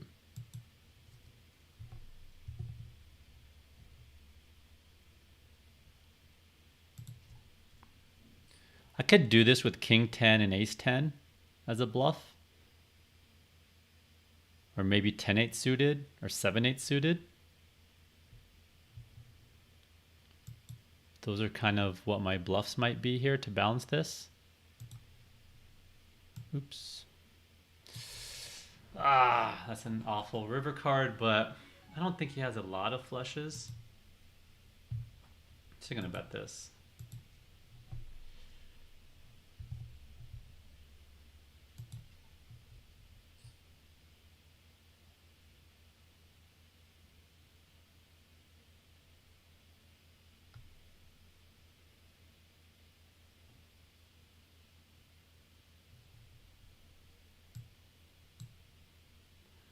Definitely gross to get shoved on. What flush draws would he play like that?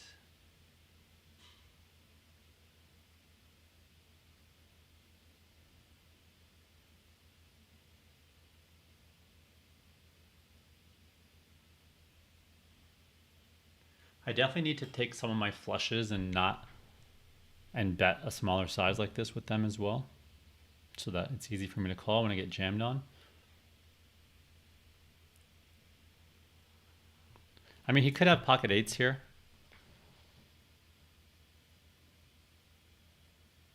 Aces with the ace of spades. We're not done, right? I think we still have some time. Yeah, it's just a 5-minute break. We are on level 27. We still got 2 levels. That was a nice one. Back to 3 milli almost. How come that Discord link didn't come? There it is.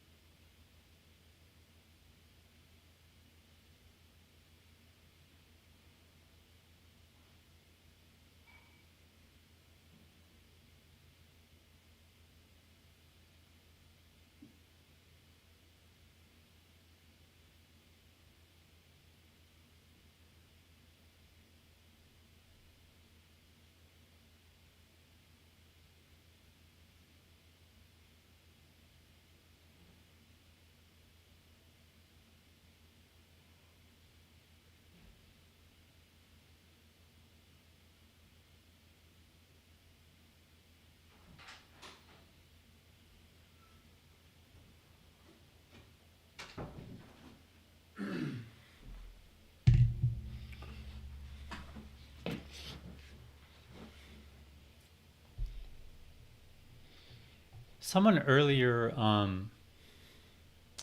someone earlier mentioned. I was asking about how my throat gets pretty bad after doing a full day of streaming or coaching,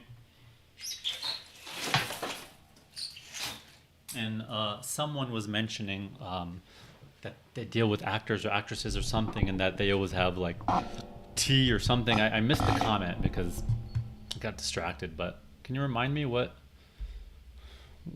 they what you were saying?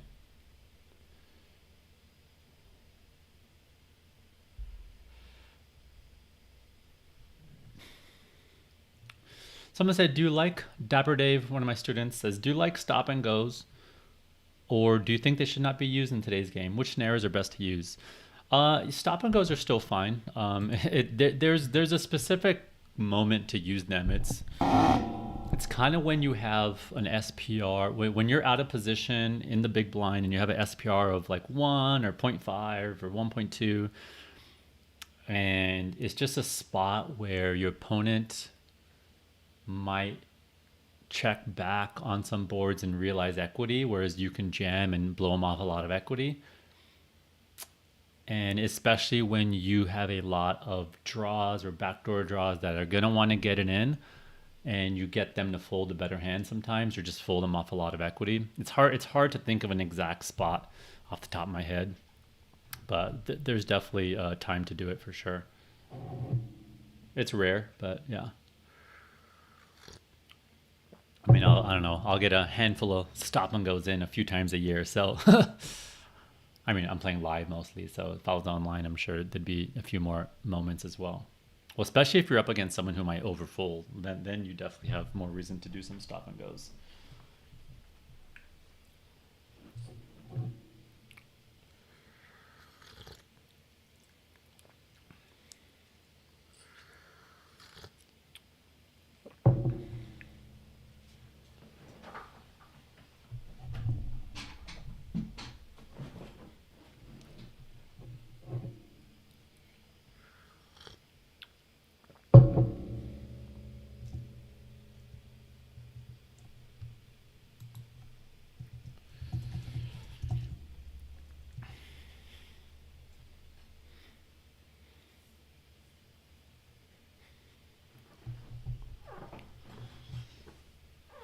For anyone who's not already following me on Twitter or Instagram, I put my screen names in the chat.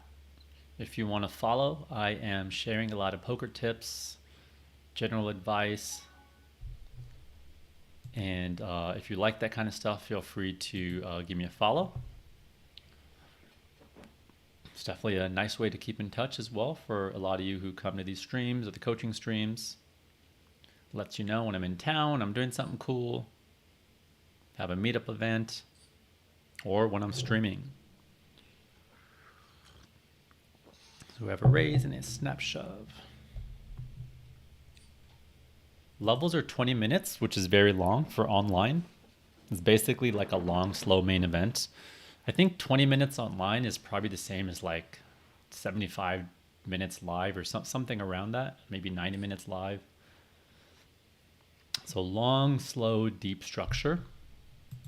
And if you have a big edge on your opponents in a long, slow, deep structure, then you might pass on thin EV spots to wait for better EV spots. Whereas when you're playing a turbo, and your ROIs are lower, you don't have as much time to pass on edges, and you take even thin edges.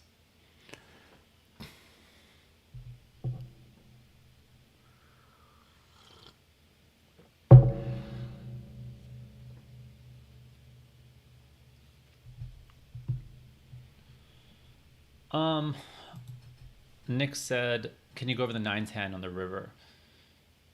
Yeah, I actually was thinking a little bit about my river sizing there. Honestly, that's a spot I want to work on a little bit more as well. So I'm actually going to tag that spot to discuss it with some peers.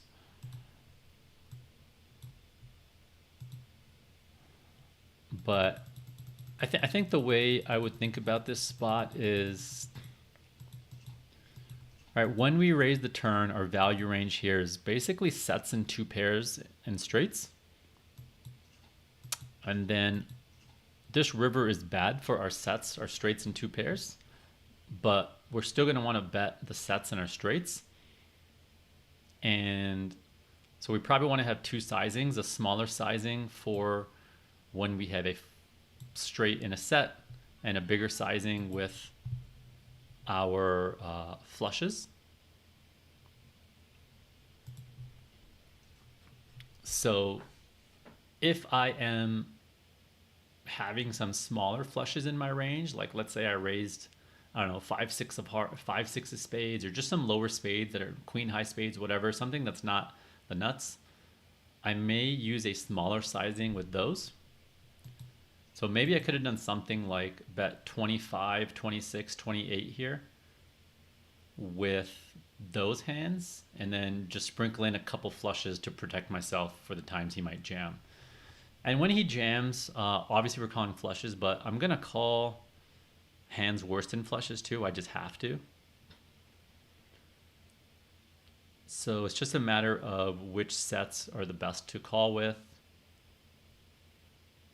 Or do we want to call the straight? That spot is very player dependent. Like, I'm not going to necessarily look at what a solver says for what I'd call the jam with, because it depends what I think that they're going to turn into a bluff. I'm basically going to try to think through what they bluff with and make sure I unblock it. I definitely might have called my 9s there if he jammed. There's just not much left. I'm getting really good price. It's really player dependent. The main question I have on the sizing on the river is it better for me to bet 25 or something more like 35 like I did with these types of hands? And that's something I'm going to look into a little bit.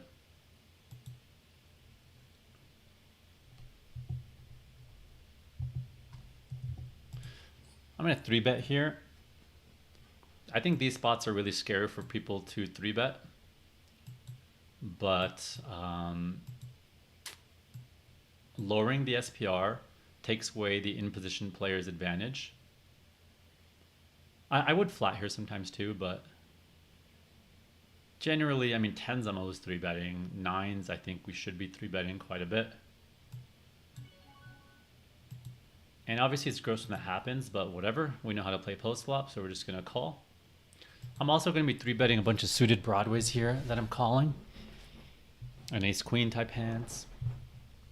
But yeah, the benefit of 3-betting here is, right, who cares that this happened this time? A lot of the other times, he is going to be calling with hands like king 4 suited, king 6 suited, all these suited connectors, deuces through 8s. Like, a lot of hands we dominate are going to be calling us here. So by calling, we're missing out on value, and we're also keeping the SPR very deep, which gives the in-position player a bigger advantage.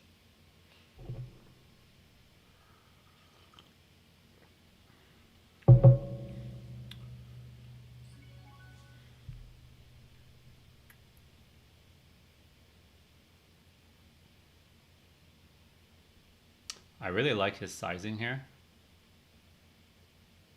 But I'm going to have so many hands to continue with. I just need to overfold here. The hand like this. I will run that spot later. So I want to check the pocket 9s hand, the ace 10 spades hand, and I want to check the river sizing on that pocket 9s hand as well. So I'm going to tag 3 spots before we finish. I'm just going to wait closer to the end in case it lags before I pull my poker tracker back up.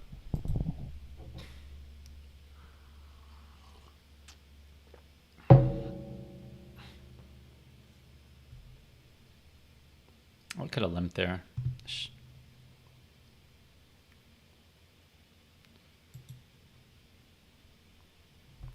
I am drinking warm tea right now. But yeah, no, oh, throat coat tea, that's a thing. Okay, I'll have to look into that. But I guess, yeah, what I want to find out is I know there's some exercises you can do, and even voice training. I would like to look into that for sure. Here, I will peel here since we're on the button and we do cover the big blind. This is definitely bottom of my range.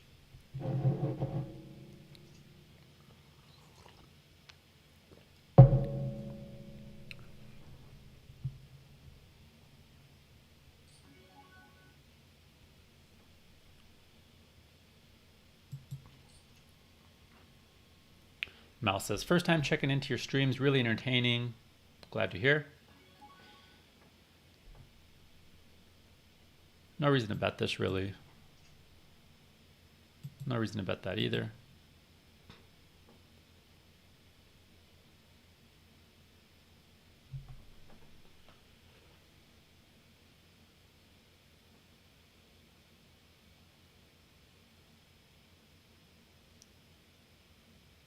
We do have 5s, 6s, and 7s that they may try to get us off. We also have 4x that they may try to get us off. We are protected here for the times we play a 10 or a king like this that we're definitely going to call. This player is basically targeting an 8 with that bet sizing and putting 5s, 6s, and 7s in a tough spot. So I really like their sizing here.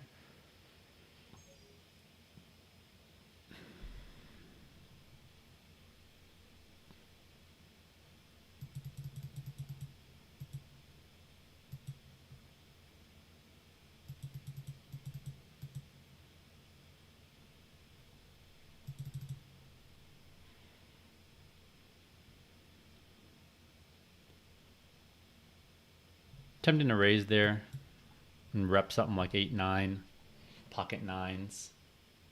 I think I should have raised. I like a raise there. I mean, I'm not raising every single time, but I think that's reasonable to raise there. I am going to have to raise 8, 9 and pocket 9s there. And I might play a king that way, and I might be tempted to raise a king to get value out of a 10.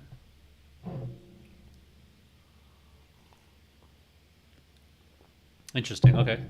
So it looks like a lot of people do recommend the T. I will definitely look into that throat coat T as well, though.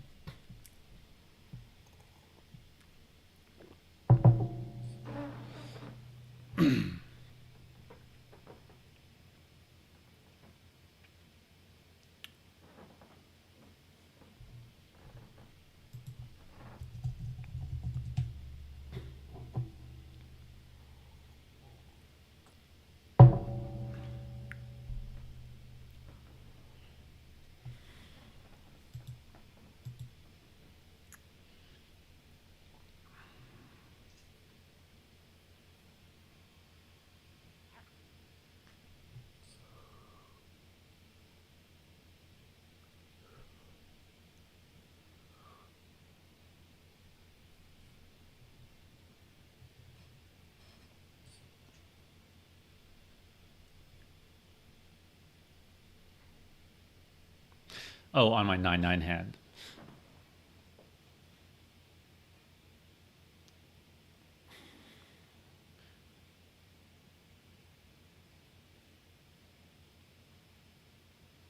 Yeah, definitely. Any spade in their hand would be a reasonable hand to bluff with. Also, yeah.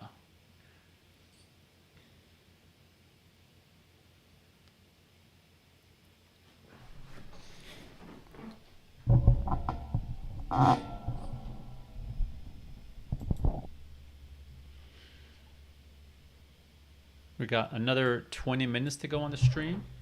One more level.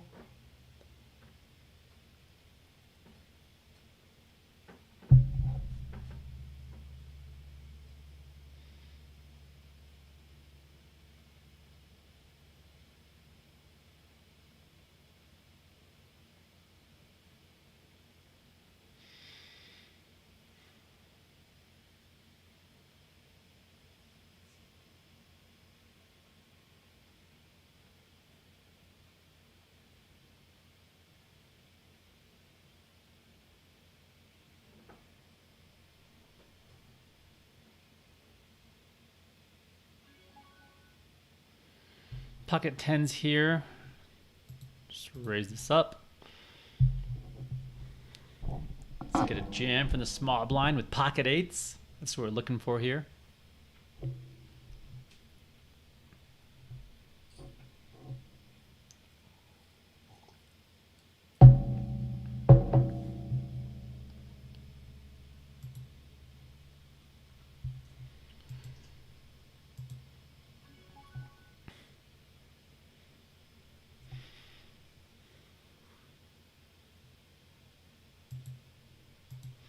Gonna bet here for value to get value out of 3s, 4s, 5s, 6s, 7s, 8s, 9x. All of those hands are gonna check back a lot. Could also play it as a check call, but I felt like there's a little bit more value betting there.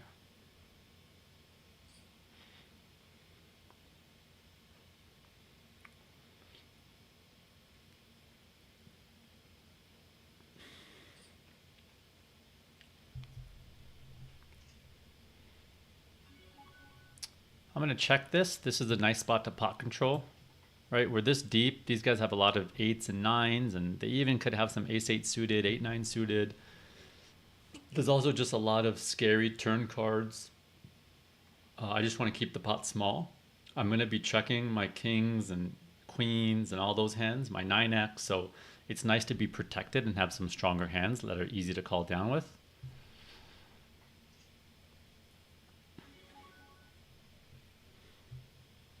I'll check here again. Someone could have checked back to flush draw. Harabi says, "What's worse, overfolding or overcalling?" I mean, they're both bad. Yeah, it's hard to say what's worse than the other. I mean, yeah, if you're overfolding, people just get to bully you off equity too much. If you're overcalling, honestly, I think most people well, it's hard to talk about that generally. It really depends on the spot. But, well, I should say you should be overfolding versus a lot of players who don't bluff enough. So in like, there's some obvious spots to bluff, like, oh, the flush got there and this guy's representing it. But there's some spots where it's not really obvious what to bluff, and you got to turn like small pairs into bluffs on ace-high boards and on Broadway runouts. Like those spots where it's really hard, where you got to think of these weird creative bluffs, those are the spots that people under bluff. And there's a lot of other spots people under bluff, but as you learn more of those, you'll find more spots to overfold. It's an annoying spot.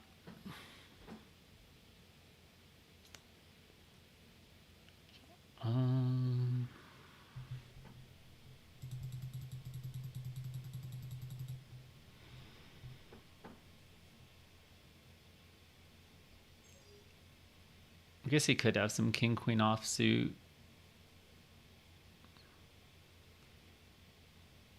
Some pocket tens with the heart. Possible he has queens here. I'm trying to think which hearts he has.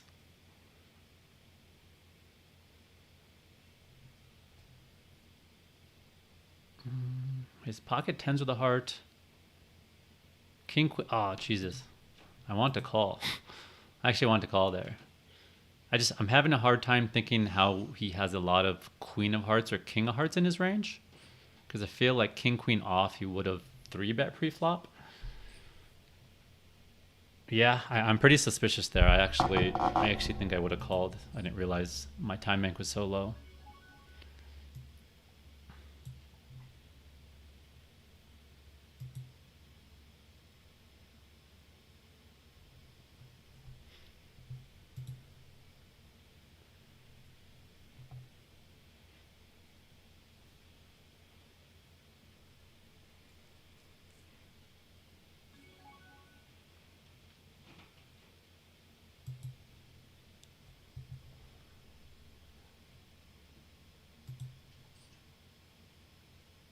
And that's a great card for our range.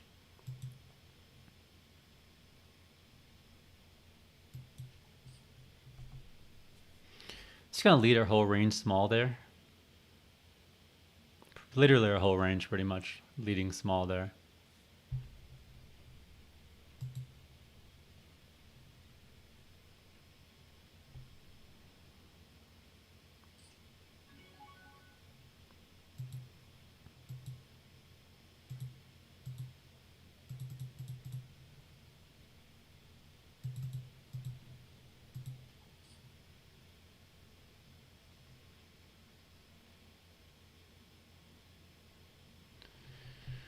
We have a lot of 5s here. We have 9-10 here. We have amazing blockers.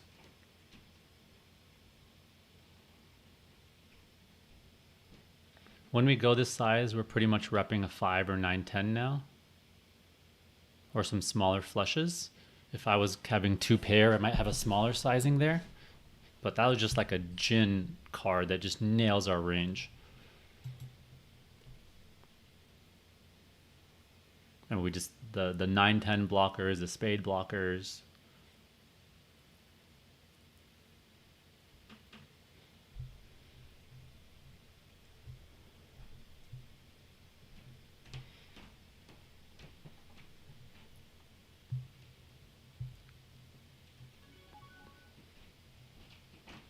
Another spot, I think people are scared to put in the raise here, but you just got to do it.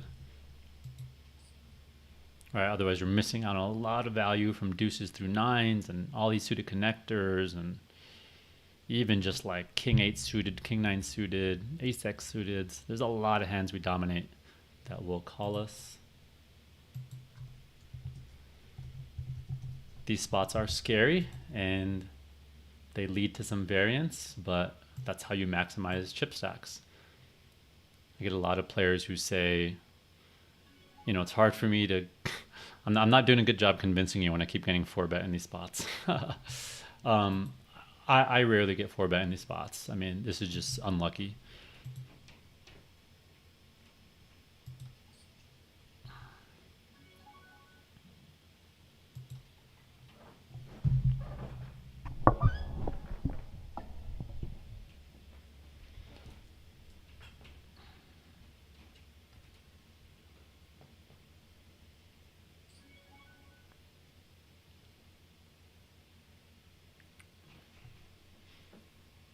Definitely peeling here, obviously.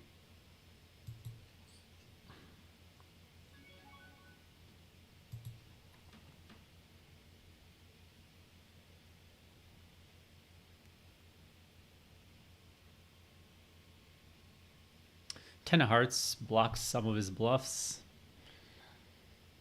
Not a lot, but definitely some.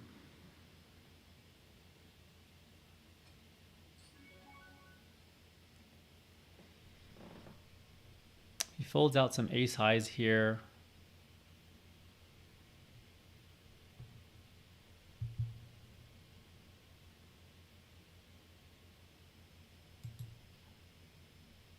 Could definitely call one more there.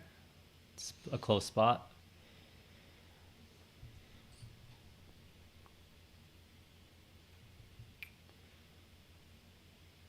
Yeah, so the pocket 9 spot, the pocket 9, so someone mentioned about, well, we're getting good odds to hit a set, but how do you know your set's any good on a board that is, what was the board?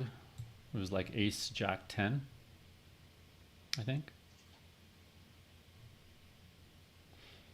There's certain spots where you're supposed to overfold, even to tiny bets, because it just nails the big blind's range, or the other player's range. So right, like what is this player 4-betting, right? Like they're almost always 4-betting with blocker hands, right? So their value is going to be like jacks plus, and their bluffs are going to be like ace x, king x type stuff, or broadways. So when that comes, it's like, what missed from their range? Like nothing. I guess king x is the only thing, but even king x, they're going to probably barrel a lot because they block king queen, and we're just going to like call once and then bleed out on the turn. So we're just kind of overfold. I mean, I plan on running the spot because I wanted to double check it as well. Yeah, I mean, you know what? We do have a backdoor straight draw and a backdoor flush draw, so it's possible this specific combo we could have called. But nines without the spade, I'm pretty sure I'm not calling. Yeah, the problem is here, all his pre-flop bluffs kind of are beating us, and right, there's a lot of reverse implied odds. Like maybe we don't want to hit a 9. Maybe we don't want to run into a straight. He could have, he could have us pretty drawn dead. But yeah, I mean, this is a close spot. I'm not positive that it's a fold, but I think it's very close. And I'm guessing it's a thin EV spot. So again, I'd rather pass on the really thin EV spots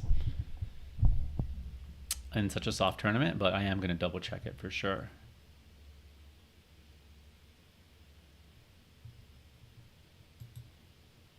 I have a lesson on 3-betting and playing post flop where I do a lot of 10-15% betting. And a lot of times you're doing 10-15% betting again because you just have a huge range advantage and your opponents have to overfold.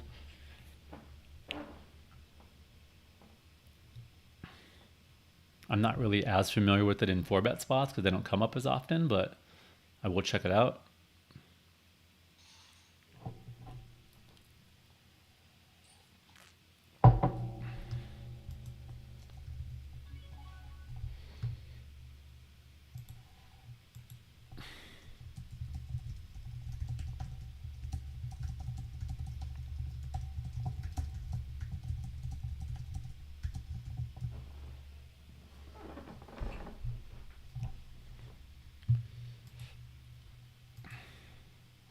Yeah, a lot of these spots where I'm 3-betting 9s and 10s and very deep and getting in these tough spots, that's just running bad, right? So many times I 3-bet those, they flat, the board's dry, pick up a nice pot, or pick up, 15, 20 big blinds here and there.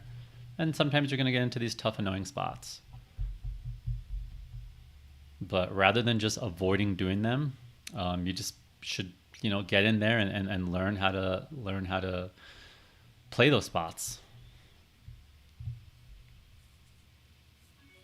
A lot of times people have trouble with those spots because they're a little unbalanced with their 3-bet range pre-flop, so they don't have good board coverage. So if you're 3-betting enough stuff pre-flop and you have good board coverage, then it makes it easier to play those spots.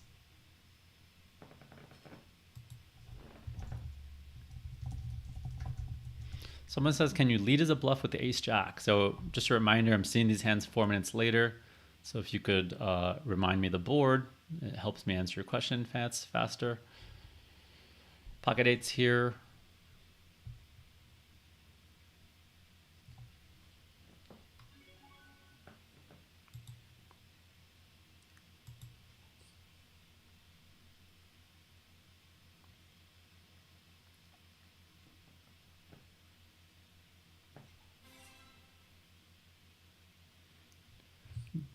I don't remember the spot with the ace jack, but generally you're not bluffing with a hand unless you think you're getting a lot of better hands to fold. And ace jack probably has a lot of showdown value, but like I said, remind me the exact hand you're talking about.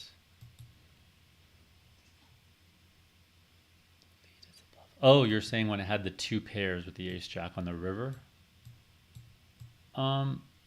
Okay, so I assume you're talking about this. Like, can I lead on the river here with ace jack as a bluff into 2 people? I mean, what's the point, right? Because what am I trying to get a fold out of? My hand has too much showdown value. I would rather lead as a bluff with like pocket deuces, 3s, 4s, 5s with no heart. Like this hand has a small chance of winning, and we're also blocking a lot of the hands that we might get to fold, like ace X's. So we don't want to be blocking a lot of the hands we're targeting, because then it means they're more likely to actually have a 10 or a heart in their hand. I want them to have an ace, so I would rather bluff without having the ace in my hand, if that makes sense. Who asked that question? 925. But yeah, great question.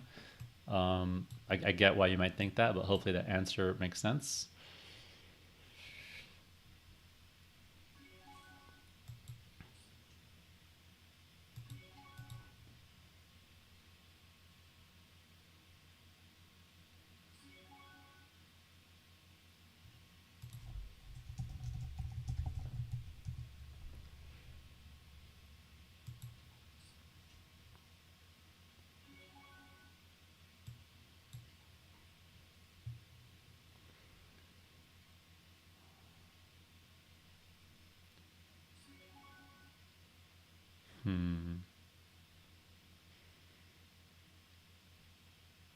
Jack 9, 9, 10, Queen 9 suited would be their key bluffs here.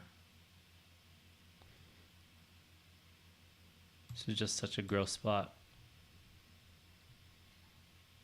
They have so many Broadway cards in their range. They could turn some 6s, 7s and stuff into a bluff. I could call there once. Yeah, I think I could definitely see myself calling there and then folding the river.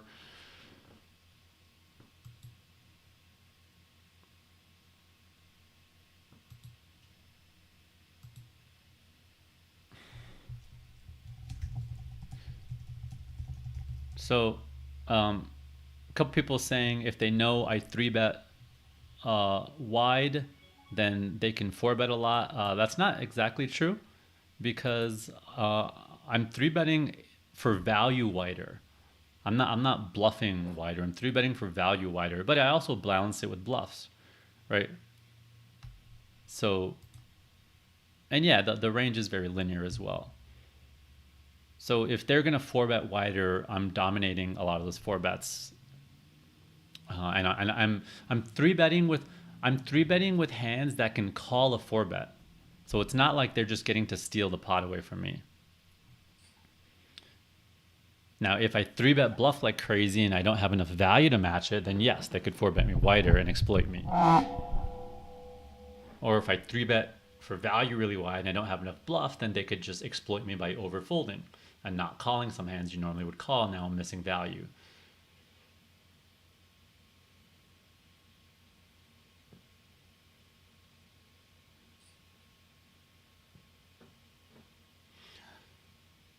D Somber says, on the 10-10 hand, you continued on the flop king 2-3, but why fold when a king hits the turn? Isn't that a good card for you? Yeah, the king is a good card for me. Just kind of a leveling, just kind of a feel play, to be honest. I don't have a great answer for that. I probably called those 10s quite a bit.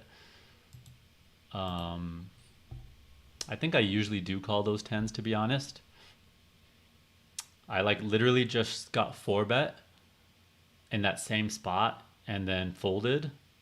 So I just felt like the player might expect me to be a little bit more stubborn and bluff less. I also felt like they might value bet jacks and queens there once the king comes. So yeah, made a little bit of a tight fold, but I think majority of the time I'm calling one more time there and then folding the river.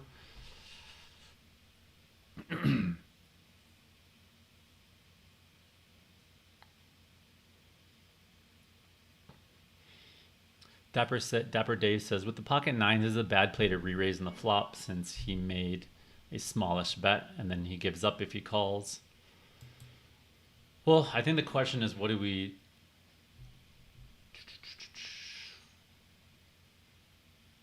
Nine. I think I would rather bluff with like something like queen 10 or something like that blocked the straight.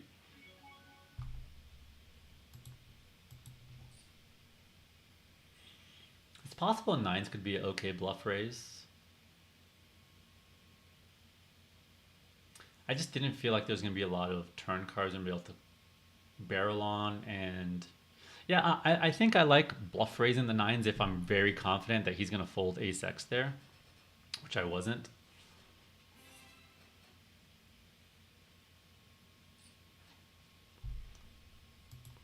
Dolphin says, what exactly makes this tournament so soft? How soft the tournament is usually just correlates with how big the prize pool is, right? You need 2,000 players to fill the guarantee, well, with re-entries, and there's just not that many great players to make a 2,000 tournament tough. That needs 2,000 entries, and there's a lot of satellites, and it's a huge prize pool, so it attracts a lot of, recreationals or people just playing for fun, people not really studying, and then also people aren't used to the format, this deep stacked, this slow structure, the PKOs. So just a lot of things going on that people aren't used to, aren't prepared for, aren't studying, and people just shot taking.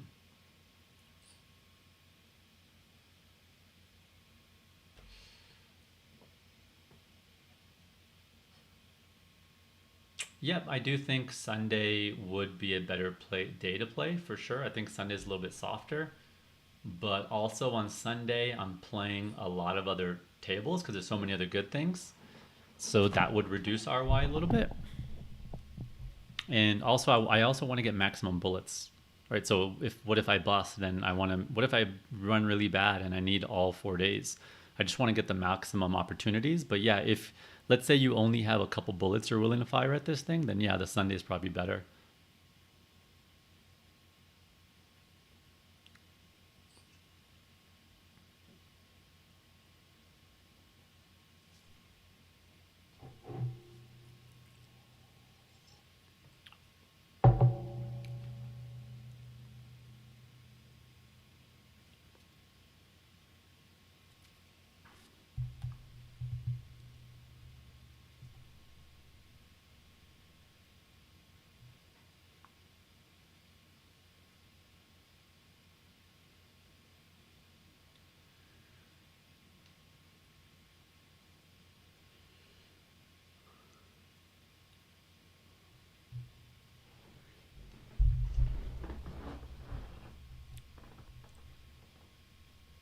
think we're done in about a couple minutes. Had some pretty interesting hands for sure. Definitely some tough ones at the end. Trying to think.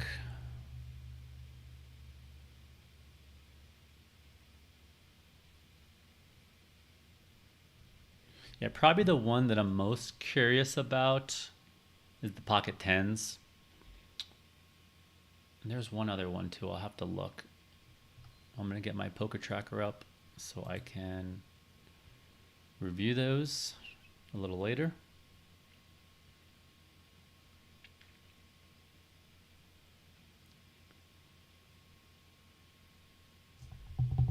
I could run that pocket tens hand real quick if you guys want to stick around. It's going to take me a little bit to put in the ranges and stuff, so it might take me like anywhere from 5 to 10 minutes to really get the output up. But if you guys want, I could do that one hand. And so in that 4-bet pot, people's ranges are very different. So we're going to have to do a lot of node locking because it's going to show a lot of bluffs that I don't think most people are really doing. So we made day 2 with about 1 million chips. And so let's do this. Let me close out of ACR so I could pull up Pile Solver. Okay, let's do that. I am going to pull up, well first let's pull up Poker Tracker so we could get the hand. Let's open Pile Solver. So I'll stay on for another 10 minutes real quick and try to check out this 10 spot.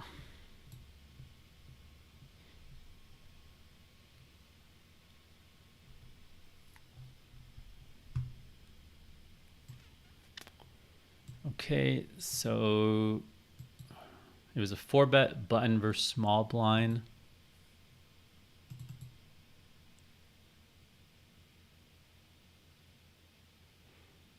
We were pretty deep.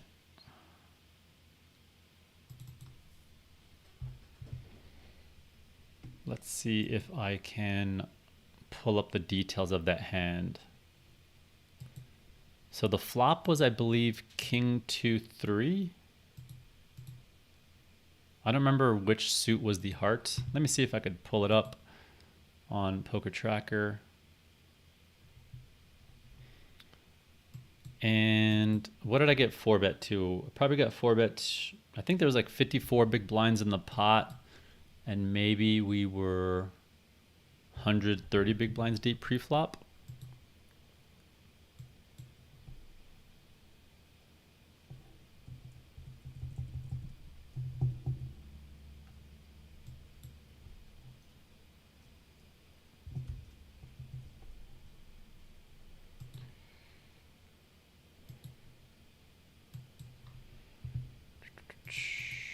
Okay, I got my poker tracker up. Let's find that tens hand. Okay, here it is. See the exact details. And this was for sure overfold, so I already kind of know you can call there sometimes, but what I'm trying to understand is what does that player need to be bluffing in order for me to call? Because my read at the time was just that he's less likely to be bluffing right now. It was just kind of the momentum of the way things have been going. That was just my read. So I need to adjust his range to be what my read was. Okay, so he 3-bet kind of big. Okay, so 61 and 112. So 61 and 112. He bet, let's see, 12 into 61, so he bet about 20%. We'll just give him a 20% sizing only, let's say, on this board. And on the turn, he bet about 28% or so.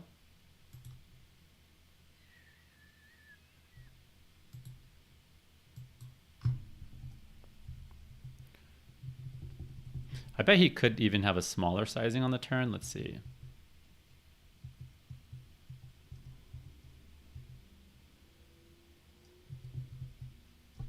Sorry, what sizing was that? That was about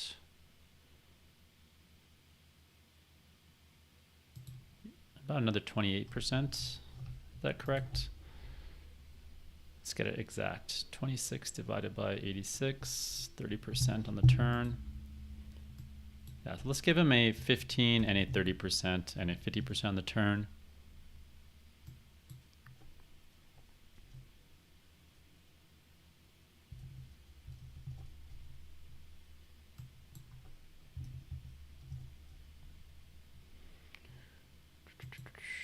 Okay, let's go with this. So now we got to get these ranges right. So what is my range that I am 3-betting with there and then calling a 4-bet with? Probably a lot of these hands. I'm going to lower the frequencies on these, but I just want to first get the hands in there.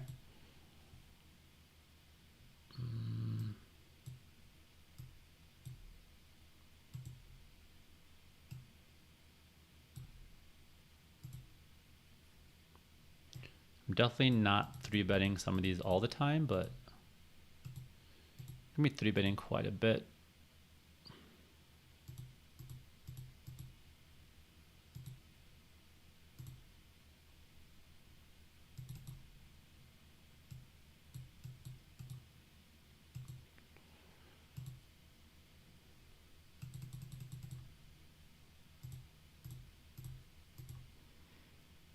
Definitely have a bunch of suited aces for sure.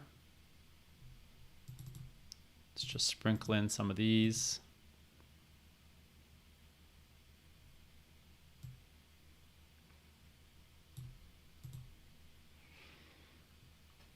Aces there. Yeah, I will flat aces there for sure.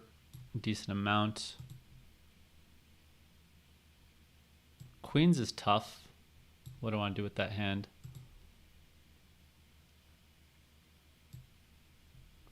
I think I'm going to be flatting jacks and tens. I mean, we're very deep, so yeah, I'm just going to be flatting those. These I'm flatting every time I 3-bet, but I'm not always 3-betting them. So let's go with that. Now his 4-bet range is going to be... Someone says, how much did you consider 4-bet jamming the tens? Not really. We're just so deep.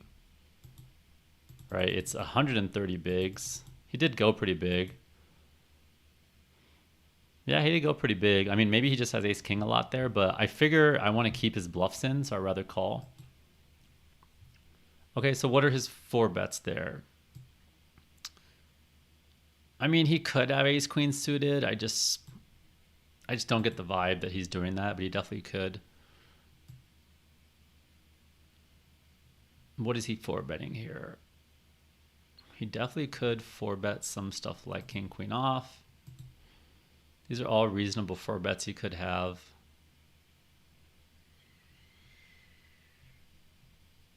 He could definitely take some ace X's and 4-bet. See, this is the part that gets really dicey. Because people's 4-bet ranges are just going to be all over the place here. I think this is reasonable. Let's go with this. If anyone thinks I'm brain farting anything, let me know. But I think that's pretty decent. A lot of these blockers. So he's 4-betting hands that gets me to fold better hands is what he's doing. Okay, so this is going to be really fast to run now because it's a very low SPR and very not too many ranges.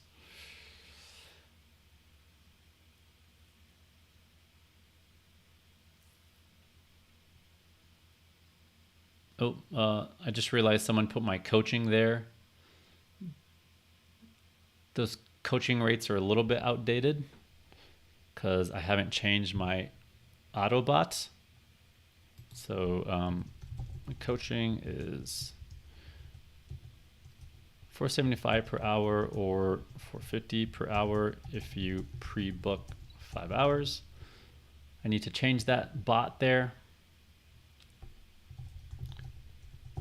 And the group coaching is now jakacoaching.com.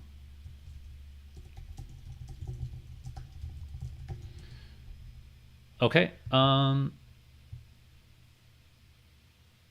We can check about the shoving if we're 100 big blinds deep. I could check that while we're waiting for this to finish.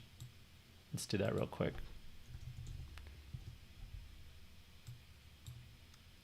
Give me 1 sec. And I could pull up some ranges.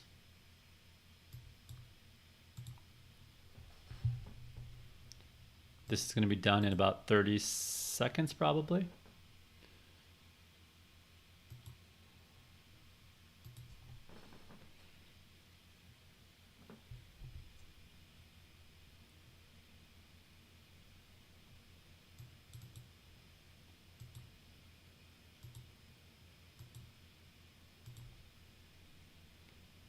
Okay, so let's see. Here is range converter. So button opens.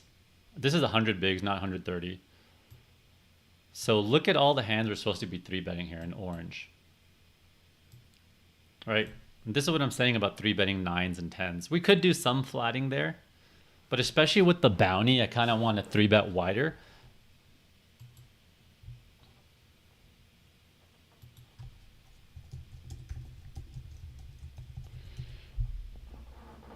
Right?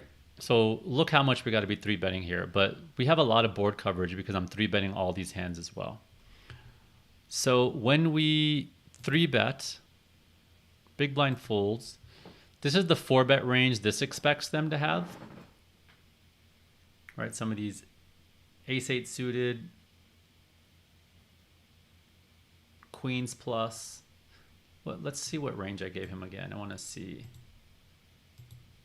I gave him queens plus and, oh, I think I gave him way too many jacks. But other than that, I think it's pretty good. Yeah, I think I gave him too many jacks and maybe I would take away some of these 9x suiteds. But it's pretty close, I would say. And again, not everybody is playing exactly like that. So this is what our response should be versus his 4-bet. Right, it wants us to peel all these hands. So you see 10s is just calling, jacks is mixing, but again, this is 100 big blinds deep. So you can imagine as we get deeper, we're maybe less likely to be jamming these.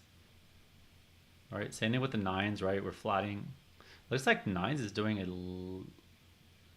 No, it's 100% calling. Yeah, that'd be weird for it to fold. This is just because it doesn't always 3-bet it. So right. That's our call range. Now let's see the flop. So they're betting their whole range here, as expected.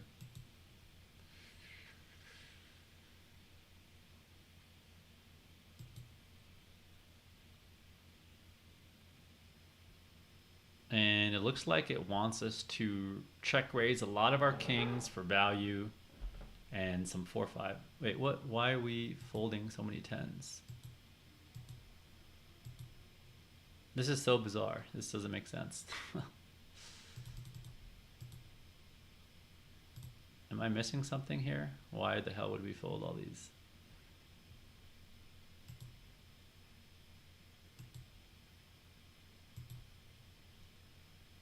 In position bet 20.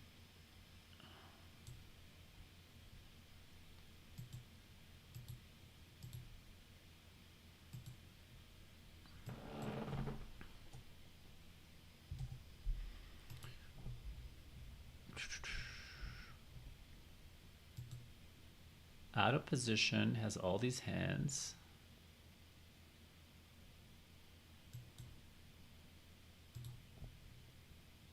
Here, let's do this. I'm gonna give them the exact range converter range. I don't know why those results look so funky. So let's do this. We're gonna do one last try.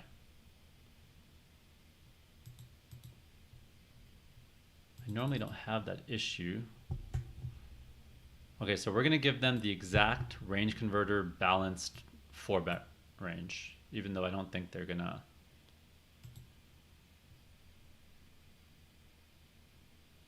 Button 4-bet.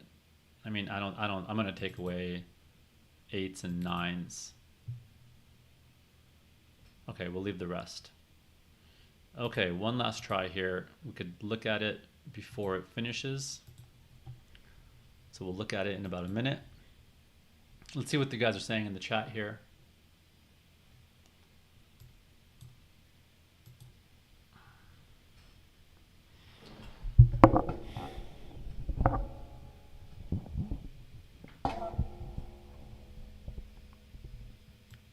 So yeah, I would.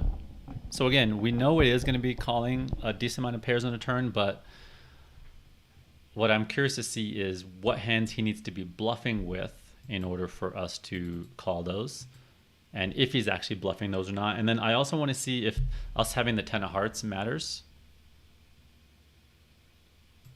We're blocking some flush draws he could have. I guess not really, because we didn't give him any 10x of hearts. So yeah, maybe the 10x of hearts is irrelevant.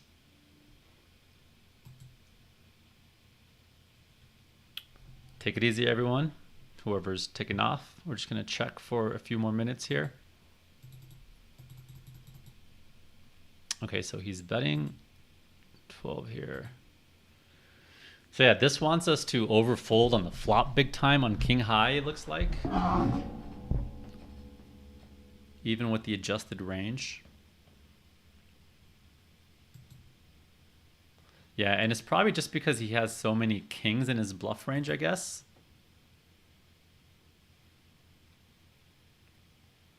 And then he has queens and jacks sometimes. Now, I don't think everyone's 4-betting jacks there, but there was a bounty on me, so we could be doing it lighter.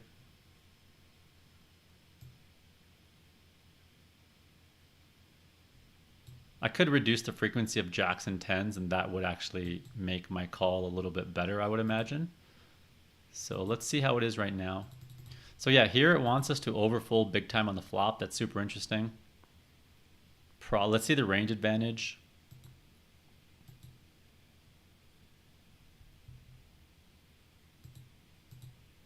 So this is saying we have, okay, so remember we talked about overfolding?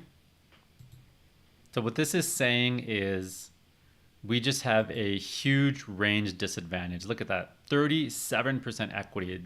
It just really does not like that board. And probably this is a spot where I bet he can bet smaller, and that's why. So here, let's see what happens. I call, and the turn's another king. Oh, we screwed this up because we put the king of hearts on the board. So, okay. Let's run this one more time. Sorry about that. So be fast, I promise. And then I'm also going to give him a 10% size and a 20 and see what it does. Let's see what it prefers. My guess is since we have to overfold so much, it's going to have him doing a lot of 10% sizing. Someone says, what are the best pre-flop charts these days? I have a doc that I give to my students with the 3 different charts that I use, and we got some student discounts as well. So let me share those with you.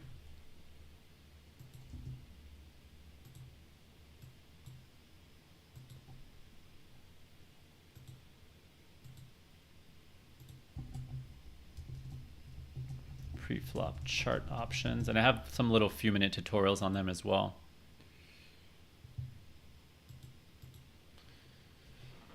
Okay, this should be the last one we need to run. Let's see.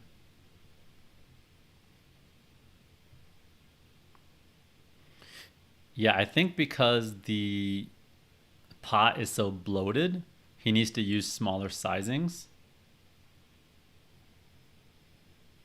So someone said, interesting how range converter has no 4-bet jams button versus small blind. I think it did have some jams. Just not with 10s. Yeah. It was jamming these hands. It's 4-bet jamming all these red hands. Queens, kings, ace king, ace 5 suited.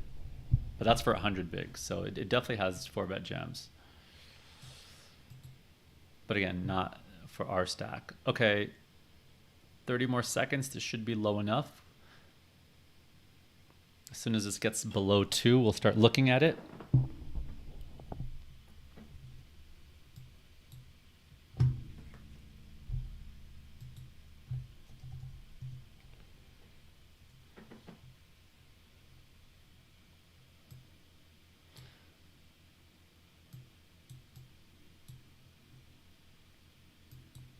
And it did kind of feel like a spot where he just It's hard to have a lot of the right bluffs.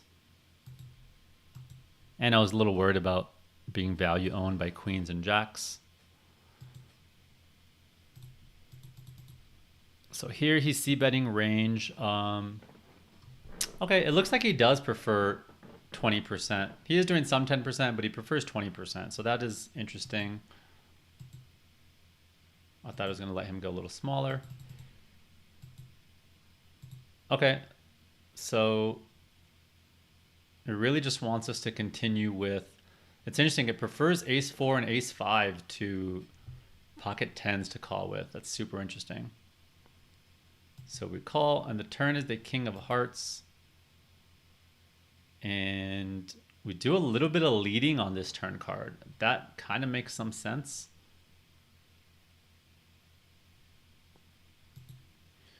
And here he's barreling pretty aggressively. He bet 26 on the turn, was it? Yep. So he uses 26 sizing. And 10s never folds on the turn. But, oh, it has some slivers of 10s. But again, this is where I felt like it was a bit of an exploitative fold. I thought he had some 10s and 9s in his bluff range, which is why you see it folding 9s, because he has a lot of 9x. I thought he might bluff some 10x's too. But let's see what he needs to be bluffing with. So he needs to be bluffing with all these hands for me to call 10s with. And this is kind of why I folded. I just don't think he's firing all these.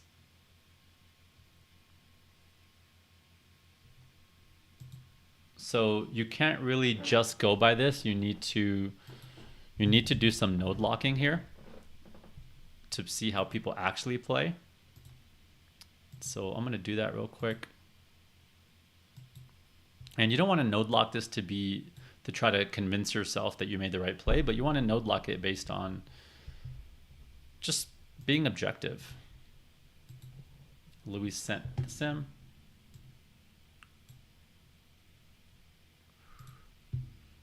So I want to edit. So this is saying he's just going to fire Jack 8 suited with a 70% frequency. I don't buy some of these. It makes sense. It wants him to bluff all his Jack X and Queen X pretty aggressively because he blocks King, Queen, King, Jack. I don't see the Ace 8 ones because I really don't think he's going to bluff these, to be honest. I could see the Jack 8 ones a little bit more. 10 Jack makes sense as a good bluff. Jack Queen. I just don't see these ace highs. I don't think he's going to be bluffing these. The ace queen I could see a little bit more. I also think he might check back some of his weakest kings. So this is going to hurt our argument. And it's going to say he has less value, more bluffs. So I'm kind of being fair there, right? I got rid of some bluffs, but I'm also getting rid of some value. And yeah, I did think he would value bet. I actually thought, so this is the big difference maker. I thought he's going to value bet queens here. This just expects him to value bet jacks. I think he's going to value bet queens. I actually don't think he 3-bets 10s. I don't think he 4-bets 10s much, and I don't think he 3-bets jacks much. I should have lowered them pre-flop, but I'll just lower them here. Kings. I don't think he's going to bet kings. Okay. And aces, I don't think he's going to bet either, so this is going to hurt my cause here. All right, so felt like I was being pretty objective there. And we're going to see what changes here.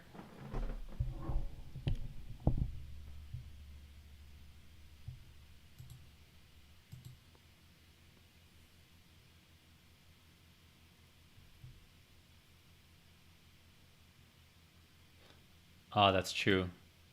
That's a good point Philip made. Yeah, I should have taken that a little more into considerations. That 10s we could just call pre-flop because there are ICM considerations. Like if we bust right before the money, which we're really close to the money, it's pretty bad. So we could just do some flat calling here. I still think our 3-bet is probably okay. But yeah, we should be flatting way more because of ICM concerns. So that's a good point, Luis.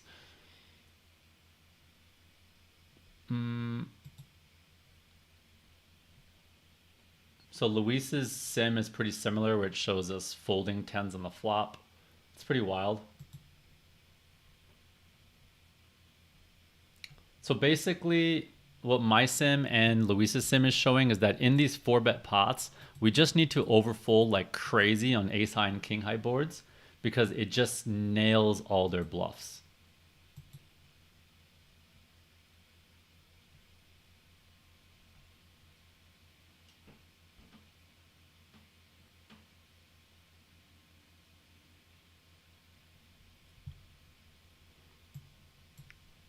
So let's take a look at this now. We reran this with the node lock. So he bets still small frequency call there. And then on the turn, we're just checking now. What happened here? Did my node lock not save? What happened?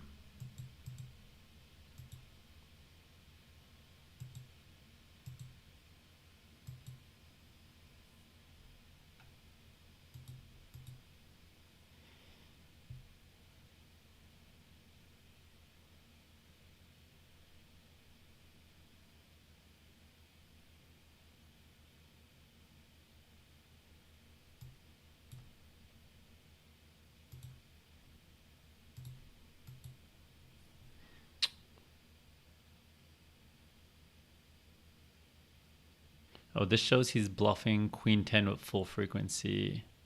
I thought I had node locked all these ace 9 hands to not be betting, so I'm a little confused why they are betting still. Sorry about that. I usually don't have so much trouble with this. I don't know why we were having that issue. Oh, I screwed up because we're doing the check ranges, not the bluff ranges. I just brain farted. Sorry about that. Yeah, I think he's betting queen 10 pretty aggressively, queen jack very aggressively. Okay, this is correct now. Yeah, I screwed that up. I also think he's checking. I just think he's checking these ace highs. I don't think he's bluffing them enough. That's my main. There we go. Yep, those are green. Okay, let's do this.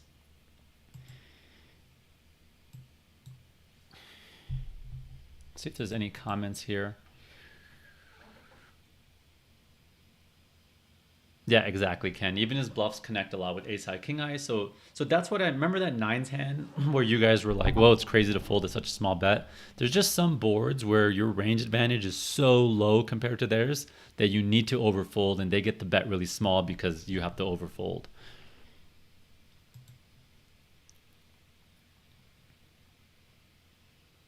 Yeah, yeah. Like Ken said, you could probably float queen high flops a lot more. Okay, looks like it's already pretty good. All right, so I have them checking the turn 39% now, which I think is way more realistic, that they're betting about 40% of the time. I did give them some king slow plays, to be fair. So they bet 26. And here you could see tens is mostly a fold. The heart doesn't matter because supposedly they don't have any 10 high flush draws in their bluff range. They could, but not many. So yeah, we just got to overfold like crazy here, even with the king on the turn. Yeah, it's a pretty interesting spot, huh? We are going to have some kings in our range we get to continue with. We get to continue with queens. And again, the big problem here is the more he's betting queens, and if he has jacks, we're getting value owned by tens. So that's why kind of our worst hero is queens. And I'm trying to understand why ace 5.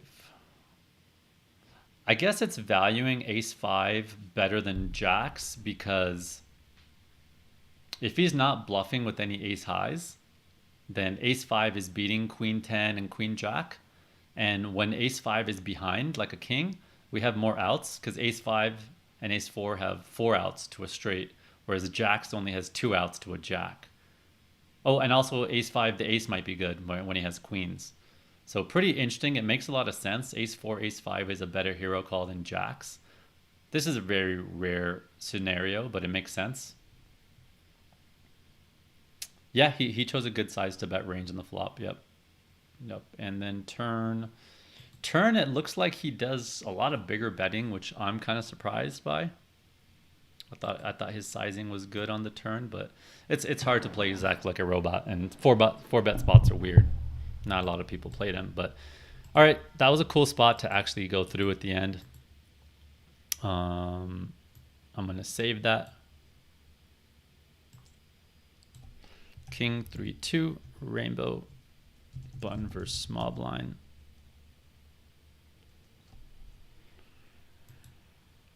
All right, guys, that was fun.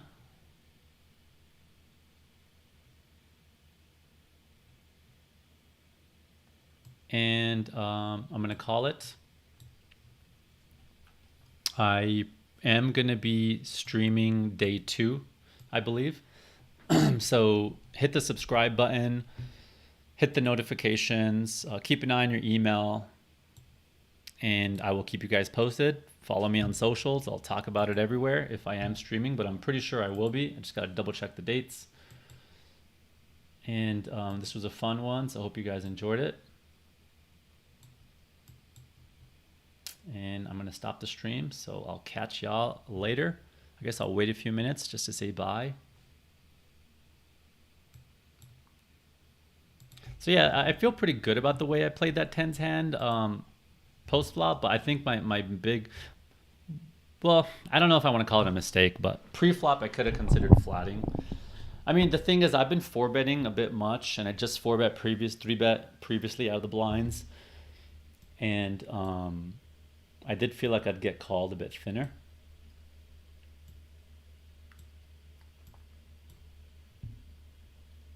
So I don't hate it, but yeah, I should have maybe considered flatting as well, rather than just instantly going with a 3-bet. Peace out, everyone.